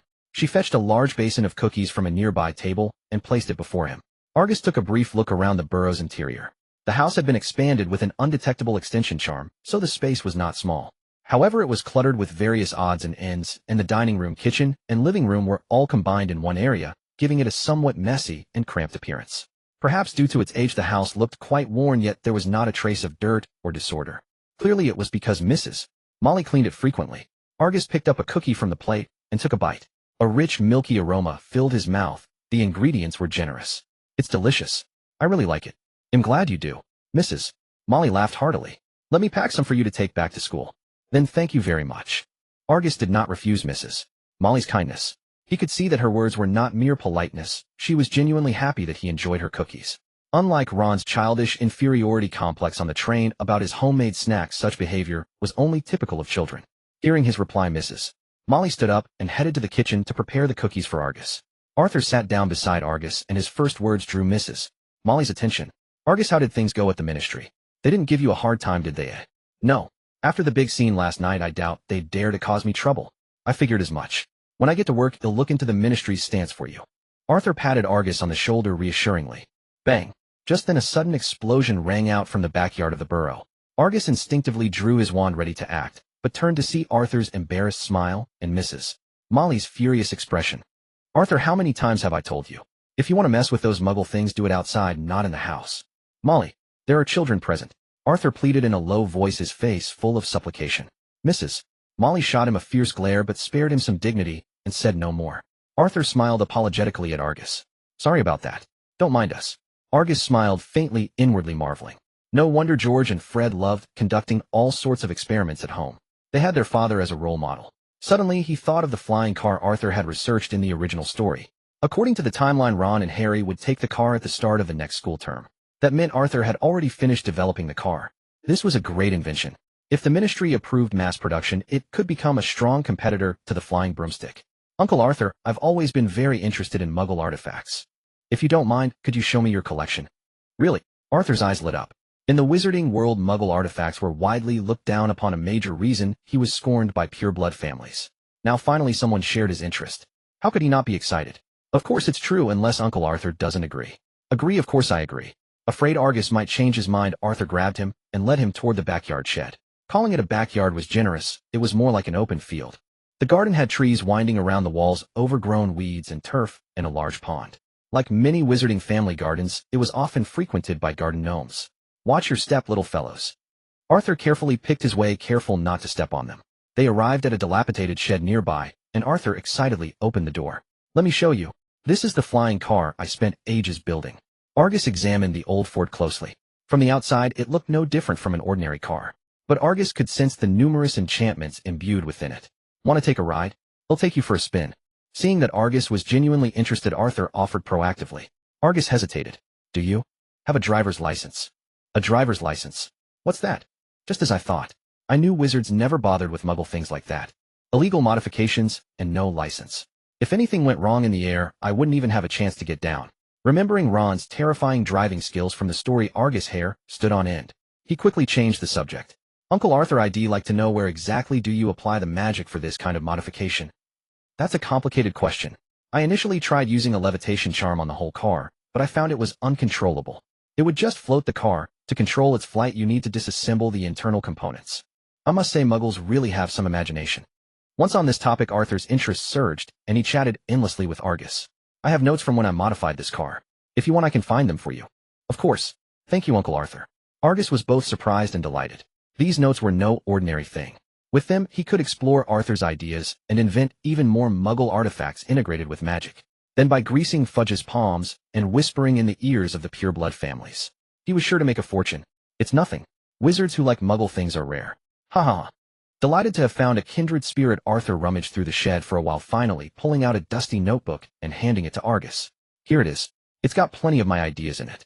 Just then an angry voice rang out. Arthur, don't you dare corrupt the boy. Under Mrs. Weasley's earnest admonitions, Arthur reluctantly promised not to teach these things to Agus. Agus tried to explain, but Mrs. Weasley, caught up in her fervor, paid no heed, assuming he was merely making excuses for Arthur. To this, Agus could only offer a helpless smile. After a luncheon at the Burrow, Agus used the fireplace and flew powder to journey to Diagon Alley. Mr. Grindelwald. You are Mr. Grindelwald. No sooner had he emerged from the leaky cauldron's hearth than the patrons encircled him. The scene bore some resemblance to Harry Potter's first visit, yet it was far more fervent. The excited crowd treated Agus like an idol, lining up to embrace and shake his hand. Mr. Grindelwald, we saw the news about you in today's Daily Prophet. Thank you for your aid to us, ordinary wizards. There are few purebloods with such a conscience as yours nowadays. Indeed, Mr. Grindelwald, we remember your kindness. Mr. Grindelwald, we support you. Thank you all. For the first time, Agus felt that being popular was a torment. A journey that would normally take a minute was dragged out for over half an hour, during which he could not show the slightest hint of impatience. Many insisted on shaking his hand twice, and Agus even spotted the same face before him 4 times. Had he not spoken up, that person might have come again. He finally reached the entrance to Diagon Alley within the leaky cauldron. Recalling Hagrid's actions from the original tale, Agus thought, 3 bricks up from the rubbish bin, then 2 across. With his taps, the stone walls slowly parted, revealing the most bustling street in the British wizarding world before him. Come to think of it, this is my first time entering Diagon Alley this way. I used to just apparate here. As he stepped into Diagon Alley, Agus was predictably swarmed by enthusiastic witches and wizards. He had become the epitome of the perfect pure blood in the eyes of ordinary British wizards. Strong, graceful, courteous, and compassionate. Most importantly, he treated all wizards equally and was willing to see things from their perspective. Countless British wizard parents urged their children to become as respectable as Mr. Grindelwald. Poor Agus, not yet graduated from Hogwarts, had already become the bane of countless young wizards. He visited the store of the followers, selecting gifts for several Hogwarts professors from the warehouse. After bidding farewell to Aunt Vida, he went alone to Hogsmeade Village. Using the Marauder's map passage he had traversed before, he quietly slipped back into the Slytherin common room at Hogwarts. Since it was Christmas, most students had gone home. The few who remained were in the castle or library, so his return went unnoticed. After tidying his dormitory, Agus waved his wand, shrinking the gifts with a spell and pocketing them. He intended to present them as Christmas tokens of gratitude to the professors. The professors at Hogwarts were all noble in character, except for Snape, who was somewhat contentious. Offering gifts outright as thanks would surely be refused, but Christmas provided the perfect excuse. He first called on Professor Flitwick. The goblin professor of Ravenclaw, known for his wit and lenient ways, was immensely popular among students. His prowess was unquestionable. A dueling champion in his youth, though he was stunned by Snape during the Battle of the Astronomy Tower that was due to surprise. Flitwick was overjoyed to see Agus. His eyes lit up particularly at the sight of the fine wine in Agus' hands. A regular at the Three Broomsticks, his love for drink rivaled Hagrid's, though his self-control far surpassed it. Professor Flitwick, Merry Christmas. I hope my gift isn't too late. To remember Christmas gifts amidst such troubles is rare indeed. Ha ha. Flitwick laughed heartily, pulling a notebook from his drawer. This is my old notebook filled with combat insights I compiled. It should be of use to you. Thank you, Professor. Agus accepted it graciously without hesitation, earning another cheerful laugh from Flitwick. After a brief chat, he delivered gifts to Professor Sprout and Professor McGonagall. For Sprout, he gave a rare batch of dragon dung compost, a prized item in the wizarding world. Even dragon sanctuaries rarely risked collecting it, as those capable of doing so could earn far more from other endeavors. The gift for McGonagall had been a dilemma. What did an older cat lover prefer, Quidditch or felines? It was a puzzle. After researching her past, Agus decided on a lavish assortment of rare flower seeds. Meeting McGonagall's complex gaze, Agus said nothing and departed politely. The toughest one. He sighed as he reached Snape's office door. Knock, knock, knock. He steeled himself and rapped on the door. Snape's low voice answered, "Enter." Upon seeing Agus, a flicker of surprise crossed his face, swiftly replaced by biting sarcasm. "It seems Mr. Grindelwald has considerable experience sneaking around after hours, entering Hogwarts unannounced even before term begins." Agus' smile froze. For a moment, he was at a loss for words. "If you've come here just to stand like a wooden post, I suggest the Forbidden Forest. There are plenty of your kind there," Snape said impatiently when Agus remained silent. "Professor, I've come to give you a Christmas gift." "Merry Christmas." Agus placed the prepared item on Snape's desk. "No need." Snape refused without a glance. "If you're truly idle, go process the potion ingredients. A fresh barrel of slime has just arrived." But as his eyes swept across the desk, Snape's gaze froze.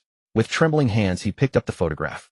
It showed a little girl. A girl with deep auburn hair standing before a shop with a radiant smile. The photo was an ordinary Muggle one, not the moving images of the wizarding world. Snape's eyes held a tenderness Agus had never seen. He stroked the photo again and again, wanting to press hard, yet fearing to harm the image within. After a long pause, he spoke in a hoarse voice. "Where did you get this?" "From a Muggle photography studio. She had her picture taken there as a child, and the owner used it as a display sample." "Are there more?" "This is the last one." Sensing Snape's shifting emotions, Agus chose silence and turned to leave. Just as he was about to step out, Snape's cold voice came from behind. "Don't ever do something like that Ministry Hall incident again. No one wants to see another Grindelwald rise." Agnes had intended to send a gift to Dumbledore as well. Unable to ascertain the password to the headmaster's office, he could only leave the gift at the door for Dumbledore to retrieve himself. Having done this, the time had slipped into evening. In the Great Hall of Hogwarts, a sparse few had gathered for a meal. Harry, upon seeing Agnes enter, hesitated before offering a greeting. After all, Agnes was the first friend of his age he had made in the wizarding world. Even if his best friend disapproved, Harry wished to foster peace between them. His character bore significant flaws rooted in a family history that bred timidity and low self-esteem. According to Dumbledore's original plan, he intended to use opportunities at Hogwarts to build Harry's confidence step by step, allowing him moments in the spotlight. Alas, Agnes' arrival dashed all such hopes. Without Hermione's guidance and assistance, Ron's jealousy and insecurity were laid bare. The combination of their traits only exacerbated Harry's innate timidity. A stark contrast to the original tale. "Agnes, I read in the newspaper that you were taken to the ministry. Are you all right now?" "Thank you for your concern, I am fine." Agnes replied with polite reserve, showing no great warmth. "Hey George, look, our hero has arrived." The Weasley twins mid-meal spotted Agnes and greeted him cheerfully. "You've come at the right time. Mrs. Weasley gave me quite a lot of biscuits. He'll bring some over to you later." "Spare us," George pleaded in jest. "We've had more than our share over the years. You keep them." Hearing the exchange between Agnes and the Weasley twins, the few remaining students in Hogwarts gathered around. They all asked after Agnes' well-being. With so few present, even when everyone sat at the Gryffindor table, there were vast empty spaces. "That vile Slytherin. He must have used some underhanded trick to escape the ministry," Ron grumbled, biting fiercely into a drumstick. Harry frowned slightly and offered a defense for Agnes. "Didn't you read the paper?" Professor Dumbledore and all four heads of house spoke up for him, along with a host of ordinary witches and wizards. "Humph, they're all taken in by his act," Ron retorted stubbornly, his eyes fixed on Agnes with undisguised envy. After dinner, Agnes returned to his dormitory and took out the notebook Arthur Weasley had given him. Though he had no intention of investing much effort into it, a brief perusal could do no harm. The inventive ideas within might spark other inspirations. Suddenly a flame ignited in midair. In the next moment, a magnificent crimson bird materialized before him. "Fawkes, did Professor Dumbledore send you?" Agnes rose from his bed, offering a few biscuits to Fawkes. The phoenix held its head high, seemingly disdainful of the offering. It dropped the note and vanished from Agnes' sight. He picked up the parchment, which bore a single line, "Mr. Grindelwald, please come to the headmaster's office. The password is cockroach cluster." What could he want with me now? Surely not just to thank me for the Christmas gifts, Agnes murmured, even as his feet carried him forward. After tidying himself briefly, he set off for the headmaster's office. Halfway there, a thought struck him, and he turned back to retrieve something from his bag before resuming his journey. Upon reaching the headmaster's office, he found Dumbledore comfortably seated, savoring a combination of cockroach clusters and milk. "Mr. Grindelwald, thank you for the woolen socks and sweets. I am most pleased. Would you care for a cockroach cluster as an after-dinner treat?" The familiar query was met with a polite refusal from Agnes. "Headmaster, I have yet to finish my book. Please get to the point." "Agnes, may I call you that? Sometimes pushing yourself too hard is not necessarily a good thing." Dumbledore sighed, a flicker of reminiscence in his eyes. "Once I taught a student as gifted and diligent as you, beloved by all professors. But alas, forgive an old man's rambling, age brings a fondness for the past. So this is the beginning of his admonition. Comparing me to Voldemort." Agnes felt a cold amusement within. He had anticipated this very scene, though he hadn't expected Dumbledore to be so eager. Fortunately, Dumbledore seemed hesitant, perhaps more lenient with him after the lesson of Voldemort. This worked in his favor, allowing him more time to lay his plans. Donning a polite smile, he deployed his most effective weapon against Dumbledore.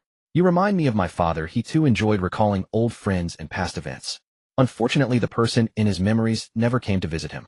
Dumbledore's smile faltered, his gaze filled with sorrow. He opened his mouth to speak several times, but the words died on his lips. After a moment, he spoke again, deliberately steering the conversation away. Agnes, I require your assistance. What is it? Not about Scrimgeour, I hope. Dumbledore shook his head. He made his own mistakes. Oh, no one can save him now. As if I believed that. No sooner had Dumbledore left than Fudge had sent word to Agnes relaying Dumbledore's intentions. Agnes immediately instructed Fudge to publish everything in the Daily Prophet the next morning. Thus, any further maneuvering by Dumbledore would pit him against the entire British wizarding community. How could a man of his virtuous reputation ever do such a thing? What are your thoughts on Professor Quirrell? Professor Quirrell is an excellent teacher. Agnes feigned ignorance. Is he? Dumbledore regarded him with a knowing smile. In terms of the dark arts alone, few in the wizarding world can match him. Having spent so much time in his office, you must be well aware of that. Some things you might have noticed. Agnes was unsurprised that Dumbledore knew of his visits to Quirrell's office. He had never intended to hide it and now seemed as good a time as any to be forthright with Dumbledore. You're referring to Voldemort. Dumbledore gave a slight start, then smiled. It's rare for a young wizard to dare speak his name. Since you can utter it, I assume you've met him. Agnes did not deny it, nodding in silent confirmation. 11 years ago, Professor Trelawney made a prophecy. The one with the power to vanquish the Dark Lord approaches. Born to those who have thrice defied him, born as the 7th month dies. And the Dark Lord will mark him as his equal, but he will have power the Dark Lord knows not. And either must die at the hand of the other, for neither can live while the other survives. The one with the power to vanquish the Dark Lord will be born as the 7th month dies. That person is Harry. Precisely. That is why I deemed it necessary to guide him at certain times. Dumbledore studied Agnes' expression, seeking a glimpse of his thoughts. But Agnes, well practiced in this regard, betrayed nothing, prompting Dumbledore to continue. Guidance alone is insufficient for him. He also needs the courage to confront Voldemort. The current remnant of his soul serves as an ideal trial. Professor Dumbledore, I have no intention of becoming a babysitter. Agnes interrupted. Dumbledore, having anticipated this, spoke calmly. Agnes, we had an agreement. The agreement only required me to guide Harry, not to pit an 11-year-old wizard against Voldemort. Dumbledore sighed. Very well, Agnes.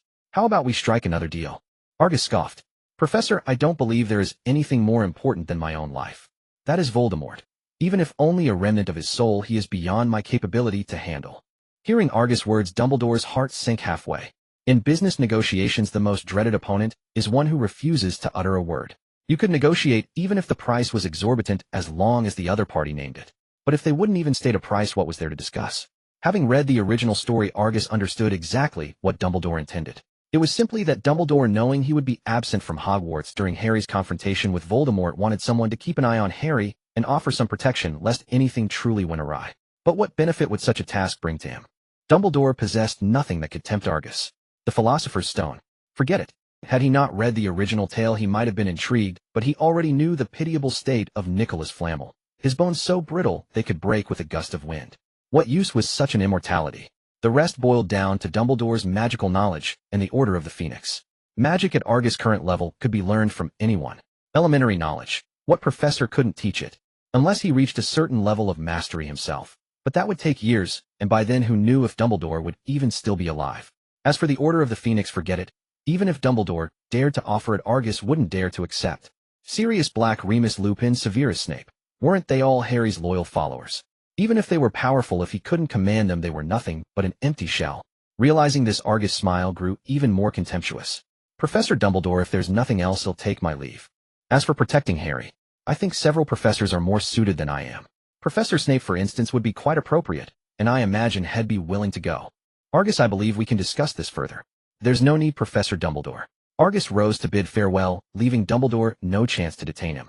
He left the headmaster alone, bewildered, in his office. On the walls, the portraits of former headmasters silently observed the scene. Albus the boy has a point. Asking an 11-year-old child to face such matters is indeed too hasty. A black-robed witch in a pointed hat spoke in Argus' defense. An old wizard with a goatee nodded in agreement. Well said. The Grindelwald family is truly fortunate. 2 consecutive generations blessed with enviable talent. Oh, come off it. Black and Elizabeth Burke. As long as they're pure blood, you adore them. A round-faced blonde witch voiced her displeasure at their remarks, then turned to Dumbledore. However, Albus, they are right about one thing: pitting an 11-year-old child against such a formidable foe is indeed asking too much. Dumbledore sank back into his rocking chair. Whenever troubled, he sought solace here. I am well aware of the boy's talent and power. With Fawkes and the protective enchantments on Harry, he will come to no harm. But have you noticed his eyes? Armando Dippet, Dumbledore's predecessor, spoke gravely. I have seen that same look in another student before. That was ambition. Dumbledore mused for a moment before replying slowly. Headmaster Dippet, we have erred once before. I do not wish to repeat that mistake. He is different from Voldemort. He understands the meaning of love far better. Dippet fell silent, but the blonde witch posed another question. Albus, if Mr. Grindelwald refuses to help, do you have any alternative plans? Doesn't Mr. Potter have any friends? Dumbledore instinctively thought of Ron's face, then shook his head. Never mind. He'll have Fawkes keep a closer watch. With Fawkes he can bring me back at any time. Yet despite his words, Dumbledore knew that summoning Fawkes to bring him back was a last resort. Through his recent observations of Harry, he had clearly noticed that what Harry lacked most was confidence, and the courage to stand against Voldemort. This confrontation with Voldemort was a golden opportunity. If handled well, it could greatly improve Harry's character and earn him a measure of renown. But if Dumbledore intervened, the nature of the event would change entirely. Harry might in the future instinctively seek help from others whenever faced with difficulties. He was old now. Harry had to walk his own path. If the boy relied on him for everything, how could he ever face Voldemort? Unfortunately, he had no other choice now. By intervening himself, he could at least ensure Harry suffered no harm. That was better than losing his life. Time flew, and soon the day of return arrived. Through his observations over these days, Argus noticed that Quirrell rarely showed himself in public. On the few occasions he was seen, it was only in the Great Hall. And his frailty was unmistakable. More importantly, the look in his eyes when he gazed at Argus now carried a hint of greed. The moment the holiday ended, a long-awaited system notification rang in his mind. Congratulations, host, for occupying over half the transactions in Diagon Alley. Achievement unlocked: Rise of the Business Tycoon. Achievement points reward 100. I almost forgot I even had this system. Argus smiled wryly. His life had been so fulfilling lately that he wished he could stretch each day into 48 hours. He simply hadn't had time to think about the system. The returning students were not as excited as one might expect. With Christmas over, final exams loomed. For most young witches and wizards, that was a headache-inducing prospect. The Slytherins returned to their common room and immediately spotted Argus reading. The group, who had been somewhat downcast, perked up and surrounded him, bombarding him with questions about the news and the Daily Prophet. After briefly responding to a few, Argus lost interest. He relayed the full story to Draco, and then prepared to visit Hagrid to inquire about the goods. The Christmas holiday had drained most of the Saint's inventory. He urgently needed to replenish his stock. Hagrid, are you in? Argus knocked on the door of Hagrid's hut. Immediately a series of clattering sounds came from inside, as if something had been knocked over and shattered. Then came Hagrid's slightly flustered voice. Hang on, I'm coming. With a creak, the small wooden door opened. Hagrid, seeing it was Argus, instantly relaxed. Oh, it's you. You gave me a fright. By the way, Hagrid, I brought you a gift, Argus said, shaking the bottle in his hand. At Hogwarts, not a few teachers enjoyed a drink. Even the sternest Professor McGonagall would often visit the Three Broomsticks for a glass or two, let alone Hagrid, who loved his liquor. Upon seeing the bottle, Hagrid seemed hesitant, his gaze shifting between the inside of his hut and Argus. Come in first, Argus. No sooner had he entered than Argus felt an undeniable wave of heat. Even though it was winter, the temperature inside the hut was unusually high. It seems my good teacher has taken the old path again. A Norwegian Ridgeback egg doesn't come cheap. Quirrell's purse must be drained. No wonder he looks so haggard lately. After buying the Ridgeback, he probably doesn't even have money left for potions. Argus' thoughts made Hagrid tense up. What's wrong, Argus? Is it too hot? I might have stoked the fire a bit too much. Perhaps I should open the door for some air. Gurgle, gurgle. The pot by the hearth rattled. Hagrid immediately rushed over to block Argus' view, opening his mouth as if to say something. In the end, he stepped aside and pulled a massive egg from the pot. Is this a Norwegian Ridgeback egg? Even without knowing the plot, Argus' knowledge was enough to identify the egg's origin. That's right. Ha ha ha. I knew it, Argus. You love these adorable little creatures just as much as I do. Having confessed, Hagrid looked noticeably more relaxed, carefully lifting the dragon egg from the pot. I won it from a stranger. Oddly enough, he seemed almost eager to lose to me. You don't plan to keep it here, do you? It might be fine now, but soon it'll grow as big as your house. If something goes wrong, it'll only end up dead. Argus truly didn't want Hagrid to get into trouble. He didn't know if Harry, like in the original story, would encounter Snape and Quirrell while sneaking around under the invisibility cloak. But one thing was certain: without Hermione, Harry and Ron hadn't found a single clue about Nicholas Flamel. It was highly unlikely they would come to Hagrid for help. Nor could this Norwegian Ridgeback be taken away by Ron's brother Charlie, as in the original tale. Crack, crack. The dragon egg suddenly jolted violently, followed by the crisp sound of its shell breaking. "Look, Argus, it's hatching." Hagrid excitedly grabbed Argus' shoulders, the immense force causing Argus to cry out in pain. Sorry. Hagrid quickly let go to apologize, but was soon captivated by the newborn dragon. "What a beautiful little thing. Look, it thinks him its mother," Hagrid said, poking the hatchling's head with his finger, not even flinching when it bit him. "Hello there, Norbert. Argus, it's playing with me. Do you want to try?" Argus managed a weak smile. He'll pass." He doubted he had Hagrid's resilience. A bite from a Norwegian ridgeback would send him straight to the hospital wing. Before he could finish, Norbert coughed harshly and spat out a jet of flame, nearly singeing off Hagrid's beard. "Looks like it still needs some training." "Who's there?" A figure by the hut's window caught Hagrid's attention. Hearing the voice, the figure vanished instantly. Argus opened the door only to see a flash of red hair speeding down the path. Ron. Why was he spying through the window? Hagrid looked puzzled. Whatever his reason, Norbert's existence is exposed. It needs to be moved as soon as possible. If you're willing, the Saint Group recently built a dragon reserve. We can place Norbert there. It won't stop you from taking care of it. Argus hadn't expected Ron to still be fixated on him after all this time. He silently cursed his own carelessness. Hagrid hesitated. "We're friends. Ron wouldn't tell on us, would he?" "Hagrid, you know what's between Ron and me. He wouldn't snitch on you alone, but with me involved, it's different. Besides, if he had a clear conscience, he wouldn't have been spying. He could have just walked in when he heard your voice." Argus shook his head, shattering Hagrid's illusions. "Does it have to be this way? Norbert just hatched. He's so small. He can't be without his mother." Hagrid's face was filled with sorrow as he gazed reluctantly at the baby dragon on the table. "This is the best way. In the Saints' Reserve you can still visit. But if the Ministry catches you, you know the consequences better than I do." Hagrid seemed to recall the incident with Aragog, his expression growing even sadder. After a long while he slumped dejectedly into a chair. "Argus, when will you send someone to pick up Norbert?" "Tomorrow night, at the earliest." "So soon? Can't you?" Argus cut off his plea without mercy. "Hagrid, we can't take the risk. Hide Norbert for now. They'll send someone tomorrow." Elsewhere, Ron stumbled back to the Gryffindor dormitory. "What's wrong, Ron?" Harry asked, seeing Ron's flustered state. "Harry, you'll never guess what I just saw." "What did you see?" "I followed that evil Slytherin to Hagrid's. They're secretly raising a dragon in there." "Were you tailing Argus again?" Harry frowned.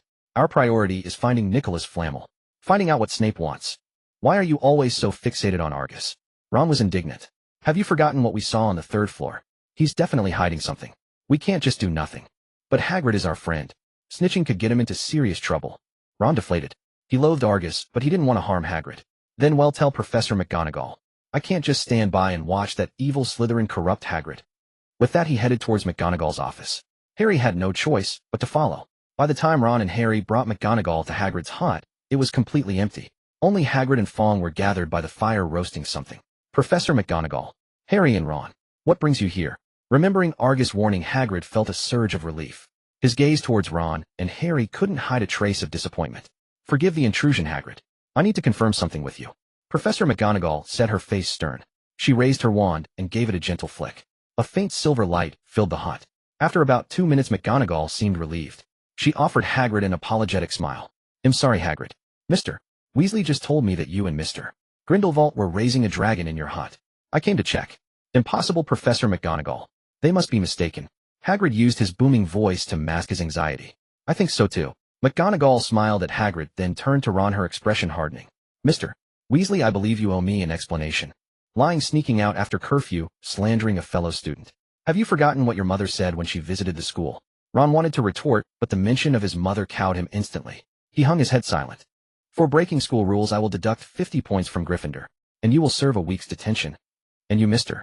Potter?" Harry felt wronged, a victim of circumstance. Ron, however, breathed a sigh of relief. As long as his mother wasn't told, anything was fine. It wasn't the first time had lost points. Losing more didn't matter. He just couldn't fathom how Argus had managed to get back to the school. Argus entered the secret passage revealed by the Marauder's map, which did not lead directly to the Slytherin common room. Instead, he emerged into a corridor of the castle. He came face to face with a scrawny cat approaching him. "Mrs. Norris." Argus showed no fear like an ordinary young wizard. Instead, he stepped forward and gently stroked her head. "Sorry I didn't bring any fried fish for you today. Is Mr. Filch not with you?" "Speak of the devil, and he shall appear." The heavy footsteps of Filch echoed, and his usually gloomy face softened the moment he saw Argus. "Hello, Mr. Filch. I tried to find you a few days ago during Christmas, but I couldn't." "Find me?" Filch was puzzled. Argus pulled a small box from his pocket, drew his wand, and pointed in Gorgo. The small box returned to its original shape, with delicate patterns slowly emerging. This couldn't be. Filch's voice trembled as an unbelievable thought crossed his mind. Argus smiled and handed the gift box forward. "Merry Christmas, Mr. Filch. This is a Christmas gift for you. I hope you can forgive its lateness." Really for me." Filch took the gift, his hands shaking uncontrollably. Over the years, every holiday was the hardest time for him. Everyone was celebrating, chatting with friends, and exchanging gifts. Except for him. He was always alone with only Mrs. Norris for company. Moreover, after working at Hogwarts for so many years, he had never heard a word of gratitude or respect, let alone receiving a Christmas gift. Thinking of this, Filch's eyes grew moist. Thank you for your gift, Mr. Grindelwald. You're welcome. Open it and have a look, Mr. Filch." "All right." Filch had never felt so excited. He fumbled to open the gift box. Inside was a thick coat, substantial, yet not overly ornate. It was perfect for Filch to wear during his night patrols. "Try it on, Mr. Filch." Filch could barely speak. He hastily placed his lantern on the ground and draped the coat over his shoulders. The coat was thick and warm, bringing a hint of coziness even in the cold winter. "It suits you well, Mr. Filch. It's getting late. I should be going. See you tomorrow." Argus had barely taken a few steps when Filch's shout came from behind. "Mr. Grindelwald, you are a wizard worthy of respect. Thank you for the compliment, Mr. Filch. Have a good night's sleep." The next day, after waking up, Argus wrote a letter to Vida asking her to send someone to Hagrid's hut to pick up Norbert. Then he went to the Great Hall. The Gryffindors, noticing the change in the hourglass of the house cup, did not show much shock. Or rather, they had grown accustomed to it. Only Ron glared at Argus through gritted teeth. Argus paid him no mind. "You've almost ruined the Weasley family's reputation all by yourself, and you still dare to stir up trouble. If it weren't for Dumbledore's consideration for your parents, you'd have been thrown out long ago. I wonder if you'll encounter Quirrell drinking blood in the Forbidden Forest tonight. But that's none of my business." Time flew by. Soon it was June, and the weather grew hotter, yet the witches of Hogwarts did not dress more lightly. At Dumbledore's request, Harry finally found clues about Nicholas Flamel under Argus' guidance. Unfortunately, before he could delve deeper, an important matter changed his subsequent goals. Final exams were approaching. Without Hermione, Harry and Ron were completely in the dark. The approaching exams also made the atmosphere in the entire castle oppressive. During this time, the person who came to see Argus the most was not Harry or Draco. It was Hermione, who had been sorted into Ravenclaw. As fellow top students, their reactions to exams were entirely different. Argus was indifferent, while Hermione was exceptionally nervous, afraid of making any mistakes. If she weren't worried about taking up too much of Argus' time, she would have pestered him with questions around the clock. "Argus, the final exams are coming soon. How can you be so calm?" On the Slytherin table, Draco wore a worried expression as he complained to Argus. Pansy pursed her lips. "Draco, Argus goes to the library right after class every day. He's probably already studied several years ahead. Do you think everyone is like you, heading straight to the Quidditch team after class and not even doing your homework properly?" Draco let out a pained groan. "Argus, why don't you cast an Imperius curse on me and control me through the finals? Enough with the whining. If you have time for that, you might as well study more," Pansy said discontentedly. "No need to argue. I've already prepared notes for you. They cover all the key points of the first year. As long as you read and memorize them carefully, you can get an A or an E." Argus put down his dining knife and smiled to calm them down.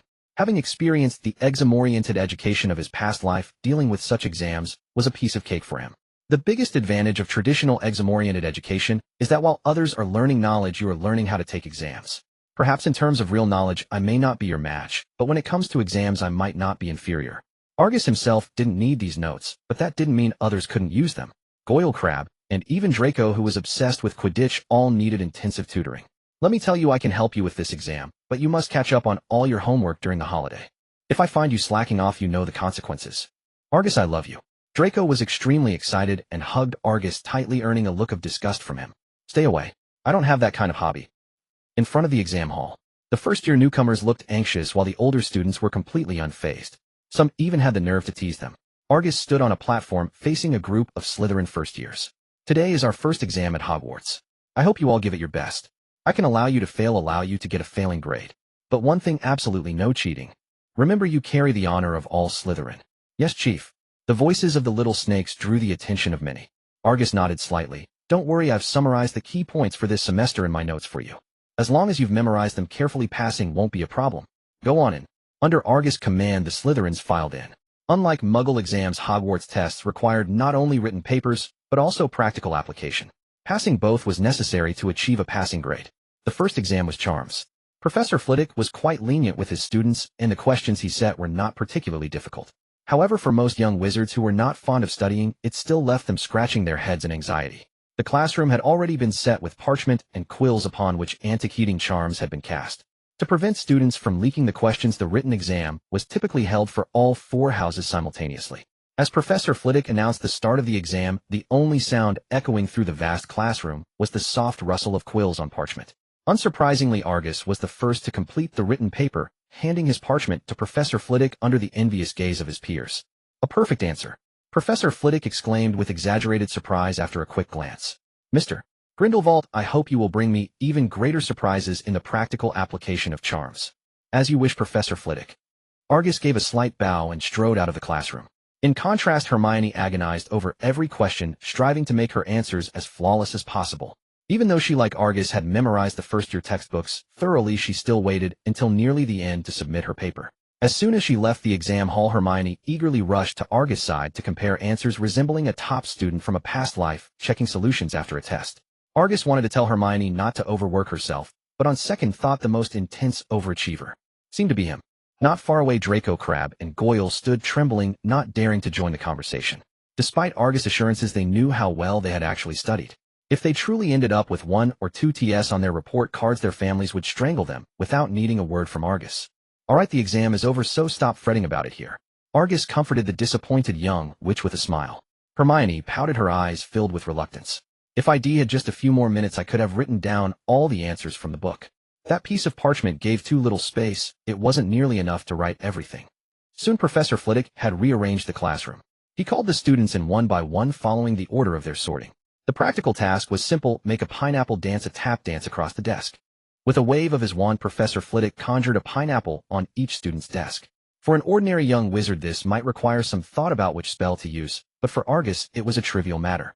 He tapped his wand a few times, and the pineapple gradually sprouted tiny arms and legs, complete with exquisite dancing shoes on its feet. Accompanying the rhythm of clapping hands, the pineapple's rotund form demonstrated what it meant to be a true dancer. Its graceful steps, combined with its endearingly clumsy movements, had Professor Flitwick roaring with laughter. Brilliant, Mr. Grindelwald. What a pity you're not a Ravenclaw. With you around, I could save myself a lot of trouble. Argus smiled, but did not respond. His example led other young wizards to believe that perhaps this exam was not as difficult as they had imagined. But when they actually attempted it, they realized it wasn't that the exam was easy. It was simply that Argus was on a completely different level. The smarter ones chose to pause and rethink, knowing the exam had no time limit. Taking it slow was better than failing. A few, however, stubbornly refused to accept this. For instance, Ron. At this age, children love to show off, and he couldn't bear to watch Argus steal the spotlight alone. Bloody Slytherin, always using dark magic. Glaring angrily at Argus, he picked up his wand and aimed it at his own pineapple. But without Hermione, the Savior Squad was far less competent and successful than in the original story.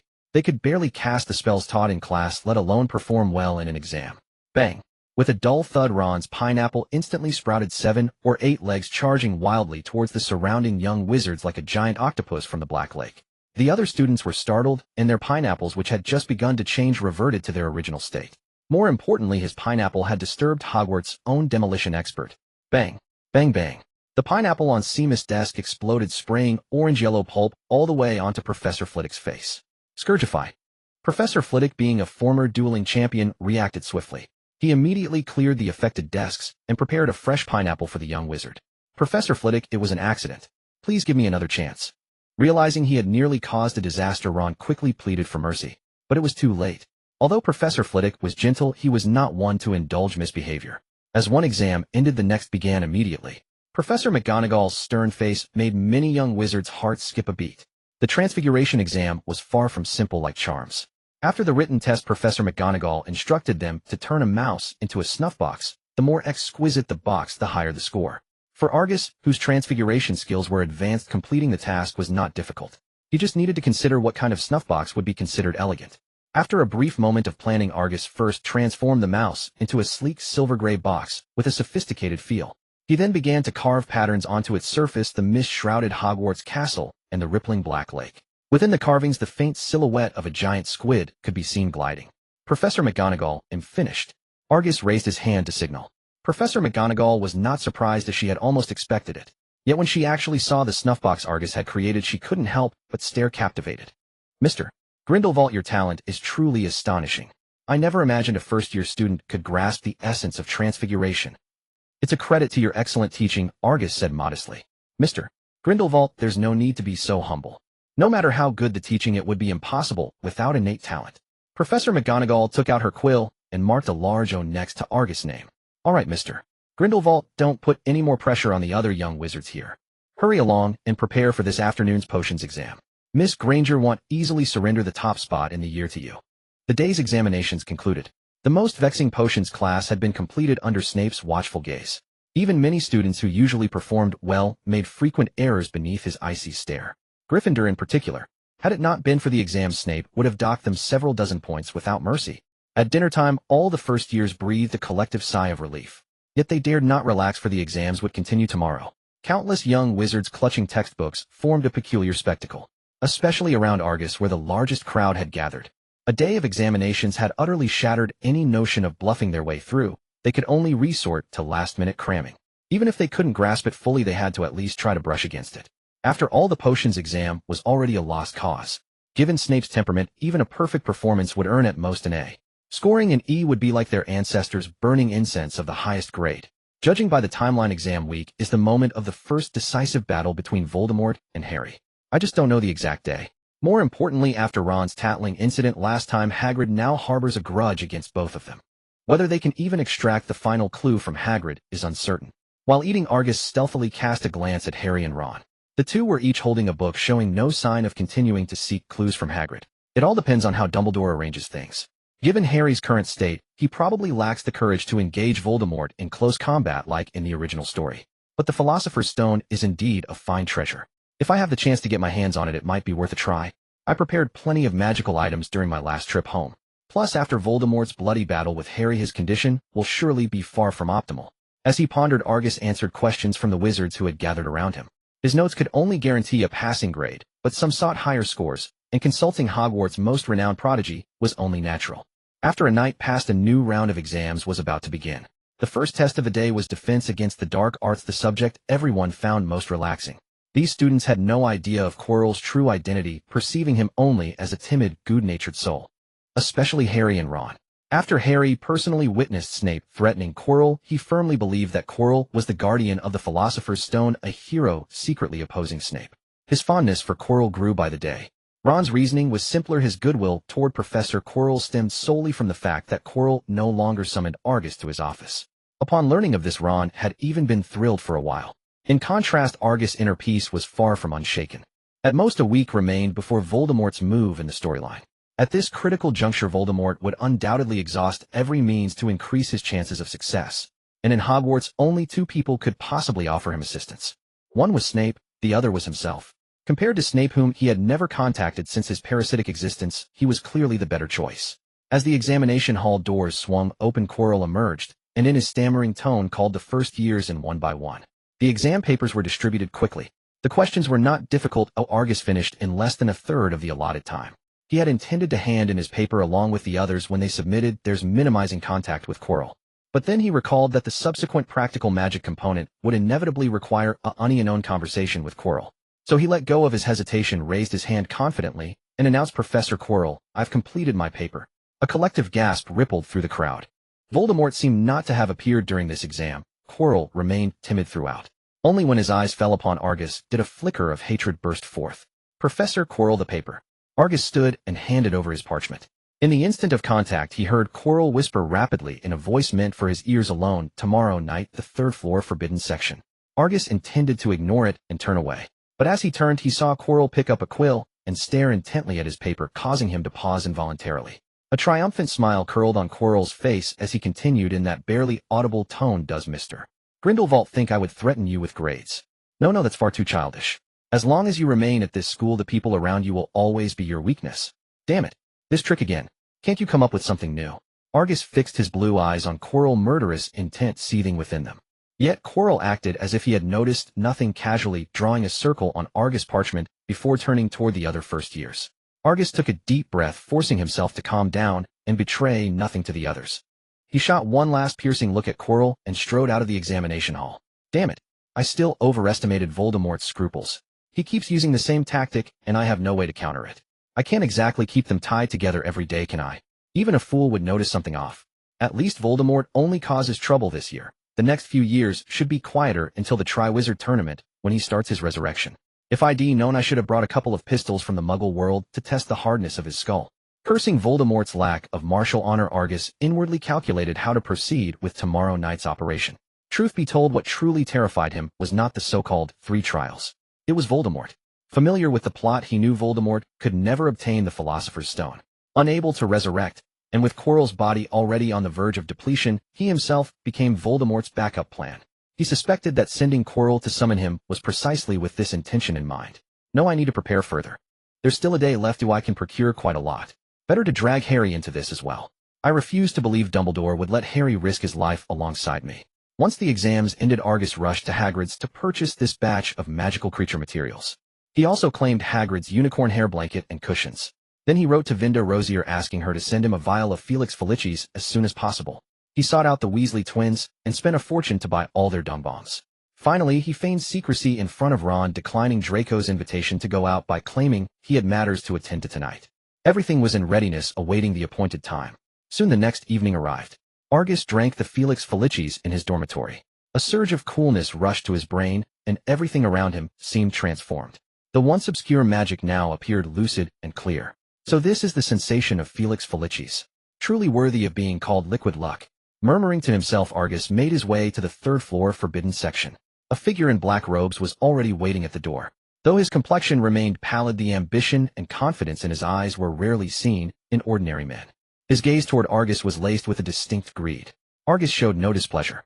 Instead, he smiled, gave a slight bow, and performed a flawless aristocratic salute. Master, it has been a long time. Long time no see, my dear student. Voldemort's smile was sinister. Today your teacher will give you your final exam. Perform well. Don't disappoint me. With that, he took the lead and walked toward the Chamber of Secrets. Yags followed silently behind. Creak. The rotting wooden door slowly opened. The massive, 3-headed dog Fluffy, who had been resting abruptly, stood up as the door swung open. One paw pressed down on the door panel leading below. It let out a low growl at the two. A thick foul stench wafted over. Voldemort, unfazed, turned his gaze to Yags beside him. First trial, are you ready? Teacher, you must have prepared something for the 3-headed dog, Yags said without even looking. If I were to act, the commotion would be considerable. Clever little brat. Voldemort sneered, waved his wand, and a harp flew out from his pocket. With a few taps of his wand, the harp produced melodious music. Let's go. That half-giant said that as long as you play music for this beast, it will fall asleep peacefully. With a flick of his wand, the trapdoor on the ground creaked open. Voldemort cast his gaze at Yags, clearly intending for him to scout ahead. Yags didn't waste any words either. Since he already knew what lay below, and to avoid arousing Voldemort's suspicion, he took the initiative and leaped down through the opening. A chilling wind blew. A cold, damp air permeated around Yags. The opening seemed bottomless. With a strange, muffled thud, Yags landed on a soft net. The next second, the seemingly soft net contracted rapidly, as if to bind him tightly. My student, how will you pass this trial? Voldemort descended slowly, hovering in midair. His gaze at Yags was filled with mockery. Incendio. The moment Yags landed on the net, he had already taken out his wand from his pocket. Without even looking around, he cast a fire spell directly. Sizzle. The sound of flames burning arose. The devil's snare writhed and twisted desperately, trying to avoid it, but to no avail. Even though Yags was no longer entangled, he didn't let up. Devil's snare fears light and fire. The simplest method is to cast a Lumos or an Incendio. Profound knowledge. Voldemort was not surprised by this. In his view, even if Yags couldn't identify what it was, he could still rely on his own strength to solve it. Keep moving. There are more trials ahead waiting for you. The two continued forward. In the long, deep, and dark corridor, it was so silent that they could clearly hear their own footsteps and the sound of dripping water. Not far ahead, some terrifying creature seemed to be roaring, making it exceptionally eerie. Turning a corner, another door appeared before them. The door was tightly locked, and countless shimmering wings flew back and forth in the air. The second trial, find the real key among countless keys. How will you solve this one, Yags? Voldemort looked at the broomsticks nearby, then at Yags. He was clearly aware that Yags couldn't use a broomstick. Yags chuckled lightly, his eyes showing no change. He walked calmly toward the door.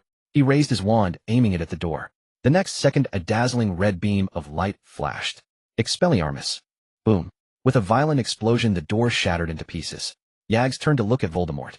Sometimes you don't need a key to get through a door. Isn't that right, teacher? The right choice. The disarming charm's power is impressive.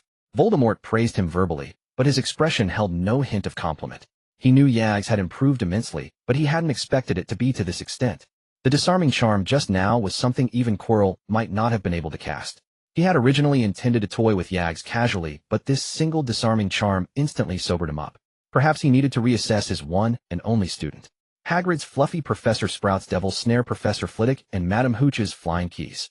The remaining ones should be Professor McGonagall's Wizard's Chess, Snape's Potions, and Quirrell's Troll. And Dumbledore's Mirror of Ariste. Yags silently counted the remaining trials in his mind. He needed not only to pass them, but also to preserve his own condition to the greatest extent. He was ready to counter Voldemort's ambush at any moment. Pushing aside the fragments of the broken door, the two continued forward. Inside it was pitch black and nothing could be seen. But no sooner had they taken a few steps than the torches around them suddenly flared to life. Yags found himself standing at the edge of a massive chessboard, facing a large group of black chess pieces. The pieces were made of some unknown stone and looked extremely sturdy. Just by size, they were even a good head taller than Voldemort. On the other side of the board stood a group of tall white chess pieces. A wooden door was located behind the white pieces. My dear disciple, are you going to use magic to force your way through this time too? I remember teaching you quite a few dark arts that could be used here. Yags said nothing.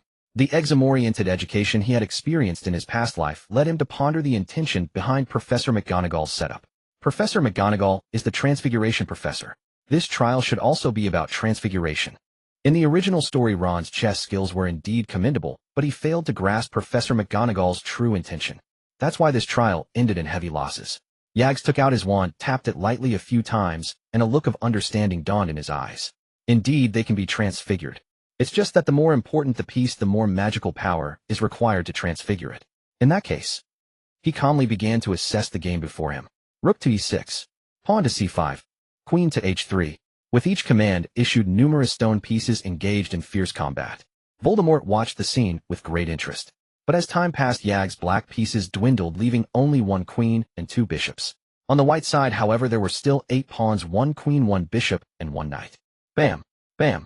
2 more loud crashes sounded as Yags' last queen was exchanged with the opponent's. A sneer of mockery curled on Voldemort's lips. Don't want to waste magic power trying to pass this trial by playing wizard's chess. It seems you're not very good at this. Chess is a king's game, one of civility and strategy. How can you be so sure I will lose until the very last moment? Yags stood beside Voldemort, still maintaining his composure. Voldemort snorted. A stubborn student. But let me warn you, if this is all you can do, I might have to give you a failing grade on this exam. Before he could finish his sentence, the situation on the board suddenly changed. Yags pointed his wand at the 2 pawns closest to the white king. The next second, 1 pawn transformed into a black queen and the other into a black rook. Together with the 2 bishops, they cornered the white king into a hopeless position. Yags spoke slowly, his tone indifferent. Checkmate. Argus gazed at Voldemort, his expression nonchalant. My chess skills are indeed poor, but my transfiguration is not bad. Voldemort's eyes turned icy. Since you already had a solution in mind, why didn't you simply turn all the white pieces into your own? Why? You ask why? To conserve magical power to deal with you. To buy more time waiting for Harry and the others to arrive.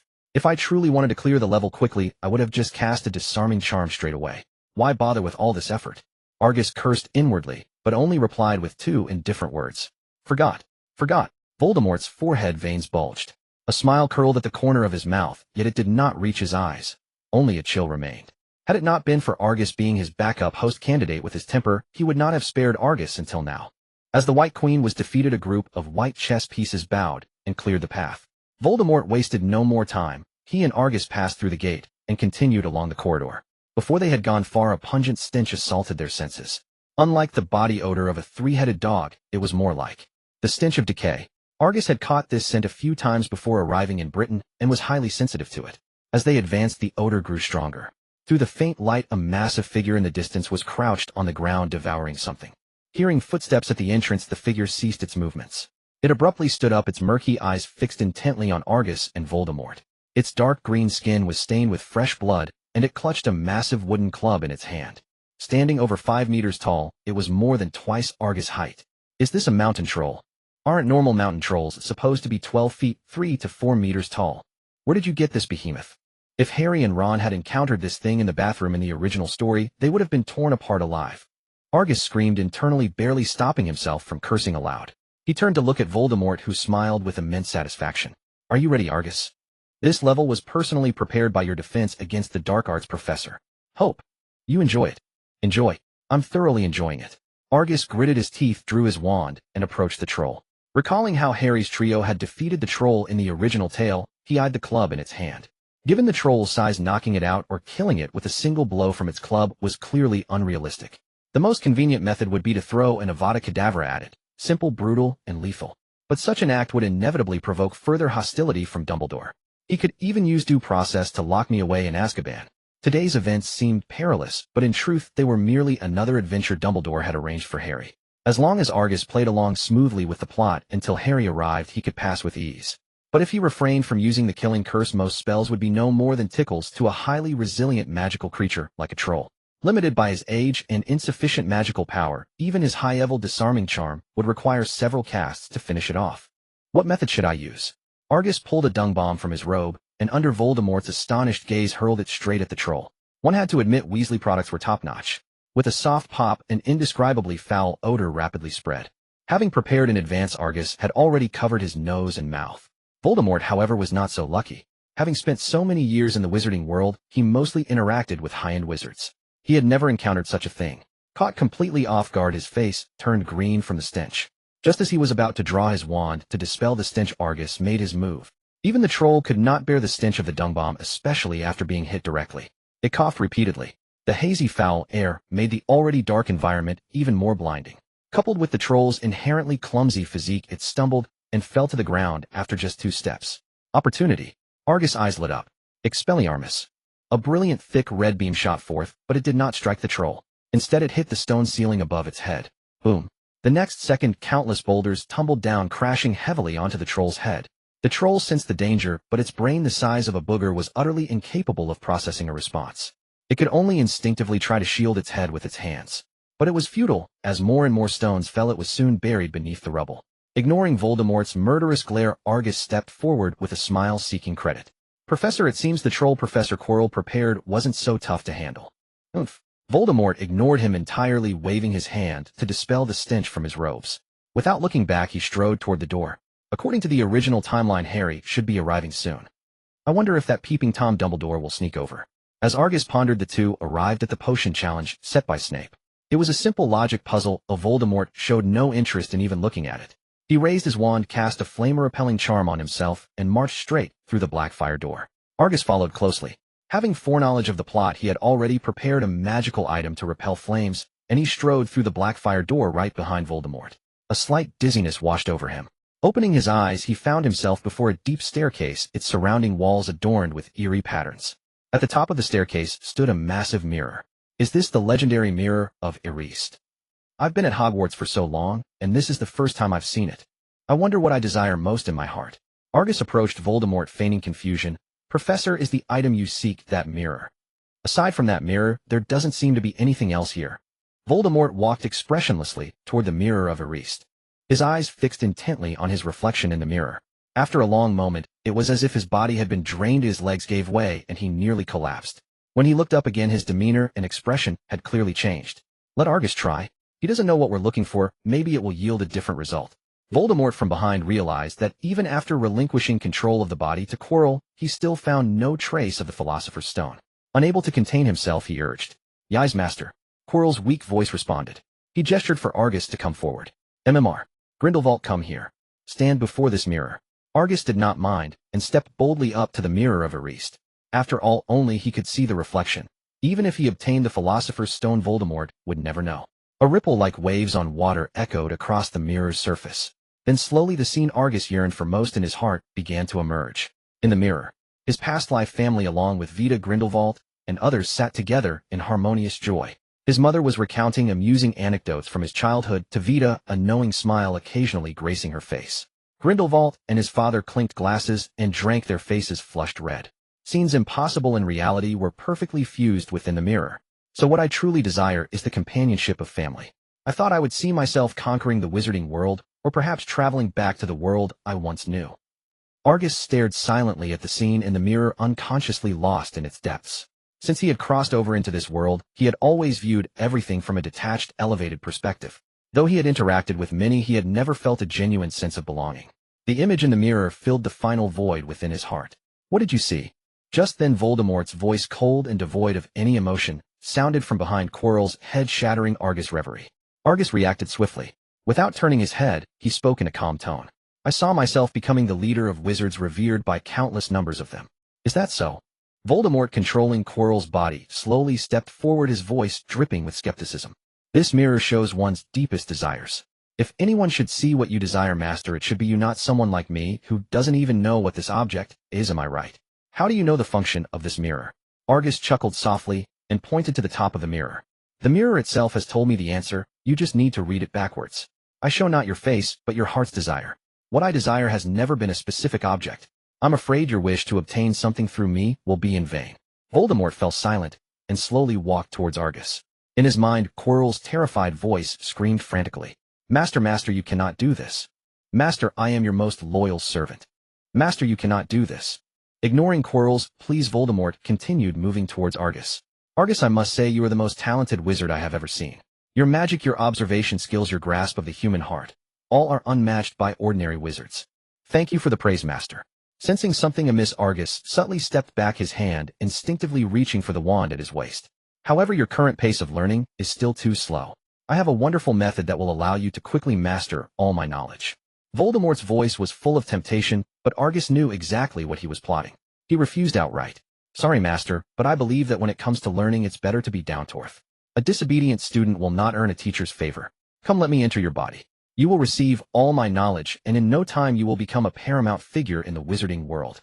Voldemort drew closer, his expression growing greedier. The next second, two beams of light shot forth almost simultaneously. Expelliarmus. Petrificus totalis. Bang. A violent explosion echoed. As the smoke cleared, Voldemort's figure emerged. Are you so certain I wouldn't use the killing curse? You can't bear to kill me, Master. If you kill me, you'll have to rely on Quirrell's half-dead body to trouble Dumbledore. Argus retorted with a mocking smile, his eyes darting towards the entrance. Damn it, Harry, have you been drinking too much fire whiskey? How long has it been? Why aren't you here yet? But he had forgotten that the devil's snare cushioning the trapdoor had been burned clean by him earlier. It was a miracle Harry and Ron hadn't been killed in the fall. Voldemort stroked his wand and waved his hand to dispel the surrounding dust. It's been nearly half a year since our last lesson. Today let me see just how much you've improved. As you wish. Argus traced a semicircle with his wand, assuming the stance of an ancient noble dueling salute. Voldemort withdrew his wand. As a half-blood who revered pure-blood aristocracy, he placed great importance on the etiquette of pure-blood families. Especially in a battle he believed he had already won, he didn't mind displaying a bit of magnanimity. He traced a circle with his wand, held it before his chest, and then flicked it forcefully downwards to the right. Just as he was about to bow, a powerful incantation rang out. Expelliarmus. A thick beam of red light shot towards him. In his haste, Voldemort could only conjure a transparent shield before him. But compared to the dazzling beam of the disarming charm, this shield was far too thin. Crack! The crisp sound of the shield breaking echoed. Voldemort was blasted backward, crashing heavily into the wall. The shattered stone and exploding dust covered him, making him look disheveled and utterly humiliated. Argus would not miss this opportunity. He waved his wand in rapid succession, emitting flashes of light. A barrage of spells hurtled towards Voldemort, forcing him to cast several shield charms just to barely block Argus' assault. Good, very good. Voldemort laughed in fury. All thanks to your excellent teaching, Master. Argus replied without a trace of guilt for his sneak attack. Come to think of it, I learned the trait of using any means necessary from you. Sharp-tongued. Voldemort had recovered from the surprise attack and began waving his wand wildly, unleashing a torrent of curses. Argus was not to be outdone, pointing his wand at Voldemort and doing his utmost to buy time. The crackling of colliding spells and the dull thuds of impacts against the stone walls reverberated throughout the chamber. The floor cracked and the walls crumbled. Amidst the duel, both had to dodge falling rocks. However, Voldemort's battle experience far surpassed Argus.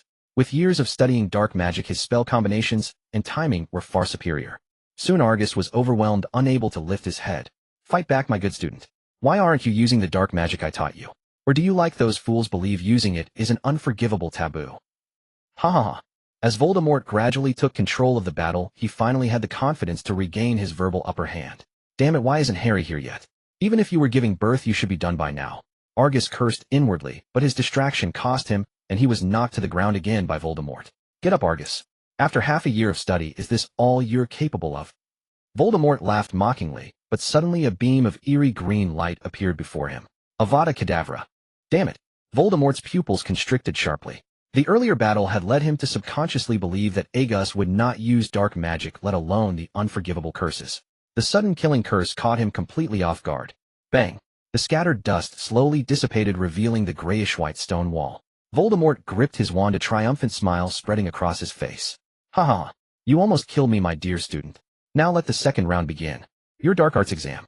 Aegus slowly pushed himself up against the wall. Damn it. I missed. He picked up his wand and took a deep breath. The killing curse was a one-shot opportunity. Replicating that scene was nearly impossible. However, since he had already used the killing curse, there was no need to hold back.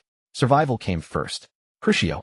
The twisted beam of emerald green light exuded a terrifying aura. Yet Voldemort dodged it effortlessly and casually cast a spell toward Aegus. Though he did not chant the incantation, the pitch-black stench was enough to testify to its power. Sizzle. Aegus sidestepped the spell, striking the wall with a violent corrosive hiss. Their battle was far less intense than before, yet it was 100 times more perilous. Any single spell was more than an ordinary person could withstand. Bang!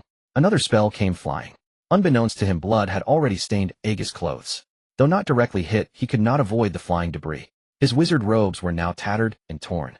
Voldemort's interest seemed to wane as he raised his wand. A green glow emanated from its tip. Just then footsteps echoed from the entrance. Harry walked in, utterly bewildered.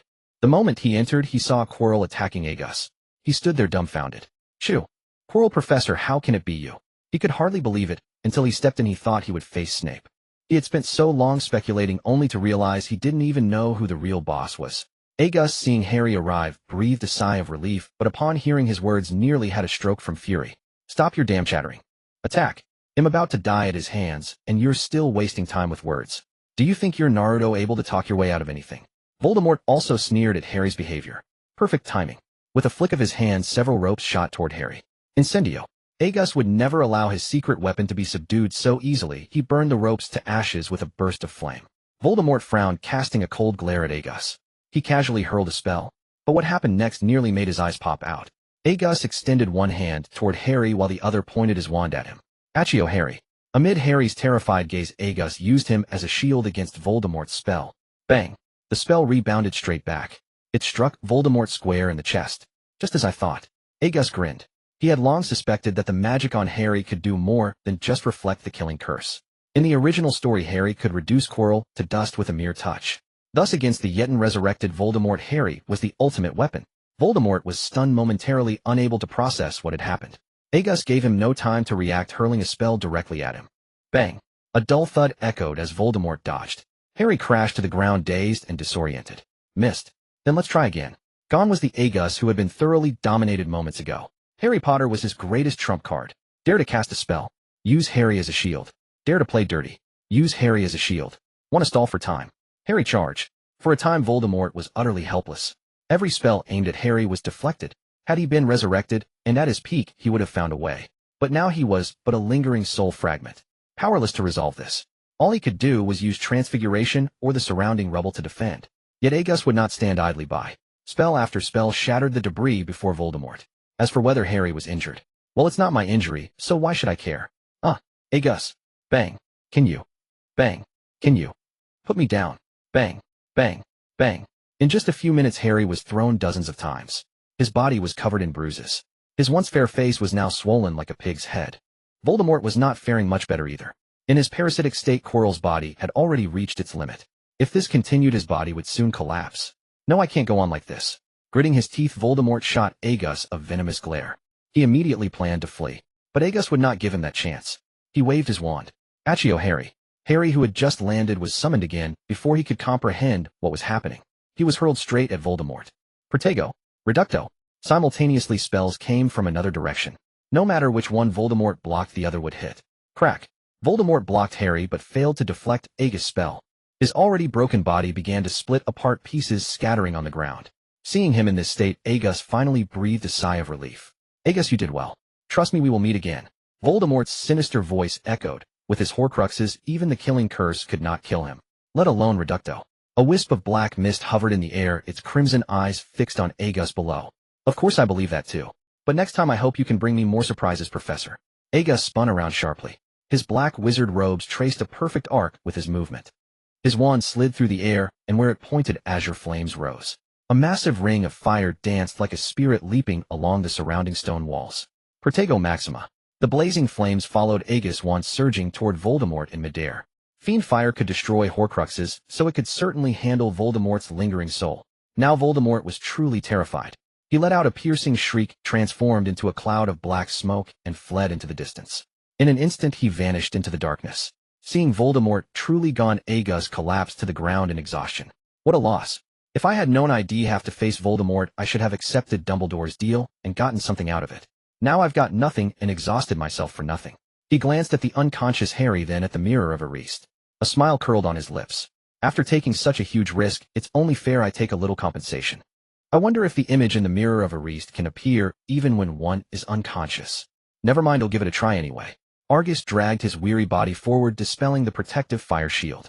He reached out, beckoned Harry over, and positioned him before the mirror of Ariste. After a moment, once he was certain that the mirror's Harry had time to slip the Philosopher's Stone into his pocket, Argus reached into it. Just then a blaze of fire flared in midair. Fawkes' cry illuminated the entire chamber. A figure in white suddenly materialized. Good evening, Argus. It seems I arrived just a moment too late. Fortunately, you are unharmed. As Dumbledore spoke, his eyes fell upon Argus' hand reaching into Harry's pocket. Without a hint of embarrassment, Argus calmly withdrew the Philosopher's Stone from Harry's pocket and tucked it into his own robes. I'm fine, but Harry might need a visit to Madame Pomfrey. Dumbledore seemed to tacitly accept Argus taking the Philosopher's Stone, offering no comment on the matter. He merely winced at the sight of Harry's face swollen like a pig's head. He drew his wand and aimed it at Harry's face. Episky. A flash of white light shone, and Harry's face gradually restored. The moment he opened his eyes, he instinctively threw his arms around his own head. Dumbledore watched a dark line forming on his forehead. Professor Dumbledore. Realizing he hadn't been thrown across the room this time, Harry dared to lower his arms. The first thing he saw was Dumbledore standing nearby. Professor, just now. It's all right. Dumbledore cut off Harry's inquiry, putting on a remorseful expression. In truth, if I hadn't left Hogwarts for London, today's events need never have happened. It's not your fault, Professor Dumbledore. No one could have imagined Professor Quirrell would become Voldemort's pawn. Watching Harry console Dumbledore, Argus couldn't help but curl his lip. Naive child. From the moment you arrived, there wasn't a single person to tip off Dumbledore. If he truly knew nothing about Quirrell, how could he have returned so swiftly? Harry, could you tell me what just happened? Of course, Professor. After briefly recounting the events, Harry looked at Dumbledore with a puzzled expression. Professor, I have a question to ask you. What is it? Dumbledore's expression was kind as he reached out to smooth Harry's disheveled robes. Why did all the spells Voldemort cast at me rebound onto himself? That is because of your mother. She sacrificed herself for you. Such an act leaves a mark. Harry instinctively touched his scar. No, that mark is fused with your skin. Then what is it? Love, Harry. It is loved. Dumbledore patted Harry's head.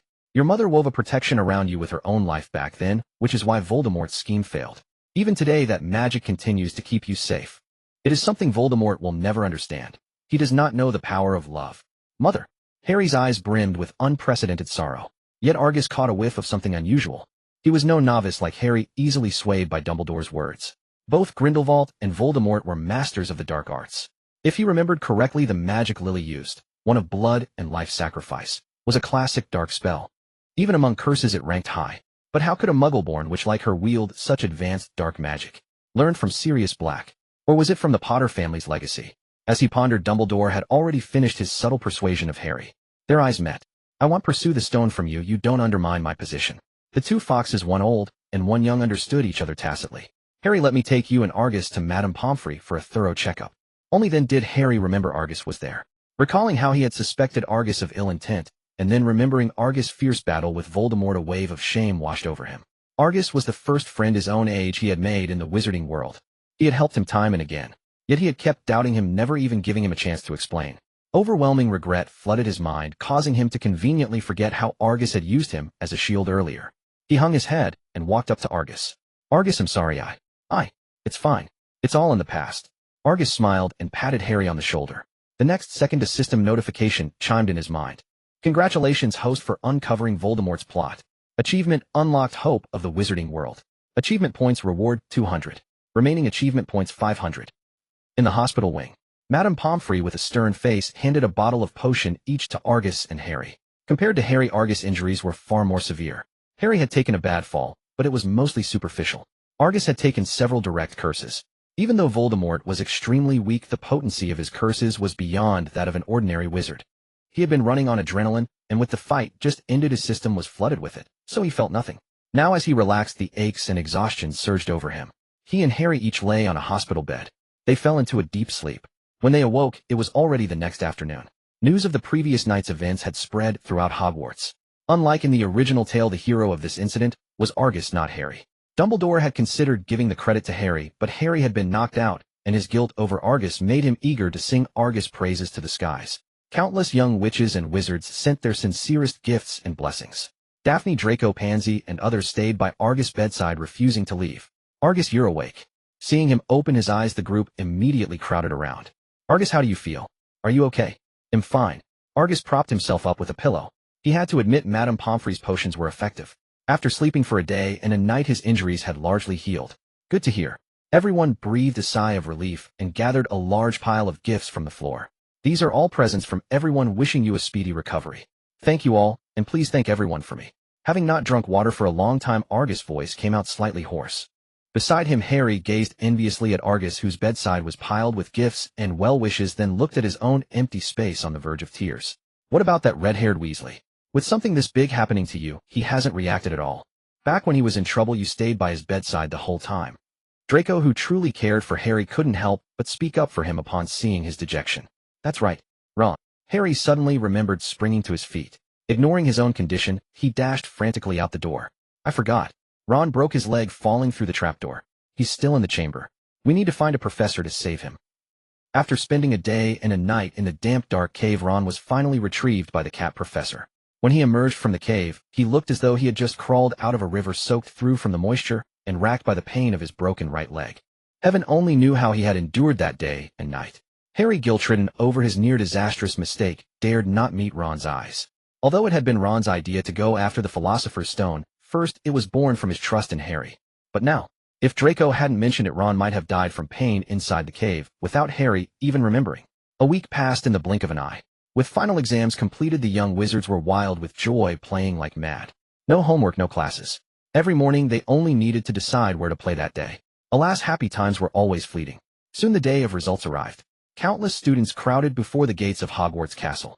A huge parchment was posted on the notice board. A simple tap with a wand would reveal one's scores. Of course, the results would also be mailed home during the holidays.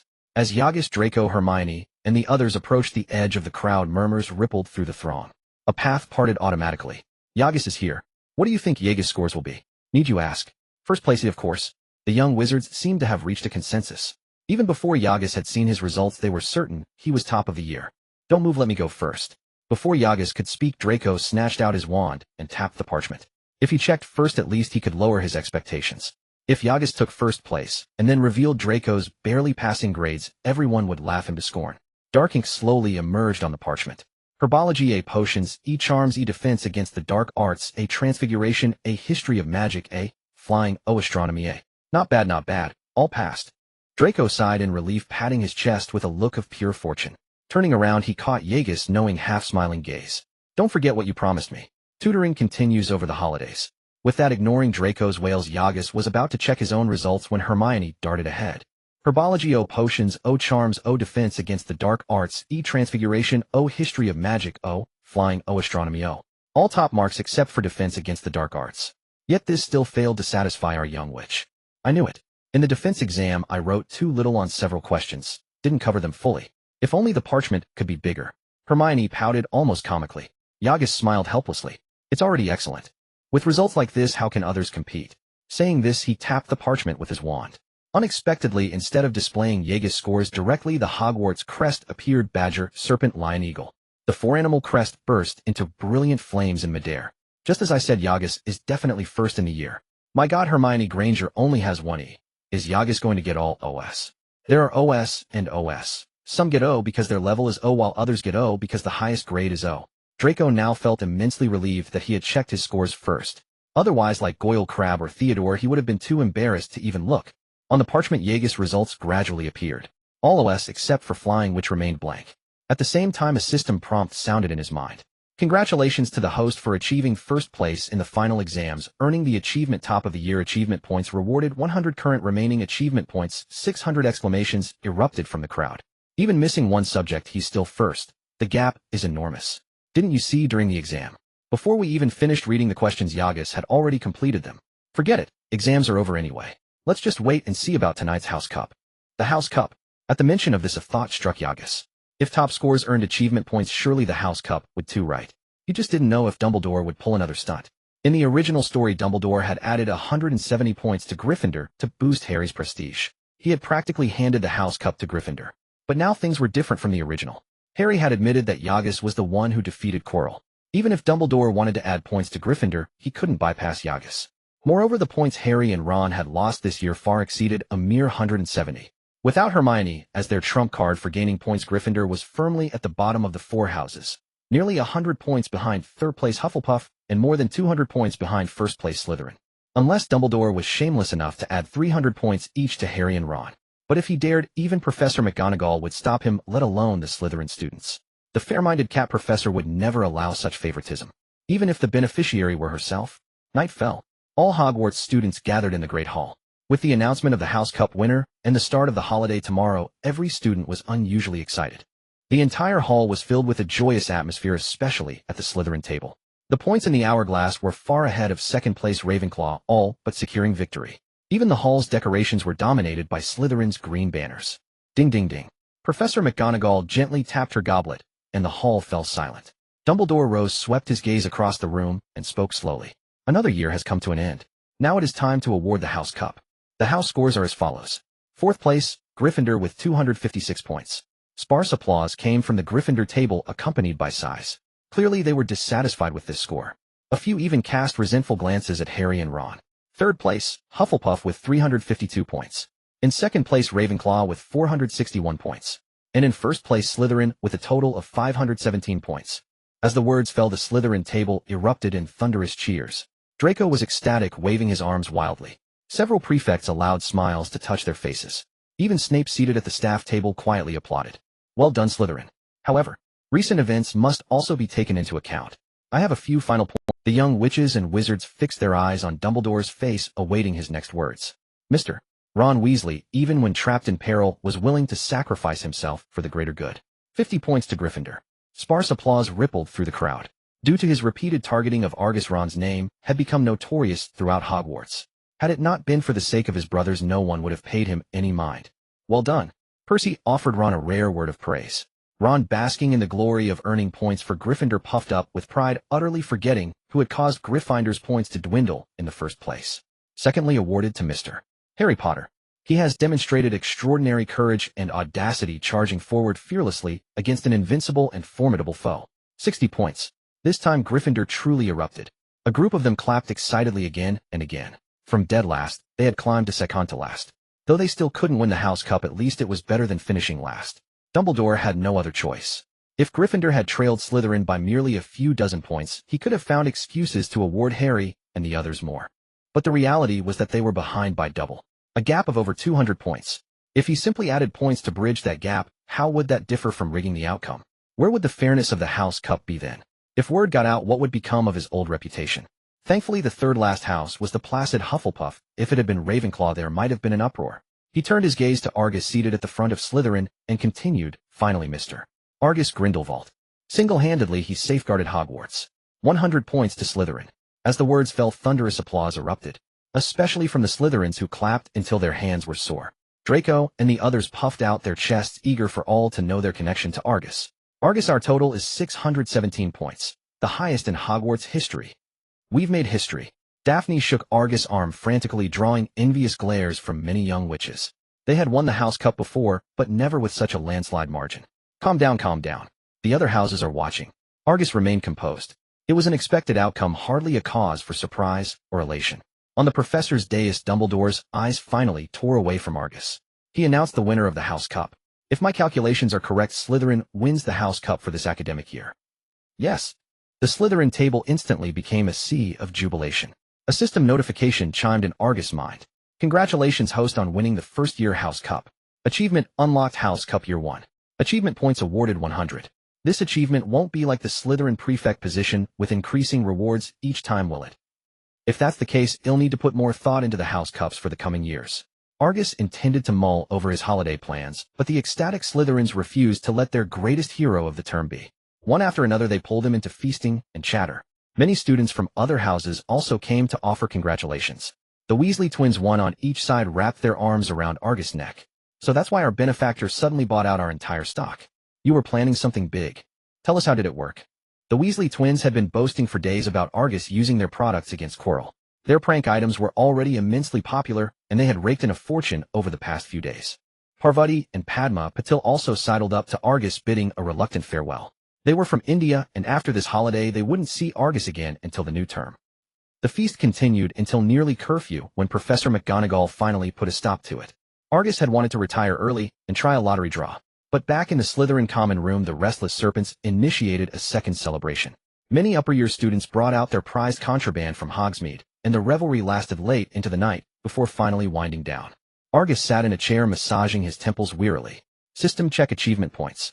Current remaining achievement points 700, 700 not bad. Time to celebrate with a draw.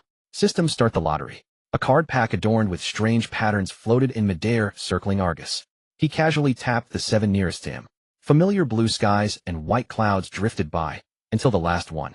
It suddenly burst into dazzling golden light. A hit. Finally a hit. Congratulations, host. You have obtained Zombie Float, Level 2 Fire Burning Hot, Level 3 Show Me the Way, Level 1 Disillusionment Charm, Level 3 Geminio, Level 2 Nebulous, Level 2. Congratulations, host. You have obtained Apparition, Level 8. Current remaining achievement points 0, Level 8 Apparition. Argus frowned slightly. Apparition was indeed a powerful spell with a vast gap between high and low levels. Dumbledore and Grindelwald, for instance, flashed about erratically during their duel. For an ordinary wizard, even long-distance travel could be problematic, let alone using it in combat. Level 8 Apparition would elevate his combat prowess to an entirely new tier. Pity that Apparition is forbidden within Hogwarts. Argus sighed softly. He was quite satisfied with this draw, having not only secured a potent gold-level spell, but also the ever-useful Disillusionment Charm. Though its level wasn't high, it would suffice. Detected that the host has mastered some spells. Would you like to initiate fusion? Fused. In the next instant, a torrent of knowledge flooded his mind. Apparition became as instinctive to him as breathing. Host possesses exceptional talent comprehending beyond spell mastery. Zombie Float, Level 3 Show Me the Way, Level 2 Geminio, Level 3 Nebulous, Level 3. I wonder if Felix Felicis would help with the lottery. Argus pulled out the pile of unicorn tail hairs and empty Felix Felicis bottles he had stashed on his person. During the battle with Voldemort, if not for these items providing a buffer and support, he might not have held out. He wouldn't have lasted until Harry arrived. After packing all his belongings, Argus finally lay down to rest. He fell into a deep slumber, sleeping until the next morning when he boarded the Hogwarts Express to the platform. Following Vita, he returned to the manor. Upon arriving at the manor, Vita handed a parchment to Argus. After scrutinizing it carefully, a satisfied smile spread across his face. Your Hogwarts grades have arrived, she said. They're passable. Indeed, no matter the world, grades remain an eternal hurdle for children. Thankful to be top of his year, Argus thought of Ron's multiple failures. Vita would have been furious. Only after retreating to his room did he finally examine the Philosopher's Stone. He had no intention of investing much effort into alchemy. Everyone's energy is finite, sacrifice and gain are necessary to go further. Dumbledore, for instance, was hardly adept at potions. Why else would he rely on Snape for his teeth-whitening brews? Yet that didn't stop him from being the greatest white wizard of the century. Similarly, Grindelwald and Voldemort were no different. By focusing time on what one needs and excels at, improvement accelerates. Alchemy, after all, demands countless hours of experimentation, study, and accumulation. With that effort, he might have already defeated Voldemort outright. Why bother with such studies? Still, the Philosopher's Stone is a remarkable treasure, he mused. In critical moments, it will prove invaluable. Sensing the abundant magic and life force within the stone, Argus seemed to grasp its immediate purpose. It was essentially a portable fountain of vitality, capable of restoring health and mana at will. Precisely what he lacked most. Had he possessed this before facing Voldemort, the struggle would have been far easier. With his level 8 apparition and a mobile fountain, Argus finally felt some confidence, beginning to plan his next moves. The development of the Sanctus has hit a plateau, and the Gringotts incident is fading from memory. I need an excuse to remind the British wizarding world again. After this, the opening of the Sanctus Bank can be added to the agenda. Additionally, Voldemort's Horcruxes require preparation. The diary must remain in my hands. It cannot be so easily destroyed by Harry. Leave the Gaunt family ring to Dumbledore. Without it, it's hard to finish off that old codger. He'll retrieve Ravenclaw's diadem after returning to school, and Slytherin's locket can be taken now. If memory serves, it's in the possession of the Black family's house elf. This holiday's tasks are quite heavy. Unbeknownst until he calculated, Argus realized how much he had to do. He had planned to secretly visit the old man at Nurmengard, but that would have to be postponed. A knock came at the door, followed by Vita's voice. Argus, are you asleep? The Sanctus has urgent matters requiring your decision. Argus scrambled up and opened the door. I'm not asleep, just reading. What happened, Aunt Vita? Do you remember Scrimgeour? Vita's expression was serious. Wasn't he already arrested and tried? What's wrong? Argus searched his memory for details on Scrimgeour. He hadn't taken it seriously. After all, Scrimgeour's crimes were undeniable. With Fudge and pure-blood families watching, escape was impossible. Given his crimes, he should have been sent to Azkaban long ago, but for some reason the Ministry delayed it until now. Delayed? What was Fudge doing to let it drag on? Vinda shook her head. Not Fudge, the Wisengamot. They rejected it multiple times on grounds of insufficient evidence. Fudge planned to summon you from Hogwarts as a witness, but Dumbledore refused, citing classes. Only recently, with growing public attention, was the trial forced through. Argus frowned. Dumbledore doesn't want Scrimgeour in Azkaban. Dumbledore. Exactly. Argus nodded. More than one person wants Scrimgeour dead. Fudge, the pureblood families, possibly even Barty Crouch. Only one person in all of Britain can withstand such pressure and influence the Wisengamot. A smile curled at the corner of his mouth as he asked Vinda, how are our preparations for the Auror office position? Uncertain. Our time in Britain is too short if our roots are shallow.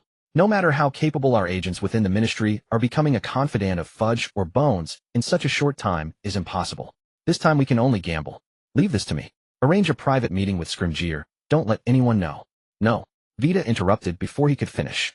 Do you not understand how deep his hatred for you runs? Even without his wand, we can't take that risk. He's already bound and immobile. Aunt Vinda. Argus countered helplessly. Trust me, I won't take chances. Is it absolutely necessary to see him? Vinda was puzzled by his insistence. What could he possibly discuss with a prisoner, especially one he had personally sent to trial? Could a life-or-death enmity be resolved with mere words? Sensing her confusion, Argus knew he had to explain to avoid her refusal. He spoke slowly. Aunt Vinda, you know how crucial the Auror office position is to us. It determines whether we can truly establish ourselves in Britain. The stakes are too high for mere gambling. Yet we have no choice. No leader will trust a stranger so quickly. Argus elaborated patiently. To secure the Auror office, we don't necessarily rely on Fudge or Bones. Their rivalry merely creates space for us. Becoming the Auror chief doesn't mean the Aurors will obey you. Rather, when the Aurors obey your commands, you become the Auror chief. The key to all this lies with Scrimgeour. But you sent him to the tribunal. How could he possibly help you? Argus' gaze turned toward the Ministry, his eyes gleaming. He will help me. Because he has no other choice. 2 days later, in the Ministry of Magic's courtroom. With a faint creak, the worn door slowly swung open. Through the dim light, Scrimgeour's resolute face was etched with weariness. Mr. Scrimgeour, long time no see. Yag stepped into the courtroom, his face still adorned with that composed smile, unchanged by the surrounding dilapidation. Scrimgeour glanced up briefly, then ignored him. It's been months, Mr. Scrimgeour. Don't you recognize me? Yags gave a faint smile and sat down uninvited with an air of familiarity. Get lost, you vile dark wizard. Scrimgeour's eyes locked onto Yags. One day I'll personally throw you into Azkaban. Throw me into Azkaban. Yags laughed as if he had heard the most absurd joke. Instead of making threats here, Mr. Scrimgeour, you'd do better to think about how you'll survive Azkaban. Do you truly believe the dark wizards and pure-blood families there will let you walk out alive? Scrimgeour's voice turned icy. That's none of your concern. Of course it isn't. After all, it's not me who'll die. If I recall correctly, Mr. Scrimgeour, your family is hidden away in America, isn't it? Tell me, if those wizards you hunted learned of this after your death, what would they do? Grindelwald. Scrimgeour lunged forward only to be yanked back by the chains binding him. His tawny hair and bushy brows thrashed wildly. He resembled a furious lion. Leave them out of this. They're innocent. Innocent. Of course they are, so I won't harm them. But other wizards might not be so merciful. Yags remained unmoved by Scrimgeour's rage, his expression still indifferent. You don't expect me to protect your family, do you, Mr. Scrimgeour? Do you truly believe the followers are saints? Grindelwald. He'll kill you. The chains rattled as Scrimgeour lunged at Yags, blood seeping from his wrists and ankles. Expelliarmus. Yags cast a disarming charm, sending Scrimgeour crashing to the ground. Mr. Scrimgeour, you wouldn't want your family to suffer unspeakable torment at the hands of countless dark wizards, would you? Or do you think Dumbledore can protect you forever? He helps you only to use you against Fudge and seize control of the Ministry. Yags frowned slightly, as if discomforted by the courtroom's gloom. One crucial point he omitted: Dumbledore wanted to keep Scrimgeour alive to prepare for the eventual fight against Voldemort. Yet Scrimgeour remained oblivious to this. Otherwise he wouldn't have let himself be so easily provoked. But if Dumbledore learns you've chosen to ally with Fudge, do you think he'll still back you? Scrimgeour shot to his feet, fury blazing in his eyes. I haven't. Whether you have or not doesn't matter. What matters is what Dumbledore believes. Yag said flatly. Before I came here, I had Fudge delay your transfer to Azkaban. Guess what Dumbledore will think if he finds out? Will he believe you're wrong? Or will he think you've sold out to Fudge to save your own skin? Either way, you and your family will become his pawns to discard. That poor girl just starting at Ilvermorny might not even finish her schooling safely. You. Scrimgeour collapsed to the floor, panting heavily, his eyes bloodshot. Mr. Scrimgeour, I don't have time to waste. Now tell me, what is your choice? Scrimgeour remained silent, head bowed. One last time, your choice. Yag's gaze turned cold. Seeing no sign of response, he turned to leave. Mr. Scrimgeour, you've been given a chance. You chose to give it up. I hope you won't regret this. Wait. Just as Yag stepped through the door, Scrimgeour finally spoke, seeming to have aged decades in an instant. What? What do you need from me? It worked. A faint, imperceptible smile tugged at Yag's lips. Voldemort's methods were vile, but undeniably effective. Even against a stalwart like Scrimgeour, they tipped the odds in his favor. In the original tale, Scrimgeour endured Voldemort's torture to the death without revealing a word about Harry. This proved Scrimgeour's hatred for dark wizards overrode even his own life. But Yags believed no one was without a weakness. And Scrimgeour's weakness was his family. If not for them, he wouldn't have sent them to America to shield them from British dark wizards' revenge. Having secured the reply he sought, Yags breathed a silent sigh of relief. Everything he had said was merely psychological pressure exploiting Scrimgeour's devotion to his family. In truth, Fudge coveted the position of head Auror and would never cooperate with Yags. But Scrimgeour, unaware of this, had been fed the illusion by Fudge since his arrest that they were partners. Thus he believed Yag's claim about Fudge sending men without a doubt. He never suspected these were merely Yag's bargaining lies. The luster had faded from Scrimgeour's eyes. Allying with a dark wizard he despised felt like betraying his very faith. In an unprecedentedly weary voice he asked, "What do you want by sparing my life?" "Magic. Galleons. I need your influence and reputation within the Auror office." Yags turned to face Scrimgeour. "Tell me, who are your loyalists in the Auror office? What methods do you use to control and win their trust?" "Hand them all over to me." Scrimgeour nodded, speaking with a trembling voice. He knew that from the moment he spoke he had lost all bargaining power. After revealing everything he knew to Yags, he sat silently in the corner, saying nothing more. Yags raised his wand and gave a gentle flick. A quill and parchment flew in from outside, recording all of Scrimgeour's words. Gazing at Scrimgeour's face, a confident smile spread across his own. "Thank you for your generosity, Mr. Scrimgeour. By the way, everything I just said was merely my plan and speculation. None of it actually happened. Pleasure doing business." With that he turned and left, leaving Scrimgeour alone in the courtroom, seething in helpless rage. "Argus, are you alright?" Vida waited anxiously at the door of the interrogation chamber. Seeing Argus emerge, she immediately approached to inquire. Argus took out a parchment and handed it to Vida. "All of Scrimgeour's connections within the Auror office are inside. Use them wisely." And Argus' eyes glanced toward the interrogation chamber. "Don't let him leave Azkaban alive." He never underestimated this future Minister of Magic, who was currently the head Auror. Even knowing the other's weakness, who could say if he might find a way to counterattack once released. Rather than gamble on the opponent's hidden cards, it was better to control everything himself. Vida understood tacitly, and together with Argus, they left the Ministry of Magic. 2 days later, within Saint's Manor, Argus sat by the table picking up a stack of documents, letting out a murmur of admiration. "I never expected Scrimgeour to be so popular among the Aurors. The Aurors he can control account for about 60% of the total. I originally thought even half of that would be good. Now it seems over 2/3. With the Saints' agents already planted in the Auror office, we can now account for more than half of the Aurors. It seems it won't be long before the Saints truly establish a foothold in the ministry." The next day, Ministry of Magic. Amelia Susan Bones wore a solemn expression. Ever since Scrimgeour's downfall, she had been eyeing the position of head Auror, hoping to install her own people. Unfortunately, Fudge had the same idea, and the two had clashed countless times over this post. She was a stern and upright person. To be precise, the Bones family were all extremely upright. Her brother and grandmother had died fighting Voldemort, and in the original story, she had stood up for Harry when he was arrested, later being killed by Voldemort. But being upright did not mean she lacked a desire for power. As one of the Sacred 28, she bore the family's mission from birth. Especially now with Voldemort not yet resurrected and the British wizarding world seemingly without danger. She was locked in fierce conflict with Barty Crouch and Fudge. Under these circumstances, how could she let go of such a powerful position within the ministry? Moreover, this power was nominally under her authority. Fudge's motives were similar. One sought family glory, the other ministerial power. Minister Fudge, the Auror office, is under the Department of Magical Law Enforcement. Now that the head Auror position is vacant, it should naturally be filled from within the department. Fudge smiled smugly, inwardly marveling at Argus' foresight. Director Bones knows that Aurors belong to magical law enforcement. Scrimgeour committed such acts. Don't you bear responsibility for failing to supervise? If the Department of Magical Law Enforcement is full of people like Scrimgeour, even if I trust your staff, will the British wizarding community. But that's no reason for you to meddle in other departments. Amelia retorted unyieldingly. Meddle? As Minister of Magic, is there any part of the ministry I cannot oversee? By meddle, do you mean treating the Department of Magical Law Enforcement as your personal fiefdom? Director Bones. Amelia was taken aback by Fudge's sudden sharp tongue, momentarily at a loss for words. But having served as director of magical law enforcement for years, she quickly found a counter. The Auror Command isn't something just anyone can handle. It requires deep knowledge of wizarding law, as well as sufficient strength and prestige. Besides the Department of Magical Law Enforcement, who else can claim familiarity with wizarding law? Not necessarily. Fudge snorted. Many have been transferred from your department to others. How do you know none of them are suitable? Amelia adjusted her monocle, a glint of triumph in her eyes. Minister Fudge himself said they were transferred from magical law enforcement. What were the reasons for their transfers? What achievements did they make within the department? Have their positions in other departments been filled? All these factors need consideration. Rather than going back and forth, it's more appropriate to choose from within magical law enforcement. Fudge stared hard at Amelia, his hands unconsciously clenching. His inner desire to fully control the ministry grew ever stronger. If he truly had the ministry in his grasp, none of this would have happened. Appointing anyone would take but a single word. Yet now as minister he couldn't even appoint a head Auror. Minister.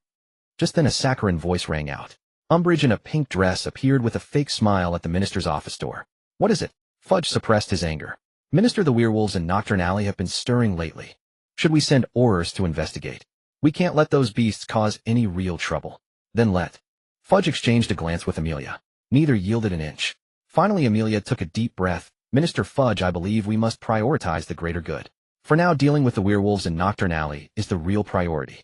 Since we can't agree on the head Auror position, why not let them decide for themselves, eh? What do you think? Amelia genuinely wanted to handle Nocturne Alley, but she was equally unwilling to give up the head Auror post. She proposed this plan confident that Fudge's people lacked the ability to command the Auror office. Fudge, having become minister, naturally had his own allies. If it came to influence within the law enforcement department or elsewhere, he might hesitate. But in this matter he believed his prestige as minister far surpassed Amelia's. Far more Aurors would be willing to side with him. He made the decision on the spot. Fine, let the Aurors choose. But let's agree whatever they decide, neither of us will interfere further. They must start executing their duties. Seeing her goal achieved, Amelia smiled with satisfaction. Agreed. Then Minister Fudge, shall we? Should we invite Director Crouch to witness? Him. Fudge scoffed, striding toward the Auror Command. His loyal lackey Umbridge hurried after him. The examination to become an Auror for the British Ministry of Magic was exceedingly rigorous. To qualify, one needed 3 years of training after graduating from Hogwarts, along with a minimum of 5 N.E.W.T. subjects passed with grades no lower than exceeds expectations. Beyond academic requirements, candidates had to undergo a criminal background check and a stringent assessment of character and aptitude, including tests in stealth and disguise. In the original accounts, even Tonks barely scraped through. In fact, not a single new Auror was inducted throughout the entire year of 1995. Across the entire British Ministry of Magic, the number of Aurors numbered only a few dozen, with an immense age range. It could be said that whoever controlled the Auror office held the fist, no, the wand, of the ministry. Fudge and his 2 companions arrived at the Auror headquarters. The department office was not spacious. Most Aurors preferred to operate out in the field. However, during this period, due to the lack of leadership in the headquarters and intelligence from Nocturne Alley, the office was unusually full. Some were smoking, others shouting at the top of their lungs, and a few were immersed in their own magical studies. It was a scene of utter disorder with no semblance of discipline. Umbridge coughed heavily to draw attention, and only then did the Aurors notice Fudge and his entourage. Minister, Madam Department Head. Fudge nodded. You are all aware of what has transpired recently. The former head of the Auror office, Scrimgeour, has committed an unforgivable crime and is to be sent to Azkaban. However, the duties of the Aurors cannot be halted because of one man. Lately your operations have shown no order whatsoever. Madam Bones and I are here today to resolve this matter. At these words, many Aurors' eyes lit up. Fudge's meaning was clear. Resolving the Aurors' mission was precisely the job of the Auror office head. It seemed that the long-contested position of head of the Auror office would be decided today. After deliberation with Madam Bones, we have decided that you will elect your own head of the Auror office by vote. Madam Bones and I will only provide recommendations. As he spoke, his gaze flickered towards Umbridge. She took the hint and placed a parchment before the crowd on which were written several names recommended by Fudge and Amelia. Of course, aside from our recommendations, you may also choose from among yourselves. The candidate with the highest number of votes will become the head of the Auror office. To appear impartial, Fudge added this statement. Little did he know this very remark would dig a massive pitfall for him. The Aurors exchanged uncertain glances, none daring to make the first move. Fudge frowned, his eyes settling on a yellow-haired man. The man stepped forward, took a slip of paper, wrote a name with a quill, and folded it on the table. The name was naturally one of Fudge's preferred picks. With his lead, the others hesitated no longer, one after another writing their votes and placing them on the table. Amidst the crowd, a tall, chestnut-haired man quietly surveyed the room, exchanging subtle glances with many. He gave a slight nod. Within less than half an hour, everyone had chosen their ideal head of the Auror office. The slips of paper piled up like a mountain on the table. A brilliant smile spread across Fudge's face. He had noticed that while the Aurors wrote, many eyes darted between his chosen candidates. Moreover, the strokes of their writing bore an uncanny resemblance to one of them. If all went as expected, the position of Auror office head would surely be his prize. Amelia was equally confident. After all, the Auror office fell under the Department of Magical Law Enforcement. Her influence within the Auror office far exceeded Fudge's. She had also observed the Aurors' reactions. What did their glances matter? Looking and choosing were two different things. Placing hope in something uncontrollable was itself a sign of cowardice. At the very least, her base of support was far larger than Fudge's. It was truly baffling how Fudge had ever become Minister of Magic. Everyone has voted, so let's announce the results. Umbridge, you may wait. Just as Fudge was about to instruct Umbridge to tally the votes, Amelia interrupted him. I believe that since the Aurors themselves have chosen, it would be more appropriate for them to announce the results. What do you think, Minister Fudge? Her words clearly indicated her distrust of Umbridge, suspecting she might resort to underhanded tricks. In truth, Umbridge had indeed entertained such thoughts. Confident of his victory, Fudge was unconcerned and said boisterously, Madam Bones makes a valid point. Then, his gaze swept over the Aurors, finally resting on a girl with bubble-gumping hair. Tonks, you shall announce the results. Me. Tonks was reluctant to involve herself in such political maneuvers, but could not refuse. Muttering under her breath, she stepped forward, opened the first slip, and read the name aloud. Nepal Burke. After announcing it, she displayed the slip to show she had not misread. A faint smile curled at the corner of Amelia's lips. This Nepal Burke was a key operative under her command, slightly inferior in skill to the likes of Moody or Scrimgeour, but still competent. He was a member of the Burke family, one of the Sacred 28. Umbridge stole a glance at Fudge, and upon seeing his displeased expression, she dared not speak and endeavored to remain inconspicuous. Though a single vote proved nothing, a good start was still a matter of face. Fudge, who believed he had everything under control, naturally desired a flawless outcome. Unaware of these undercurrents, Tonks picked up the next slip after finishing. Sean Scott. At this name, a smile crept onto Fudge's face. The following names, as expected, were all his supporters. This only heightened his smugness, and he cast a contemptuous glance at Amelia. Amelia's expression darkened.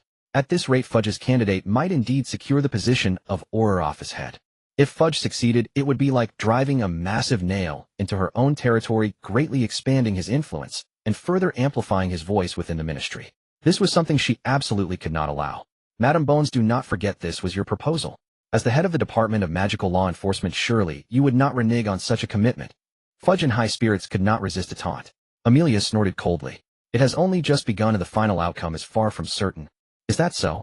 I rather feel it has already been decided, Fudge said, beaming, already convinced that the Auror office would soon become a sharp weapon in his hands. He even began to fantasize about the day he would truly control the entire ministry with the Auror office's aid. But soon his smile faded. The situation that followed spiraled far beyond his control. It wasn't just Fudge. Amelia was equally bewildered. The dozen or so names Tonks read next were not a single one they had recommended. And without exception, every single one was the same person. Fudge stared at the crowd with a blank expression. I told you to choose freely, and you actually did. Don't you have any tact? Can't you take a hint from your superior? Alan Mitchell. Alan Mitchell. Alan Mitchell. As the pile of slips on the table dwindled, Fudge and Amelia's expressions grew increasingly grim. Alan Mitchell. After reading the last slip, Tonks, unwilling to be further embroiled in this mess, quickly slipped into the crowd. Umbridge hesitated, glancing at Fudge, then picked up the parchment, tallying the votes nearby. Nepal Boswell 8 votes total. Sean Scott 6 votes total. Taylor Kenneth 1 vote total. Alan Mitchell 21 votes total. Minister. Should we hold a re-election? Hearing this, Fudge was seized with the urge to stride over and slap Umbridge twice. Fool, is that something you can say out loud? Even if I want a re-election, I can't say it outright. What will others think of me? Not to mention Amelia is right here. Amelia barely stifled a laugh upon hearing this. Her tone dripped with sarcasm. The minister is truly fair and just. Why bother with a vote at all? Just appoint whoever you deem fit. As long as it's not your preferred candidate, well, just start all over again. Rubbish. If you'd said that earlier, we wouldn't need to be voting here. You take all the high ground. You want to have your cake and eat it too. Fudge's eyes bulged like a bull's, but he could only fume in silence. He shot Umbridge a venomous glare, then swept his gaze across the crowd, searching for the Alan Mitchell, who had snatched his subordinate's position. As the Minister of Magic, I would never do something so shameless. Who is Alan Mitchell? Step forward and let me see. A chestnut-haired man emerged from the crowd, bowing respectfully to Fudge and Amelia. Minister Director Bones, greetings. I am Alan Mitchell. You? Fudge stared at the man before him, hesitating. He looked vaguely familiar, yet Fudge couldn't place where he had seen him. At this moment, it was time for the veteran sycophant Umbridge to step in. Mr. Mitchell joined the Auror office 6 months ago. She leaned in and whispered in Fudge's ear. He's one of ours. When you were selecting candidates back, then his name was on the list too. It's just that you deemed his experience too shallow, that even as director, he couldn't command respect, so you didn't count him in. Hearing this, Fudge's spirits lifted instantly. He had already prepared for the worst, sending someone to sound out Alan Mitchell, or even that Mitchell might defect to Amelia's camp. Unexpectedly, things had taken a turn for the better. In the end, stumbling and bumbling his own man had become the Auror director. He cleared his throat, his gaze towards Alan Mitchell, growing warmer. Mr. Mitchell, no need for such formality. Since the Aurors have chosen you, then you are the new Auror director. Take good charge of the Auror command. Ha ha ha. Amelia's face was as black as coal. She stared coldly at Alan Mitchell. Congratulations, the new Auror director. Alan Mitchell gave a faint, polite smile and slightly bowed. This only made Fudge more triumphant. Director Bones, the Auror director has been elected. I think we should let them get back to their duties. There's quite a backlog of work piling up. We shouldn't waste any more time. Amelia let out a cold snort and turned to leave the Auror office. Fudge walked over to Alan Mitchell, patting his shoulder earnestly. From now on, the position of Auror director is yours. Whatever you do, don't end up like Scrimgeour doing things that are beneath the office. Alan Mitchell could clearly read between the lines of Fudge's words. On the surface, he was being warned not to repeat Scrimgeour's mistakes. In reality, it was a pointed reminder to follow his orders and not become like Scrimgeour, building his own power base. Minister, with you leading the Auror command, it's only natural we won't see another Scrimgeour abusing his authority. Fudge beamed, his face crinkling with satisfaction. Excellent. Rest assured, the Auror director position won't be the end of the road for you. Work hard, and the future holds boundless opportunities. If anything comes up, just go to Umbridge, she'll handle it. Umbridge obediently flashed a saccharine smile. Truth be told, she didn't like this chestnut-haired man. With him around, her own standing in Fudge's eyes would diminish significantly. But she also knew he was currently riding a wave of success, and Fudge would never allow her to throw obstacles in his path. She could only resign herself to biding her time. After Fudge left, Alan Mitchell immediately began reviewing the Auror command's files, and he secretly relayed all information to the Argus Manor. That very night, Argus learned of everything that had transpired at the Ministry of Magic. With the position of Auror director secured, it will be much easier to insert our people into the ministry from now on. Using the Auror office as a base, we can slowly spread our influence throughout the entire ministry. He murmured softly, poring over the intelligence from Alan Mitchell. Werewolves. Disappearances in the Albanian forest. Dark artifact detection. If I recall correctly, Voldemort is still half dead somewhere in the Albanian forest. The missing wizards are likely connected to him. The ministry's crackdown on dark artifacts is the starting point for Lucius to hand over the diary. Some dark artifacts were placed for sale in Borgin and Berks, while the diary was to be planted on Ginny. Argus had originally planned to get his hands on the diary before Lucius could pass it to Ginny. But upon second thought, given Lucius' cautious nature, he wouldn't directly hand over something Voldemort had entrusted to him. No matter how much of a prodigy Argus was, his age was a limiting factor. Lucius wouldn't stake everything on a mere child. Lucius doesn't know this diary is one of Voldemort's Horcruxes, otherwise he would never have thrown it away. This is a golden opportunity, a chance to completely sever the Malfoy family from Voldemort's ship. If Lucius knew he had discarded a Horcrux, I wouldn't even need to act head come seeking protection on his own. Voldemort's resurrection happens during the Triwizard Tournament. I need to demonstrate enough power before then to truly secure the Malfoy family's allegiance. Taking this opportunity to acquire Slytherin's locket should be the real priority. Malfoy Manor. Lucius and Narcissa, attired in formal robes, stood waiting quietly at the entrance with Draco. As an elegant figure in magnificent wizard robes slowly emerged, Draco bolted forward like a wild horse freed from its reins, waving his arms as he dashed into the distance. Argus, over here. Slow down. Don't fall. Argus shook his head helplessly and followed Draco to where Lucius and Narcissa stood. My apologies for the wait, Mr. Malfoy. Mr. Grindelwald, it has been too long. Lucius gave a slight bow, his gaze unconsciously drifting past Argus. A hint of inquiry flickered in his eyes. If I may ask, Madame Rosier. Aunt Vida had some matters to attend to and couldn't visit at this time, Argus replied with an apologetic smile. I merely came to see Draco as a classmate, so I operate here alone. I hope you don't mind, Mr. Malfoy. Not at all. The Saint group has been growing rapidly lately, and Madame Rosier. Lucius began, then suddenly paused, realization dawning on him. He exchanged a glance with Narcissa, their eyes filled with disbelief. Apparition. A wizard, not even in his second year, could perform apparition. His gaze swept over Argus repeatedly, and his shock deepened. Lucius' magical prowess was far inferior to that of a professor. Even compared to an elite auror like Moody, he fell short. But power did not equate to vision. As the head of the Malfoy family, his insight and intellect far surpassed those of ordinary wizards. He fully understood Argus' importance to the Saint group. Given the dangers of apparition, Vinda would never allow Argus to use it carelessly unless he had mastered it completely. The distance from Saint Manor to Malfoy Manor would require an average adult wizard to apparate at least 4 or 5 times.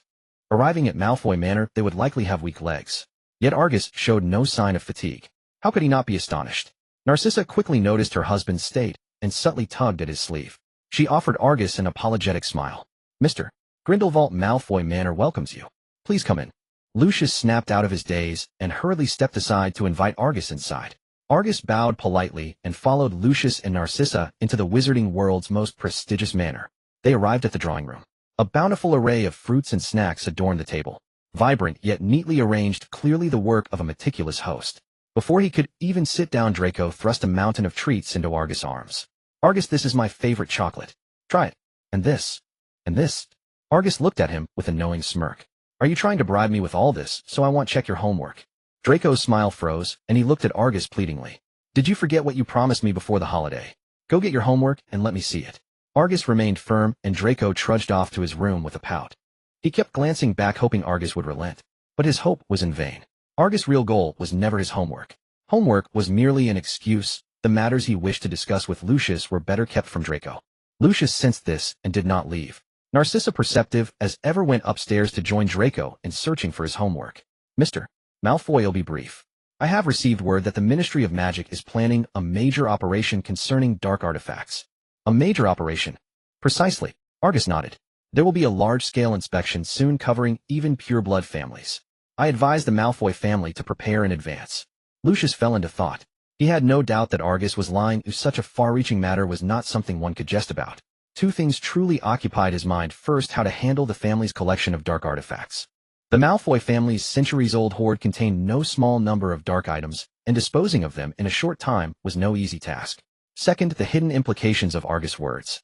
The Malfoy family had deep roots in Britain with ample connections, even within the ministry.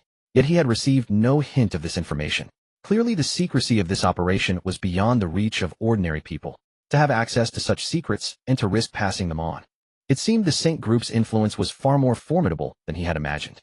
He gazed at the calm, blue-eyed boy before him, and for a moment felt as if he were looking at Voldemort himself. He recalled the first time he met Argus, when the boy did not even have a place to stay. In just half a year, he had become a behemoth lurking within the British wizarding world. His methods far surpassed even Voldemort's. He wondered whether his son's association with him was a blessing or a curse. Argus, guessing Lucius' thoughts, spoke up proactively. "If the Malfoy family has any inconvenient items, they can be entrusted to the Saints. Handling such things is not difficult for us. No need to trouble yourself, Mr. Grindelwald." Lucius shook his head in refusal. "The Malfoys are quite capable of managing such matters." A soft pop sounded from the table. A house elf in ragged clothes suddenly appeared before Argus, clutching a stack of parchment. Lucius' temper flared at the sight. "Can't you see him in conversation with Mr. Grindelwald? Who summoned you? Get out." The scolded house elf looked aggrieved. Dobby. Dobby was sent by the young master to bring his homework to Mr. Grindelwald. Dobby didn't know the master was talking. Dobby. Was this the aberrant house elf the only one who yearned for freedom? Argus' interest was piqued as he regarded the elf with amusement. From Dobby's reaction alone, he could see the difference from ordinary house elves. Typical house elves would have groveled, apologized, and punished themselves in such a situation. Not like Dobby, who dared to talk back. Yet Argus had no intention of intervening. This world was one of survival of the fittest. The defeated must accept their fate. He was no saint. Your life or death was none of his concern. Perhaps misinterpreting Argus' look, Lucius grew even more furious. He drew his wand and subjected Dobby to a harsh punishment. Argus had no stomach for such a spectacle. Taking Draco's homework, he asked Lucius to pass along a message. Tell Draco to continue reviewing his lessons. With that, he turned and left. But no one noticed the strand of platinum blonde hair that had appeared in his hand. Late at night, central London, England. A platinum-haired youth strolled leisurely toward Grimmauld Place. Arriving between numbers 11 and 13, he drew his wand and waved it consecutively. Crack, crack, crack. The walls shifted and a massive mansion slowly emerged. Its exterior was dilapidated, covered in dust everywhere. With every step, footprints formed in the grime. At the entrance, a creak sounded. The silver serpent-shaped doorknob turned, and after years of seclusion, Black Manor once again welcomed a visitor. How long has it been since this place was cleaned? The whole house is covered in dust. The platinum-haired youth coughed twice, waved his sleeves, and cleared the surrounding dust away. It looked a bit cleaner here than outside, but it was far from tidy. The platinum-haired youth gazed around the mansion, which seemed to have accumulated years of history. The entire house was dominated by black tones, and even after being sealed for so long, it still exuded elegance and luxury. Walking down the narrow corridor, a hoarse, low voice came from a dark corner not far away. "Noble Master Malfoy, welcome." From a portrait behind a moldy curtain, a yellow-skinned old woman in a black pointed hat let out a piercing shriek. "Creature, you filthy mongrel, how dare you disturb my rest?" Creature was terrified. "Mistress, please forgive Creature. Creature will immediately." "Grandmother." A call from the platinum-haired youth instantly halted the raging old woman. She turned and stared blankly at the platinum-haired youth. "Are you Narcissa's child?" Before the platinum-haired youth could nod, she said to herself, "Yes, with that platinum hair, you must be a Malfoy. You've grown so big in the blink of an eye." Mrs. Black's face beamed with a radiant smile.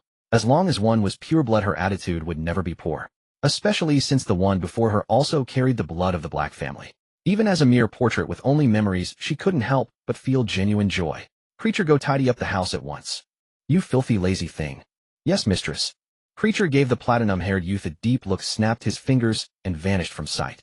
"Little Malfoy, come closer, and let me have a good look. How has your mother been all these years? Is the Malfoy family well? You're the first person to visit Black Manor in so many years. You should come around more often after all." Mrs. Black seemed to think of something and let out a faint sigh. Ever since Sirius and Bellatrix were captured and Regulus died at the hands of Fiendfyre, the once great Black family couldn't even find a suitable heir. Apart from Sirius and Bellatrix, the next in line was Narcissa, followed by Draco. "Good child, did Narcissa send you?" Mrs. Black was not foolish, as she knew the Black family had been without visitors for a long time. It was unlikely someone would come without reason. She took the initiative to ask. The platinum-haired youth pondered briefly. "My mother sent me. She told me to retrieve something." "Something? Wait a moment. Creature, come here." Mrs. Black's aversion to Sirius was beyond imagination. She would rather throw away the family's belongings than leave them to him. Pop. With a soft sound, Creature appeared in the corridor, dressed in tattered rags. "Mistress, what are your orders?" "Little Malfoy needs an item from Black Manor. Go fetch it for him." "As you command, mistress." Creature bowed humbly and stepped forward to ask, "What does Master Malfoy desire?" The platinum-haired youth scrutinized him carefully, then turned to look at Mrs. Black, as if about to say something. But the next second, a flash of sickly green light erupted. "Imperio." Mrs. Black was stunned by what she saw. She couldn't understand why young Malfoy would suddenly attack. The Black family had no suitable heir left. Everything here would eventually be his.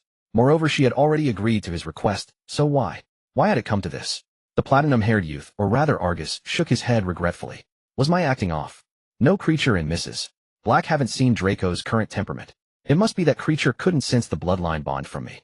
Polyjuice potion can change one's appearance, but not one's bloodline. Mrs. Black is just a portrait. She can't sense bloodlines, but Creature is different. Even if Draco's Black family blood is thin, it's still Black family blood. But it doesn't matter anymore." Ignoring Mrs.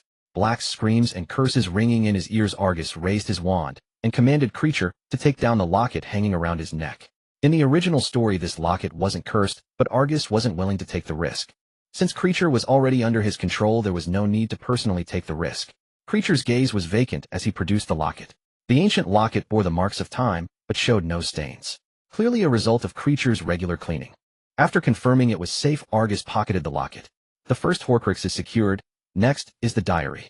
It's a pity I can't take the Black family's collection along with it, or this trip would have been truly profitable. It wasn't that Argus didn't want to take them. He knew that the treasures of pure-blood families were not so simple. To prevent theft or robbery, many items and books were imbued with powerful curses. A single misstep could lead to disaster. Even a top-tier wizard like Dumbledore was nearly killed by the Gaunt family's curse in the original story. He was still young and had no need to take such risks. Besides, Narcissa and Draco were both heirs to the Black family, and Sirius' side could also be manipulated. With so many risk-free methods available, why gamble with his life? Avada Kedavra. A killing curse struck Creature down. The true power of House Elves had always been a mystery, but it was certain that they should not be underestimated. Take Dobby for example. He seemed subservient to Lucius, but once free, a single snap of his fingers could easily overpower him. Wordless, wandless magic and the ability to apparate at will. With these abilities alone, he could overpower most wizards. Had Argus not used Draco's identity, Mrs. Black's orders, and a surprise attack, Obtaining the locket would likely have required him to go fishing for corpses like most time travelers. Argus glanced at Mrs. Black, who was still cursing loudly, and considered burning the place down. But recalling that Mrs. Black might still serve a purpose in the future, he thought better of it, and ignored her. He strode straight out of Black Manor. Returning to the Saint's Manor, Argus carefully secured Slytherin's locket, a magical artifact of great importance, in a safe place. The locket, still a Horcrux, bore a fragment of Voldemort's soul. Touching it casually might invite unforeseen consequences. He picked up the intelligence just delivered by Alan Mitchell. Fudge had dispatched them to Nocturne Alley to deal with the werewolves there. Among them, a haggard and broken figure caught his attention. Lupin. He's in there too. Gazing at Lupin's tattered form in the photograph, a cold sneer curled on his lips. The once brilliant student of Hogwarts, Harry's father's staunch ally, a proud member of the Order of the Phoenix, reduced to such a state, and Dumbledore hadn't even glanced his way.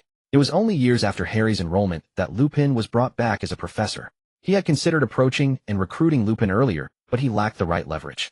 The few points that could compel Lupin to obey willingly were limited. Resolving the werewolf issue, the truth of the past Harry. These were things he could provide and Dumbledore could offer just as well. So why would Lupin choose to align himself with a stranger like him over Dumbledore?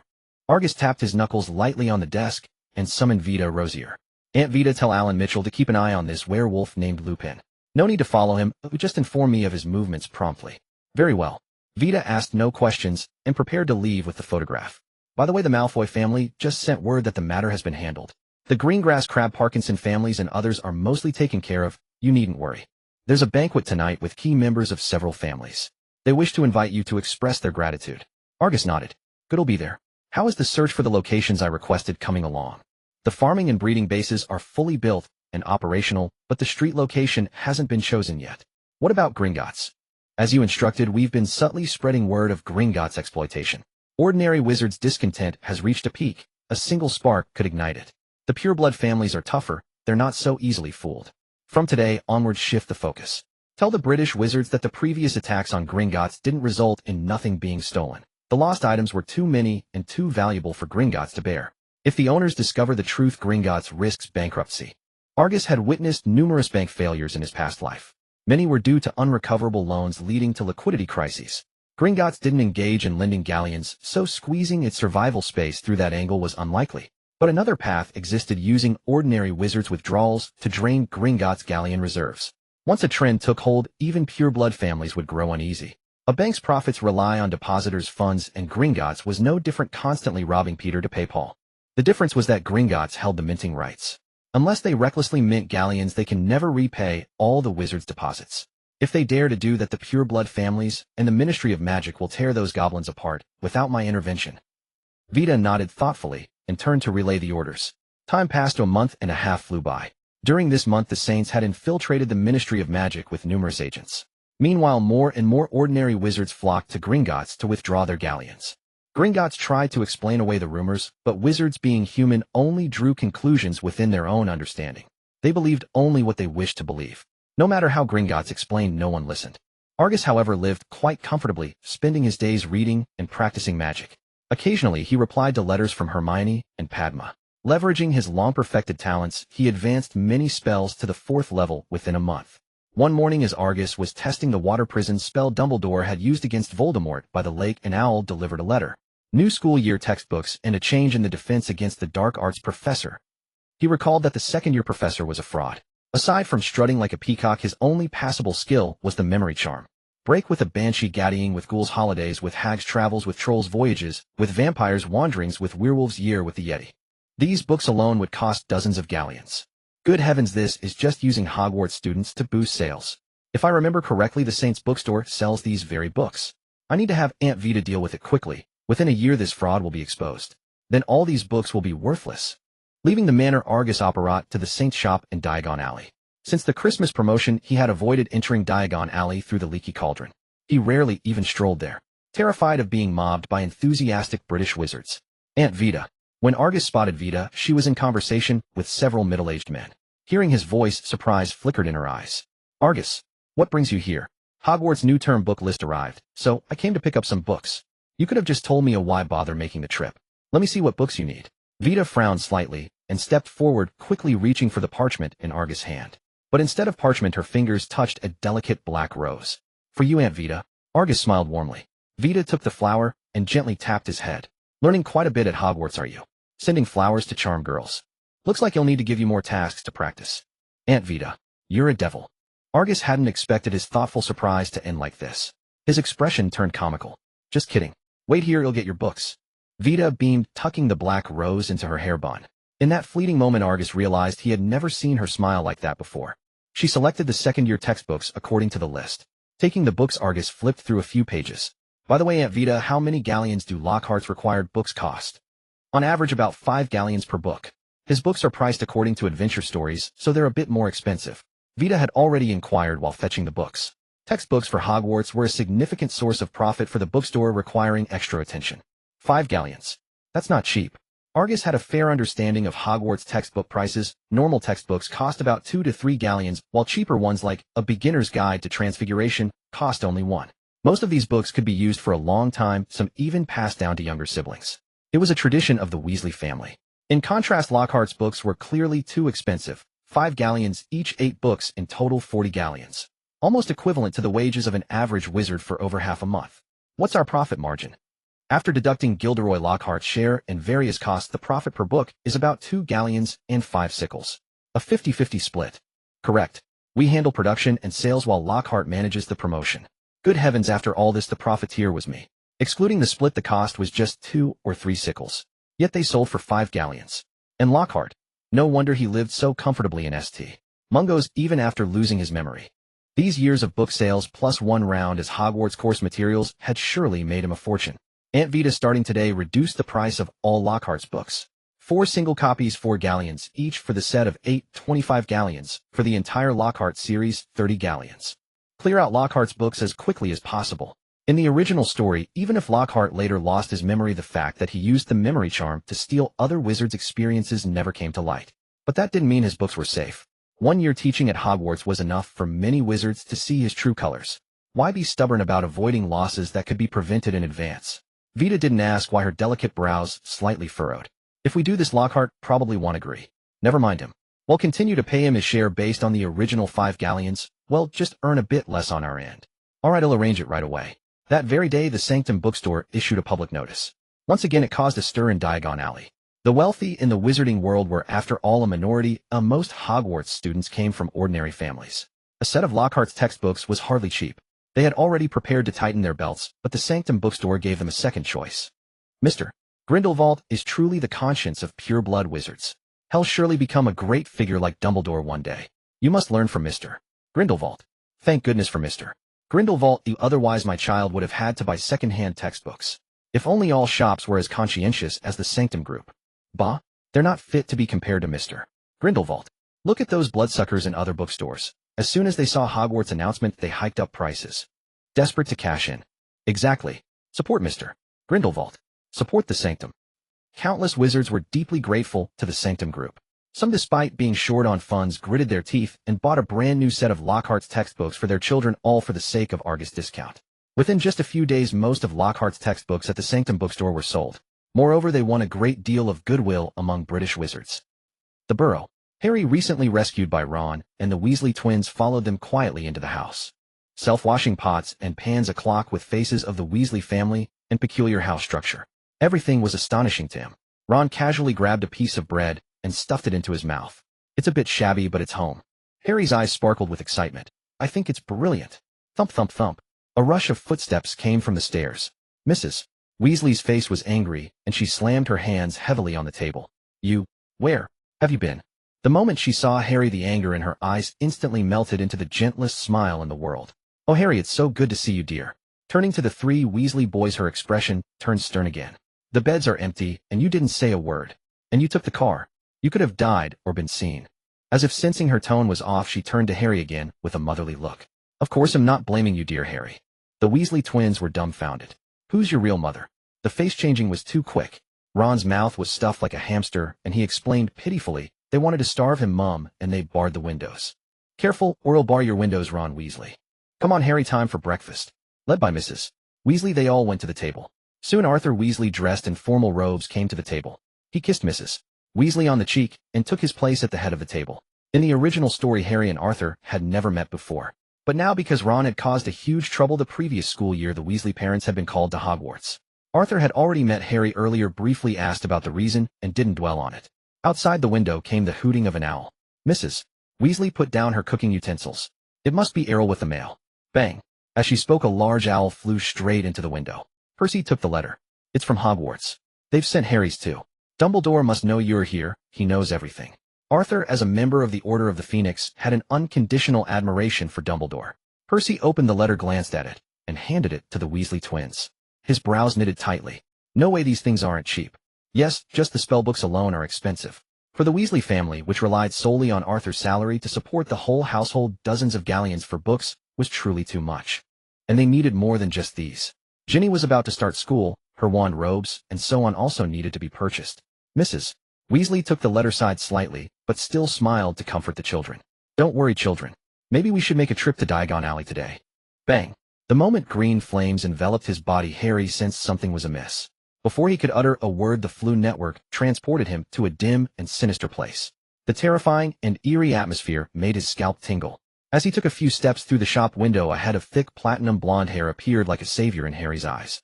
He scrambled to his feet and waved his arms frantically in Draco's direction. Draco! Draco! Harry! Draco hurriedly pushed open the door and stepped inside, looking at the utterly disheveled Harry with confusion. Harry, what are you doing here? I was at the Burrow-Ron's place, trying to use Floo powder to get to Diagon Alley, but when I opened my eyes I ended up here. Draco, what are you doing? A stern voice rang out from outside the door. Upon seeing Harry, his eyes revealed a hint of hostility. Father, he's my friend. He took a wrong turn with the Floo powder and stumbled upon this place by accident. Lucius scrutinized Harry from head to toe, concluding that he indeed did not appear to be following them. Most of his wariness dissipated. Since he's your friend, take him along. Later, well, escort him to his family. Having received intelligence from Argus, Lucius was handling the dark artifacts far more swiftly than in the original timeline. His visit this time was merely to wrap things up, so he was not concerned about the time.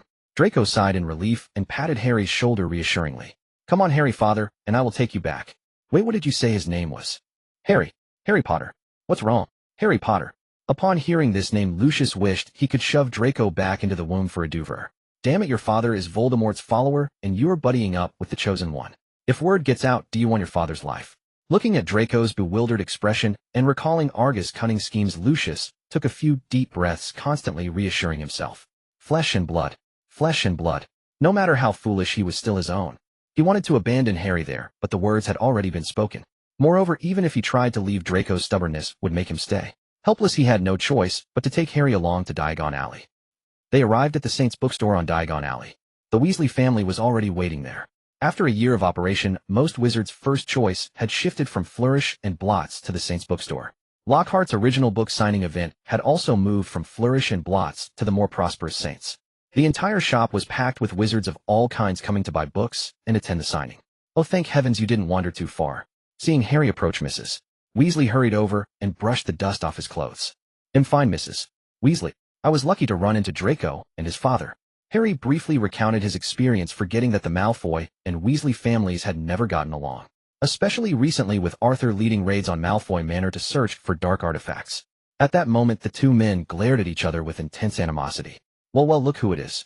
The illustrious head of the misuse of Muggle artifacts office, Mr. Arthur Weasley. The Ministry must be keeping you busy with all those surprise inspections. I hope you're getting overtime pay. From the looks of it, I doubt it. Since the Ministry won't give you a decent salary, why not stop embarrassing the wizarding world? Lucius' barbed words left Ron reedied with anger. Arthur stood his ground, striding up to Lucius. Both were members of the Sacred 28, yet their attire formed a stark contrast. It seems our understanding of embarrassment differs greatly. Malfoy. Lucius sneered, clearly associating with Muggles. Can your family sink any lower? Sparks practically flew between Arthur and Lucius' eyes. Ladies and gentlemen. A booming voice interrupted their glaring contest. Please welcome Gilderoy Lockhart. Everyone's attention was drawn to the figure descending the stairs. Mrs. Weasley tugged at Arthur's sleeve. Arthur, the children are watching. Draco, unwilling to cause a scene in Argus' shop, softly reminded Lucius. Father. Lucius snorted coldly, flicked his robes, and cut a sharp arc through the air. Browse the books you need here. I have matters to attend to. With that, he turned and headed upstairs. Mrs. Weasley glanced at Draco, then at Arthur, hesitated for a moment, but still pulled Draco over. Come here, child. The feuds of the fathers shouldn't involve you. Thank you for bringing Harry back. Arthur nodded, indicating he would not hold a grudge. Harry sidled up to Draco. Your father went to. Probably to discuss business with Argus. You know the Saints collaborate with many families. Evil dark wizard. Ron, still seething from Lucius' words, glared at Draco with hostility. Mrs. Weasley yanked him aside. Ron, don't say such things. Meanwhile upstairs, Lucius had not taken many steps before he saw Argus sitting by the coffee table engrossed in a thick book. Beside him was Hermione holding a large orange cat. It was Crookshanks. Argus had taken an interest in this cat long ago. In the original story, it keenly sensed Sirius Black and Peter Pettigrew, so as soon as it appeared in the pet shop, Argus had someone buy it. Today, taking the opportunity of Hermione's visit, he gave it to her as a gift. Good morning, Mr. Grindelwald. Good morning, Mr. Malfoy. Argus put down the book and invited Lucius to sit. And this must be Miss Granger. Draco and Mr. Grindelwald have mentioned you more than once. The top student at Hogwarts, second only to Mr. Grindelwald. A pleasure to meet you. Lucius' attitude toward Hermione now was a complete reversal from their first meeting in the original story. In the original, he epitomized pure-blood arrogance. But now he was polite and respectful. The Malfoy family always knew where their interests lay. Sitting beside Argus was enough to prove his status. Even if her parents were muggles, or even werewolves, he would not show a shred of disdain. Hello, Mr. Malfoy. Hermione stood and curtsied, glancing between Argus and Lucius. Wisely, she chose to leave them to their conversation. Mr. Grindelwald, I thank you for your assistance to the Malfoy family. The Malfoys will be your eternal allies. Lucius bowed to Argus, a shiver of fear running through him as he recalled the recent surprise inspections. The Malfoy family had amassed numerous dark artifacts over the years, requiring considerable time to dispose of. Had it not been for Argus' warning, clearing his name would have cost him dearly. We are partners. Mutual help is only natural. Argus took a sip of tea from his cup. Seeing that Lucius seemed hesitant to speak, he gently prompted. Mr. Malfoy, you should know I dislike wasting time. So please speak your mind. Lucius fell silent for a moment, placing his cane upon the table. May I ask, Mr. Grindelwald, what you think of the Dark Lord's prophecy? The one about Harry and Voldemort. Yes. Hearing Lucius' cautious response, Argus shook his head with a light chuckle. A prophecy? Whose prophecy could surpass his own? Possessing the prophetic eye himself, Argus had always held such ethereal matters in disdain. Rather than staking his chips on the unpredictable, he preferred to grasp everything firmly in his own hands. He raised his wand with a flick, and the water in the teapot began to bubble, as if heated by some unseen force. Within seconds it was boiling. This seemingly effortless gesture caused Lucius' pupils to contract. Nonverbal spellcasting. Even a simple act of heating a teapot was beyond the capability of an ordinary wizard. It demanded profound familiarity with the charm and an exceptionally high level of magical mastery. Not even most aurors could accomplish it. Lucius had thought he already held Argus' talent in high regard, yet he realized he had still underestimated him. I have a question for you, Mr. Malfoy. Lucius straightened his posture and replied respectfully. Please proceed, Mr. Grindelwald. Tell me, is the water in this teapot hot or cold? The water in the teapot. Lucius was momentarily baffled by Argus' intent. The water was still steaming, obviously hot. What was there to debate? Just as he was about to speak, Argus snapped his fingers. The teapot, which had been radiating steam, instantly turned cold. The future has always been in the hands of the strong. Only the weak rely on baseless prophecies. Isn't that so? Lucius met Argus' confident gaze and found himself instinctively looking away. Indeed, if everything were to hinge on prophecies, what meaning would his own years of effort hold? Had the Malfoy family, weathered by time, finally become one of the sacred 28 through mere prophecies? No. The Malfoy ancestors had crawled out of mountains of corpses and seas of blood, relying always on their mastery of the political landscape and a keen sense far beyond the ordinary. And now the moment to decide the Malfoy fate had arrived once more. He raised his eyes, and Argus saw a seriousness he had never witnessed before. Mr. Grindelwald, I wish to strike a deal with you. Or rather, to secure a promise from you. What promise? If, and I mean if, the day ever comes when the Malfoy family faces utter ruin, I hope you will intervene to save Draco. In return, the Malfoy family's archives and connections will be entirely at your disposal. Argus' expression turned grave. He marveled inwardly. As expected of a Malfoy to foresee potential upheaval so early and place bets across various factions. With Lucius' intelligence, he must have already known about Draco's connection to Harry. Having branded himself and Narcissa as Death Eaters, and placing Draco under the protection of both himself and Dumbledore, no matter which side prevailed, the Malfoy lineage would endure. Truly no pure-blood family that had survived this long was simple. Mr. Malfoy, you are aware of my relationship with Draco. If anything were to happen to him in the future, I would not. It's different. Lucius interrupted. That boy Draco, I know his character, somewhat. Straightforward. What I seek is a promise to save him no matter the cost once. Just once. If any trouble befalls him after that, it will no longer concern you, and the Malfoys will bear no grudge. Very well, I agree. Argus' ready agreement caught Lucius off guard. He had braced himself for exorbitant demands, yet the other man hadn't even asked. Mr. Grindelwald, you wonder why I agreed so quickly? Argus, as if anticipating the question, cast his gaze toward the door. He spoke calmly. Some things cannot be measured by profit. Rising to his feet, he donned a polite smile once more. I imagine Draco's shopping is nearly done. Shall we go together, Mr. Malfoy? Lucius stood and bowed. As you wish. At Flourish and Blot's, Gilderoy Lockhart had just finished his book signing, surrounded by reporters from the Daily Prophet taking his photograph. He flashed his trademark A-tooth smile. As he turned to face the camera, his eyes lit up at the sight of Harry. No way, Harry Potter. His exclamation instantly drew everyone's attention to Harry. Harry, covered in soot and looking utterly disheveled, tried desperately to blend into the crowd. Ron, seemingly oblivious to Harry's embarrassment, shoved him forward. Go on, Harry. Lockhart is a famous adventurer. Get a picture with him. His voice boomed as if he wanted everyone to know he was Harry's best friend. Move aside, Weasley. Draco pushed Ron away in displeasure. Whether Harry wants a photo is his own choice. He's just an adventurer, only you would make such a fuss. Shut up, Malfoy. Ron's face flushed crimson, clearly angered by Draco's words. Am I wrong? You're just using Harry as a tool to show off. Draco, don't be angry. It's just a photo, but it's fine. Harry, grateful for Draco's defense, didn't want to cause strife between his two friends. He reluctantly went to stand beside Lockhart.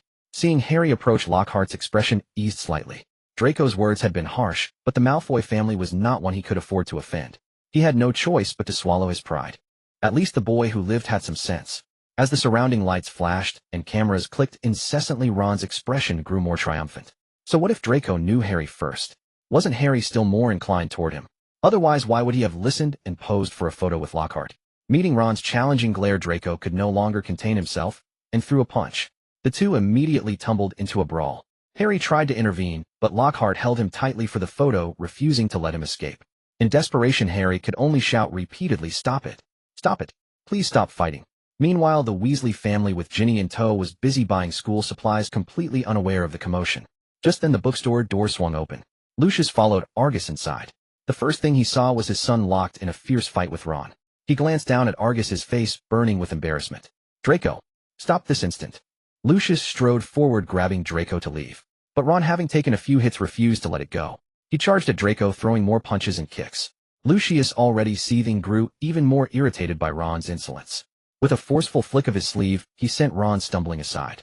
The next second, the bookstore door opened again. The Weasley family walked in just in time to see Ron being thrown. Spotting his parents, Ron found his courage and pointed accusingly at Lucius, sobbing in grievance. Dad, he hit me. The Weasley family and the Malfoys had long been at odds. Not long ago, Arthur had been thoroughly mocked by Lucius in the bookshop. Now, seeing his own son come to him with a complaint, how could he endure it? Without even asking the reason, he lunged at Lucius. Go on, Dad, hit him. Punch him. Hurry up and punch him, Dad. The Weasley twins, eager for the spectacle, cheered loudly for their father. Mrs.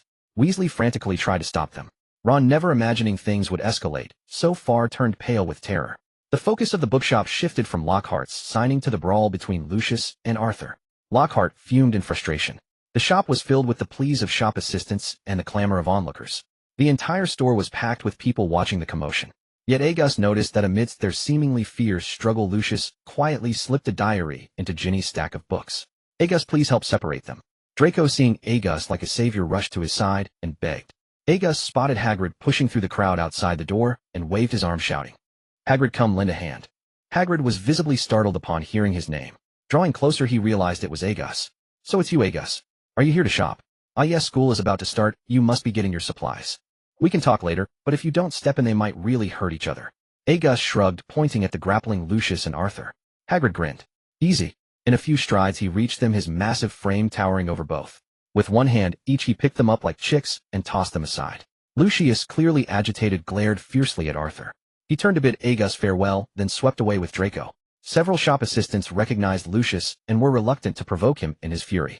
After a brief discussion, they decided to report the matter to their manager. Mrs.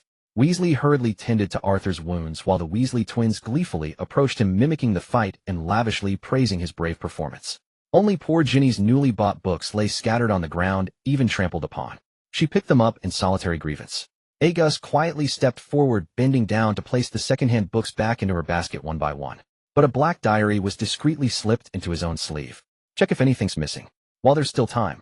Agus' gentle smile made Ginny blush. She lowered her head and murmured timidly, No. Nothing. That's good. Go see your father, he's hurt quite badly. Agus tightened her basket, his gaze shifting toward where Arthur was resting. After Mrs. Weasley finished treating Arthur, she finally had time to inquire about the incident. She called Ron over and questioned him sternly. Ron Weasley, what exactly happened? Arthur Weasley's eyes also fixed on Ron, waiting for an explanation. He and Lucius had been at odds for so long that they understood each other's temperament well. With Lucius' snobbish, nose-and-fear demeanor and his constant concern for maintaining noble dignity, laying hands on a child like Ron, an act so beneath him, was something he would never normally do, unless Ron had done something to provoke him. Seeing Ron's evasive gaze, Mrs. Weasley grew even more certain. Mom. Ginny's soft call instantly softened Mrs. Weasley's expression. Oh darling, are you all right? I'm fine, Mom. By the way, Mr. Grindelwald helped me gather my books. Mrs. Weasley looked at Agus beside her, her eyes brimming with gratitude. Sorry to trouble you again, Agus. It was nothing. Her warm thanks nearly overwhelmed him. Then, learning the full story from others, her face darkened. Ron Weasley, Harry is your friend, how dare you do this to him? I'm sorry, Mom. Knowing he couldn't escape the blame, and that he had caused his father's injury, Ron obediently bowed his head in admission. Agus had no interest in watching Ron being scolded. He bid the Weasleys farewell, and prepared to return to the Saints' Manor. Lockhart tried to bask in Agus' fame again, but finding himself ignored, slunk away in disappointment. Time flew, and soon it was the day of school. Inside a compartment of the Hogwarts Express, Agus and Hermione were quietly reading, each absorbed in a book. Parvati and Padma, sitting nearby, wanted to say something, but hesitated, afraid to disturb Agus. Just as they were debating how to start, the compartment door suddenly slid open. Agus, have you seen Harry? Draco's loud, brash voice drew sharp glares from the Patil sisters. They stared at him indignantly. We waited for ages, afraid to disturb Agus. And you come in shouting. Haven't you been taught a lesson by society? Sensing their hostile looks, Draco shrank back guiltily. Agus put down his book, suddenly recalling. In the original story, Harry and Ron hadn't even boarded the train. Dobby the Malfoy's house elf, who yearned for freedom, had tripped them up at the station, forcing them to rely on Arthur's flying car to reach Hogwarts. Unfortunately, it didn't concern him much. Ron had brought trouble on himself, though no one else was to blame. This opportunity might even let the flying car catch the eyes of some wizards, paving the way for mass production later. He shook his head. Haven't seen him. But since he's with Ron, even if they miss the train, they can use flu powder to get to Hogsmeade. They'll make it somehow. Don't worry. You're right. Draco nodded and stopped dwelling on it. Every year a few students missed the train and nothing ever happened to them. Surely it wouldn't be their turn to have an accident. But this time Harry and Ron would disappoint him. At that moment Ron was piloting his father's flying car, wobbling through the air. Let's go. We just need to find the Hogwarts Express. Ron, do you actually know how to drive? Harry asked, gripping the door tightly, his eyes full of doubt. Trust me, no problem. Sobs filled the air as the Hogwarts Express arrived at its final destination under a gloomy sky. After months of silence, Hogwarts School once again welcomed a new batch of students. Watching the bewildered young wizards being herded like sheep onto the boats by Hagrid, Hermione let out a chuckle. Were we like this last year? So dazed and amazed by everything. Senior Granger, you're only a year older than them. Agus reminded with a smile. What's wrong with being a year older? Even a day older makes me their senior. Besides, I've already read a history of Hogwarts, so I wouldn't make a fuss over anything I see. Hermione declared with a proud toss of her hair, following the older students toward a cluster of carriages. Curious, she reached out to touch the frame of one. Agus, what spell is on this carriage? Why isn't there a horse? Give me your hand. Agus took her wrist and guided it forward. The strange texture of fur sent a shiver through Hermione's palm, making her hair stand on end. Up. She turned to see Agus struggling to suppress a grin. What did Senior Granger just say about the new students? He mimicked her earlier tone, repeating her words with mockery. I've already read a history of Hogwarts, so I wouldn't make a fuss over anything I see. You. Hermione, both angry and embarrassed, couldn't help but punch Agus. Seeing her thin skin, he stopped teasing her. Placing his hand on the carriage, he explained, it's not magic pulling the carriage, it's thestrals. They're magical creatures only visible to those who have witnessed death. Witnessed death? Hermione curiously traced the spot he had touched and slowly placed her hand there. Exactly. In truth, this was Agus' first time seeing a thestral up close. It had a dragon-like head and a horse-like body with no flesh, just black skin clinging to its skeleton. Its bat-like wings flapped incessantly, stirring eerie gusts of wind. For to a carriage, hurry up. A station attendant urged them on. Agus, Hermione, and the Patil twins boarded and headed to Hogwarts Castle. The familiar layout and scenes greeted them, but this time their seats were different. Agus approached the Slytherin table, spotting Amiri Caro directing the house members. He intended to greet him, but the other looked as if he had seen a terrifying beast, forcing a strained smile. Have I been disfigured? Why is he so scared of me? Agus glanced back at Draco in confusion. You forgot. Today's the first day of school. New students have to choose their prefects, and there's the prefect dueling tournament. Last year, if the fifth-year prefect hadn't been late, you'd have turned the whole of Slytherin upside down. Draco was thrilled as if he were about to become Slytherin's top prefect. No one's taking leave this time. Even if he wants to refuse, he has no excuse. That's right. A new term meant he could earn more achievement points. Aegus suddenly remembered the previous year's opening day, when he had earned many achievement points through the prefect duels. He had fought up to the fourth year. If he could clear them all this time, he'd gain at least a few hundred more points. Stop grinning, Aegus. Look at the prefect's face. If you keep it up, he won't even be able to sit still. Aegus followed Draco's gaze and saw Amiri Caro fidgeting in his seat, unable to settle down. He kept ordering this one and that one, barely touching the chair. By the way, the sorting ceremony's about to start. Why isn't Harry here yet? As Draco spoke, he thought of his beloved again, his eyes darting toward the Gryffindor table. Just then Professor McGonagall led the new students into the Great Hall. The sorting hat gave a loud reminder, and the ceremony began. Aegus' attention was also drawn to the ceremony. If he remembered correctly, this year's batch included several future key characters, Ginny, Astoria, Luna. The first two were Harry's and Draco's future wives respectively. Luna eventually married Rolf Scamander, the grandson of Newt Scamander. Like Luna, he was also a Hogwarts student, but from Hufflepuff. What are you looking at, Aegus? Don't you think there are some pretty girls among the new students? Scamander, now the fifth-year prefect, slung an arm around Aegus with a teasing grin. I warn you, Scamander, if you try to corrupt Aegus, you'll answer to me. Alexia, now the fourth-year prefect, glared at him with a warning in her beautiful eyes. In terms of pure strength, she might not be Scamander's match. But she had many followers, including older students, so dealing with him wouldn't require her to lift a finger. Alright, it was just a joke. Scamander, you should watch your behavior. As Slytherin's prefect, you represent the house's honor. Acting like a thug all day, what will the other houses think? Aegus felt a bit helpless with Scamander. In the past year alone, he had gone through 4 or 5 girlfriends. No wonder Alexia had a problem with him. Look at Astoria. Draco's voice drew everyone's attention back to the ceremony. A girl with golden hair and blue eyes like Aegus sat on the stool. Seeming unaccustomed to such a setting, her pretty face blushed. 2 small dimples appeared on her cheeks, making her look especially adorable. The sorting hat had barely touched her head before it made its decision. Slytherin. Hearing this, Astoria let out a sigh of relief and joyfully ran to the Slytherin table. She sat next to Daphne and eagerly waved at Aegus. Her eyes were full of admiration. Aegus smiled back and said, "Welcome, Miss Greengrass." Meanwhile, Snape quietly slipped away from the staff table. Outside above the grounds, Ron drove the flying car over Hogwarts Castle. At the sight of the castle, Harry finally smiled. The next second, the flying car hurtled straight toward the castle. Ron froze, frantically turning the steering wheel. Up, up, Harry screamed in terror. Ron fumbled with the buttons. It's broken. Harry rushed over to help control the car, but neither of them knew the proper operation. After fiddling for a while, the car descended instead of rising. Up. Ron, watch out for that tree. Stop.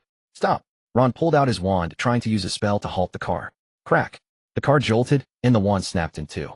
Then with a heavy thud, it crashed into the Whomping Willow.